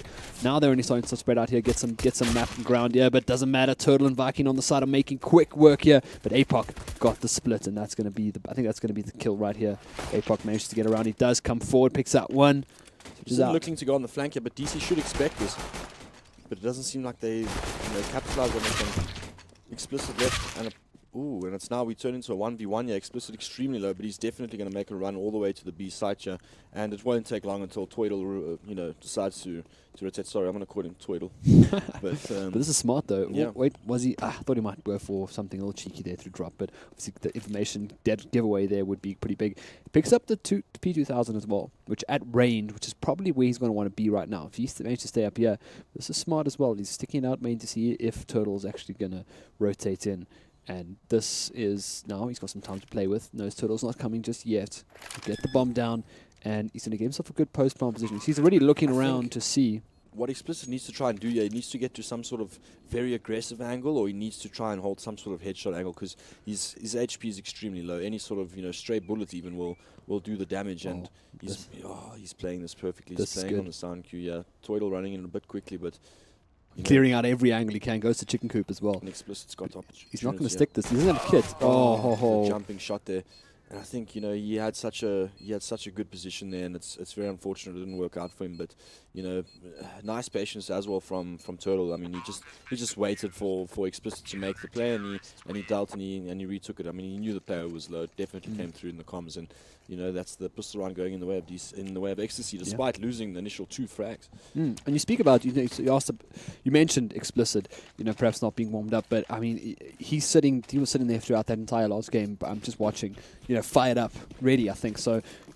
Maybe his hands weren't warm, maybe his eyes weren't locked in just yet, but he was able to sit there and watch, and I can pretty much promise you that he was getting a little frustrated, and that's why he's back right now, and he's ready. And we've got ourselves a very quick push here on the A Castle side, and Instant and Style moving very aggressively through there, and the Ecstasy guys are reacting perfectly. They're falling back towards the site. I wouldn't be surprised if they send a rotation towards their side to try and help these guys. But I mean, if they don't do it very soon, it's looking a bit problematic for the Ecstasy guys on the site here. And we've seen how good APOC is with that P250, but gets shut down. But both Instant and HH are the ones to at least make something happen right now. But the rest of XCC are arriving. Cavalry's here. The bomb is all the way in the doors, but Instant has picked up an M4A4 up against these UMPs.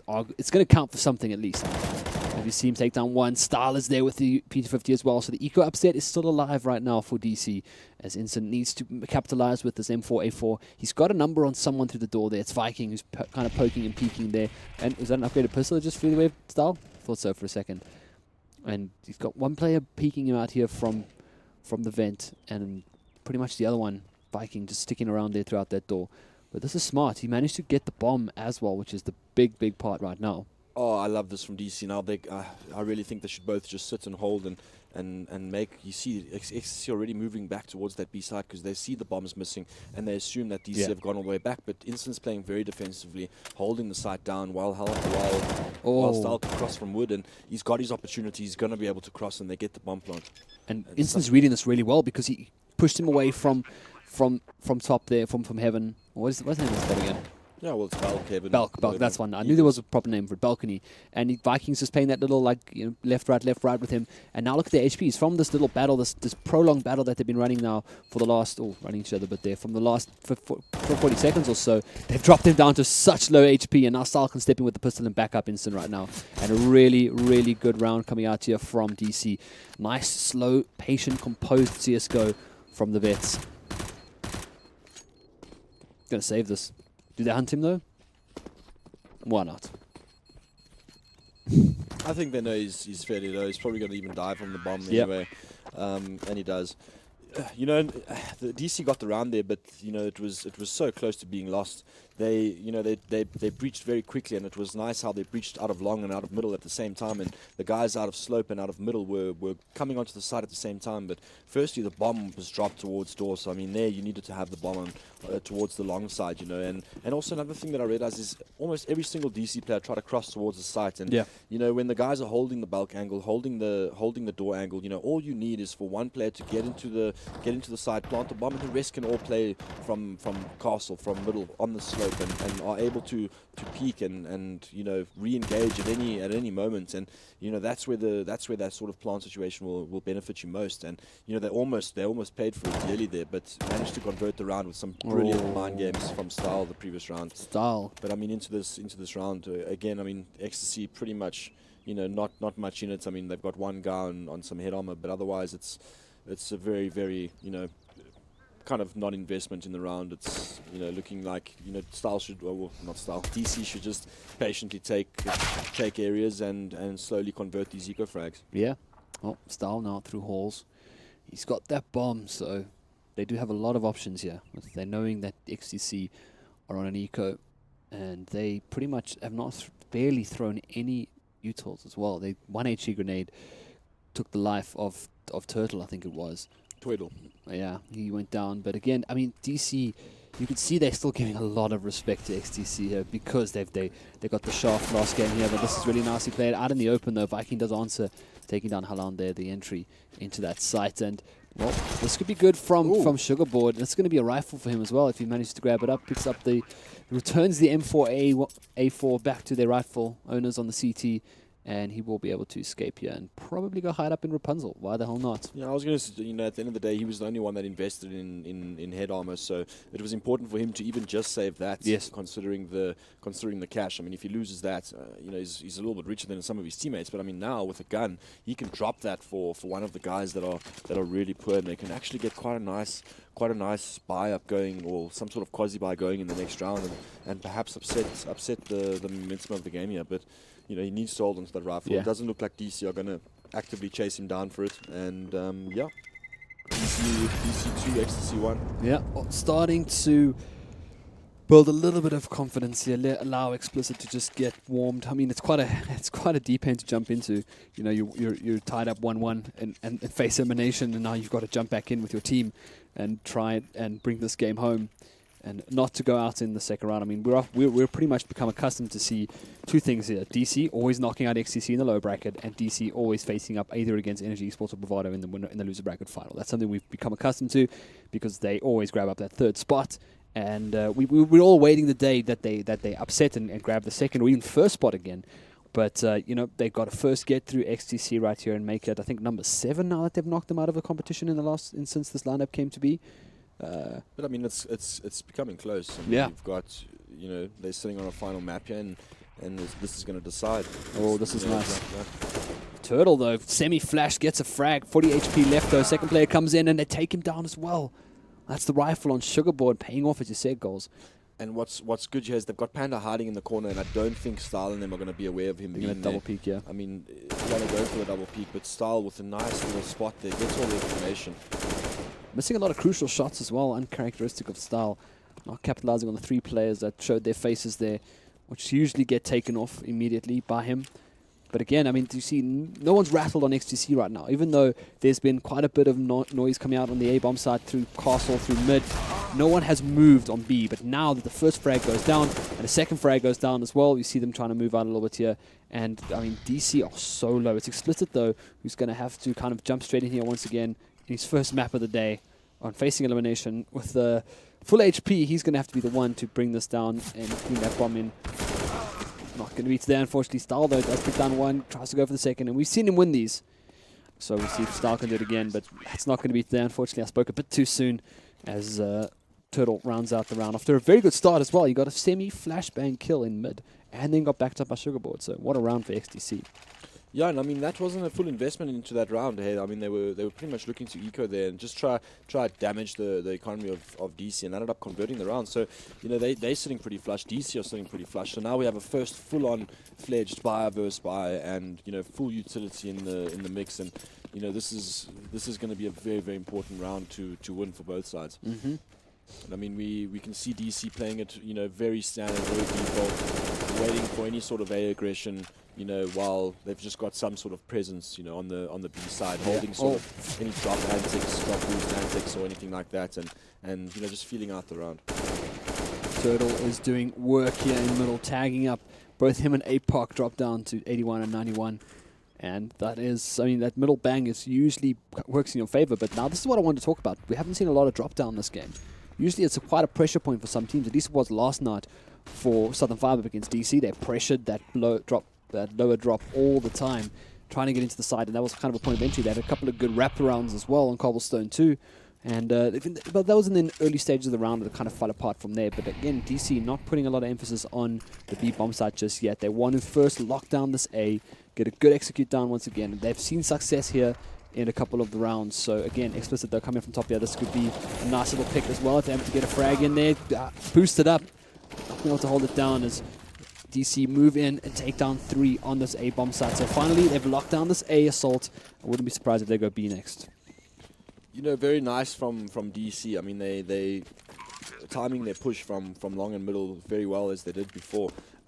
But what was strange is that XTC had, they had the read. They were very, very passive on B at the beginning. No real threat there. So, they instantly moved 3 players towards the A site. And that was a brilliant play. I mean, they should have had more than enough utility to delay DC from getting into the site, but it felt like they were challenging them as they were coming up the ramp, and that was extremely unfavorable angles towards the CT side, and not Hellhound specifically, but DC picking them off one by one, and suddenly there's 3 entries, and the round is yours, and now you've got to save, and the economy is now looking a bit poor, and it was quite a weird decision in my opinion. That was actually something I was discussing with Hellhound and Apocalypse prior to while we were sitting watching the previous game, and talking about the sort of higher ground, lower ground advantage. And Hellhound said that when you're shooting from lower ground to higher ground, you're sometimes if you're using an M4A1S, your double tap, your second bullet often isn't as accurate as it usually is when you're shooting at like a level, and the pull down for spray control is a bit higher when you're moving higher up. That was kind of, I might be butchering what he said, but it was something along those lines, and he just said he finds it easier to shoot with an AK-47 from the low ground to the high ground, because you usually have that person's head sticking out, where you might have your body exposed, you got the person's head sticking out, and for them, hitting necks is nothing for DC. So it's an interesting little conversation. They were talking about the high ground, low ground advantage, because apparently that might or might not be a thing in CSGO. But discuss that in a moment, as just a couple trading frags, trading shots through there as Turtle lands a dunk on APOC.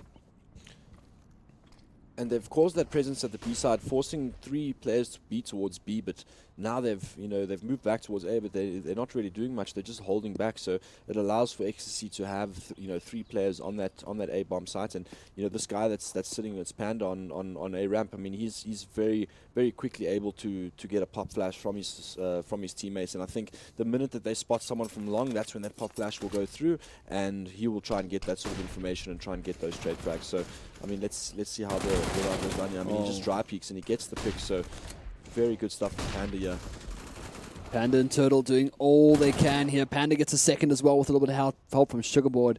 And again, just a great round coming out here from XTC. Once again, trading rounds with DC as they look to hold on to this next round here. But Instant is still alive. He's got a flash, he's got a molly, he's got full armor, and he has the bomb in hand. But what he doesn't know is that he's almost surrounded right now by XTC players. There's one player jumping up. He spotted the head.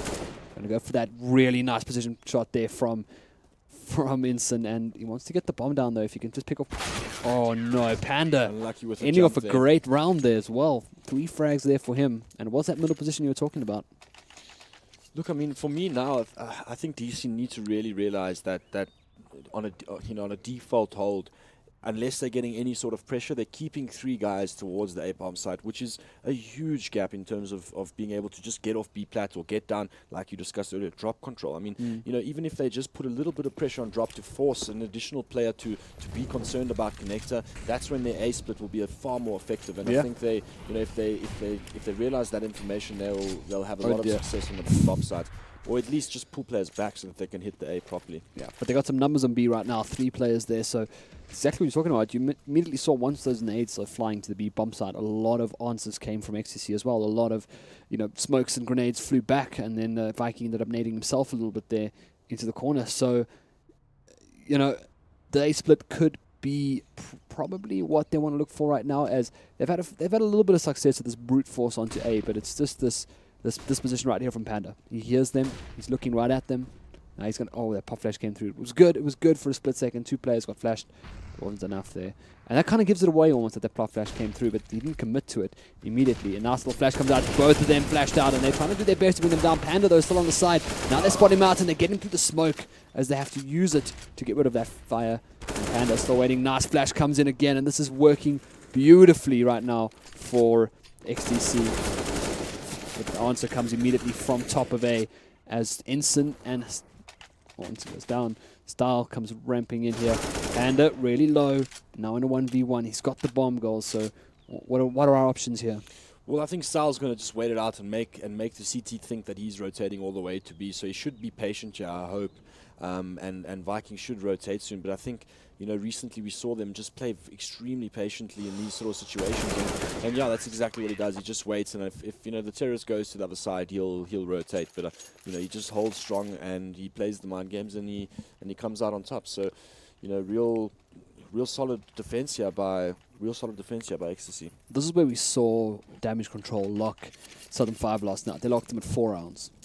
So maybe we'll see them start picking it up right now. But again, as you mentioned before, DC's power does come from their CT side. And rightfully so, XTC forced them onto the T side first after winning the knife. And that means that they now get to put a bit more pressure now. So flashbang, back's turn, but nobody flashed there as Panda and Turtle once again.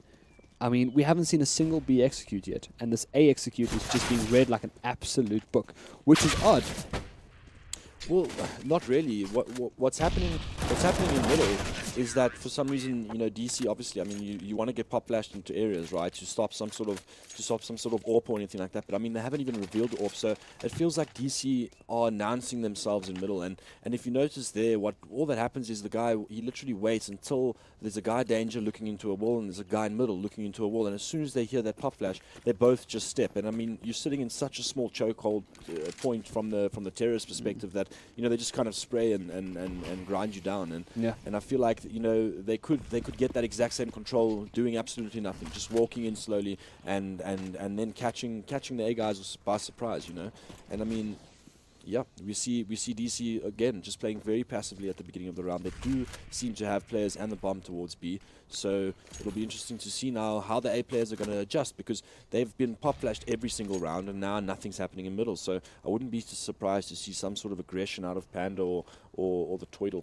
Yeah, but speaking of aggression as well, I mean, where has that B aggression been when those rounds where DC just kept going A and kept getting picked away? There wasn't a lot of information seeking from any of the players on the B, pushing up plat, getting into halls, boosting up onto. But I mean, they really didn't need to, because DC haven't had any presence on the B platform. So if you look now at Sugarboard, this is what he's been doing the whole game. He's been literally spotting plat, and he's clearing plat the entire time. And I mean, this allows for Ecstasy to have that control on the A bomb side. They have the 3, and DC seem to be going into it every round. And I mean, look now, DC have decided to go on to B, and the rotation is perfect. They've already got 4 players stacked on B. Yeah, well, nice mollies coming down as well. A couple of smokes, and I push them out there. Filtered out one player, and that's the bomb carrier as well. Goals.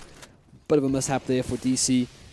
And now they've kind of locked them in here, and look at this, spraying down, nicely done there by Sugarboard. He got the AK-47 as well, and just slight mistakes coming out there from DC. And see the pressure perhaps getting to them a little bit. Not something we see very often. Turtle does deal with style, and that's all 5 alive right now.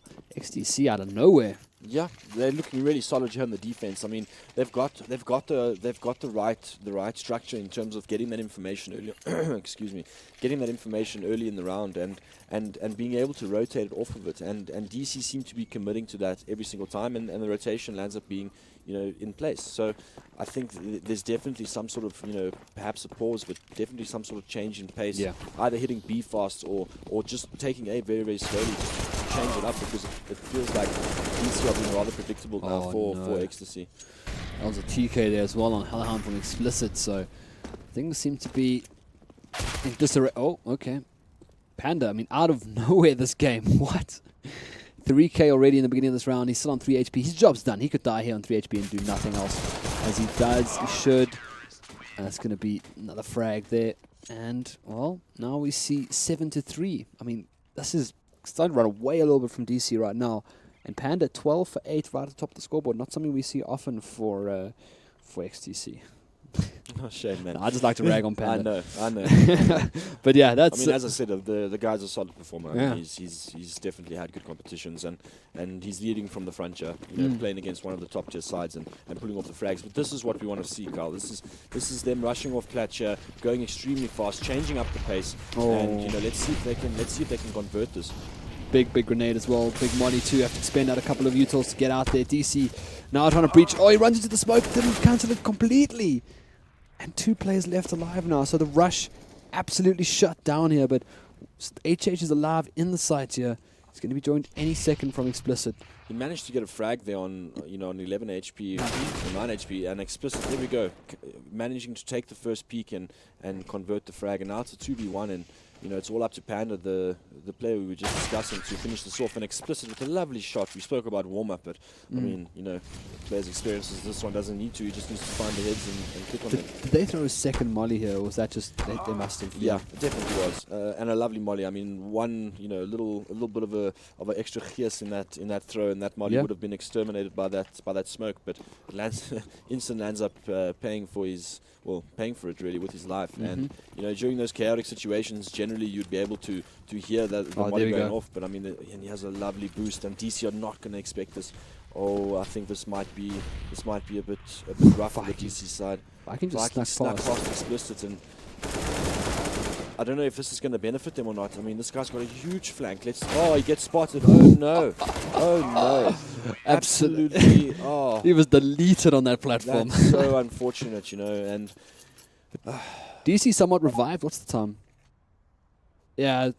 They're awake right now. They're awake. Yeah, they're getting there. They're somewhat revived at the moment, I think, at least. And the biggest thing for me right now is just the performance a little bit maybe from APOC. I mean, that's what I love about the DC guys, is they're all able to play at such a level that one time this person will be top fragging, another time this person will be top fragging, and then it gets to a point where you're like, okay, cool. So you look at APOC and you're like, well, he's at the bottom of the board, but that I can guarantee that's not how this game's going to end at all. Like, I would be surprised to see on the CT that he steps it up.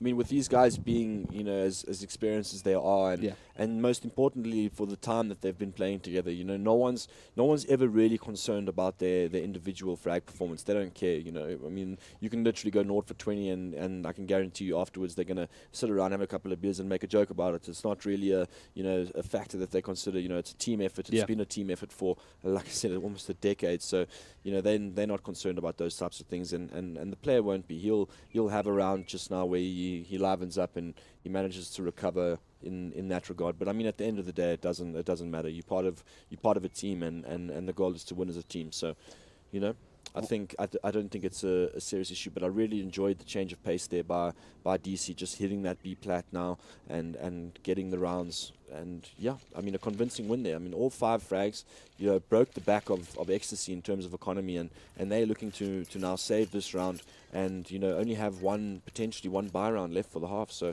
it's going to be interesting to see what they do. They did change it up by boosting into that drop area, but it was just the timing, the timing of the gods, and it just wasn't in their favor. It didn't amount to anything. Sacrifices weren't made to the gods this fine morning, so it didn't work out for them. But DC going back to their A-Rap play here.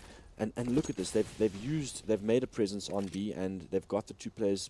But Ecstasy seem to be wiser to this. They've got their 3 players on the A site waiting for DC to do this. They're banking on that double setup once again with Turtle and Panda in the middle, within the stairs, and right dead in center there where Panda's been playing so well. And they dropped down Explicit to 12 HP already, so we're looking pretty good one. But Instance just cleaning up. He deals with both players in the mid.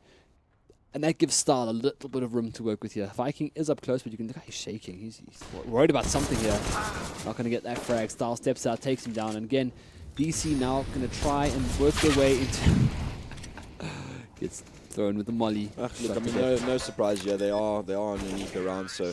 not too much expected. But what I did like to see there was that adjustment that I was speaking about earlier, and that was them stepping through middle and just taking the jewels. They know the guys are poor. They know they should be saving this round, and they took the jewels in the middle without announcing themselves with a flashbang, and they landed up getting the frags and just kind of moving together as a unit from that point. And it makes those rounds as easy as they should be. But this is the round that we've been waiting for. We've got an AWP on Sugarbad. He's going to be looking to take that that B plat control. You just got him Sugarbad. Sugarboard, sorry. Sugarbad. Whoopsie, unintentional. Sugarboard, yeah. I mean, it's weird that he took it away from Zin. I felt like Zin was having an incredible match after that. It could be just positioning-wise, and that's probably why. Sugarboard goes and takes a head off Hellhound, though, straight up through the middle. Interesting from Panda there, trying to switch things up a little bit, looking for aggression in that mid. And it is a really important round for them, and Panda's already down, so... I feel like DC are committing to this prematurely. Yeah, they're moving on to the A side here, and Ecstasy know that they're en route, but they're flushing him out with a lot of detail. So yeah, that was really well played. Lovely play by DC. More people are dying. Sugarboard is pitched up now at the AWP. There's one person right behind the car there. Little underhand flash there to push through. Zin making his way as well with the AK-47. He's going to try and at least deal with these last 3 players on the middle, but not going to be Lovely. enough there now. Apocalypse with some insane positioning there, knowing that they're going to eventually have to push through the doors and just getting the jump on them from middle. So Sugarboard here is looking to save this AWP.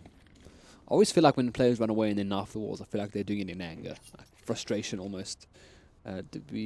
Almost frustration. Knocking is. It's one of those things, really. Yeah. But I mean, it's just kind of, I think while you're running away, there's a lot of knife flicking and stabbing and whatnot. Keep yourself busy. Keep yourself busy and on point, I guess. Oh.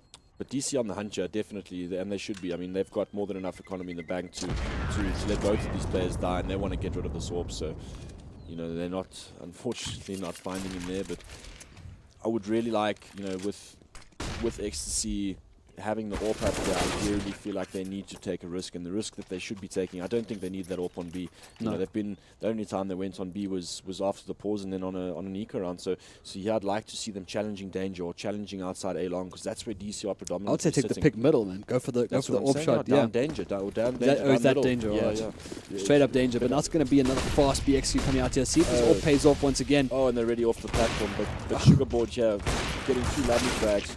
Oh, that's exactly why he might have taken over that AWP. The quick scoping coming out from that Call of Duty experience there for him. Viking does take down Explicit as well. Now 2 players left alive here for DC. And Star looking for those headshots, but one person's boosted up on the tree already, and that's going to be a kill as XTC make it 8-7 at the half. Lovely little hold there by XTC. I mean, that little boost there it's quite difficult to put those together in those sorts of situations where guns blazing and utilities flying across the map, and they managed to do that, get the early picks combined with nice flashes and punishing that really, really quick play by DC. I think they tried to just catch them off guard there. They knew the buy was weak, but I mean they had tons of utility, so I think they could have perhaps made some sort of A presence beforehand. But I mean, moving into the pistol round here, 7 rounds on the CT side is more than enough. It is, and Ecstasy are also happy. So a very, very close game on our hands here. Sugarboard going in hot off that last little AWP round there, shoving APOC all the way back down. Good nade comes through there, catches 3 of them, very, very low. And DC, the rocks that they are on their bomb sites, are going to hold this down. They're looking for a split though through connector. They do come around, but waiting at the back there, Style. And pretty quick clean up there from DC. Nice little nade then to drop. Yeah, the entire team there gambled on the fact that they were going to be pushing B at the beginning of the round, and they walked straight into it. There seemed to be a little bit of a disconnect between the time push on plat and out drop. I mean, the guys were literally looking outside the window, peak statue, and they just froze. They just stopped, and that allows them to reset and start focusing on the guys that are breaching off plat. And once that happens, then it's kind of all she wrote. Well, XCC want to bank on these buys here for the pistols and a MAC-10 as well. They come running out, but Stahl is there to shut them down. That nade could be good as well. Throws a close one, expecting a rush, but it's not going to be enough. Sugarboard managed to sneak past that one there, and Stahl, once again here in the back, gets a good flash off, spots out some heads, but he's going to get sprayed down, and this is looking really good right now. APOC's still alive here. Hellhound's going to join him any second. Needs to be careful though, away for his teammate. Hasn't taken any damage just yet. But he's up against some pretty low players here from XTC, so moving around there. Down the car, 2 on site though.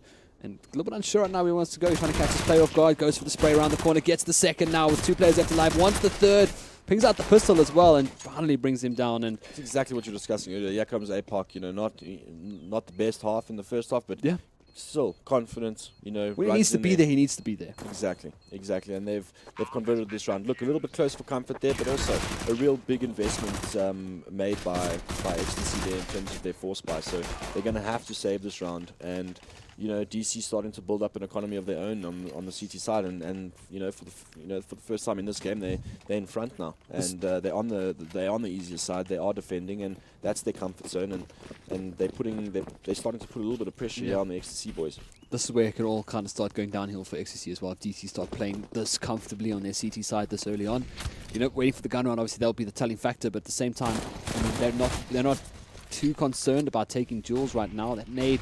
Always feel like it can be thrown just a little bit deeper, or maybe a little bit to the left, but obviously they can't see X-ray. And that could have been a nice little pick and scratch there for APOC, but he's not going to be able to get that down. But Styles also locked back in the side here. Now he sees them coming through. There's a lot of movement, a lot of noise as well, and they're just barreling through the smoke right now, trying to get those frags. But Instant and APOC alive once again now. Just Instant here. Spots out one. Doesn't get the second yet. Spots him. Oh, that's nice. Lovely little one tap there. On the final bullet as well. And the second guy's there. So close. Has the car close. advantage there on the bonnet. Takes down Ensign. And this was literally on his final bullet. Oh no, a couple more. Yeah, there you go. 3 bullets left. It looked good. It looked Yeah, good. that was one for But the replay. Unfortunately, not enough now. And you know, DC, look at... I hear there's quite a bit of noise going on there. It must be getting rowdy. Yeah. People getting a bit disrespectful, I imagine. So, but yeah, I mean, even though you know DC looked really, really solid there, they had some nice rounds, but the economy is absolutely nowhere. And, Yeah. and this is when Ecstasy should do exactly this. They're taking it slow. They're not taking any hasty decisions, not making any unnecessary risks, and just feeling it out at the beginning of the round. Yeah, and eventually, I imagine they're just going to group up and hit a site together. So. DC on their side of things, they got some aggressive positions for some information, and they just seem to be holding, waiting for some contact. So quite a slow round here, but I mean, played well by both sides, and it's interesting to see how it folds out. No one really has much on the DC side right now, as Goals pointed out. So everyone's just holding these angles, trying to bank on whatever XCC did to them in the previous round. Doesn't get the second. Maybe a little bit of backup there. Would have gone a long way there for APOC. He does take down Viking though, and gets, I would say, some valuable information. Style getting a wealth of information here. Wow. Oh, but he saw him on the radar. There's that smoke grenade spot that I was talking about yesterday. As he ran past, he saw him put smoke on the radar and quickly adjusted to take care of that threat. And a full eco by DC, and they're doing still a lot of damage. I mean, Hellhound very low, probably going to go down, but a lot of economic damage here done to the side of Ecstasy. And this is where it matters, is this round that's coming up now. And players like Hellhound, not sitting with a lot of money, probably going to need a FAMAS out of him. No real option for an AWP in the hands of Styles. So would that be the difference though? Maybe picking up these AWPs now just for those angles. And do you think DC's really in the mindset right now for that AWP? I think so. I think Styles been really, really impressive on it, and historically nothing's changed. And I feel like when he's on form with that AWP, he brings a certain upliftment for the team. But you've got Ecstasy changing the pace here, just running straight down the middle. And this is putting the guys from DC in a really, really tough position. I mean, they already basically on the sides, and this player towards Elon. Inton has no idea where he's being hit from right now. All angles covered here by XTC as they come roaring once again onto the A-bomb side. So they're pretty much doing what DC couldn't for those initial few rounds. DC struggled to get their pushes down onto that A-bomb side, and it kind of looks like XTC seem to be just capitalizing. It's with sheer pace, might I add. Yeah, well, the difference is simply that Ecstasy's standard hold entails 3 guys playing on the A site, while 2 are very defensive on B.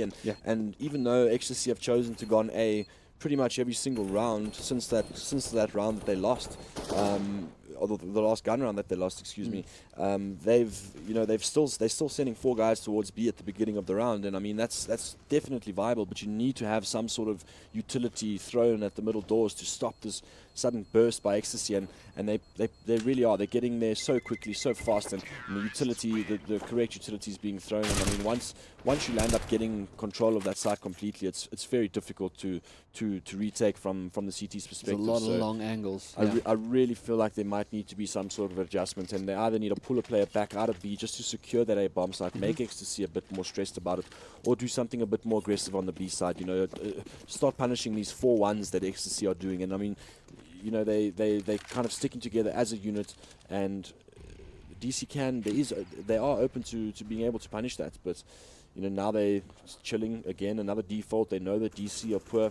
DC doing quite a wild stack here towards the middle. I mean, they're literally just sitting with a bunch of nades ready to pounce, and poor Viking looks like he's going to be the man that's going to go down. So I would really like to see a quad nade assist here, and just someone blow up into the top of Harry Potter taps, but we don't all get what we want.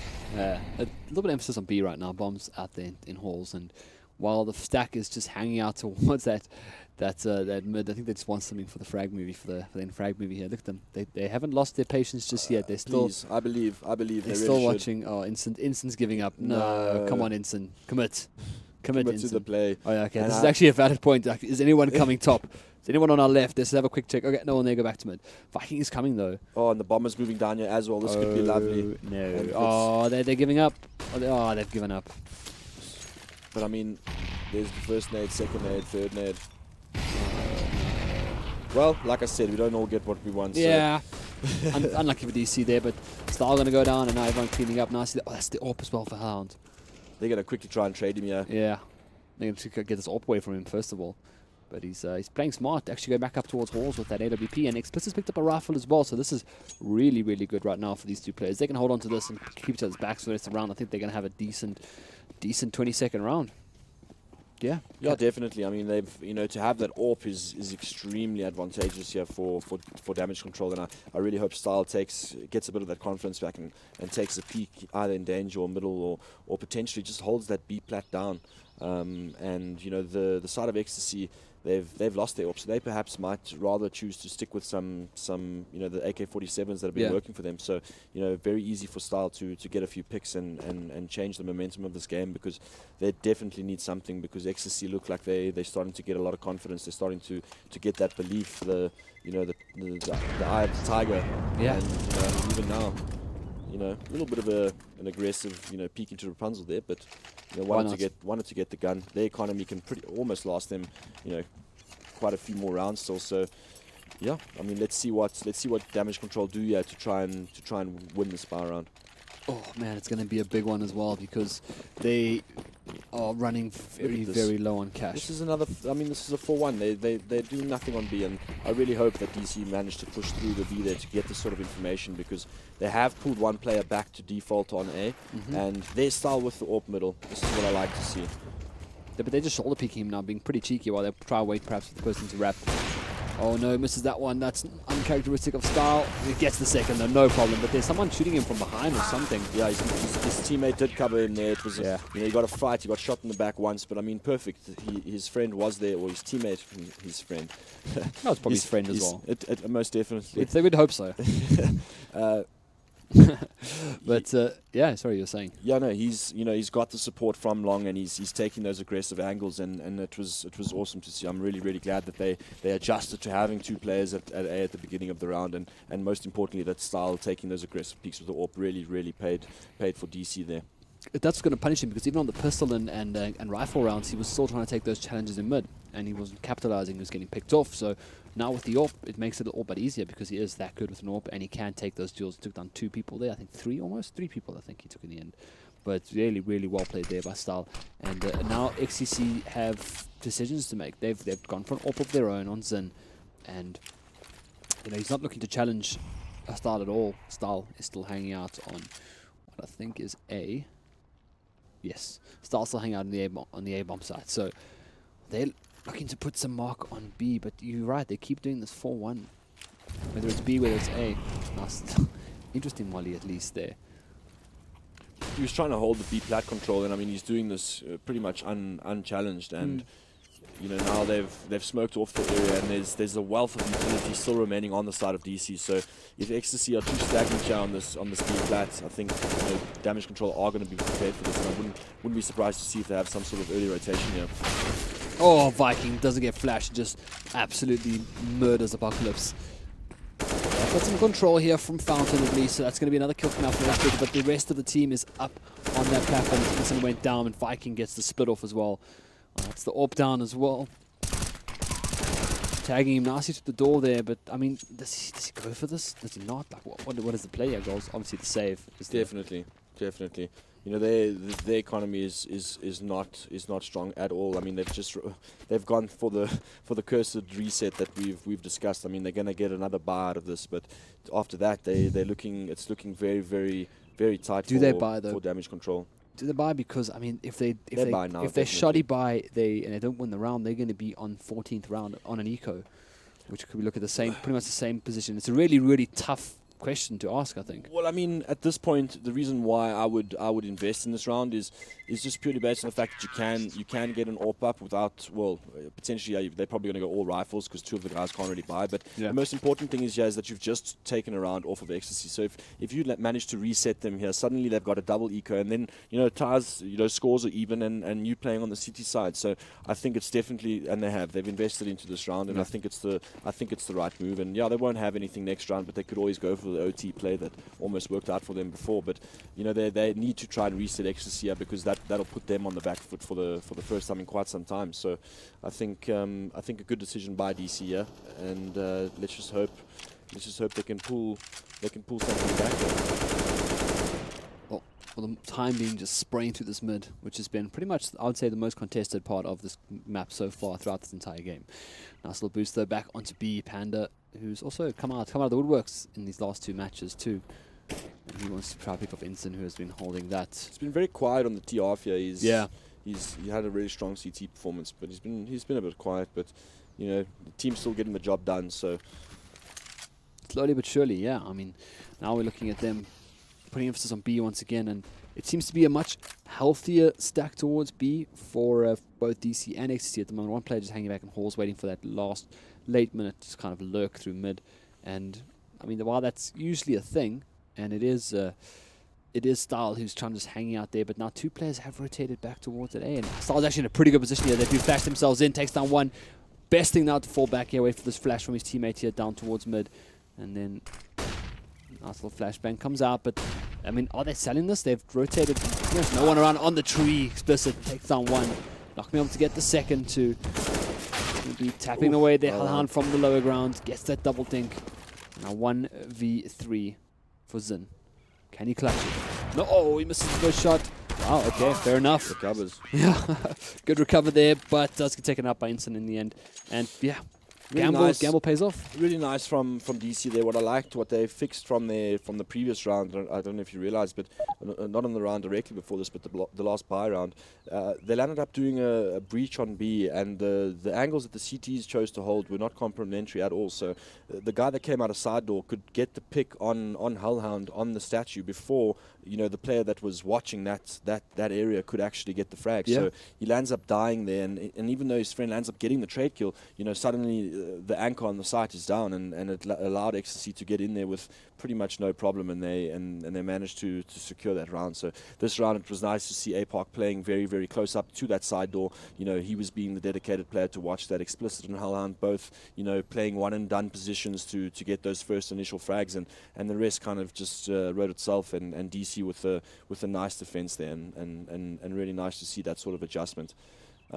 Ecstasy, on the other hand, I mean, they had a really it felt like it was a round that was going to go towards their favor. They got that trade frag on the tree, but it felt like it took a bit too long for them to make a decision as to where they were going to go. I mean, if you looked at 40 seconds away from the round ending, the bomb was getting dropped onto the floor outside of Dragon Law, and you can see that's clearly evidence of indecisiveness in terms of where they're gonna hit at the end of the round, and I think that kind of led them to making a sudden decision and the play, and it was kind of disconnected, and DC managed to capitalize on that. So it's a really good job by them to bring it back, and suddenly we got a real screaming match in hands. But I mean, not surprising at all.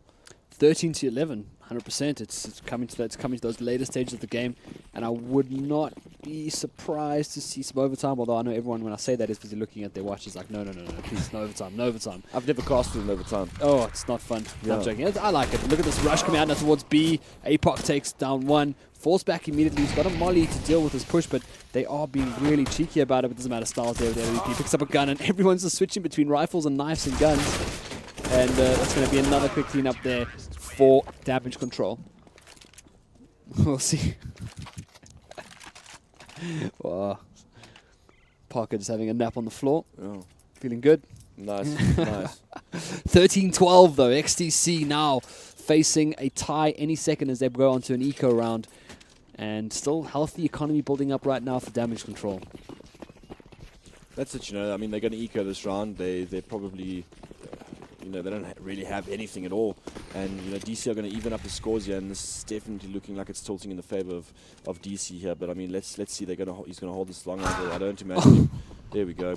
Don't even hear the bullet go off. The neutral coming in, and Style just His teammate's going to assist him. He still gets picked off. He's going to be a bit frustrated there, but I mean, it looked a bit untidy, but I mean, a clean sweep nonetheless. They've got the AWP, and I mean, they traded out the FAMAS that they had, so not really a big issue there. So yeah, we have a gun round on Ecstasy, and they're looking to take the lead here, but no AWP in the hands of any of the players in very, very low util. So you know, this is a very, very big investment in this 13 round to take the lead. So you know, if they lose this, they're going to be in a real tough position. Yeah. So let's see what they decide to do here.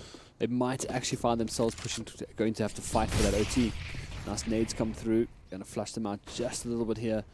APOC is, I mean, we haven't really seen much from APOC on this drop because the few times they have come through, he's managed to trade at least. And it's been eco rounds. It's not, they haven't been that active in there in general. But I mean, a very, very default hold here. What I like to see is that they've already got castle control, and they didn't really use much to get in there. And you know, DC aren't really aware at all of how many players are on either side of the map. And nice cheeky boost. Yeah, cheeky boost just to watch the pushes. I mean, this is standard default stuff here, and they've made their presence known in castle and in middle, but DC don't hold those aggressive positions, and this is how Ecstasy are going to capitalize that. They're going to walk all the way back around. DC have none of that information, and most likely won't get it, judging by their usual game style. So, you know, yeah, they've thrown off the smoke, but I mean, if they group up here, one good pop flash, and suddenly the DC are going to have a lot to deal with very few people on that side. Well, they've got 3 at the moment, but the rest of XCC are making their way towards that B1 side. 2 coming down drop, 3 coming out plat. Pretty default setup right there. Oh, he spots ahead. He spotted ahead. He had to. Oh no, he gets taken care of. Viking once again watching that angle. It doesn't really matter. DC still holding it out on the lower ground here. Goes through as well. One player. Massive. Oh, he gets to get the runs out of bullets. The damn M4AS, but Turtle deals with style as well. That's the AWP down, and Ensign now to clutch in a 1v2. The bomb has yet to go down, so you can turn this into 1v1. Players behind the smoke. The bomb is being planted. Oh, he goes for what would usually be a deep. Oh, yes. What a nice little spam through the smoke there. Unfortunately, this is an extremely tough position for Instant to be in. I mean, you know, these B plat guys should never ever lose this round. They've got such a nice setup going here. They do. But I mean, if he takes the peak individually, suddenly it's a 1v1. But I mean, even still behind this box, it's incredibly difficult to retake him.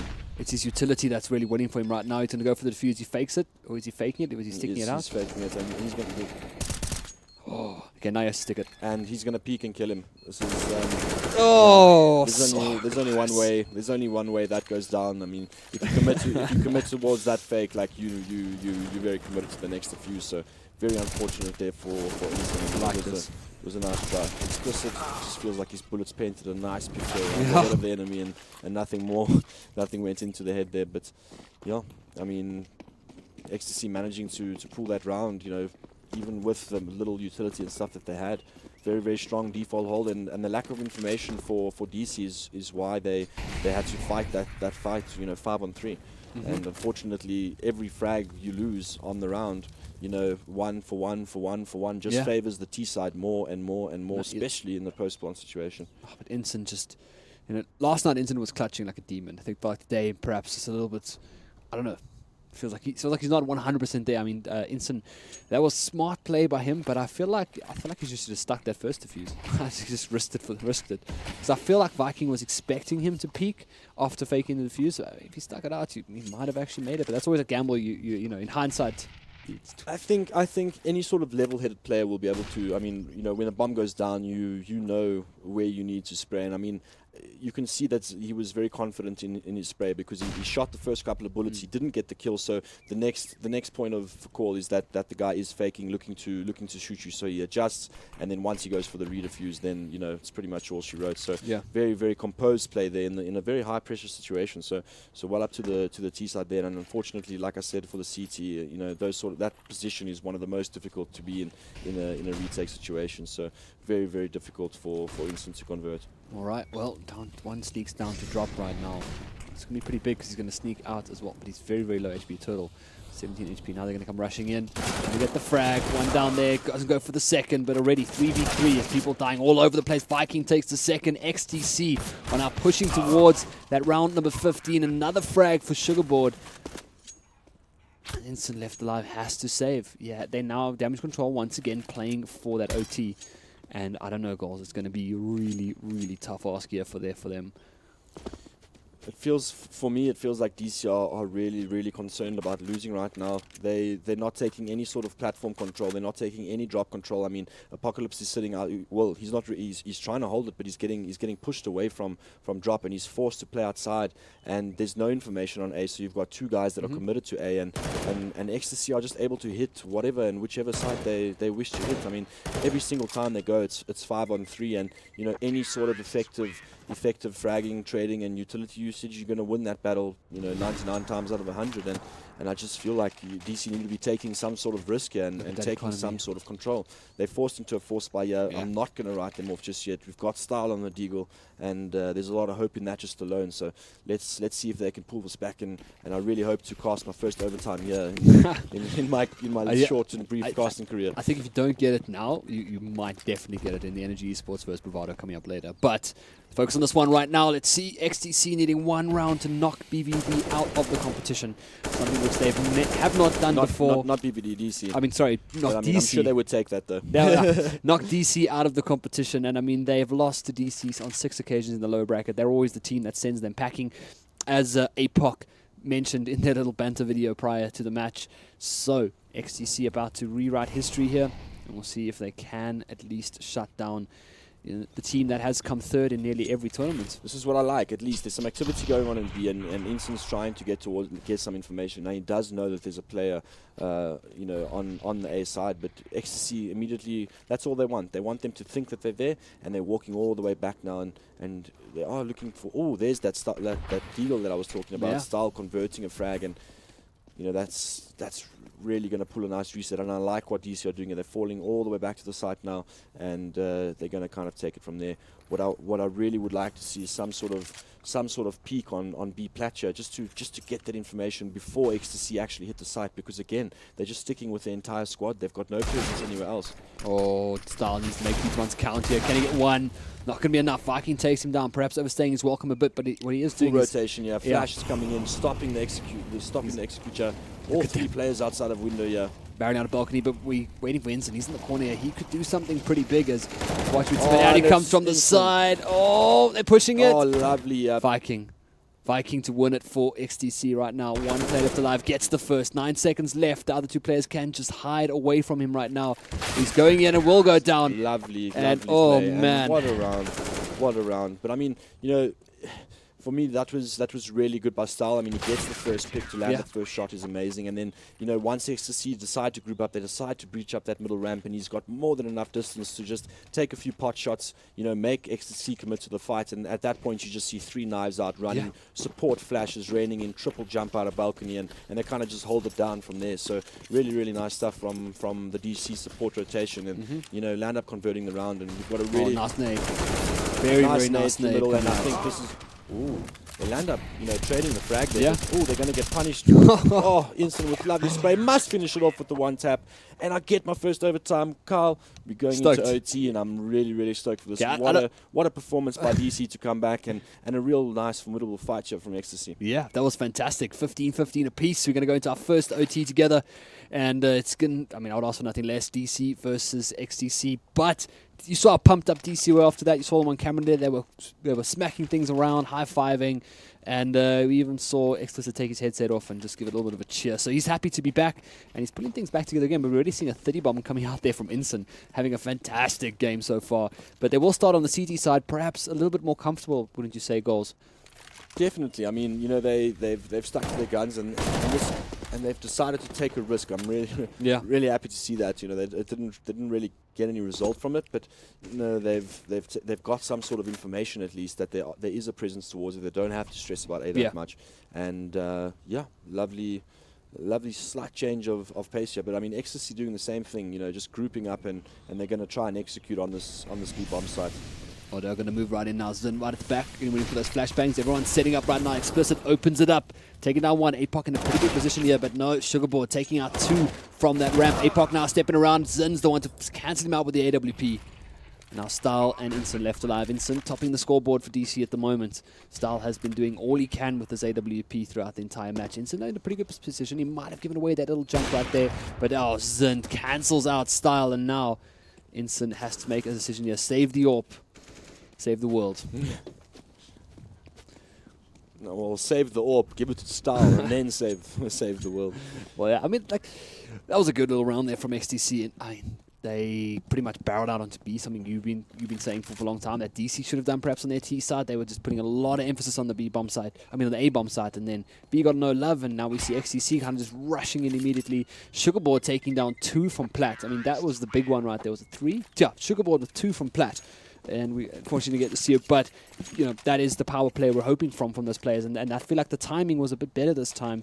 You know, they flushed out APOC from drop, and they immediately breached onto the platform, taking up both those kills. Personally, I believe that, you know, the adjustment that DC made was, you know, trying to get that boost right, which was really cool. But the problem is that after that information was gathered, they kind of defaulted into their exact same positions. Even after Explicit got mollied off on the tree, he threw the smoke, and he committed to the position where he could have perhaps, you know, fallen back and try to play more with Highland in the sights, or perhaps even APOC by drop. And you know, the players came out looking for that peak, and they found it, and they landed up opening up the sights. And because they had 3 players there, that becomes a very, very weak bomb site, and XTC converted it. We'll see now Panda once again leading the charge here on this B bomb site. He's got 1 player up close. It's Hellhound who's going to be, I think, the first point of contact here for Panda. But DC are holding on to their smokes and grenades just for now. They might throw a secondary smoke any second as they see this flashbang rain out. You see Explicit is holding on to it for the time being. And again, we see movement. Pretty much the whole of XCC making their way towards that B bomb site. Now setting up, smoke goes down. I mean, 50 seconds left on the board here. Do we commit or do we go back? Well, here's the thing. I mean, Apocalypse has the only molly on the side of the CT, so he needs to be able to get that off on Plat, and the smoke grenade that they've thrown allows XCC to execute. So here we go. I mean, they haven't cleared out this corner for the first round. Haaland could be in a very, very good position here. Patient. Oh, this is lovely. It's going to be a dead ball. What a play. And that's so unfortunate, you know. That's exactly what I was talking about, is just a small adjustments in the play. And I mean, if you look at all the previous rounds, not necessarily in overtime, but in regular time at least, is they've cleared out that cupboard every single round with a molly. Every single round. And Halhan manages on the 1 round, he decides to move off statue. He's been there 14 out of 15, and the 1 round that he decides to go there pays off nicely. So really, really good adjustment here from DC, and he lands up making it look easy. And you know, impeccable defense there from DC to tie it up here in overtime. 16-16 apiece indeed. As economy is starting to waver a bit here, this will be the final round of the first overtime half. And we'll see the switch of course, DC going towards their T side and XTC onto the CT. And I feel like if DC, I gotta make a prediction, if DC win this final round, they're gonna take the game. That's my prediction. But make it bold.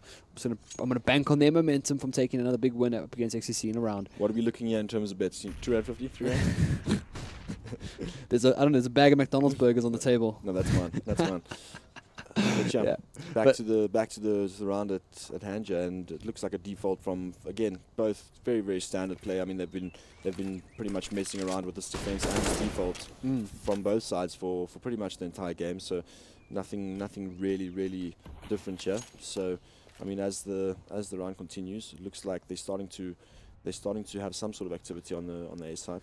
Yeah, they want to go for, as you said, the defaults out there and see. But Styles in a pretty forward position there. He's boosted up onto that ledge. So he's going to be watching middle.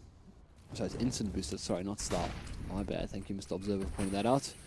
And his bomb carrier is making his way there. But the flashes that are going to come over from his left could be the ones that break him, because they're going to be possibly trying to target someone who might be in this mid area. Definitely don't think that smoke was intentional. Sin had to thread that one through a needle to get, but Instant does pick up Panda, and that is the bomb. As I said, bomb makes his way there, but the rest of nice, Instant, you beast. Lands up on the runaway there, and he gets caught out by the 2 B rotators, but that's all the information and the bomb and no time. So this is looking lovely for DC. They just need to be very patient here. APOC needs to sneak away so quickly away from that molly, but in the meantime, 10 seconds left on the clock. Explicit's in the perfect position. And the crossfire. That's it. Nice. Okay, let's see my predictions. Let's see my prediction stands. Yeah, no pressure. I mean, that was good play from Inson. I spoke about the confidence and the momentum that they're playing with at the moment, and why I thought they might be the ones to take this OT right now. But look at players like that from Inson. It's a pity that he was stuck in that position. He couldn't stay there because they actually. What would be the reason for that? They were two people pushing out the explicit on site. But Inson had to fall back away from the two players. Inson, what happened was Inson was boosted. So Style was posting towards middle and he got picked off. And then Inson got that trade and he fell off the boost because they were breaching from long. He saw the smokes and the equipment getting thrown over long. So, I mean, his only option there with the bomb was explicit not in the site to back him up from behind and kill those two players? No, they only had 2 on A. They rotated, okay. The support rotate came in as soon as Inson grabbed possession of the bomb there. And he was, I mean, he made the best of a bad situation. He managed to pull all the way back. He landed up, getting a pick on the, while holding the S key. Yeah. And then the best of it all, even though he dies, he sees the remaining players. So he knows they've got to rush into the site and he's a lot of pressure on Ecstasy. So it was all around very, very, very, very well done by Damage Control. At least the rotations was very well played. We're looking once again at that little setup in middle between Turtle and Panda. They've done so well so far just to hold that spot down. And they are doing the boost themselves by the looks of things, but see what pays off, see if they can kind of answer to what Inson gave them in the previous round. But again, we see this hesitation coming out from Halland and DC on this middle part because they know what's been dealt to them for the whole of relegation. They were kind of just sitting there getting mowed down in middle. But this time, a little bit of emphasis out here on top. We've seen XTC kind of retreat into nice little pop out there. Oh, they actually got Panda with the flash. He has to fall down and they're going to get chased down once again by the next two players coming out. Turtle right on the side there, gets the first, has to grab down and get the second, wants the third, not going to be enough. Instant explicit there to bring it down. 3v3 right now. They've cut off Zin with a smoker. He's going to have to bust through either balcony or window. One player left in the site, Viking to hold it down. They know he's here though, so he needs to have some sort of support flash or something. Yeah. But he gets out, and this is the right move. He could actually catch both these. Ooh, Halland takes his head off. Not when Halland's looking at just your head. No, definitely not. Okay, and this could be the last round here for DC. That's it, indeed. Last round for DC. And this was perfect. There was no company fire from truck or because that player was pushed out from mid. It's just really smart play from DC and just unfortunate for XT they couldn't lock that one down. I think it was very unfortunate for Tweedle there. I mean, he was holding down. He killed the guy that was coming up ramp, but there was a guy that was covering his ramp angle, and there was no need for him to push the guys along. I mean, he felt like he was under a lot of pressure. He was taking a lot of peaks, but Anyway, I'm sorry, I'm going on here, but look at here. They've forced the rotations out of the DC players, and there's 4 guys towards the B bomb site. But I mean, they've immediately rotated back. As Ecstasy are kind of moving the bomb back towards A. The DC guys have already re-established their default, and I like.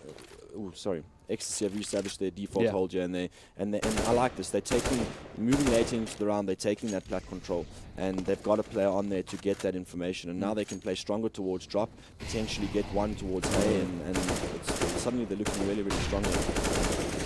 Nice little flash to push them back there. Not going to contest it just yet. Zin can look for a re-peek right now, but he knows they're both looking. He doesn't have a flashbang to accompany his peek, though, and wasn't really happy to go for a dry peek there. Nice little smoke out, but look at that. Look where the bomb is. Look where the bomb is. They've left one player on the site there, and now we might see some rotations coming back, but they still have the one player trying to cut them in half straight from that middle position. And there they've rotated back right now, and we see the numbers just running. Knives out, straight back to A, because something's coming. 38 seconds left on the clock. They're moving back towards B. They've forced the rotation. This is the Kansas City shuffle coming out from DC. Everyone's looking A. This is so uncharacteristic from DC. And they're going back to A. They're getting us real good here in the casting because we have no idea what's going on, ladies and gentlemen. The problem is now they're running into 3 players on A, and they have 19 seconds to breach this site. One man in cannons there, spots out the rotate through, doesn't get the first shot, gives away his position. Viking steps out, 12 seconds left here, 10 seconds left here, brings out the pistol. Yeah. And it's 2v2 right now, 6 seconds on the clock. They can catch these last 2 players. The bomb is in the worst position ever. In the smoke. This is brilliant from Viking. Oh, there was some solid miscommunication. He's still just hiding there in the smoke. That's so funny. That was some serious miscommunication. I just don't understand how. I mean, if you had the A1S, it's understandable it's not clearance, but I mean, even you throwing the equipment here from wood, I mean, you should really know that this guy's here. He's raped your whole team, and this is that was a disaster from DC today. It's very, very unfortunate. Yeah. And the last round of OT. XTC need the win. They definitely do just push it into that third OT, but Panda's trying to capitalize on a peek down danger. Gets punished a little bit. A bit strange to see him on the AWP here. Might have just been a spawn thing, who knows? Might switch it out to Turtle now, or maybe wait for Sugarboard to come there and throw it to him, who knows? But yeah, maybe a little bit uncharacteristic of Panda to take that shot there. Maybe he felt very confident. He's like, guys, I got this, give me the AWP, I'll make it count. But DC now, they need to. They took all the time in the universe to do that last push there. But now they can get a little bit more assertion onto this mid and A control. They spotted out the person on the left, and that was Panda who got dropped down even more to see second tag up 12 HP. Turtle doesn't have the greatest gun for this encounter here. Actually, no, I lie. He's got a great gun for this encounter. Nice up close and personal. And he's going to get the first, won't get the second, but it doesn't matter. On the other side of the map, they are cancelling people out one by one. 2v3 right now. 2v2, finally slowing it down a little bit. 2v1 style to clutch for DC. Keep them in this tournament. Keep it alive for now. The bomb. Well, not actually. I mean, this if Style wins this, he lands up taking DC through to the next. Yeah, that's what I'm saying. Round, yeah. He's got their tournament pretty much in the bag here if he wins this pick. That's the first. And he managed to get the first. Gun out style. Gun out style. Oh, not enough. Another OT we go. Yes. There you get 2 OTs for your first ever OT. Oh, let's not stop at 2, eh? Well, if we'd like to see Bravado versus Energy later tonight. we might need to cull it at 8 or 9 overtimes. Yeah. No. We have the teams go out and back and have a arm wrestle or something. But damage control now back on, staying on the T side, that is, to up against XTC, and they've that's the thing, right? So they needed those rounds on CT because their CT has been arguably stronger than their T, and now they're starting on T once again. They might give XTC that lead that they got on their CT side, but XTC can capitalize as T. So interesting, very quick smoke coming out there. I like that. Very interesting smoke coming out there. That was really well thrown as well. Some Virtus Pro demo watching's been going on. That was an arm and a half there to get that smoke over the roof. But yeah, it's just, I don't know, DC's T side at the moment, it's not what we're used to seeing, at least. Especially that second to last round with that waste, that running backwards and forwards and, confusing us, confusing XTC. No, it's C right now. Second smoke comes through, that's going to hold Hound back just a little bit. So quite a bit of util to play around with here, but both teams are now just playing so carefully. Turtle takes down one.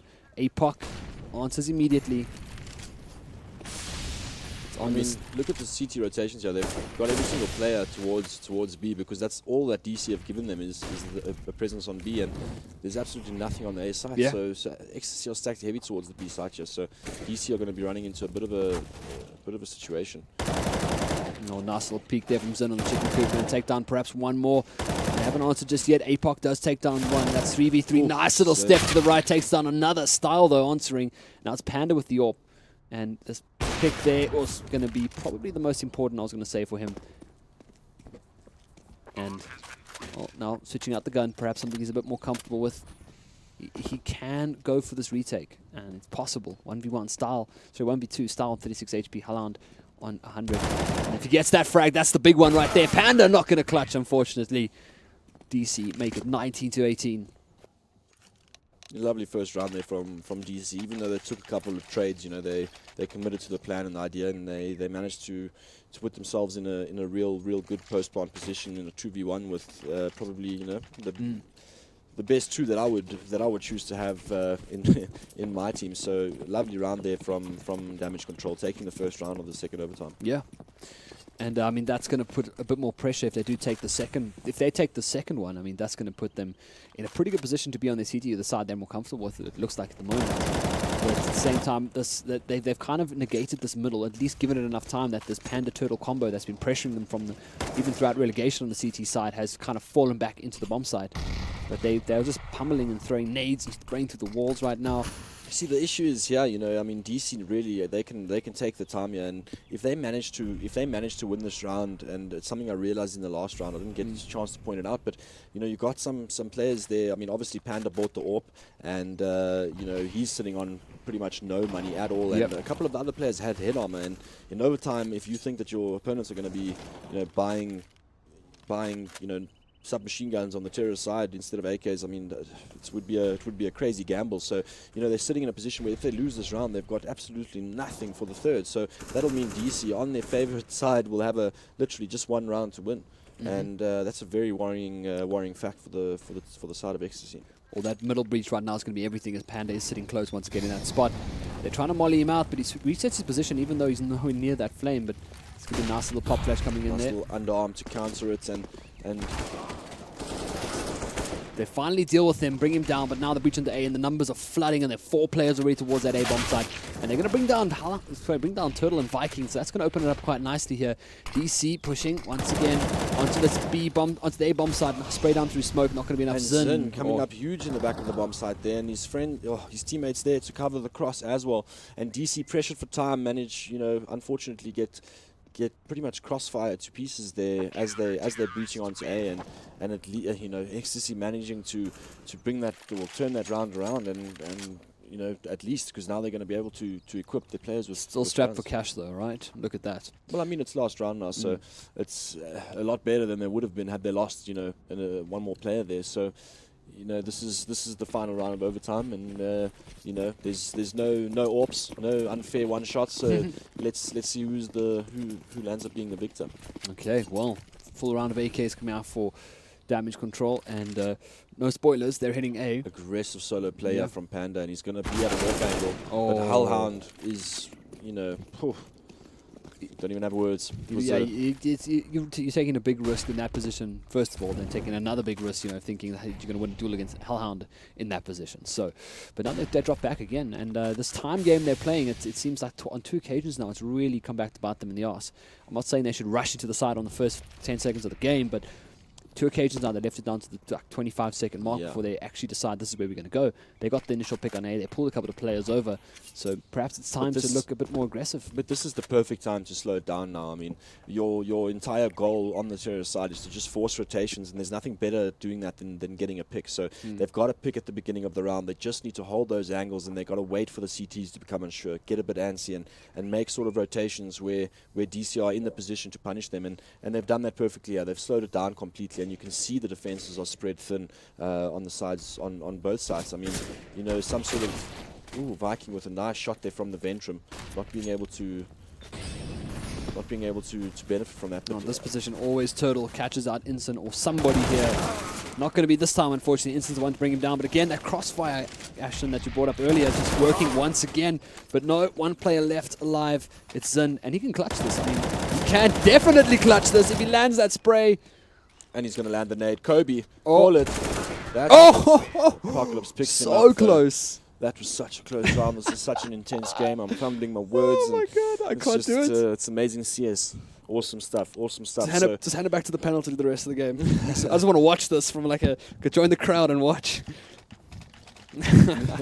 Well, I mean, let's see. Now, DC over to the side they're more comfortable on. They have got the lead in rounds. They need 2 more rounds to win this game. Right. Can they do it? Finally, can they do it? Or XTC going to be, for the first time in 6 tournaments, are they going to make it past damage control? The raid boss of their tournament experience right now. It just has been in the way from the get-go. Let's wait and see. Setting up a nice little story here for everyone to watch, but it's all going to come down to, I would say, this initial first round coming out from DC. They need to anchor themselves. Should be knowing that there's an AWP here. I mean, he scoped when Hellhound was really, really close. So, Zin in a really, really aggressive position here, and I just hope that DC don't take that sort of unnecessary peek and get punished for it. But very, very default from both sides. Yeah, just spreading around pretty evenly across the map. He's going to catch someone really soon. They are kind of moving slowly. I like this. They haven't thrown out any utility just yet. They haven't necessarily made their presence known. But that doesn't mean that DC aren't going to answer immediately with grenades. And there we see it. First one coming out. Smoke on the cross. Nice little flashbang as well to answer. But I mean, is there going to be emphasis on drop here? Or is Haaland just going to have to play out of his mind on this platform? I don't think they're committing to it at all. I mean, the bomb seems to be moving back towards the middle of the map, and DC just aren't budging at all, regardless of whatever Ecstasy try and show them in terms of presence. They're just not reacting at all. So Instance posting the middle here, and it looks like Ecstasy are about to get aggressive. There goes the first grenade. Instance and doesn't budge. And I really... Yeah, DC know that this is coming. They've already rotated off the B bomb site here, and Ecstasy in such a tough position. Instant for 40 bomb. pretty much confirmed. I mean, he needs 2 more. Really, really nice round from him. Zin on 2 HP. Sugarboard on 1 and jumping through the smoke. Brings him down. Explicit rounds it out. 3 for Inson. 2 for Inson, 2 for You can just see the pressure building on the ecstasy players. You see some of them there in the booth. They're busy. You know, you can see the frustration and you know, I mean, they're wiping their eyes. They're looking a bit exhausted. I mean, a very, very long map. It's gone the distance, and you know, this is the last bit that you need to do. You need to give it your all, put in all the effort, and just try and claw this back. I mean, it's only 2 rounds away from resetting overtime and potentially, you know, playing for your tournament life here. So. But playing very aggressively in middle for the first time is style. Pulling out the, you know, getting that sort of information. He understands that there's a presence there, and you know, you got explicit on the box. You're looking might for a see nice his feet or something. Well, whoever's looking through that smoke and is more aware on their radar is going to win that duel. That's for sure. There's an AWP as well. Interesting. Explicit picking up the AWP. Double AWP setup as well. Explicit and style. Is that one on the A and the one on the B there? First time we've seen that this game, I think. Yeah, double AWP for DC. I mean, usually they're just confident and giving it to style, but obviously now they just want to get this round over and done with. They want to make sure it's the last round. And, I mean, so far, they've done a little bit of damage to XTC Panda, and Zin took some grenade damage there. But we do see numbers towards that B bomb site. We do, and there's no information gathered from the A side. So I mean, we saw Ecstasy have a lot of success with this in the rest of the game, and the only time they really got punished was when Holland was in the cupboard. So, you know, yeah, he's moving to that position again. Oh, yes. Can you believe it? And they're executing. I hope they clear the corner here. They don't seem to be. Oh, they do. They clear it. So that's at least they learn from that mistake. Yeah, but Sugarboard's cut off with that molly. The rest of the Panda's not there to back him up with the AWP, but now he's going to meet the end of Explicit's AWP as well as he steps out. No, Explicit dealt with. Trade. Oh, this is it. The XTC going to go out another competition to damage control here. They need to get that bomb down there solo. This could be the play right here. Getting Panda up onto that tree. I don't think anyone's watching it just yet. He spots the man by rock. I think he might have seen a barrel there. No, I don't think he knows. Either of them are there, and this is. Oh, now they see them. Oh, he misses the shot. That was the crucial one. Oh, no, Take it down. One more person. 10 seconds and DC with the victory. Do it again. They send XTC packing from a tournament. And Harry, did he get the 40 bomb? No, he didn't. That's unfortunate. But I mean, what a game. What a game. Brilliantly played by both XTC and DC. And, you know, I saw some impressive stuff from both teams, and it's just really unfortunate. I mean, you can see on the faces of the XTC guys that they're really bleak with that result. I think they felt like they had it, and I do too. I really believe that they could, you know, actually send a slight, you know, questionably formed, you know, DC. I mean, they and you know, changing plays amidst maps and stuff. You know, it becomes a shady situation, and I think, you know, very, very well played to DC to be able to convert that at the end. And like I said, I mean, when it comes down to overtime, you know, I feel like I would favor DC over XSC 10-1, because I mean, you know, they've been in those situations before, and I think it's, you know, they've been in them a few times this tournament already. So you know, it's really cool to see them actually prevail once again and move on in the tournament. So again, congrats to DC, but also very, very well played to XSC. I saw some impressive stuff. Viking, Panda, Zin, all the guys that played really, really well. Yeah, really, really cool game to cast. Thanks, guys. All right, awesome. That wraps it up. DC once again sending XTC packing from a tournament. But this was probably, I would say, the best matchup between these two teams we've seen in a long, long, long time. But once again, it's back to hand it over to another episode of Dota Does CS. Halbert, back to you. I believe what you meant. I believe what you meant to say, Mr. Konkal, was Dota does CS better. Oh! Whoa! So, right. Better than my smack talk. I was just about to say, that's just a little smack talk in itself. There you go.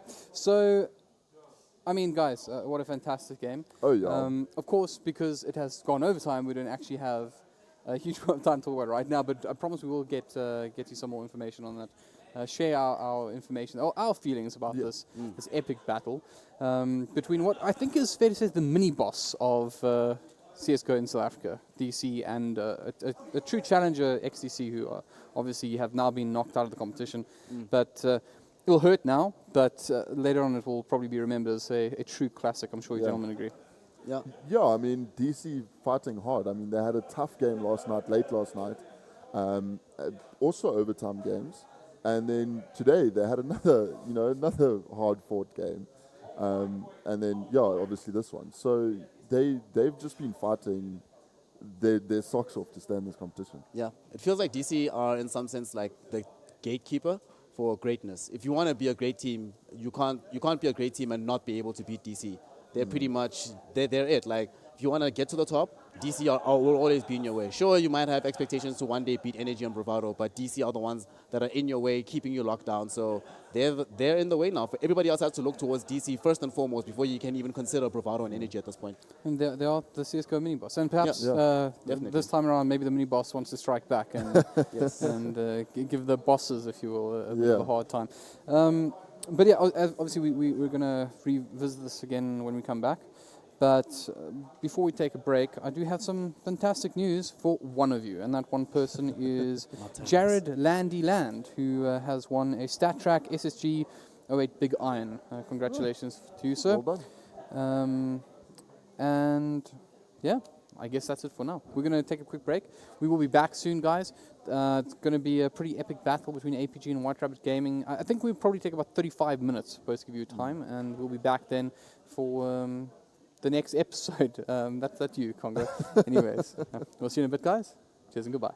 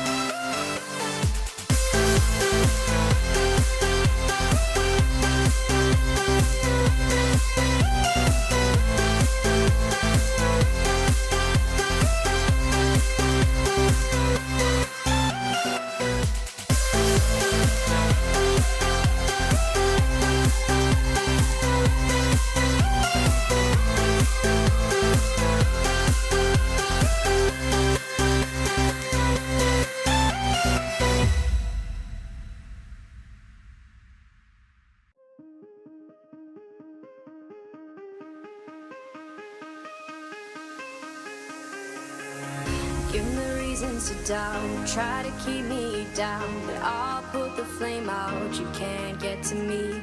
Throw your sticks and your stones, go break all of my bones, you won't ache my soul, you can't get to me. And there is no barricade that I can tear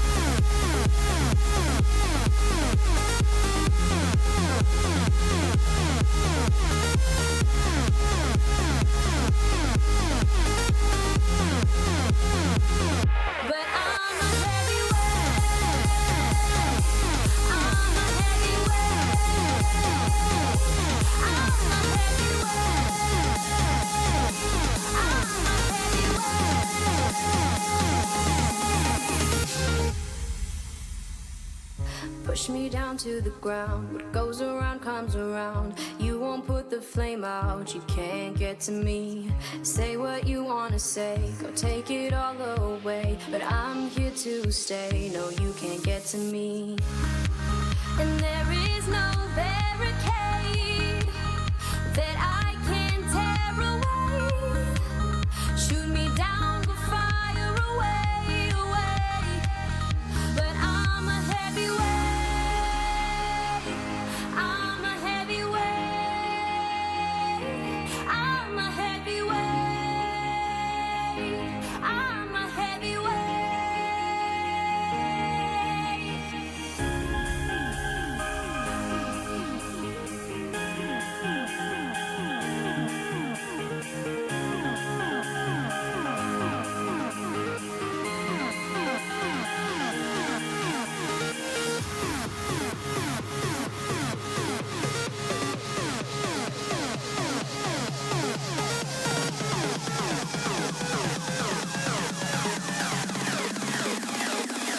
But I'm a heavyweight. I'm a heavyweight. I'm a heavyweight. I'm a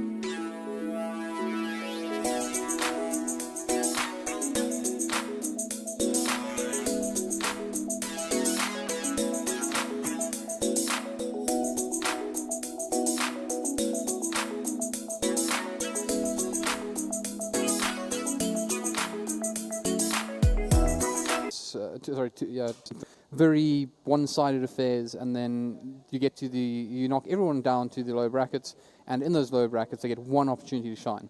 Yeah. And often it's not their map, or it is a good game, but you only get one, and you can't see what it would be like if you got to see more of these two teams facing each other. And now we're getting a chance to see that, and I'm sure you'd all agree with me that the highlight of this event has certainly been the absolute quality of these and excitement of these low bracket matches. Yeah. Oh yeah.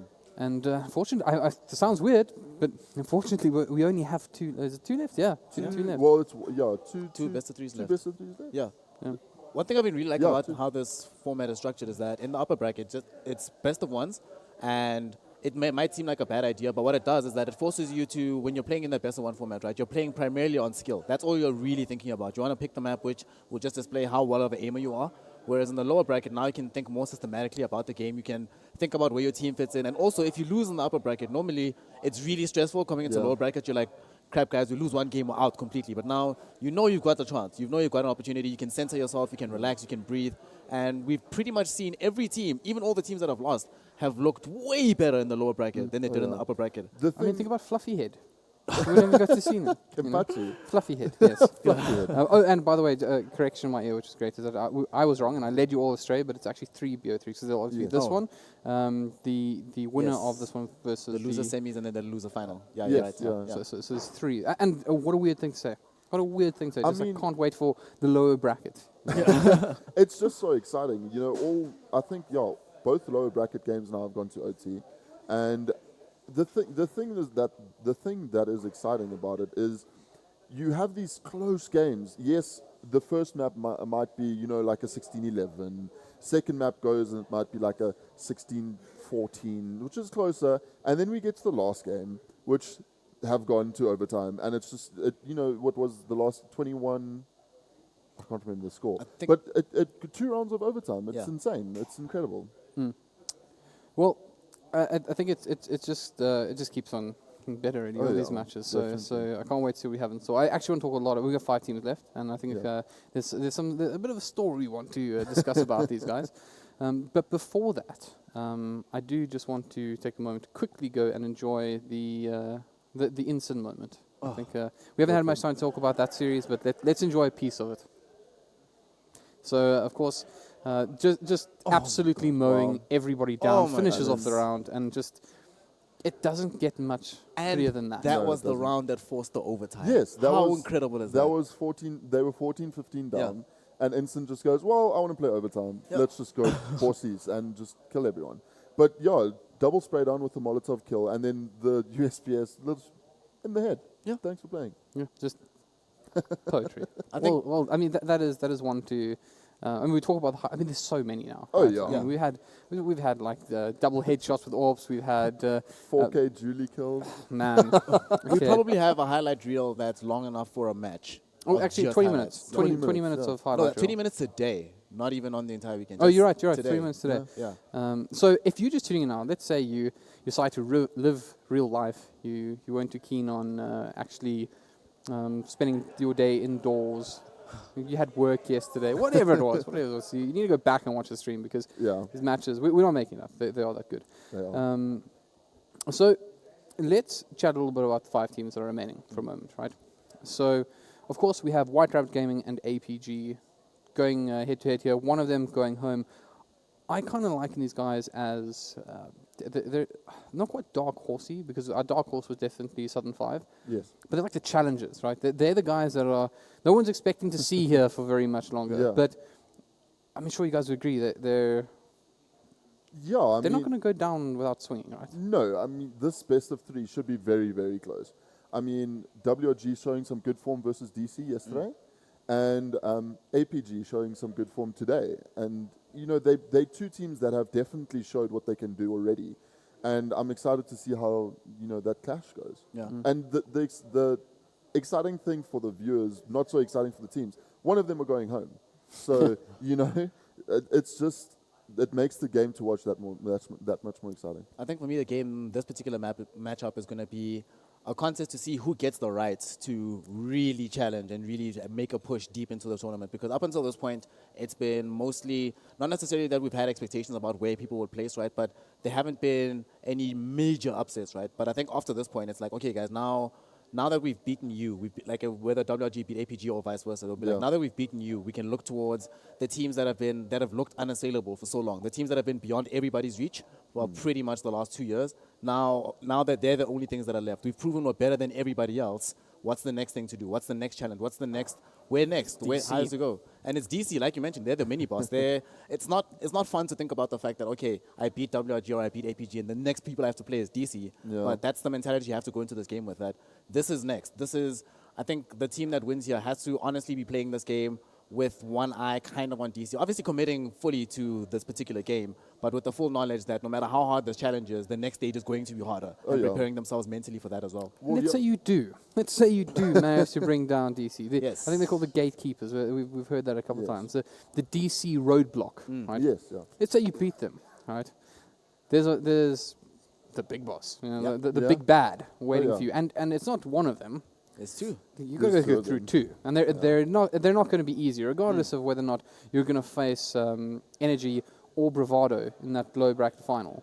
Even if you win, Then you have to face the other. and it's not going to be easy. Right? No. You have to have the best day of your life at the office to do that. Oh, yeah. And that's all saying that this mini boss of ours doesn't decide to stage a coup. And Yeah, there's no guarantee you can actually beat the mini boss. You just know the mini boss exists, but whether they can beat the boss, you don't know. Yeah, I was just about to say, you still have to get through DC to get to that Bravado or Energy game. We don't know, obviously the game hasn't been played yet, so we don't know who's going to be in the lower bracket. But it's not going to be, the teams, I think they've realized now that it's not getting any easier, especially for these 2.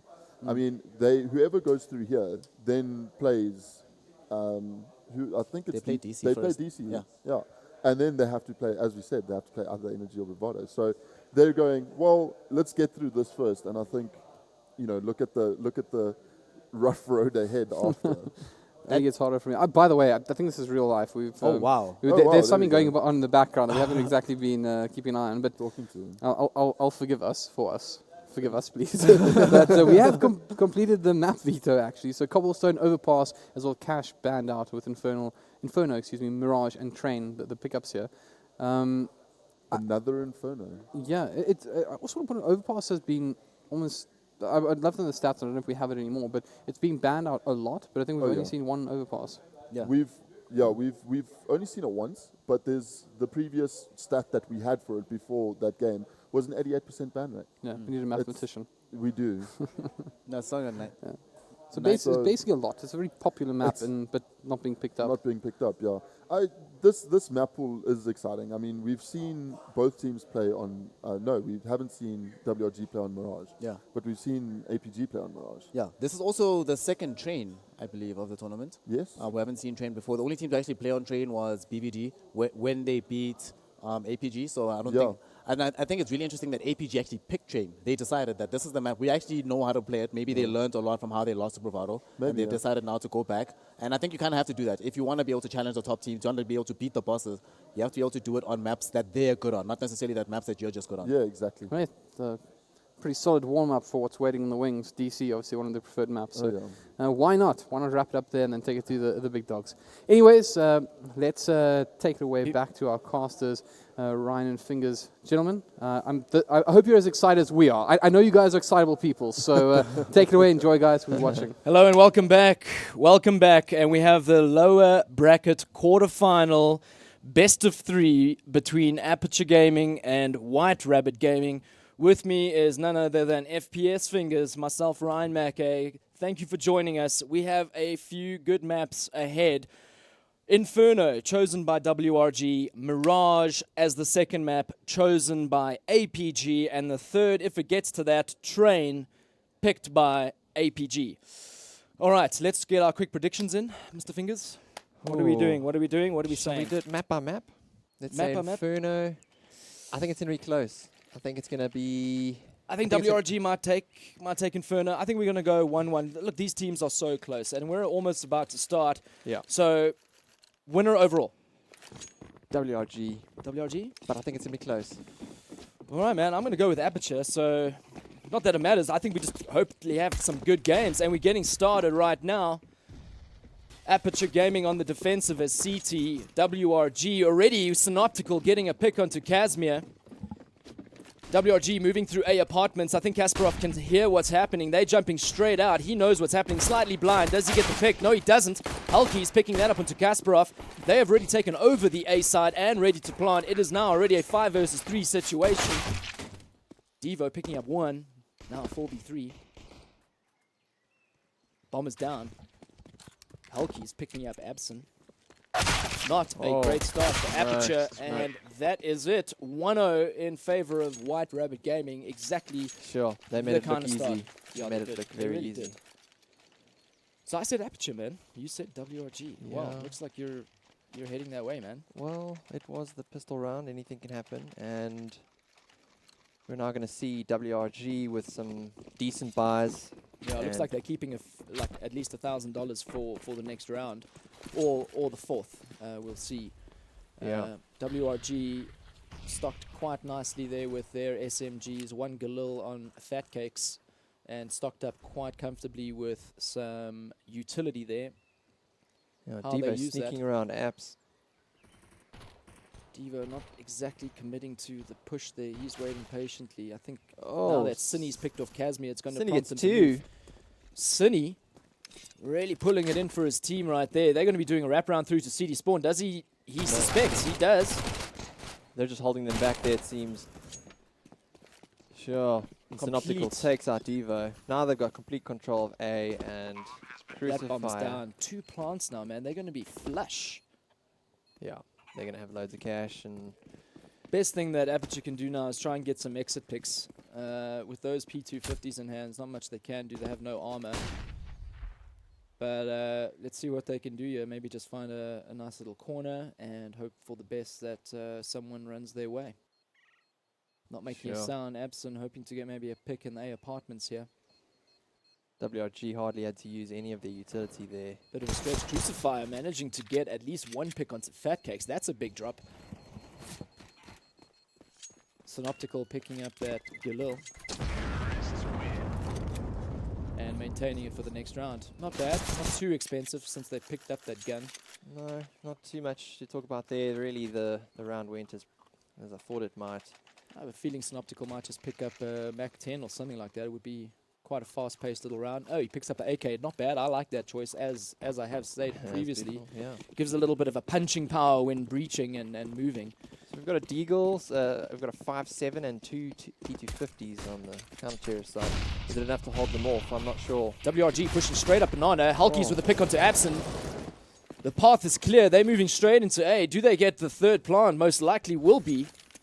And that's going to leave them very comfortable for the fourth round. Oh, yeah. Kasparov just spraying through that smoke. He's not getting much. Devo moving behind him. Oh, Fat Cakes takes Kasparov out. Devo with the deagle. We've got Casimir coming in from behind, looking to pick off Beesus. He's going to go straight through there. Beesus hears him. Oh, It doesn't matter. He's shooting through the smoke. What is going on here? That Wow. paid off. That Well done, 5-7. Casimir. That was really good. Well, it's a bye round for both teams now. Kasparov with his good old AWP. Let's see what he can do with that, where he's going to go. And on return there, Beesus with his AWP. These guys are going to go head-to-head. It'll be very interesting now. The AWPers need to create that opportunity. They have to. If they get smoked off, they need to make sure they relocate and find something else. They need to create the opportunity for their team. Sure. Mid is smoked. Beesus blocked. Kasparov not really challenging the AWPer. Beesus taking a few blind shots. Oh, through wow. there. Abson pushing down Banana. Gets one pick onto Cine. Doesn't know about the second. He's going No. to get picked off there. Crucifier follows up at least with the trade. Now he's taking the space of Banana right at the bottom there. I'm sure that his teammate would have called to say, look, man, this guy's taking the space. He's close to the bottom there. Oh, and they've secured the bomb, so there is a rotation coming from Devo. He's not really moving all the way, but he's getting ready for that B push if they do go that way. 4v3 situation now. Now 3v2. Oh, very nice AWP shot there. It's up to Devo now to hold this Banana. He sprays a bit. Oh, and gets AWPed. That should clear the side. They've done the numbers and they are moving into B. They should get another plant here. Casimir pushing up slowly behind from Banana. The bomb is going down. 1v2 situation. Be really good for them if he did get this round for them. Beesus It's on going to be form. tough though. Oh. Fortunately not Beesus holding He the gets that angle. 4K. Well done on Beesus there. And this makes it really tough for Aperture now. Are they going to force? No. They're Then gonna again, save. this is Aperture, man. They like to kind of give a few rounds to the opposite team, and then it's like they're gonna call a tactical Yeah. pause. Yeah, let's time out, guys. Let's time out. Let's start winning. All right, yeah. We'll see how it goes down. Well, almost a full save here for the entire team of Aperture, except for Crucifier buying just a Kevlar. 2 to B, 3 to A on the CT side. WRG, full buy, full utility, full armor. They just need to make the right choice and timing of which they need to move up as soon as they get a pick or two, capitalize on that advantage. Looking breach up middle now into A. Taking it slow at least, making sure that they Oh. cancel out all the little positions. Cine and Fat Cakes, wow, opening up for his team there. Beesus with the third pick onto Abson. Knows that doesn't want to lose that all. Takes out Casimir. I really thought Casimir was going to stop the bomb carrier there, but didn't work out. Now Crucifier is the last one left. Roaming around middle with his 5.7, not going to do much. Fat Cakes takes him out with an AK. Well, a very, very good start for White Rabbit Gaming. 5-0 ahead as T's full utility, armor, AKs, 1M4 and an AWP. All right, well, we have another AWP on Kasparov here. He needs to start shining a little. 0 for 5 at the moment, no assists. He needs to start opening up some opportunities for his team, or at least getting a pick or two. Sure. White Rabbit have so much money. Hulky's 300 short from 16,000. Kasparov's fading into apartments there, taking a shot down second mid. Not sure if he's going to see anything there. No, he doesn't. Obviously, the terrorist Oh, Abson just mows them down. They line up for him. Good 2 kill there at least. Fortunately, it was traded there by Beastas for them. So now the numbers are even. 3 versus 3. Oh, Beastas messing up his CT smoke there. That's a little unfortunate. Quick rotation from Casimir. He's getting into position, and I think they might even back off now. Devo needs to maybe consider getting in to that side, maybe backing up his teammate, but nothing called too early there. I think they might be realizing that WRG are going to be moving back. Nothing committed just yet. Sure. No, it's only Kasparov on the A site with an AWP. And at the moment, he's sitting right at the back of the A site there in the ditch, or close to graveyard there. He's not going to be able to call the early rotate for his team, so maybe now he's going to. Leading the charge into A. Now he does. At least they're getting a pick there on Synoptical. he gets Double 2. kill. 1v2 situation. The bomb's going to go down. Beezus needs to hold. Diva needs to move. Bomb's down. He's waiting for his teammate, it seems. Casimir's running to He's mid still as got a fast as long he way. can. This time. There is. Beezus watching the pop inside, moving to library. Beezus should hear that there is one coming from mid. I think he does suss that out. Fortunately, Diva turning his takes him back. out. And that will put Aperture on the board. That's They exactly can what just they needed. defuse. And they get it easily. Well done for Aperture there. Well needed round. They breaking that momentum that WRG was certainly gaining there. And picking up the AWP there on Devo. He's probably going to swap that over to Kasparov. Kasparov managed to get 2 kills that previous round, so a little bit of a redemption there for him. Managing to get at least 2 kills on the board now. Aperture ready to spend that money. They get fully kitted out long before the round starts. White Rabbit Gaming not slowed down. They managed to full buy with an AWP on Beezus. See what they can do here. Doesn't look like anyone's going to be jumping across mid there. Kasparov with the AWP down Banana. Quite aggressive, but we've got 4 going A. Yeah, they We've have got Fat Cakes moving into apartments. He gets mollied out. So they're going to have to I think they are. They're rotating from B there. They had 3 stacked to B for that early rush. Now they realize nothing's happening. I Right. think Kasparov with that AWP is going to be coming back to library side. And the only real indication they had was footsteps, so one interesting movement there. Beezus seeing what he can pick off there with that AWP. Nothing yet. CTs are taking it rather easy in the B side there. Not letting any information going White Rabbit Gaming's way. Cine pushing up mid, seeing what he can find. Alright, they're moving in, taking over mid there, wrapping around A side through CT. Kasparov knows what's happening. He's getting burnt out though. He's not going to be able to step too far. A little bit of an uncomfortable position for him there. They're pushing past library into the A site. Good smoke. Devo picking up the kill there. Fat Cake's returning it. Casimir sees him jump down from apartments, doesn't take the shot. Doesn't take the shot. Good call there. He's got to be careful though. He lost his opportunity, unfortunately. Bomb does go down. And White Rabbit Gaming in a commanding lead at the moment. Bomb down. 4 in position. Absent going down to Cine. Crucifier seeing what he can do with that UMP, and unfortunately, nada. Wow. Sure. 6-1. 8th round. APG really struggling with money at the moment, so they don't have many options. They're going to have to consider saving it or full buy and completely reset the money, which I think is what they're doing. Yeah. I think 1 or 2 of them are going to save enough so they can get an AWP next round. But I'm looking at the money there. I think they need at least $2,900 to really make that one work. Absent with the CZ. I want to see what he can do with that. Nice nade. Fortunately didn't connect. So I guess it's not a nice nade. No. Nice to watch. Not nice to watch. Good obsing from our obser. Alright, things have slowed down a little, even though Aperture are saving. Looks like WRG are showing some respect there. Hulky's taking out Devo. That's going to open up the opportunity to push through now, which they are. Wrapping around CT. Crucifier dropping straight up. And they're going to push onto A again. They can just get a pick or 2. I'm sure they'd be happy with that. Oh, Kasparov gets There's 1. Casimir gets 2. Wow, do they get the third? Just the They heads get up it. ring. Casimir gets 3. My word, this is exactly what they needed. Did not expect that. Oh, and he needs to get him now. That is... Beast has whipped out his knife. And that was work. unexpected. They are not going to be happy with that. Aperture Gaming with a well-deserved round there, thanks to, what, Casimir? Sure. That Casimir and Kasparov crossfire was just... All they could see were their heads there, and what a great gun. You got 20 bullets in that 5.7 there. You just got to let rip. Yeah, I think there was a bit of panic there from Beezus, taking the AWP shot, whipping out the knife. Well, not slowing WRG down. They've got so much money banked. AWP in Beezus' hand there. Same goes for Kasparov. Wow, someone getting headshot there. Nade. Devo, and then getting naded right after that. That's a little unlucky.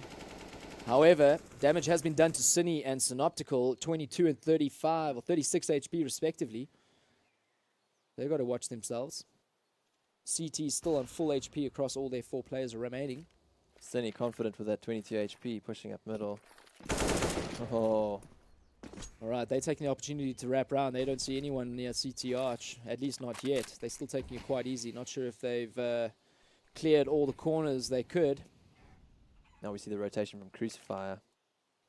He's hoping to stop them from either going CT side to B or wrapping around A, which is how they've won most of their rounds. Very well played here from White Rabbit Gaming, really playing the mind games now with them. Casimir, wow, taking that onto Hulkies. That's a little unlucky. Casimir has obviously now revealed his position, and Beesus is waiting. Beesus gets the kill onto Casimir. Crucify takes out Cine. He was very low HP there. That was unfortunate, but Synoptical the call has been made. The bomb's going to go down. Bomb is going down. They might need to consider saving, which I think they are. Yeah. Fat Cakes. Don't know why I said Fat Cakes, but Fat Cakes nonetheless. Well, yeah. Looks like Beesus is leading the way with 11 frags. Beesus really pulling through there with that AWP. Really good stuff. Kasparov needs to kind of pull his weight now and kind of match the AWPing power of Beesus. Run, boys, run. That bomb's about to blow. Right, well, that's another round going towards the White Rabbit Gaming team. Bringing the score to 7-2, leading into the 10th round. And things are a little tight. Counting pennies for Aperture Gaming. Managed to save 2 AKs from the previous round. Let's see what they can do with that. Devo and Kasparov not getting armor this round. Obviously, they want to try and get an AWP when they have a full buy. Cine getting pushed back to Banana. Straight down the Fat Cakes. Sprayed down through the smoke. It's a nice attempt, something a little different, but unfortunately for them, Casimir gets taken down. Yeah, WRG. Hulkies sneaking through apartments. Suspecting something like that would happen, I bet. Fat Cakes on 6 HP. He's got to take it easy. Let his team lead the way. Devo with that CZ, hoping to hold A. Oh, he's lonesome. No, Absence coming to help him out with an AK. Does look like they're going to go A, and they still got all their players alive. 5 versus 3. It looks like they're going to commit onto A, where there's only 2 in sight. One of them, Devo, with only a CZ. Sure. They really have all the options now with 54 seconds left on the clock. But Absent there's with an AK. Full armor as well. Maybe he can hold out there. Oh, what a great shot by Synoptical. He gets the second one, he wallbangs him right through that box, and he gets the bomb down. Unfortunately, not able to connect those bullets there. Crucify moving around to library. He's going back. Save once again. Keep the AK. Keep that AK, man. He's just not really getting involved in the last 2 rounds. Just feels like he's just not a part of the team right now. Like, you know, he's... But it is difficult rotation when he's holding B. Just kidding, Crucifier. You're doing good, man. Oh, very good, in fact. Very good, in fact. Taking down Fat Cakes and Hulkies, that was really good. That's expensive for them. Crucify earning an extra $600 from that. Plus, like, he doesn't, unfortunately. He gets pincered by the 2 of them. That's the problem. You get 2 kills, reveal your position. Without relocating, you're going to get taken out, man. And he pays the price with his life and that AK. And he did. And the Cash is in a very awkward position right now. In between 4.2k and 3.4, 2.5 roughly. Yeah, they are buying sort of light. Casimir, Deagle. Let's see what he can do with that. Oh, a bit of a whiff Oh, on that. Jesus. Nade from Synoptical. Throws a molly forward, tries to get some sort of positional advantage, while Absent tries to hold him back with Crucifier down Banana. White Rabbit Gaming really showing their dominance here on the T side on Inferno. Cine leading the way with the bomb. This is their map, though. This is White Rabbit Gaming's map choice. So what we've seen Oh, makes sense. Crucify gets one pick. He gets two. Oh wow, and Fat Cakes takes out Cine. Not sure that was supposed to happen. Hulkies with a 2 kill there on Absent and Crucify. They're moving into B. Now's the time, but you guys need the bomb. Go get the bomb. Oh, Kasparov shooting through That's it. smoke. Hulkies is on site. Ooh, that's going to slow down. Oh. Hulkies at least gets the pick there. Does he suspect that another one's coming from behind? Kasparov, low HP. Not making a sound just yet. Hulkies just needs to be careful. He's close, man. They don't have the bomb down yet. There's 45 seconds remaining. Casimir's got the Deagle looking from CT side. Hulkies has no idea how actually badly in danger he is here with Kasparov. Oh. Oh, that was a little preemptive right there. Unfortunately, wasn't able to connect. Revealing his position. Kasparov with 9 HP only and USP in hand. Casimir Deagle and armor at least, so he needs to make the plays. Kasparov seems to have picked up a Deagle himself, so it's 2 Deagles versus these. They got a good crossfire position. Get a trade. WRG. Well played by Hulkies there, securing that round for White Rabbit Gaming. A little close for comfort, but closes it out in the end. Very well done. Yeah, it looks like both teams can buy now. All right, this is the round up in hand with Kasparov, spending all his bucks there. Looks like this is a full buy for both teams here. A really important round, moving into the 12th.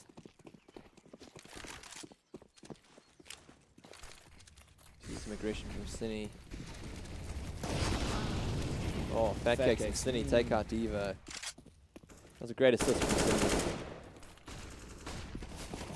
Can I change my prediction maybe, eh? Oh, I'm not sure you can. I can't. So, Absent's shooting through the smoke, trying to hold them back in Banana.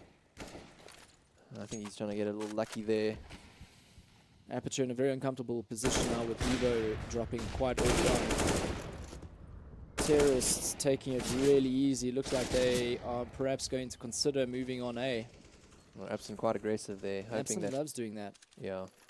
I think it's good. He just needs his teammates back up, and then as soon as they realize they're moving into A, they need to just push through there.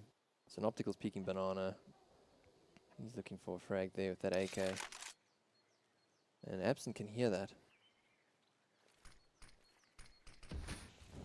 Things moving. Oh, he's pushing really forward. slow. He does see it. He pushes and them and he takes gets it.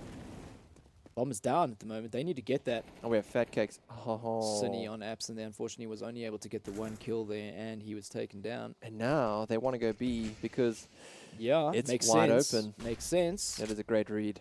I think Cine still thinks that there might be one there, but little does he know that we know this. Oh, but Hulky's trying to sell the A, and I think he's going to do it. Oh, yeah. Oh, and he gets taken taken down. out. Now's the moment to go. It's smoked up. Check out that side, Cine. Oh, if only WRG knew there was no one there. And doesn't matter. They're going to get the bomb down They're now gonna anyway. realize it. Yeah, that's it. APG in a tight situation against the clock. Crucifier in construction, trying to get some sort of position. Kasparov with him. Fat Cakes taking a little bit of a forward position now, coming behind. He hasn't seen him yet. He does now. Boom. Oh. Take it. And another. And Ooh, nice that's from a little Casimir. unfortunate. Cine holding the site with Beezus. 2v2 situation. Beezus Bomb is is going down. to Cine on very low HP. He needs to just be careful. Oh, great shot Well from done. Beezus. Beezus really Yeah. pulling through for his team right now. If I had to guess, this guy's definitely MVP so far. Oh. Looks like Voted we... timeout. Oh, is this... I bet APG. What happens usually after APG calls a timeout? Oh, they get like 6 wins in a row. Kind you know. of. Well, they can't. Well, they can't Yeah. get 6 now, but they can Well. at least get the last 3, right? Exactly. I think they should have called an earlier timeout. I don't know why they didn't. Maybe they're like, well, we were saving last round. Let's not call a timeout yet. We know what we need to do. Yeah, possibly. Meanwhile, they needed a call-out timeout Sure. earlier. What could they do differently? Well...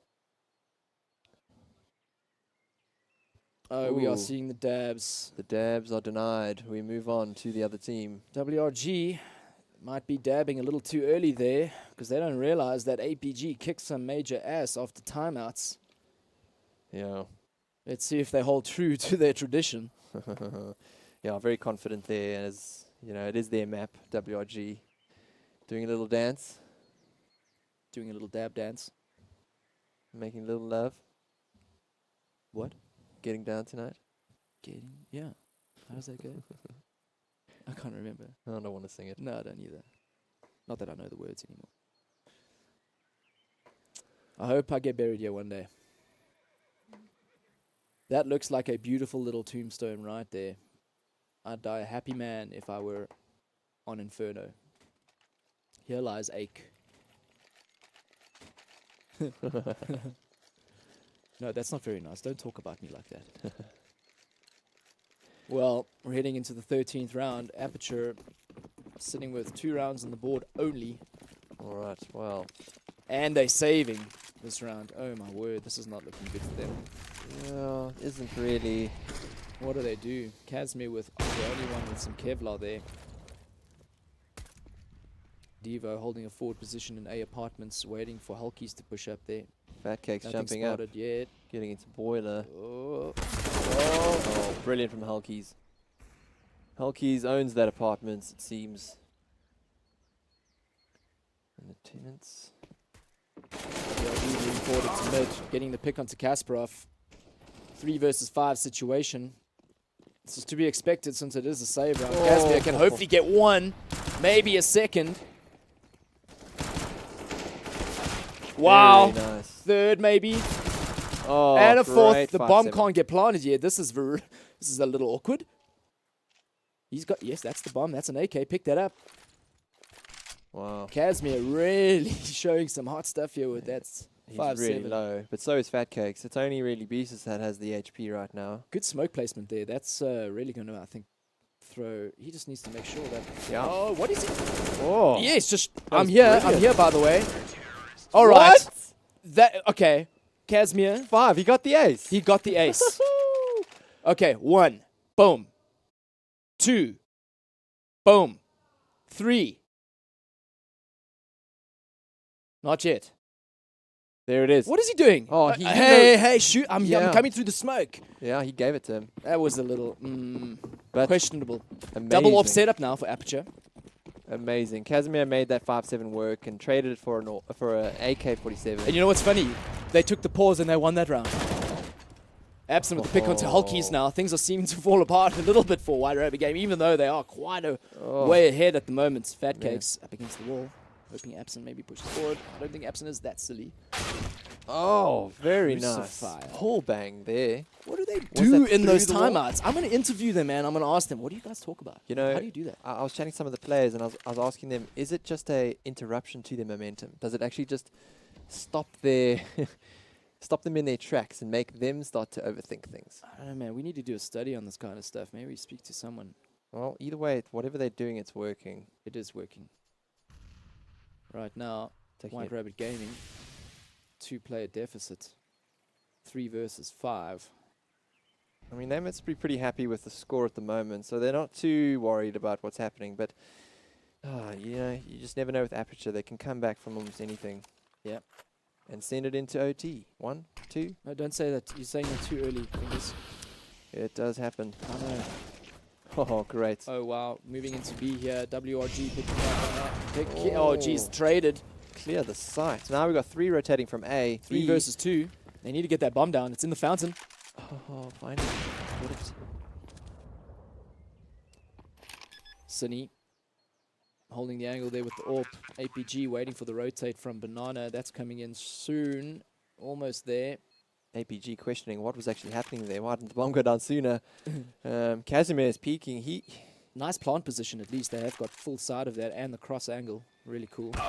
Oh, wow. I don't know how you saw that, but that was really well done from Kasparov. Oh, and they get it. And that is APG. I'm sorry, have they just won 2 rounds in a row since their timeout? I think so. They found the bomb? Yeah, they do. They have. There's a fish. There we go. Beautiful Kasparov fountain. getting One that of those. defuse. APG putting more rounds on the board. That leaves it now at 4 rounds to 10. Still in favor of WRG, but WRG are poor. WRG are poor. I just wish we could see that ace again. Maybe we'll get it. I have a sneaky shortly. feeling that they're going to show the replay after this half. Oh, yeah. I'd like to see all 5 kills. Yeah, me too. Round 15, last round of the half. Hulky's going to his apartment. He's the landlord and the tenants haven't paid rent. And he's coming to help him out. Oh, yeah. All right, so now we've got Devo holding Devo knows that they're in the apartments. He They sees them. blind, They're though. jumping down, and they rip him apart. Casimir not able to connect there. He can with 5-7, just gone with the AK. Kasparov with the pick onto Synoptical. It's still a very uncomfortable situation. 3 versus 4. Kasparov is smoked out now. Sunny with the fast-paced Tech 9. Maybe he's picking up a gun later. Right now, I think he managed to open up quite nicely there with his team. Oh. Well, there's no point saving this round. WRG have got complete control of this A site. Aperture trying to find some sort of gap to move in here.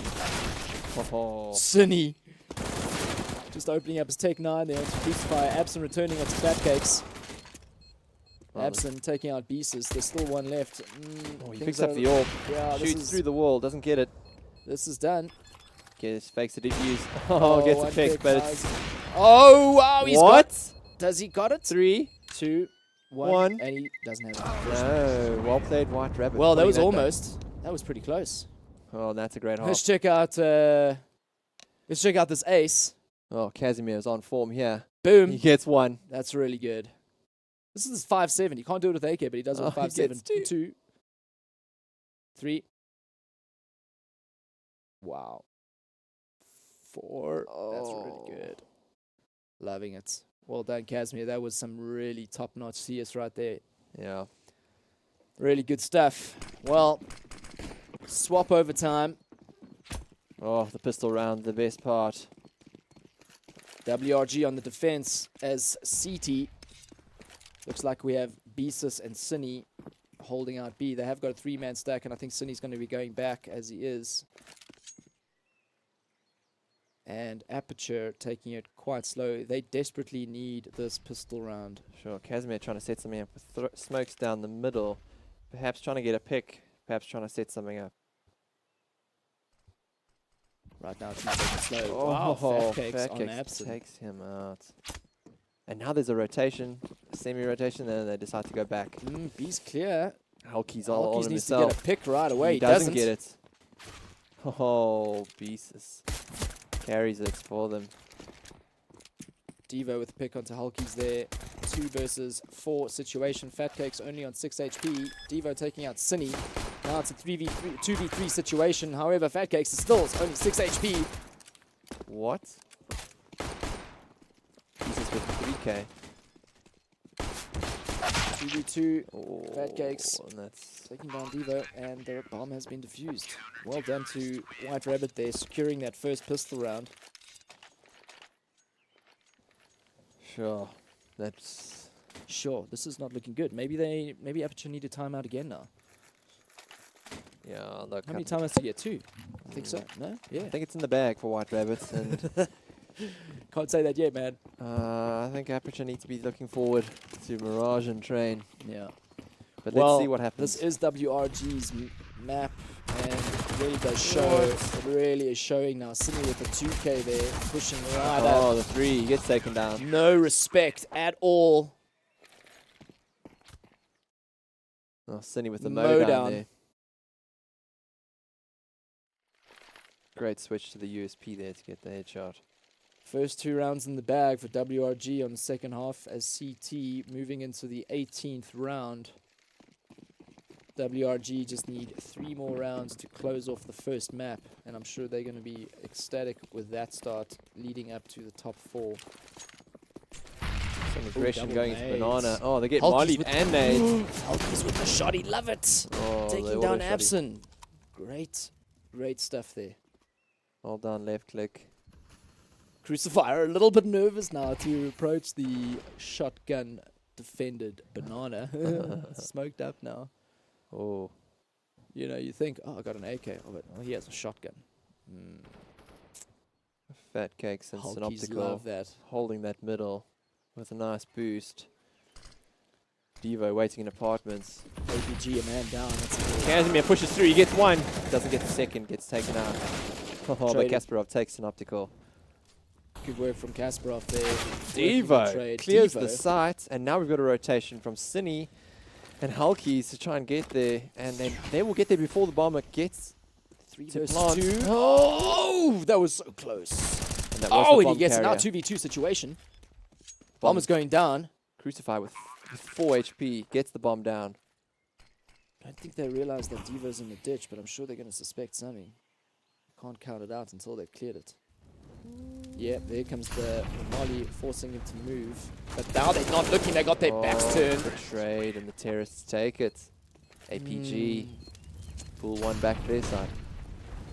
That was a little bit sloppy there from WRG. They definitely had to confirm the clear there before they just turn their back on it. Sure. And it paid off for Aperture. So we now got a scout on Kasparov. Great gun that. Yeah, you love that gun, don't you? It works. WRG in a bit of a save situation here with some P250s and a Deagle in hand and one CZ and Hulkies. Aperture being quite confident, pushing up Banana all the way. They're still a little nervous, not knowing exactly what WRG have bought this round, but I'm sure they'll soon see that they are pistol saving. Oh, and they're pushing through. Absent, the first one to go out, flashes over, and Like he's moving this into the Hulky's in side. great position. He tags him, tags Hulkies. Oh, this is going to be overs in B right now. Oh, he knew he was there. Yeah, he did. Nails the headshot. The bomb is on its way, en route. Not sure how many are going to rotate from A. Cinny's on his way to middle. Oh. Yeah, things are looking a little down for WRG. Look, it is to be expected since they are saving. Yeah. But what they need to try and do is at least get a pick or two. The bomb finally goes down. What are they going to do? Are they going to get exits? Are they all three hanging around middle there and Banana? I suppose, what else do you do? Not looking for too much White Rabbit Gaming. They really are just hanging tight, waiting for those exits. It looks like a few might come their way. No, backing off to CT. Probably won't see any further action this round. Still checking their corners. Bad Cake's just waiting with that Deagle. Nothing's coming his way. Ready nonetheless. Well, extra round secured for Aperture. Looks like they are clawing their way back slowly but surely. Yeah, it's looking really good for them. And another save round for WRG. It actually looks like they're going anti-eco right now, getting a few Deagles and one or two of them with armor. Fat Cakes and Optical. We are seeing one Deagle in hand and Fat Cakes there. Let's see what he can do. He's pushing straight down mid with a nade. Oh, very aggressive. This is great. I'm liking this can at work. Oh, no. Fat Cakes and Synoptical. They get with the a trades. Yeah. But now, Devo's moving up with the bomb. Are they going to see They it? just go plant it, they know this. Yeah, I'm they sure see too. don't- Yep, run, bruh, run. They're going to get the bomb down while Devo holds the middle. That's it. Oh, and Fat Cake's sitting in Banana. Planning for library.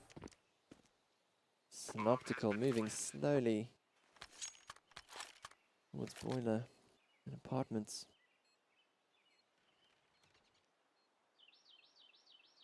Devo, planning for library. Now in library, waiting for that. Casimir. Well, both holding of them, the site, both calling of them it. moving out of Apartments now. Now they're diligently checking that ditch. Oh, Devo gets one. Synoptical knows. Oh. Oh, here comes a.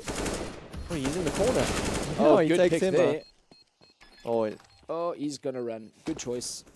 very nice round from Apple. No, Devo. Yeah, unfortunately, he doesn't pass. You know, I He's think. like, what? Boom. All right. Well, I'm sure he's happy with the round secured there Oh. at least, and the bomb down. Well, Aperture. A really interesting round there. A load of aggression from White Rabbit Gaming. You know, they took 2 deaths and then got 2 picks, but then the bomb wrapped around to A and they just couldn't get to it in time. Indeed. Moving into the 21st round, Aperture still behind 7-13. However, looking a little bit more solid than where they were earlier. Few more rounds on the board and guns. White Rabbit Gaming need to secure this round if they want to end this game sooner rather than later. Oh, Absent sees a little He peek does, there. he does. Doesn't take the shot. That was Beastus, I think, with the AWP there, and unfortunately missed the shot. Yeah. And Absent didn't get any damage onto him either. No. Very strange. Looking for the heads, I think. Leg is just not good enough. Tivo spamming through the wall there. Crucify smoke down the middle. Slowing the T's down. Very interesting seeing both teams now, well, especially obviously the Aperture team now slowing things down a little. They desperately need to secure this round. Casimir initiating with a smoke for the middle. That's going to maybe fake them out a little. Oh, At least it's holding 2 players at B. Abson's going back to get the bomb. Moving to A. Some trade-offs there between Fat Cakes and Casimir there at least. Casimir flashes in. Fortunately, he's very low, 9 HP. Yeah, he's waiting for a trade, it seems. As Diva pushes into the site.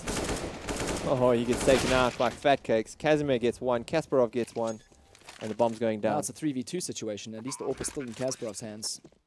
Haven't lost that. And looks like a save. It's going to be a save. Wait Well, for that bomb to tick. That means boom. Aperture have taken now, what, 4 rounds in a row? Well, 5 actually. 5? Yes. Well, No, they were this 4. will be their 4th. Yeah. Don't ever question me again. Not sorry. Never sorry. Never sorry. Well, the bomb's going down. Aperture clawing their way back. What did I say? Oh, after Yeah. the timeout, you know, Well, just trained their setting. I understand how they do it, man. Just something that either it happens to the other team or it happens for them, but they manage to just claw their way back after these pauses. Casimir almost getting killed there by the bomb explosion, going down to 4 HP.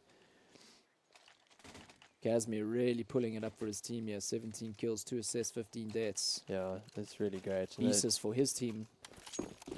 Really doing some magic there. Beast Here we is running go. the AWP again.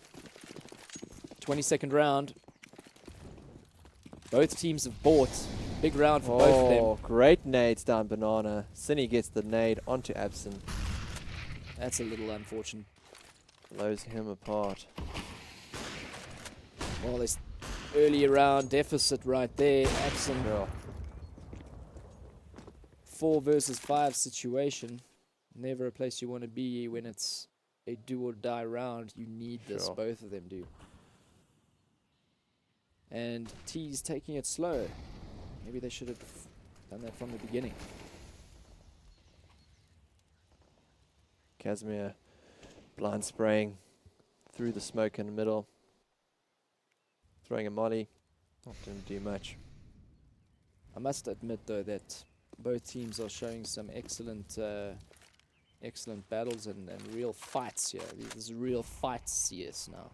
Yeah, we're getting awesome trades, and I'd love to see that. So now we have Cine holding the archway. Spots one. Sees one. And causes them to hesitate. You know, they're stuck now. And anyone that goes library is going to have a field day with them lining up for them. Yeah, it's very dangerous to move straight into A there with Cine in Cine in the library. It is smoked off. They might need to think about deploying another smoke there and then moving forward. Oh, They they're have mollying it mollied out. Fat Cakes Oh, with a Casimir. 2K. They have got into the side. Can they get the bomb plant?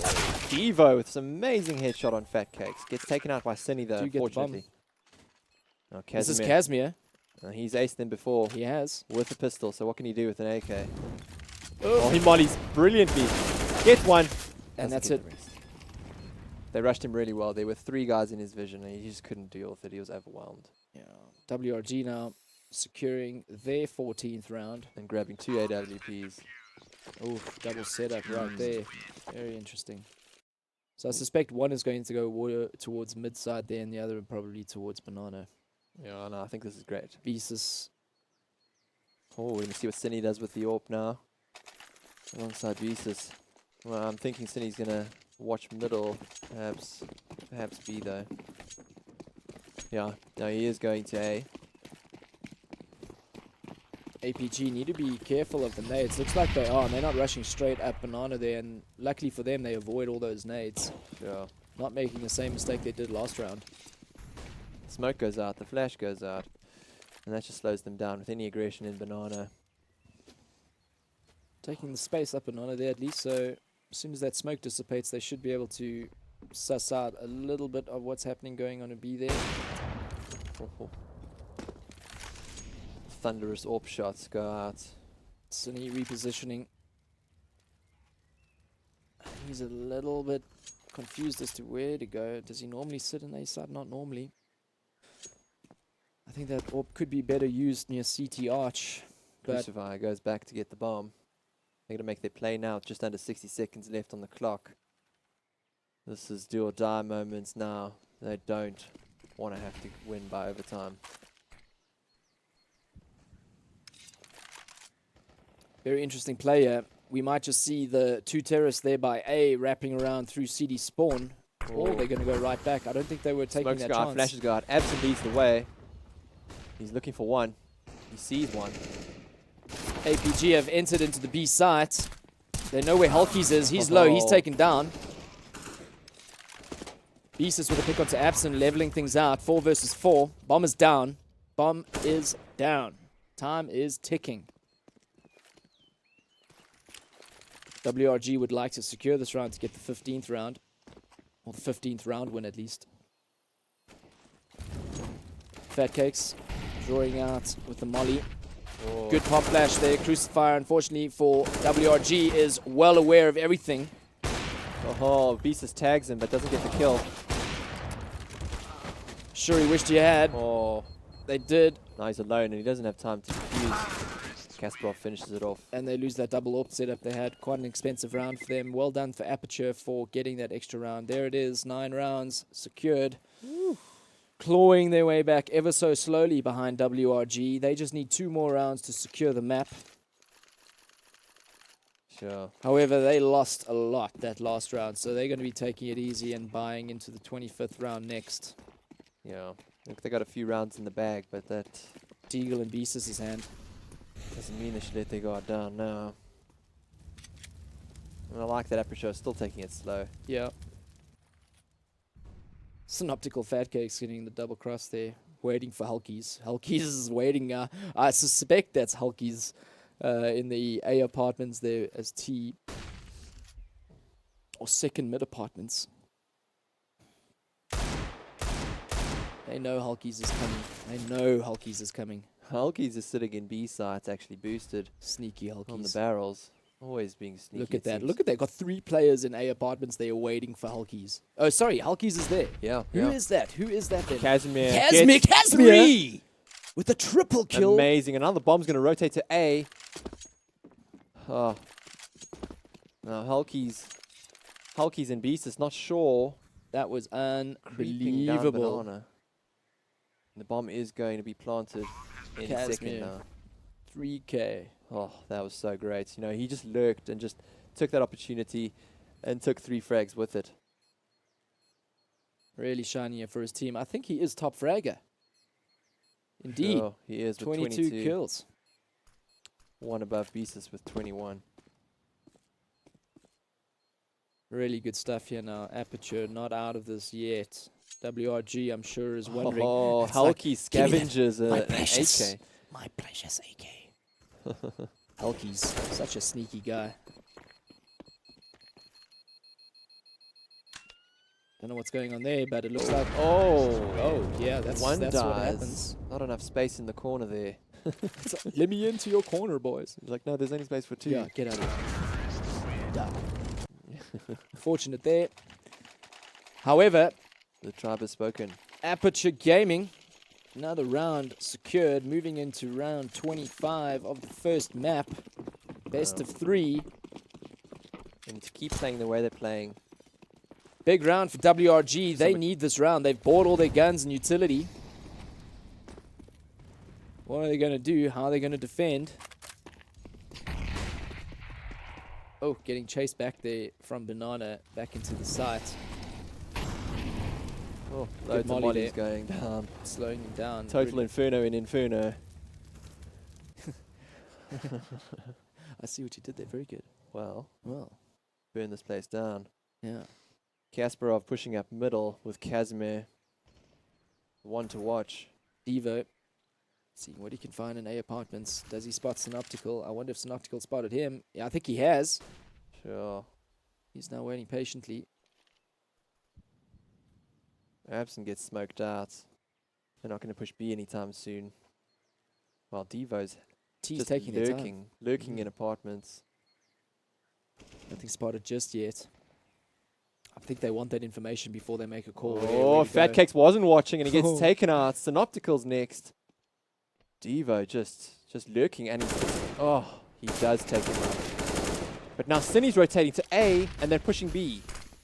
Oh no, this is not good for WRG. They managed to get an extra pick then. It might just all be for nothing if they lose B. Oh, Casimir gets the important pick. There's still one more lurking in. It's Beesus. He's lurking by construction. Bomb is down. It's a 3 versus 3, and the bomb is ticking. Smoke clears as Cinny pushes up from CT side. C's have got good positioning. Oh, Casimir gets the headshot on Synoptical. Beesus creeping forward. Oh, you get to pick on Casimir. Oh, Crucify closes Beesus off. Fingers, just tell me what's going on here. Like, what's the score right now? Oh, it is 11-14 to White Rabbit. But Aperture Gaming are really showing what they're made of with 3 wins in a row. Yes. You know, if you look at the last 8 rounds, they've won 7. So it seems that WRG have really lost their momentum. But it's just the way APG are playing now. They really are taking their time. They're not showing the bomb. Oh, Fat Cakes. Fat Cakes. Pressure's paying off for WRG. And they took a gamble and it's paying off. The levels. Oh, they pick up the 3 versus guns. 1 now, but it's Casimir. It is Cashmere, and he has an AK. See, I said Cashmere. Cashmere. Oh, they see the Casimir. bomb. Did they see the bomb? Don't know. They're rotating all 3 to B. I think they probably suspect that range. He's going to take his time now. He's running down the clock. What are they doing? Sure. They didn't know the bomb went down. Well, either that or they're nothing just wrong with happy that. to save their guns. I don't think they saw the bomb. No, the bomb was dropped at the beginning, so they didn't know. Right. They didn't drop the bomber. So now they're just going to split up. Probably wise choice. They didn't know where the bomb was, so I This think could work in Cashmere's favor. 53 seconds left on the clock. He pushes up middle. good thing that White Rabbit Gaming have 2 more towards a site there. Oh, every footstep he takes is a second off the clock. Sneaking up. There's Cinny waiting. Casimir. Oh, no. What's happening? Is he going to check? Is he going to check? He needs to check. No, he doesn't. He doesn't look. A little unfortunate there. Well done to Cinny for maintaining that angle. Well, White Rabbit Gaming have secured their 15th round. It's map point. It is map point for WRG. Aperture need to secure this. Lucky for them that they can buy, you know, kinda 3 AKs, 2 Tech 9s, and a little bit of utility. And it was nothing else but the aggression from WRG that won them that round. The unpredictability of what they did there really caught Aperture off guard. Indeed. I mean, they had inferior weaponry and they just made the most out of the positioning and the confusion. Well, what's interesting now is that WRG are really taking advantage now of the space they have in Banana. Yeah. They can call early rotates now. They have got the positioning now. They can leave themselves positioned as they are and gives the others time to position themselves within and around the A site. Not sure if Synoptical knows that Casimir is coming through.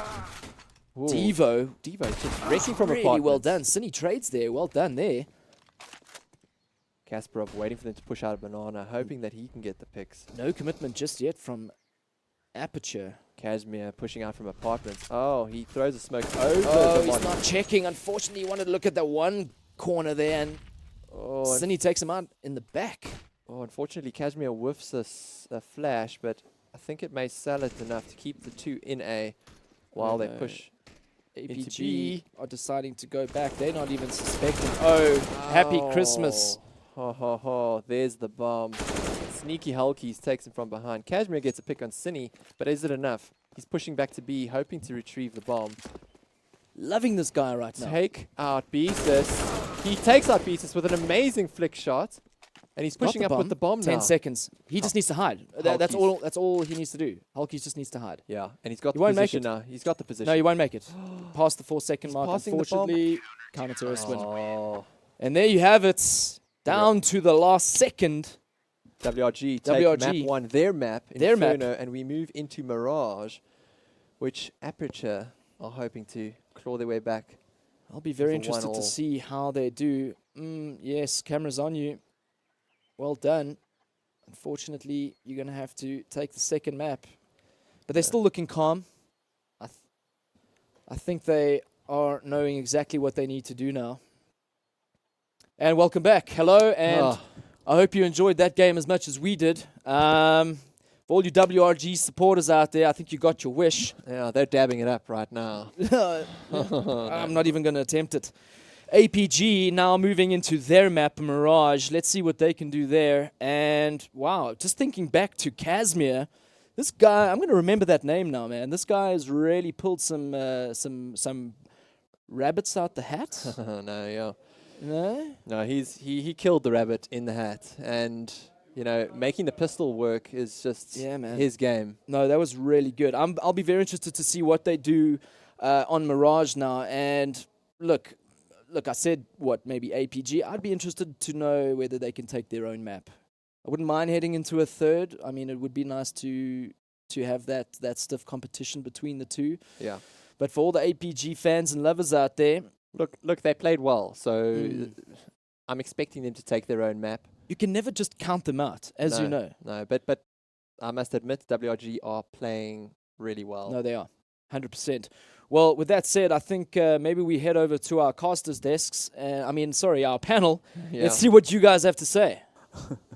Thanks very much. Well, I mean, you weren't entirely wrong. We're all casters here, so... Yeah, that's true. Yeah, true. Maybe not now. Yeah, with the ones who want to be casting right now but have been put on the panel. Put on the panel. Those dad jokes, though. It's a true quality of the casters have at least One 60 or 70 like dad jokes. Oh, okay. I need to in learn the that bank, one still. In the bank. Okay. Pretty. So you mean you thought your jokes weren't dad jokes at this point? Oh, are they? Oh, okay. That's awkward. I mean, you're a caster. It's natural. Fair enough. Yeah. Make a good dad one day. Listen to your father. Stop, son. Right. So I guess it was a pretty good game in the end. Yeah. I think just to go over it, it looked like WG were going to run away with it pretty easily. The T side was just pretty impressive. I mean, what was the final halftime score, if you guys recall? Halftime score was 11-4. Yeah, 11-4. It was pretty dominant. I think WRG, it looked like you could see why they picked the map, right? And you could see why they picked it for the T side. They were absolutely dominant. They, like you said, they basically ran away with the game. The only rounds that they lost were they lost one round very early on in the map, like 1 or 2 rounds, and then they lost to like a clutch ace by Casimir. You can do something about that, but it's like, okay, these kind of things happen. But overall, strategically, they just dominated on the T side. But then the problem came in is that they gave it up to the CT side. It kind of seemed like very clearly they weren't purely in their comfort zone anymore. It wasn't the same map that they'd practiced. You could see that they ideally would have maybe wanted to go 12-3 in the T round, make it a lot easier for themselves going into the CT side. But they still ended up winning, and it only takes a couple of rounds afterward. It took a while for them to get there, but they got there, and that's the important thing. Yeah, at the end of the day, the scoreline might not be as impressive as it may have looked, but the important score is, of course, WG 1 up here against APG. And, of course, this means APG's life is on the line. You know, one more game, they get out of here. And they'll miss an opportunity to play against DC, which I'm sure they would have loved to have done. I'm sure. But remember, this is now, we're going into APG's map pick. So the way we've seen CS this weekend is that teams have been winning on their maps, except for, was it XD versus APG? Where they took, no. It was DC versus XTC. Yeah. They took each other's maps. Yeah. So maybe we'll see that too. Yeah. Of course, for WG as well, if they do manage to win this next one, or even the third one potentially, they will get a rematch against DC, and DC must be frothing. Oh yeah. I definitely agree. I think they must be going, please WG come through so that we can just have a second go and show you why we're here. So that's the thing, right? I mean, if let's play devil's advocate here and say that WG are the stronger side, right? Yeah. As a competitive line, if you genuinely want the weaker team to win, easier path through to your lower bracket finals. But in this case, it's different. In this case, it's hey boys, we meet again, and this time This time we're going to look for a different result. And of course, WG will probably have this sort of come at me, bro attitude, which would be great to see. But then, of course, we would miss out on the opportunity of seeing APG take on DC as well. So I don't know about you guys. It's a hard one to pick who you want to win. I think we can all agree, though, we'd probably want to see a game 3. Yeah, so definitely. It's our privileges as casters and panelists that we get to always root for the team that's about to be knocked out. So I guess we'll get behind APG on this one. But I think talking about APG, they had a special moment in this game. Oh, yeah. And, of course, we refer to Casimir's fantastic play, picking up that ace. I think no one will mind too much if we play that again. So let's take a look and see how this all goes down. And you may notice something of interest. That's a pistol. Yep. Of course, picks up the first couple here. It's not the fastest ace you're going to see, for obvious reasons, but just keeps plugging away, using the I want to say resources around him just to get as much out of the deal as possible. Finally picks up the AK and then finishes the job. And that's the kind of thing that could potentially, win you a series. In fact, that kind of play just picks up your team. Definitely. Obviously, not enough in this one, but a bit of a warning sign. WG made it a bit difficult for themselves there, though. We saw at the very end of it, both Fat Cakes, I forgot who else was alive, but Fat Cakes came out of the smoke by himself. What didn't really first try to get the vision, spraying and praying, just trying to get something off of him, because he knew for an absolute fact that Casimir was on very low HP. And immediately after that happens, and then his teammate comes out with an AWP, instead of switching out to the pistol, which might have been a much faster kill. But they made it harder for themselves, but we can't take anything away from Casimir. I think like the majority of their good plays this game from the side of APG relied on Casimir to show up. He honestly was...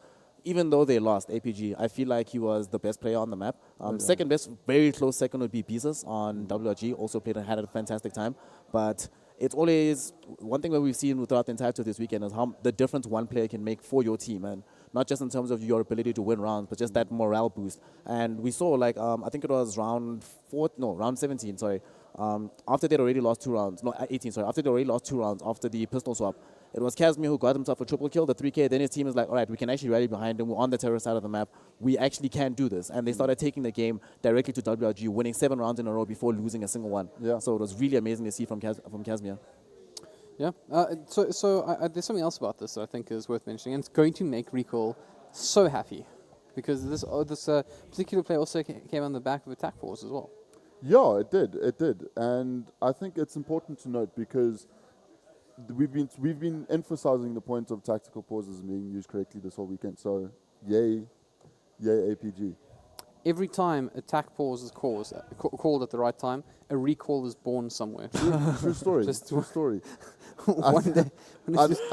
I know people might not like it, but I mean, hey, it happens. That's what happens. Yeah. What can you do? So notably though, that ace from Casimir, he was on 10 HP, so a brisk breeze could have killed him. Like basically anything could have killed him at that point. The really one interesting thing that I also want to note about this particular map is at the beginning, what we saw WRG try and do, I think they were aware of the fact that they're not as strong on the CT side as they are on the T side, so they were extremely aggressive the first 2 rounds, especially the pistol round, to try and win it out to make sure that they had that economy going forward. I think if not for the fact that the tech pause came out and Casimir got that ace, this game would have been way shorter than we ended up seeing it. But fortunately for APG, it wasn't, and I think that helps them with momentum going into the next game, gives them some confidence.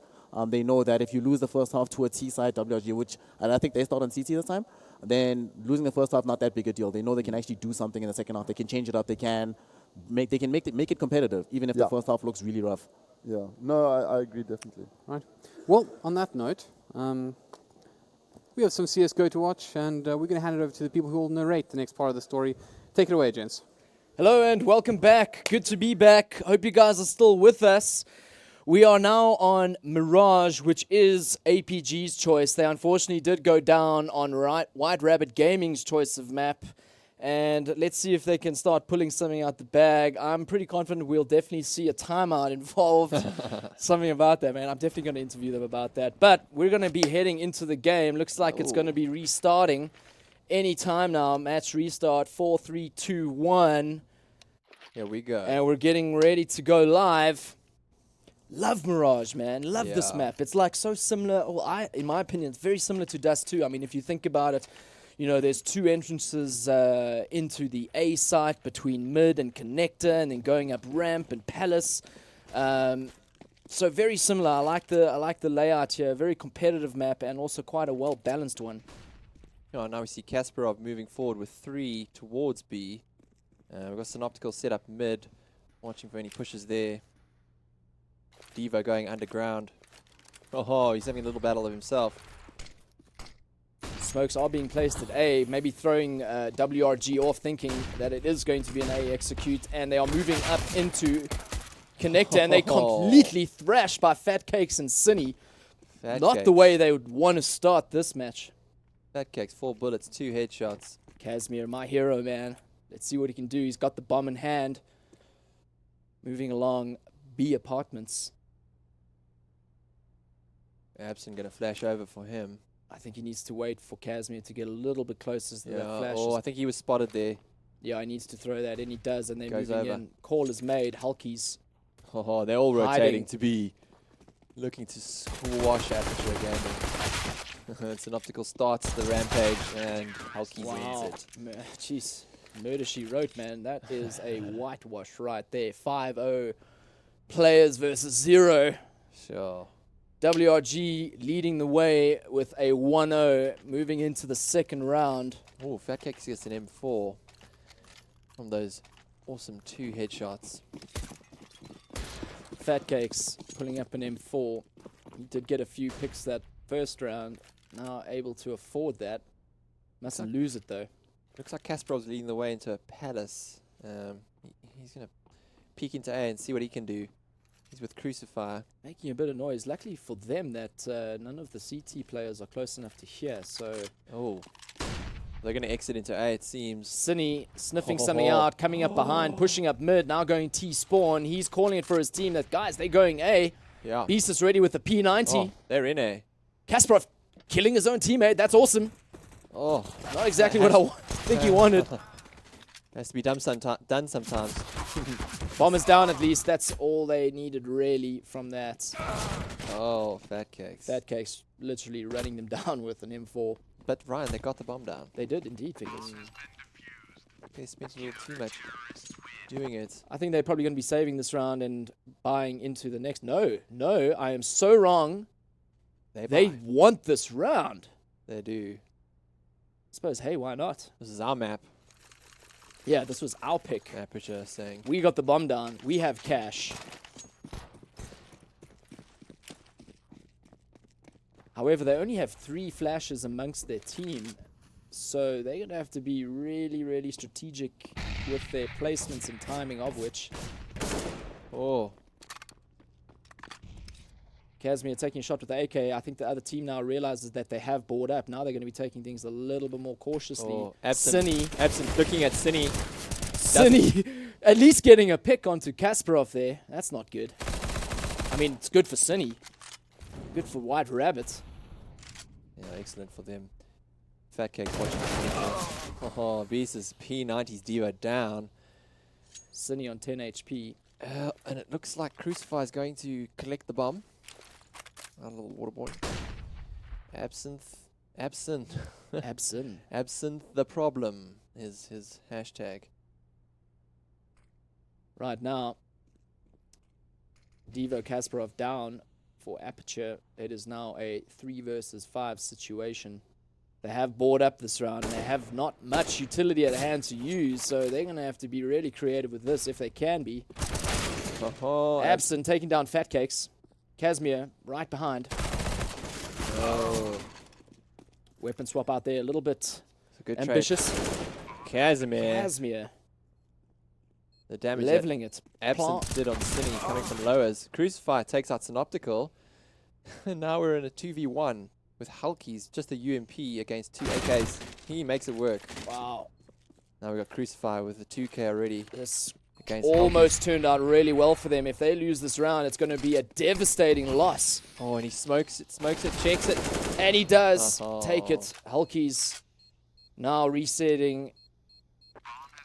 What are they going to do? They did get the bomb down, but that's not going to be enough to buy anything. They might just consider staying above 2k, getting a bit of pistol and armor.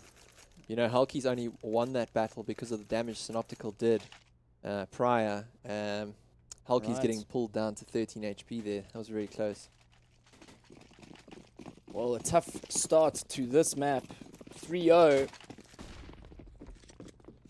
And very little armor utility for Aperture. They have to try and figure something out here. What are they going to do? White Rabbit Gaming with full utility and armor and guns. Cine getting quite aggressive there. Great figuring out flashes and information. smokes, getting them. Oh, Cine gets the Cine. jump shot on Abson. Really well played. Beesus taking out Casimir. Oh, Synoptical. 1 HP on Synoptical. He's going to get run and mowed down by Kasparov. You know, they get the bomb down again, which is great. At least. All right, this is a big round leading into the 5th round. White Rabbit Gaming 4-0 ahead. And it almost feels like this map just started, man. Like this is moving relatively quickly. Aperture. Yeah. Dare I say they call a timeout. I think if they lose this, Sure. they're going to be stressing a little. They have board up now. They have got an AWP on Kasparov. Yeah, He needs to do something. Sitting with 0 kills. Hopefully he can get something as the dedicated AWPer. Looks like they're setting up for an A execute. Oh, but some aggression from Fat Cakes. Fat Cakes perfect And timing. Synoptical. Oh, wow. Oh, they're going to get caught out. They get caught out. As suspected, they pushed a little too hard. Got taken from the high ground. Now the nades and mollies come out. Jesus. Really sneaky right there. Good flashes. Cine is totally smoked out. Shooting through the smoke. He gets a headshot. Oh, wow. This is not looking good so far for Aperture. They're getting taken down. Bombers down. Oh, it's a 2v2 though. Beesus on 19 HP. Casimir and Kasparov. Beesus just needs to stay exactly where he is. They have no idea where he is. No, and Hulkies could probably draw a lot of fire for him. Hulkies needs to. He's on full HP. Oh, but he's got the bomb in sight. They've really got the Haven't advantage spotted. now. Did he spot him there? I don't think he did. They don't need to move. Oh, wow. That is so lucky. Oh, Casimir! Hulkies now. 1v1 situation. Hulkies knows where he is. Fortunately for him, he doesn't realize that Casimir is on 14 HP. But if there's anyone that can take this... It's Casimir with an AK. Oh, but it doesn't Hulkies. work out. Very well done there. White Rabbit Gaming securing their 5th win round. Moving into the 6th. That's going to hurt. Oh, Hulkies drops the AWP. Gives it to Beesus. Aperture with a 3-round loss bonus. Luckily, they're managing to buy up there. The Spoof 9 is on Kasparov. Spoof 90. It's only the Spoof 90 when the Spoof is holding it. Is it? Maybe. I don't know. Maybe we can start something. Alright. No, Synoptical holding A by himself while Beesus looks down the window into middle. Oh, he throws an incendiary trying to slow them down. And Coming it out of does. Palace, and it does perfectly. Oh, yeah, like it's warm in here. Cine moving through Connector. Oh, nade. Aiton right there. Not much damage. I was expecting a little bit more than that, though. Cine got the high ground upstairs. Absent gets the pick on Synoptical. Beesus on Kasparov. The AWP. Unfortunately, Beesus misses that shot. Oh, or does he Cine get gets the Kasparov? pick He on does. Casimir. I thought he almost missed that, man. Oh, Cine gets a little burnt there. This is a slug match at the moment. Bomb is down and will be defused, and that leads to 6 round wins now for White Rabbit Gaming. Oh, they get the bomb down. They will have money to buy AKs, but... Am I sensing Will a they? timeout? Am I sensing a timeout? No? Yes? Sure. No, not yet. Not yet. It's coming, fingers. It's coming. Yeah, look, I think it would be a good time, but... Maybe at 7 or 8 rounds. That's for... Oh, called it, bro. Called yeah, it. Look, it is expected. I would think so. Great call there. So, what are they going to do? Well, they're going to talk. Yeah. And wave their hands around as if they're trying to make their point. They have great coordination into A, and I just think with some aggression, they can take it. Yeah.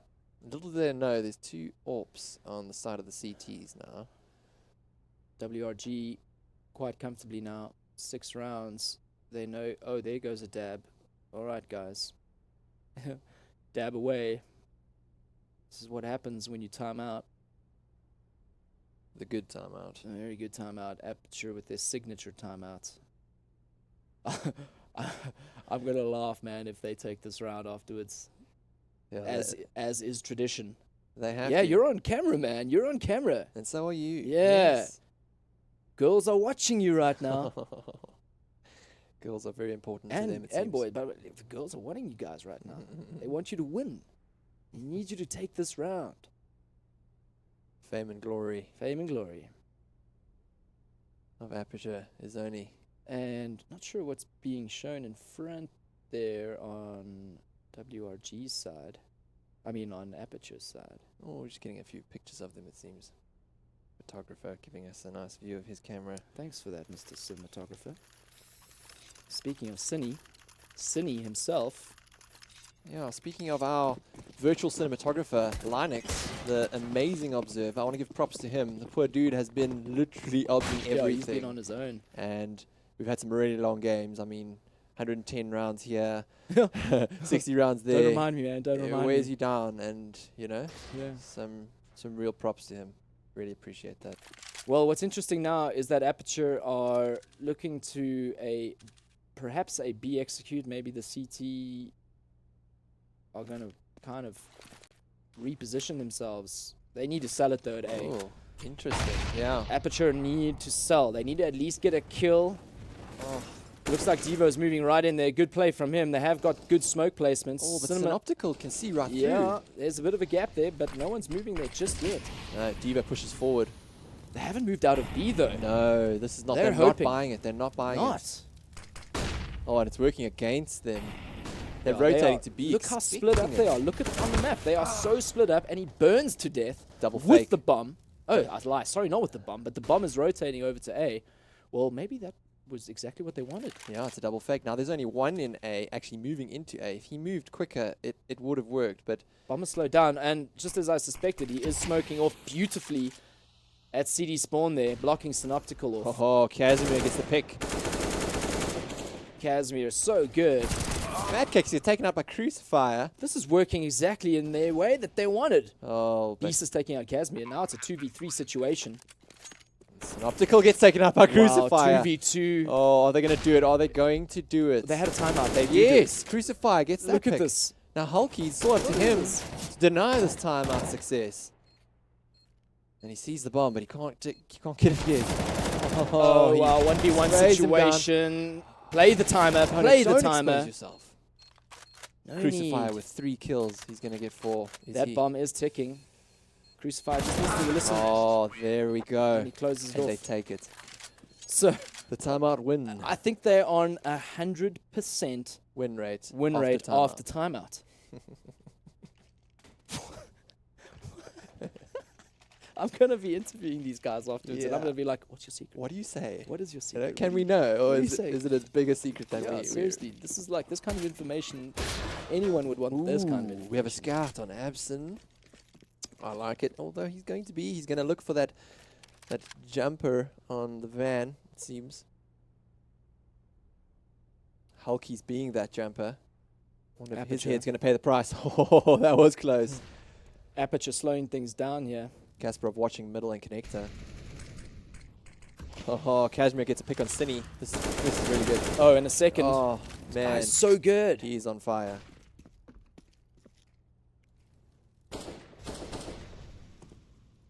Ooh. Synoptical. White Rabbit Gaming not in a comfortable position right now with 2 players lost already. 1 minute and 5 seconds to go still. Lots of time. Devo moving forward. Is he going to see him up there? Oh, he's getting burnt. He's not moving. Crucifier taking out. Devo taking out Devo Synoptical. with Crucifier, yeah. It was the Flames, I think, that took him down Oh. to such low health. Well, they're going to get their second, Ryan. They usually go on a streak after a timeout. Now, Beezus looking to stop this bomb block. He gets taken up by a nade! Woo! And now Hulky's all alone.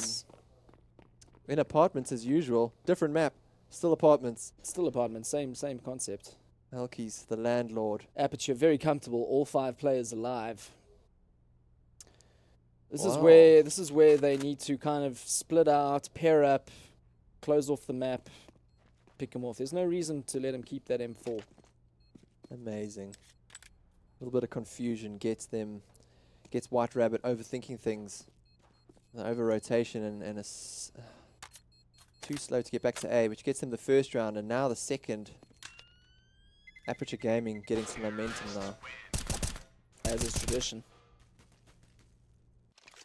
Hulky saves that gun. This is their map. It is their map. They need to make it work. Hulky's the only one with a gun. Drops it. Nope, keeps it. Alright, and he gets a defuse as well. That may pay off. We've seen what happens when you don't buy a defuse. Here we go into the 9th round. WRG still 6-2 ahead. Oh, 3 into A. Oh, aggressive. Yeah, they need to try and throw Aperture off a little. Fat Cake's going down the T-ramp.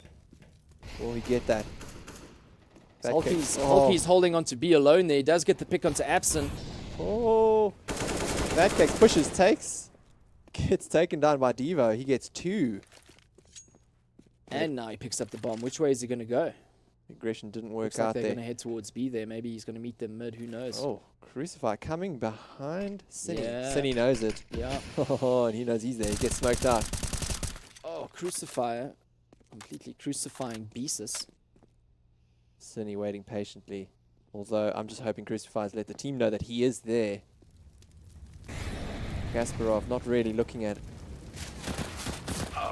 Unfortunately, that CZ isn't that great long range. No, not at all. Especially when you got to tap it. Hulky's still maintaining his M4 and he gets taken out by Casimir. Well, that's 3 in a row now for Aperture since their TO. Sure, losing 6, winning 3. Nice double kill there for Devo. Granted, they didn't have armor there, but still didn't get mowed down. And we're showing the previous map for some reason. Great. Well, got Hulky's moving up middle with his CZ. What is he Gets gonna do the flash. Oh, not connecting the head there, unfortunately. No. Oh. Oh. Very good little rush here. This is working out a little bit better than what we expected for WRG. Yeah. Now they've got some guns in hand. Some great aggression there. Now it's 2v3. Avoiding Absent in the apartments with that AWP. Oh, and Beast is just missing the Oh, bomb lucky. carrier. A is open. They know this. They're planting.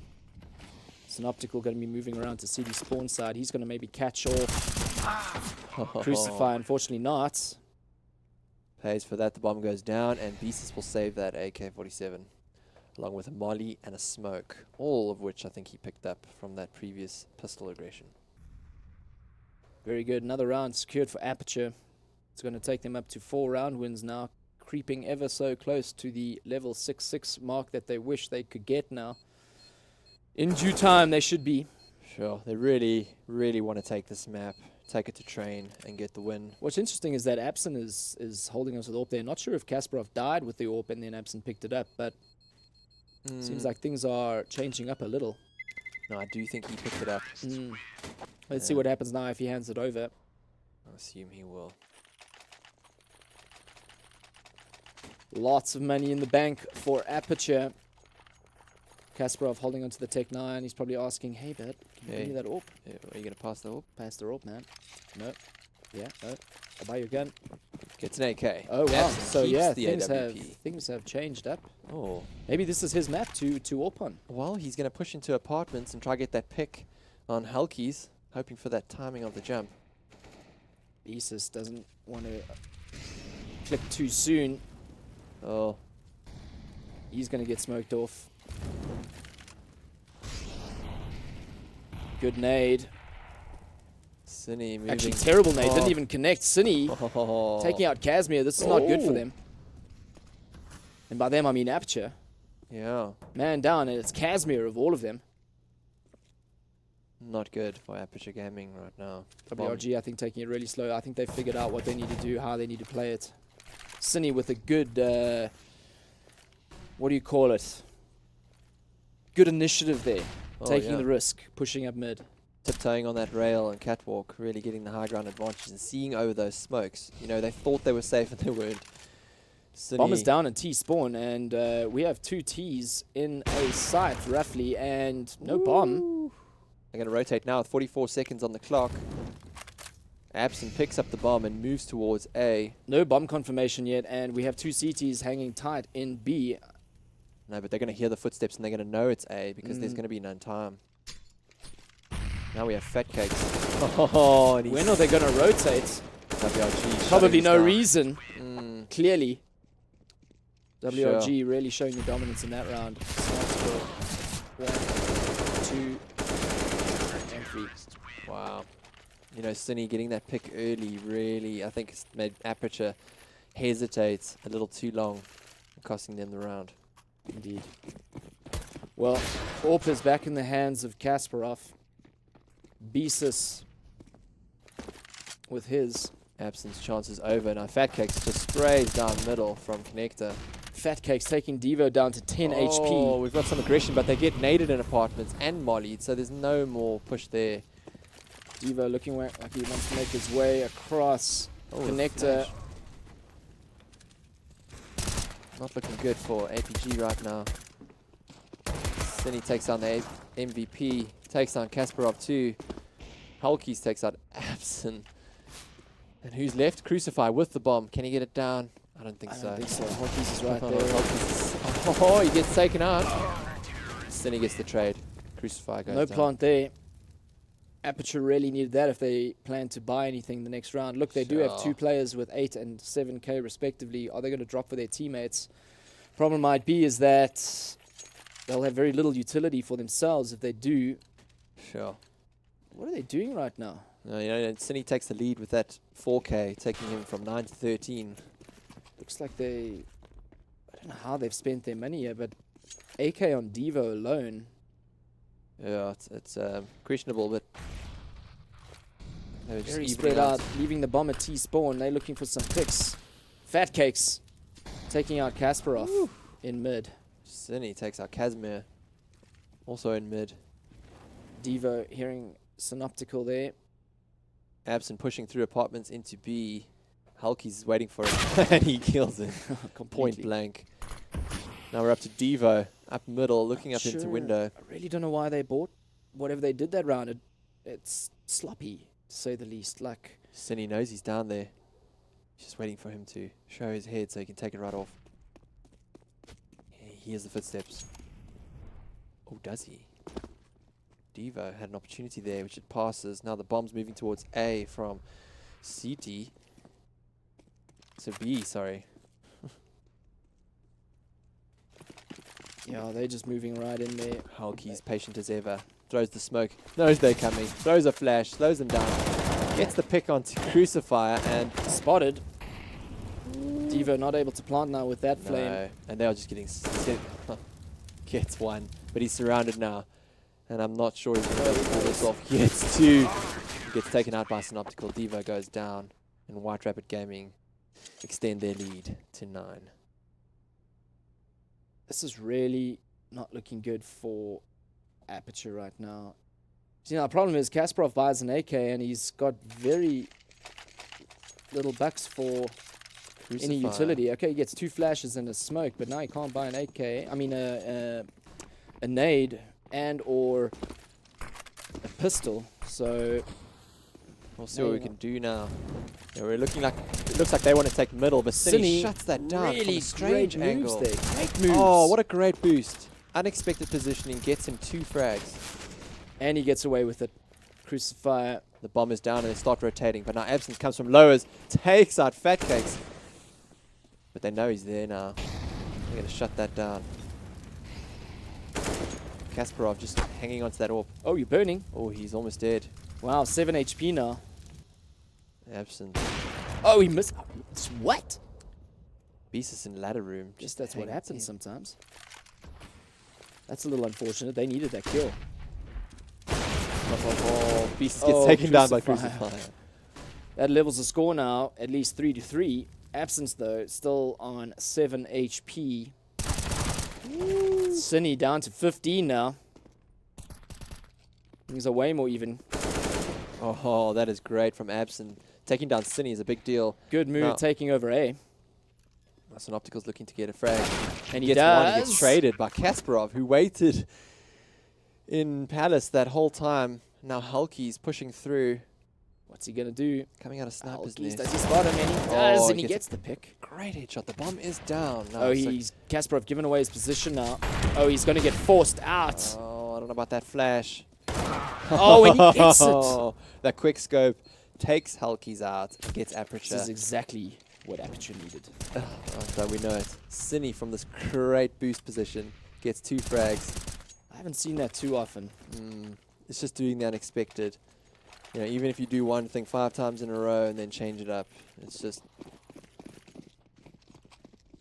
Orp on Kasparov and see what he can do with it again. Valuable play last round. Hulkies flashing over. Hulkies playing unpredictably. I don't think Absent realizes that he's close there. He's getting pushed out. Oh, unexpected aggression pays off. Very good there from Hulkies. Great spray. Great teamwork from the 2 of them in the mid. Oh, but now they're in A. Can they secure it? Do they have the smokes? And are they too late? Bomb's going down. Fatcake's popping that flash, and he moves in. He unfortunately doesn't connect onto Kasparov, and neither onto Crucify, and he gets taken down. Hulky's moving up the stairs now. Things are looking quite positive in this round for Aperture. They just got to hold it on for a few more seconds while this bomb ticks down. Beezus hoping that someone's there, but not. Casimir gets taken out by Hulky's on those stairs. Things are going to start moving quickly now. Crucify needs to hold down, and he unfortunately is not able to, and neither is Kasparov, and that leads White Rabbit Gaming for the first half, securing 10 round wins to Aperture's 5. Swapping sides, Aperture not bringing it to the table right now, not enough at least. No, and I really thought they would take Mirage. They showed some 5 promise. rounds is They showed promise, but it didn't quite tough. convert for them. 5 rounds is tough to work with. WRG just need to secure the first 3 rounds, and then they should be quite comfortable finishing it off. They just need to set the pace as T's. What are they going to do? How are they going to do it? Looks like they're going to have a 1, maybe 2 to A. 1A, 4B side. Maybe Cine towards mid. Let's see what he does. Great flash timing there. WRG feeling like they can take the whole tournament. Amazing confidence. Looks like they're wrapping round. Completely catching Kasparov off guard there. As well as Casimir. Fat Cake moving for the rest. Oh, this is so aggressive right now. Devo not having any of it. Unfortunately taken down by Beezus. 1 remain versus 3. And that is all she wrote. WRG securing the first pistol round as T's second half. Well played there by Fat Cakes. And the second. Wow, very good play. So now we have White Rabbit Gaming with a commanding lead and 1 map in the bag. So it's looking grim for Things Aperture. are looking a bit bleak for APG. Casimir taking a spot on the high ground. Aggression into apartments. Unfortunately, I don't think anyone's going their way, which is not. They'll soon figure that out. Are they going to do a boost up into mid? No, they're first going to molly it. Confirm no one's there first. Such different plays from WRG compared to Aperture. Going underground from the B side into middle. Great way to secure it. Oh, Synoptical. Catching off Crucify there, trying to push behind. They're pushing into A with They are firepower. just pushing in. Trading a bit of HP here and there, but not dying. Cine. Oh, Devo. On to Cine there, headshot Deagle. Oh, now Beezus is holding that CT angle though. Oh, and this flash might be a little bit... Nope. Synoptical still alive there with 2 HP. And that is the round secured. Round 17 done. Moving into round 18. WRG 12-5. Pressure is mounting for APG. When are they going to... Are they allowed to call another timeout? How many did you get? 1, 2? They called that 1. Yeah. I've seen 2 come out. I have seen 2 come out. Maybe now's the time to do it. Maybe next round. They're not going to do it now in a save round. They'll figure out maybe next round when they buy. Casimir missing that jump. He's going to have to go the old-fashioned ladder way. Oh, some forward positioning there from Casimir. He gets taken out by Hulkies.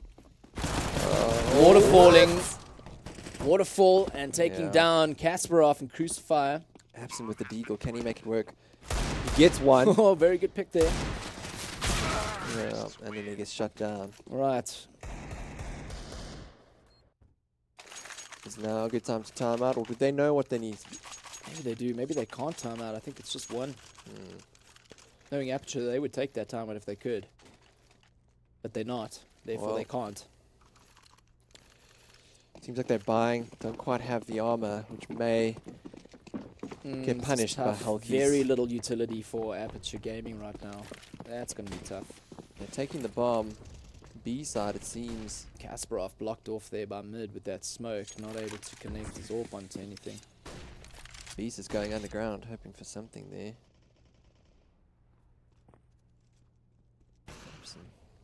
T's taking it rather slowly. Devo Oh. trying to push there. He's got a little bit of information there, not sure what's going on.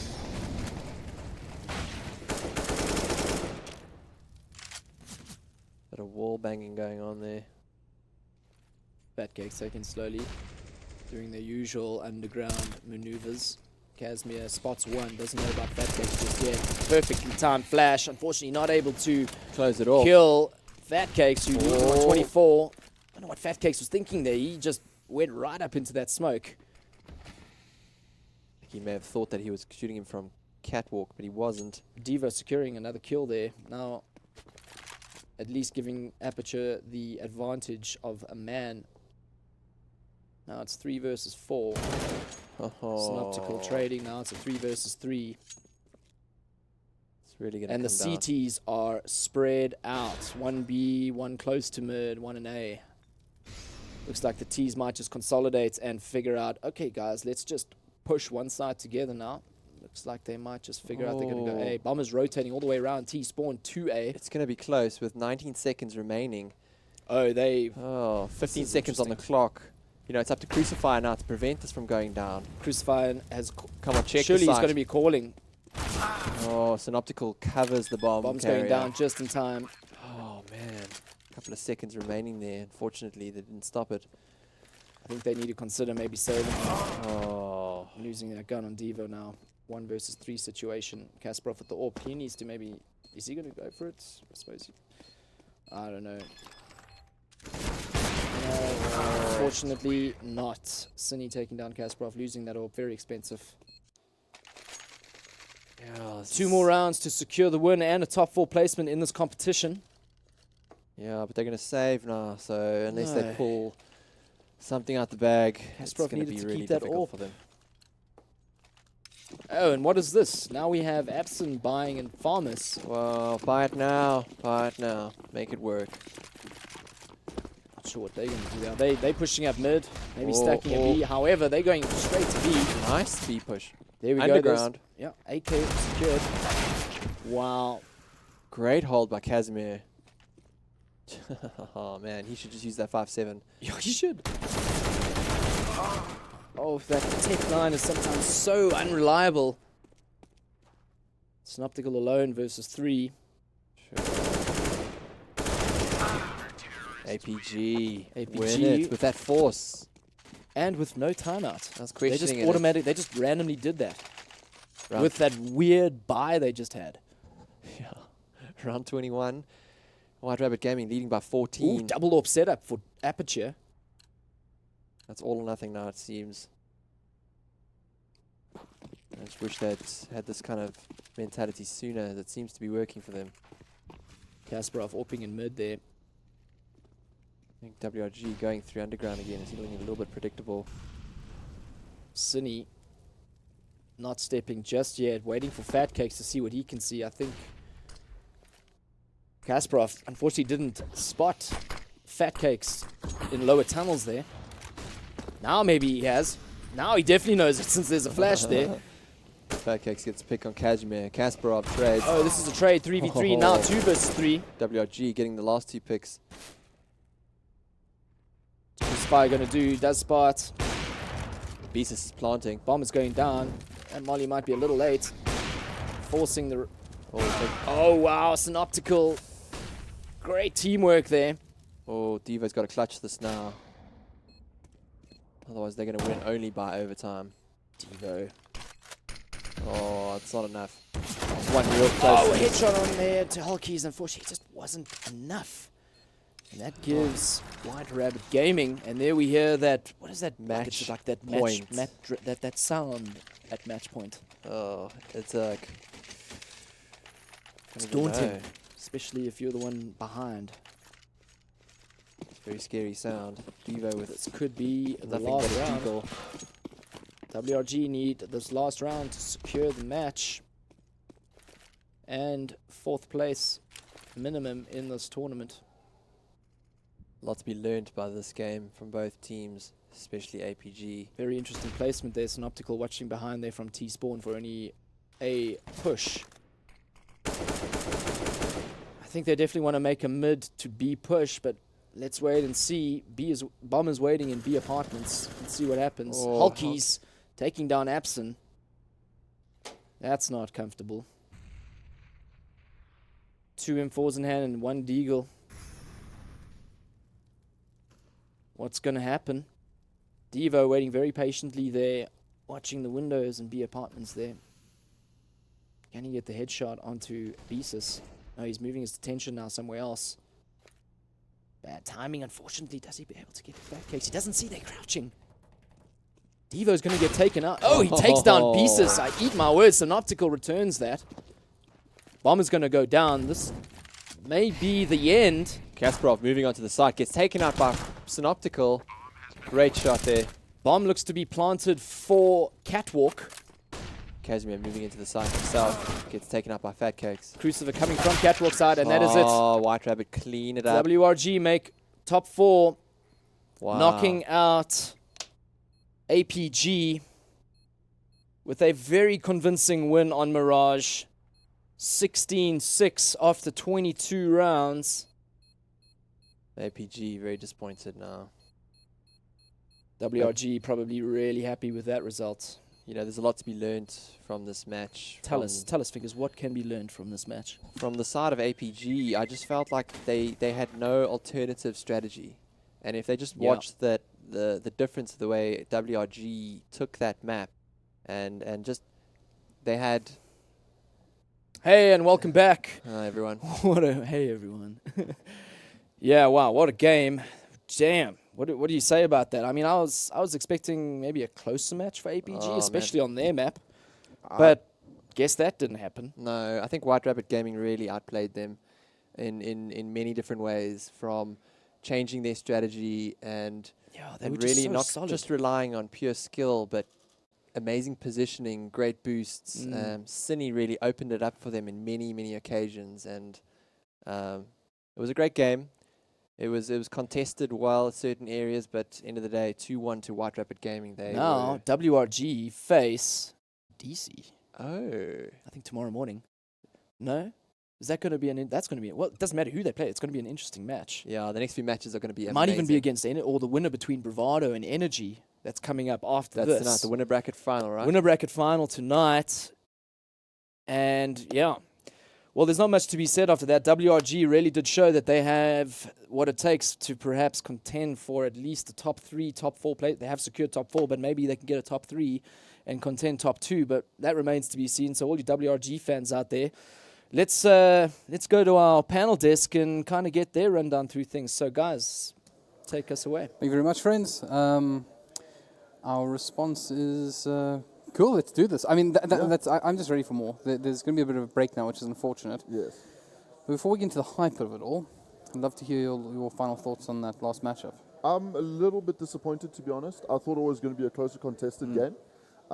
I just think that APG let slip in the second map on Mirage. I think they could have done a lot better. Yeah. I was actually having a chat. This team said WRG. Oh, yeah, WRG is just that team that will find a weakness and then exploit it. And it just looks like they did that on Mirage. I mean, APG just couldn't catch a break, to be honest. They were just getting stopped at every turn. They could barely do anything. I think they were strategically figured out almost entirely. And one of the things that WRG did extremely well is we've seen Kasparov have a shaky game, a shaky tournament already, but they really doubled down on the pressure on him, making it basically impossible for him to have any kind of control at mid. Yeah. So a couple of times we saw that APG was forced to either the only way they could actually win games, they were forced to either rotate Casimir into the position where he's going to be either Casimir or or Devo were the only ones that actually trying to control the mid area. Like, and then Kasparov had to try to do something else, but they never allowed him to do that. Yeah. And it just WRG had their number in every way. They outskilled them, they outshotted them. There was never any time where it felt like they were out of control. Like on both sides of the map, there was pure one-way traffic in every turn. Yeah. But the one good thing, the first 3 rounds that were won by APG after attack pause. Oh, there we go. There's always light at the end of the tunnel, eh? Yeah. And yet another recall has been born somewhere. So I guess it does mean we say goodbye to APG. Unfortunately, yeah. Yeah, I mean, they definitely entertained us. There were some fantastic moments. I mean, we're not going to forget that ace from Casimir anytime soon. That was brilliant. And I'm sure this is almost like it's more positive than negative from this entire tournament. I think they'll look back at this and go, okay, sure, we didn't quite get to where we wanted to go. We didn't get our opportunity to face off against DC. With a challenger that's fallen out at the last possible time. But then again, take nothing away. Don't let the sort of sadness of saying goodbye to APG take away from the fact that WG obviously have performed very well. And they get an opportunity to take on DC again in a rematch. Now, the reason DC is here is because of White Rabbit Gaming. Yes. And they're going to be chomping at the bit to get another crack at these guys. And of course, White Rabbit Gaming are, they're going to be ready for this. We've beaten you once. We can beat you again, Exactly. and it's going to set up for a really, really great low bracket matchup. Oh yeah. I mean, they've all been so good.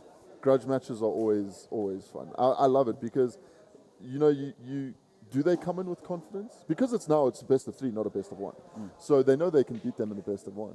But do they come in with confidence saying, we'll take them, Or do they say, well, let's just take a step back and actually think about how we're going to beat them? I think they're rolling right now. I think Beezus is setting the tone for the team right now for WRG. And if they just keep following that kind of pace, that kind of like frantic style, never allowing your opponent a moment of rest, I think they actually have a good shot. Also, the one thing that we've seen a lot of rounds. DC's played a lot more than WRG has. So if we're talking about a team that can actually exploit some of their weaknesses, we can probably see WRG find that and find out, just from what they've seen, find out a way to actually take out DC, I hope. Oh, yeah. But it's going to be no matter what, it's going to be an amazing game between the two of them. It's going to be a great one. Yeah. And I mean... But yeah, so if you have a look at the way that DC performed earlier today, I mean, they've played a lot of CS. They go overtime on 2 different maps. Now, does that? I wonder if that actually plays a little bit of fatigue in them, because WRG are going to come off a lot of momentum off of this win. Yeah. Okay. Going into a game against a team who they've already beat, so it's going to be interesting. Yeah. And WRG has been just looking stronger each game that they've been playing. They've been getting more into the rhythm. This is the first LAN for one of their players for Beezus. Yes. And I think Halkies is also not a LAN veteran. And moreover, the team is still relatively new. Yeah. So they've picked up a lot of momentum. They've gained cohesion. They've gained some of that BMT that we probably would have thought they'd be lacking beforehand. Yeah. But now they're like, okay, guys, we actually know we can do this. We can hang with these guys, not just in an online format, but here on LAN, in front of a crowd, in front of other players, in front of our peers, we can actually perform at the highest level. Now, the only question is, can they do it consistently against some of the best teams as well? Well, that's where they're heading now. I mean, if they win tomorrow against DC, okay, then they're gonna. DC are already a strong team in South Africa. Yeah. Then they're gonna go up against in the losers bracket final against either Energy or Bravado. Now, I mean, you're playing back to back currently the top teams in SA. So it's going to be interesting. I wonder if they can hold their own. I feel like this is. I'm not sure if you guys ever played Street Fighter.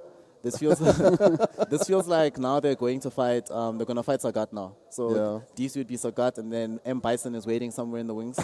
And then the secret boss will be Akuma. I think that's how WG have to approach this. Like Sagat, Bison, Akuma, and then easy if they can make that happen. I like this. This is a good tale. Can they make it though, or hey, maybe we see M Bison go all the way and take down Akuma. I can roll with this. But let's go with that for a second, because coming up at 9 p.m., of course, is Energy versus Bravado. And it feels like they've been this distant, threat that we haven't seen much of. No. And, of course, this is one of the matches we look forward to pretty much every time we get the chance to see them. And in the past, we've seen Bravado, I would think to the beginning of the year, first quarter, Bravado looked unbeatable, untouchable. But it's Energy who are on the front foot at the moment. So it's going to be very interesting to see how it all goes down on LAN. And that's the one thing, I don't think Energy have been in Bravado on LAN this year. I may stand in correction, but I'm pretty sure that's correct. And that means that Bravado still kind of have the edge here, even though they lost recently. So we'll see how that goes. But guys, it's going to be special. Only a beer one, potentially just a teaser to a grand final. Potentially just a teaser to the grand final we may still have. Yeah. But it'll be a fantastic teaser all the same. And in some ways, if we do see the grand final, may almost make up the first map of it, if you think about how they get to be a one advantage. But talking about winners, right? We got some more winners. We have more winners. We have more winners. So the first thing, because we of course we have to start off with this, is that 55% of you were right. WG did in fact win, and to the other 45% of the fans for APG, sorry, better luck next time. But one man stands ahead of the rest, and that man is receiving a stat track for an M4A1S Decimator. So congratulations to Alaric, I hope I'm pronouncing your name correctly, MSI Stacy Enslin. So congratulations, and enjoy that. Hope you get a lot of stats on it. Yay. I think with that, and it's a good note to finish off on, Yeah. 9 p.m., there's a little bit of a wait. Don't miss it, guys. You really do want to see this It's going to be a good one. Until then, cheers and goodbye.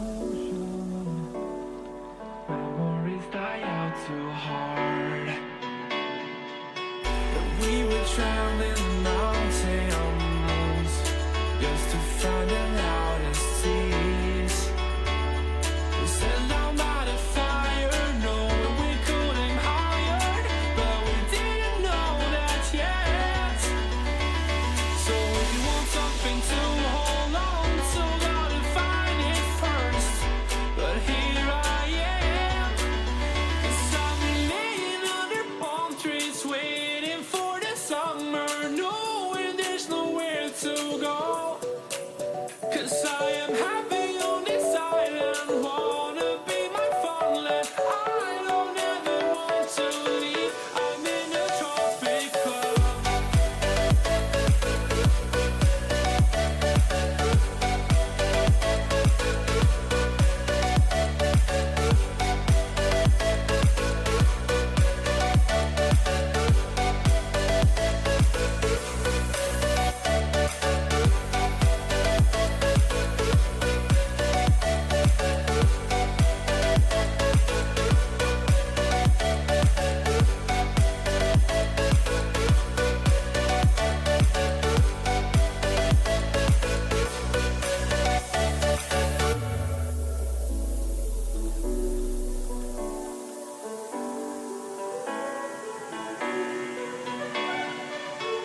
I remember the ocean, memories die out too hard.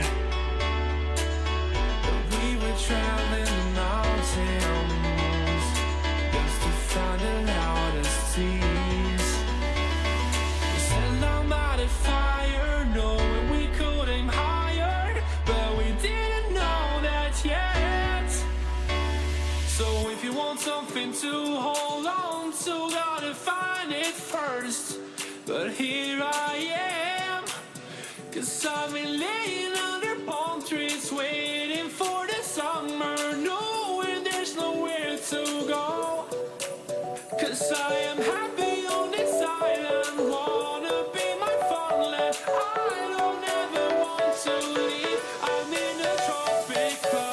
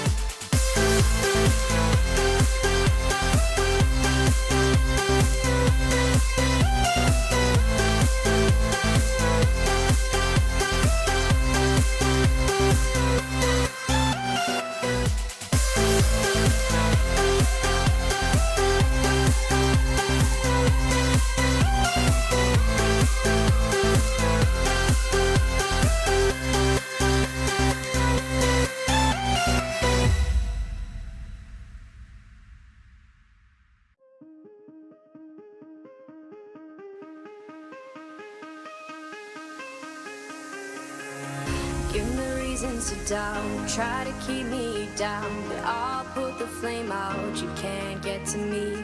Throw your sticks and your stones, go break all of my bones. You won't ache my soul, you can't get to me.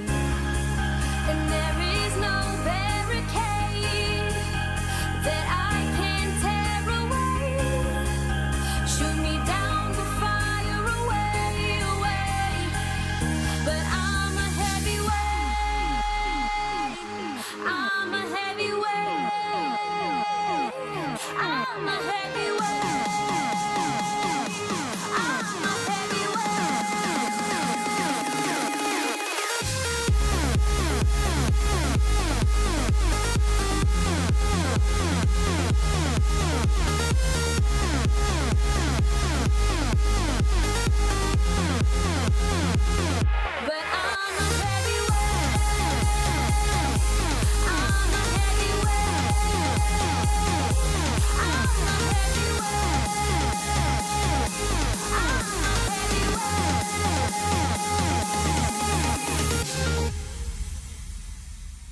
push me down to the ground. What goes around comes around. You won't put the flame out. You can't get to me.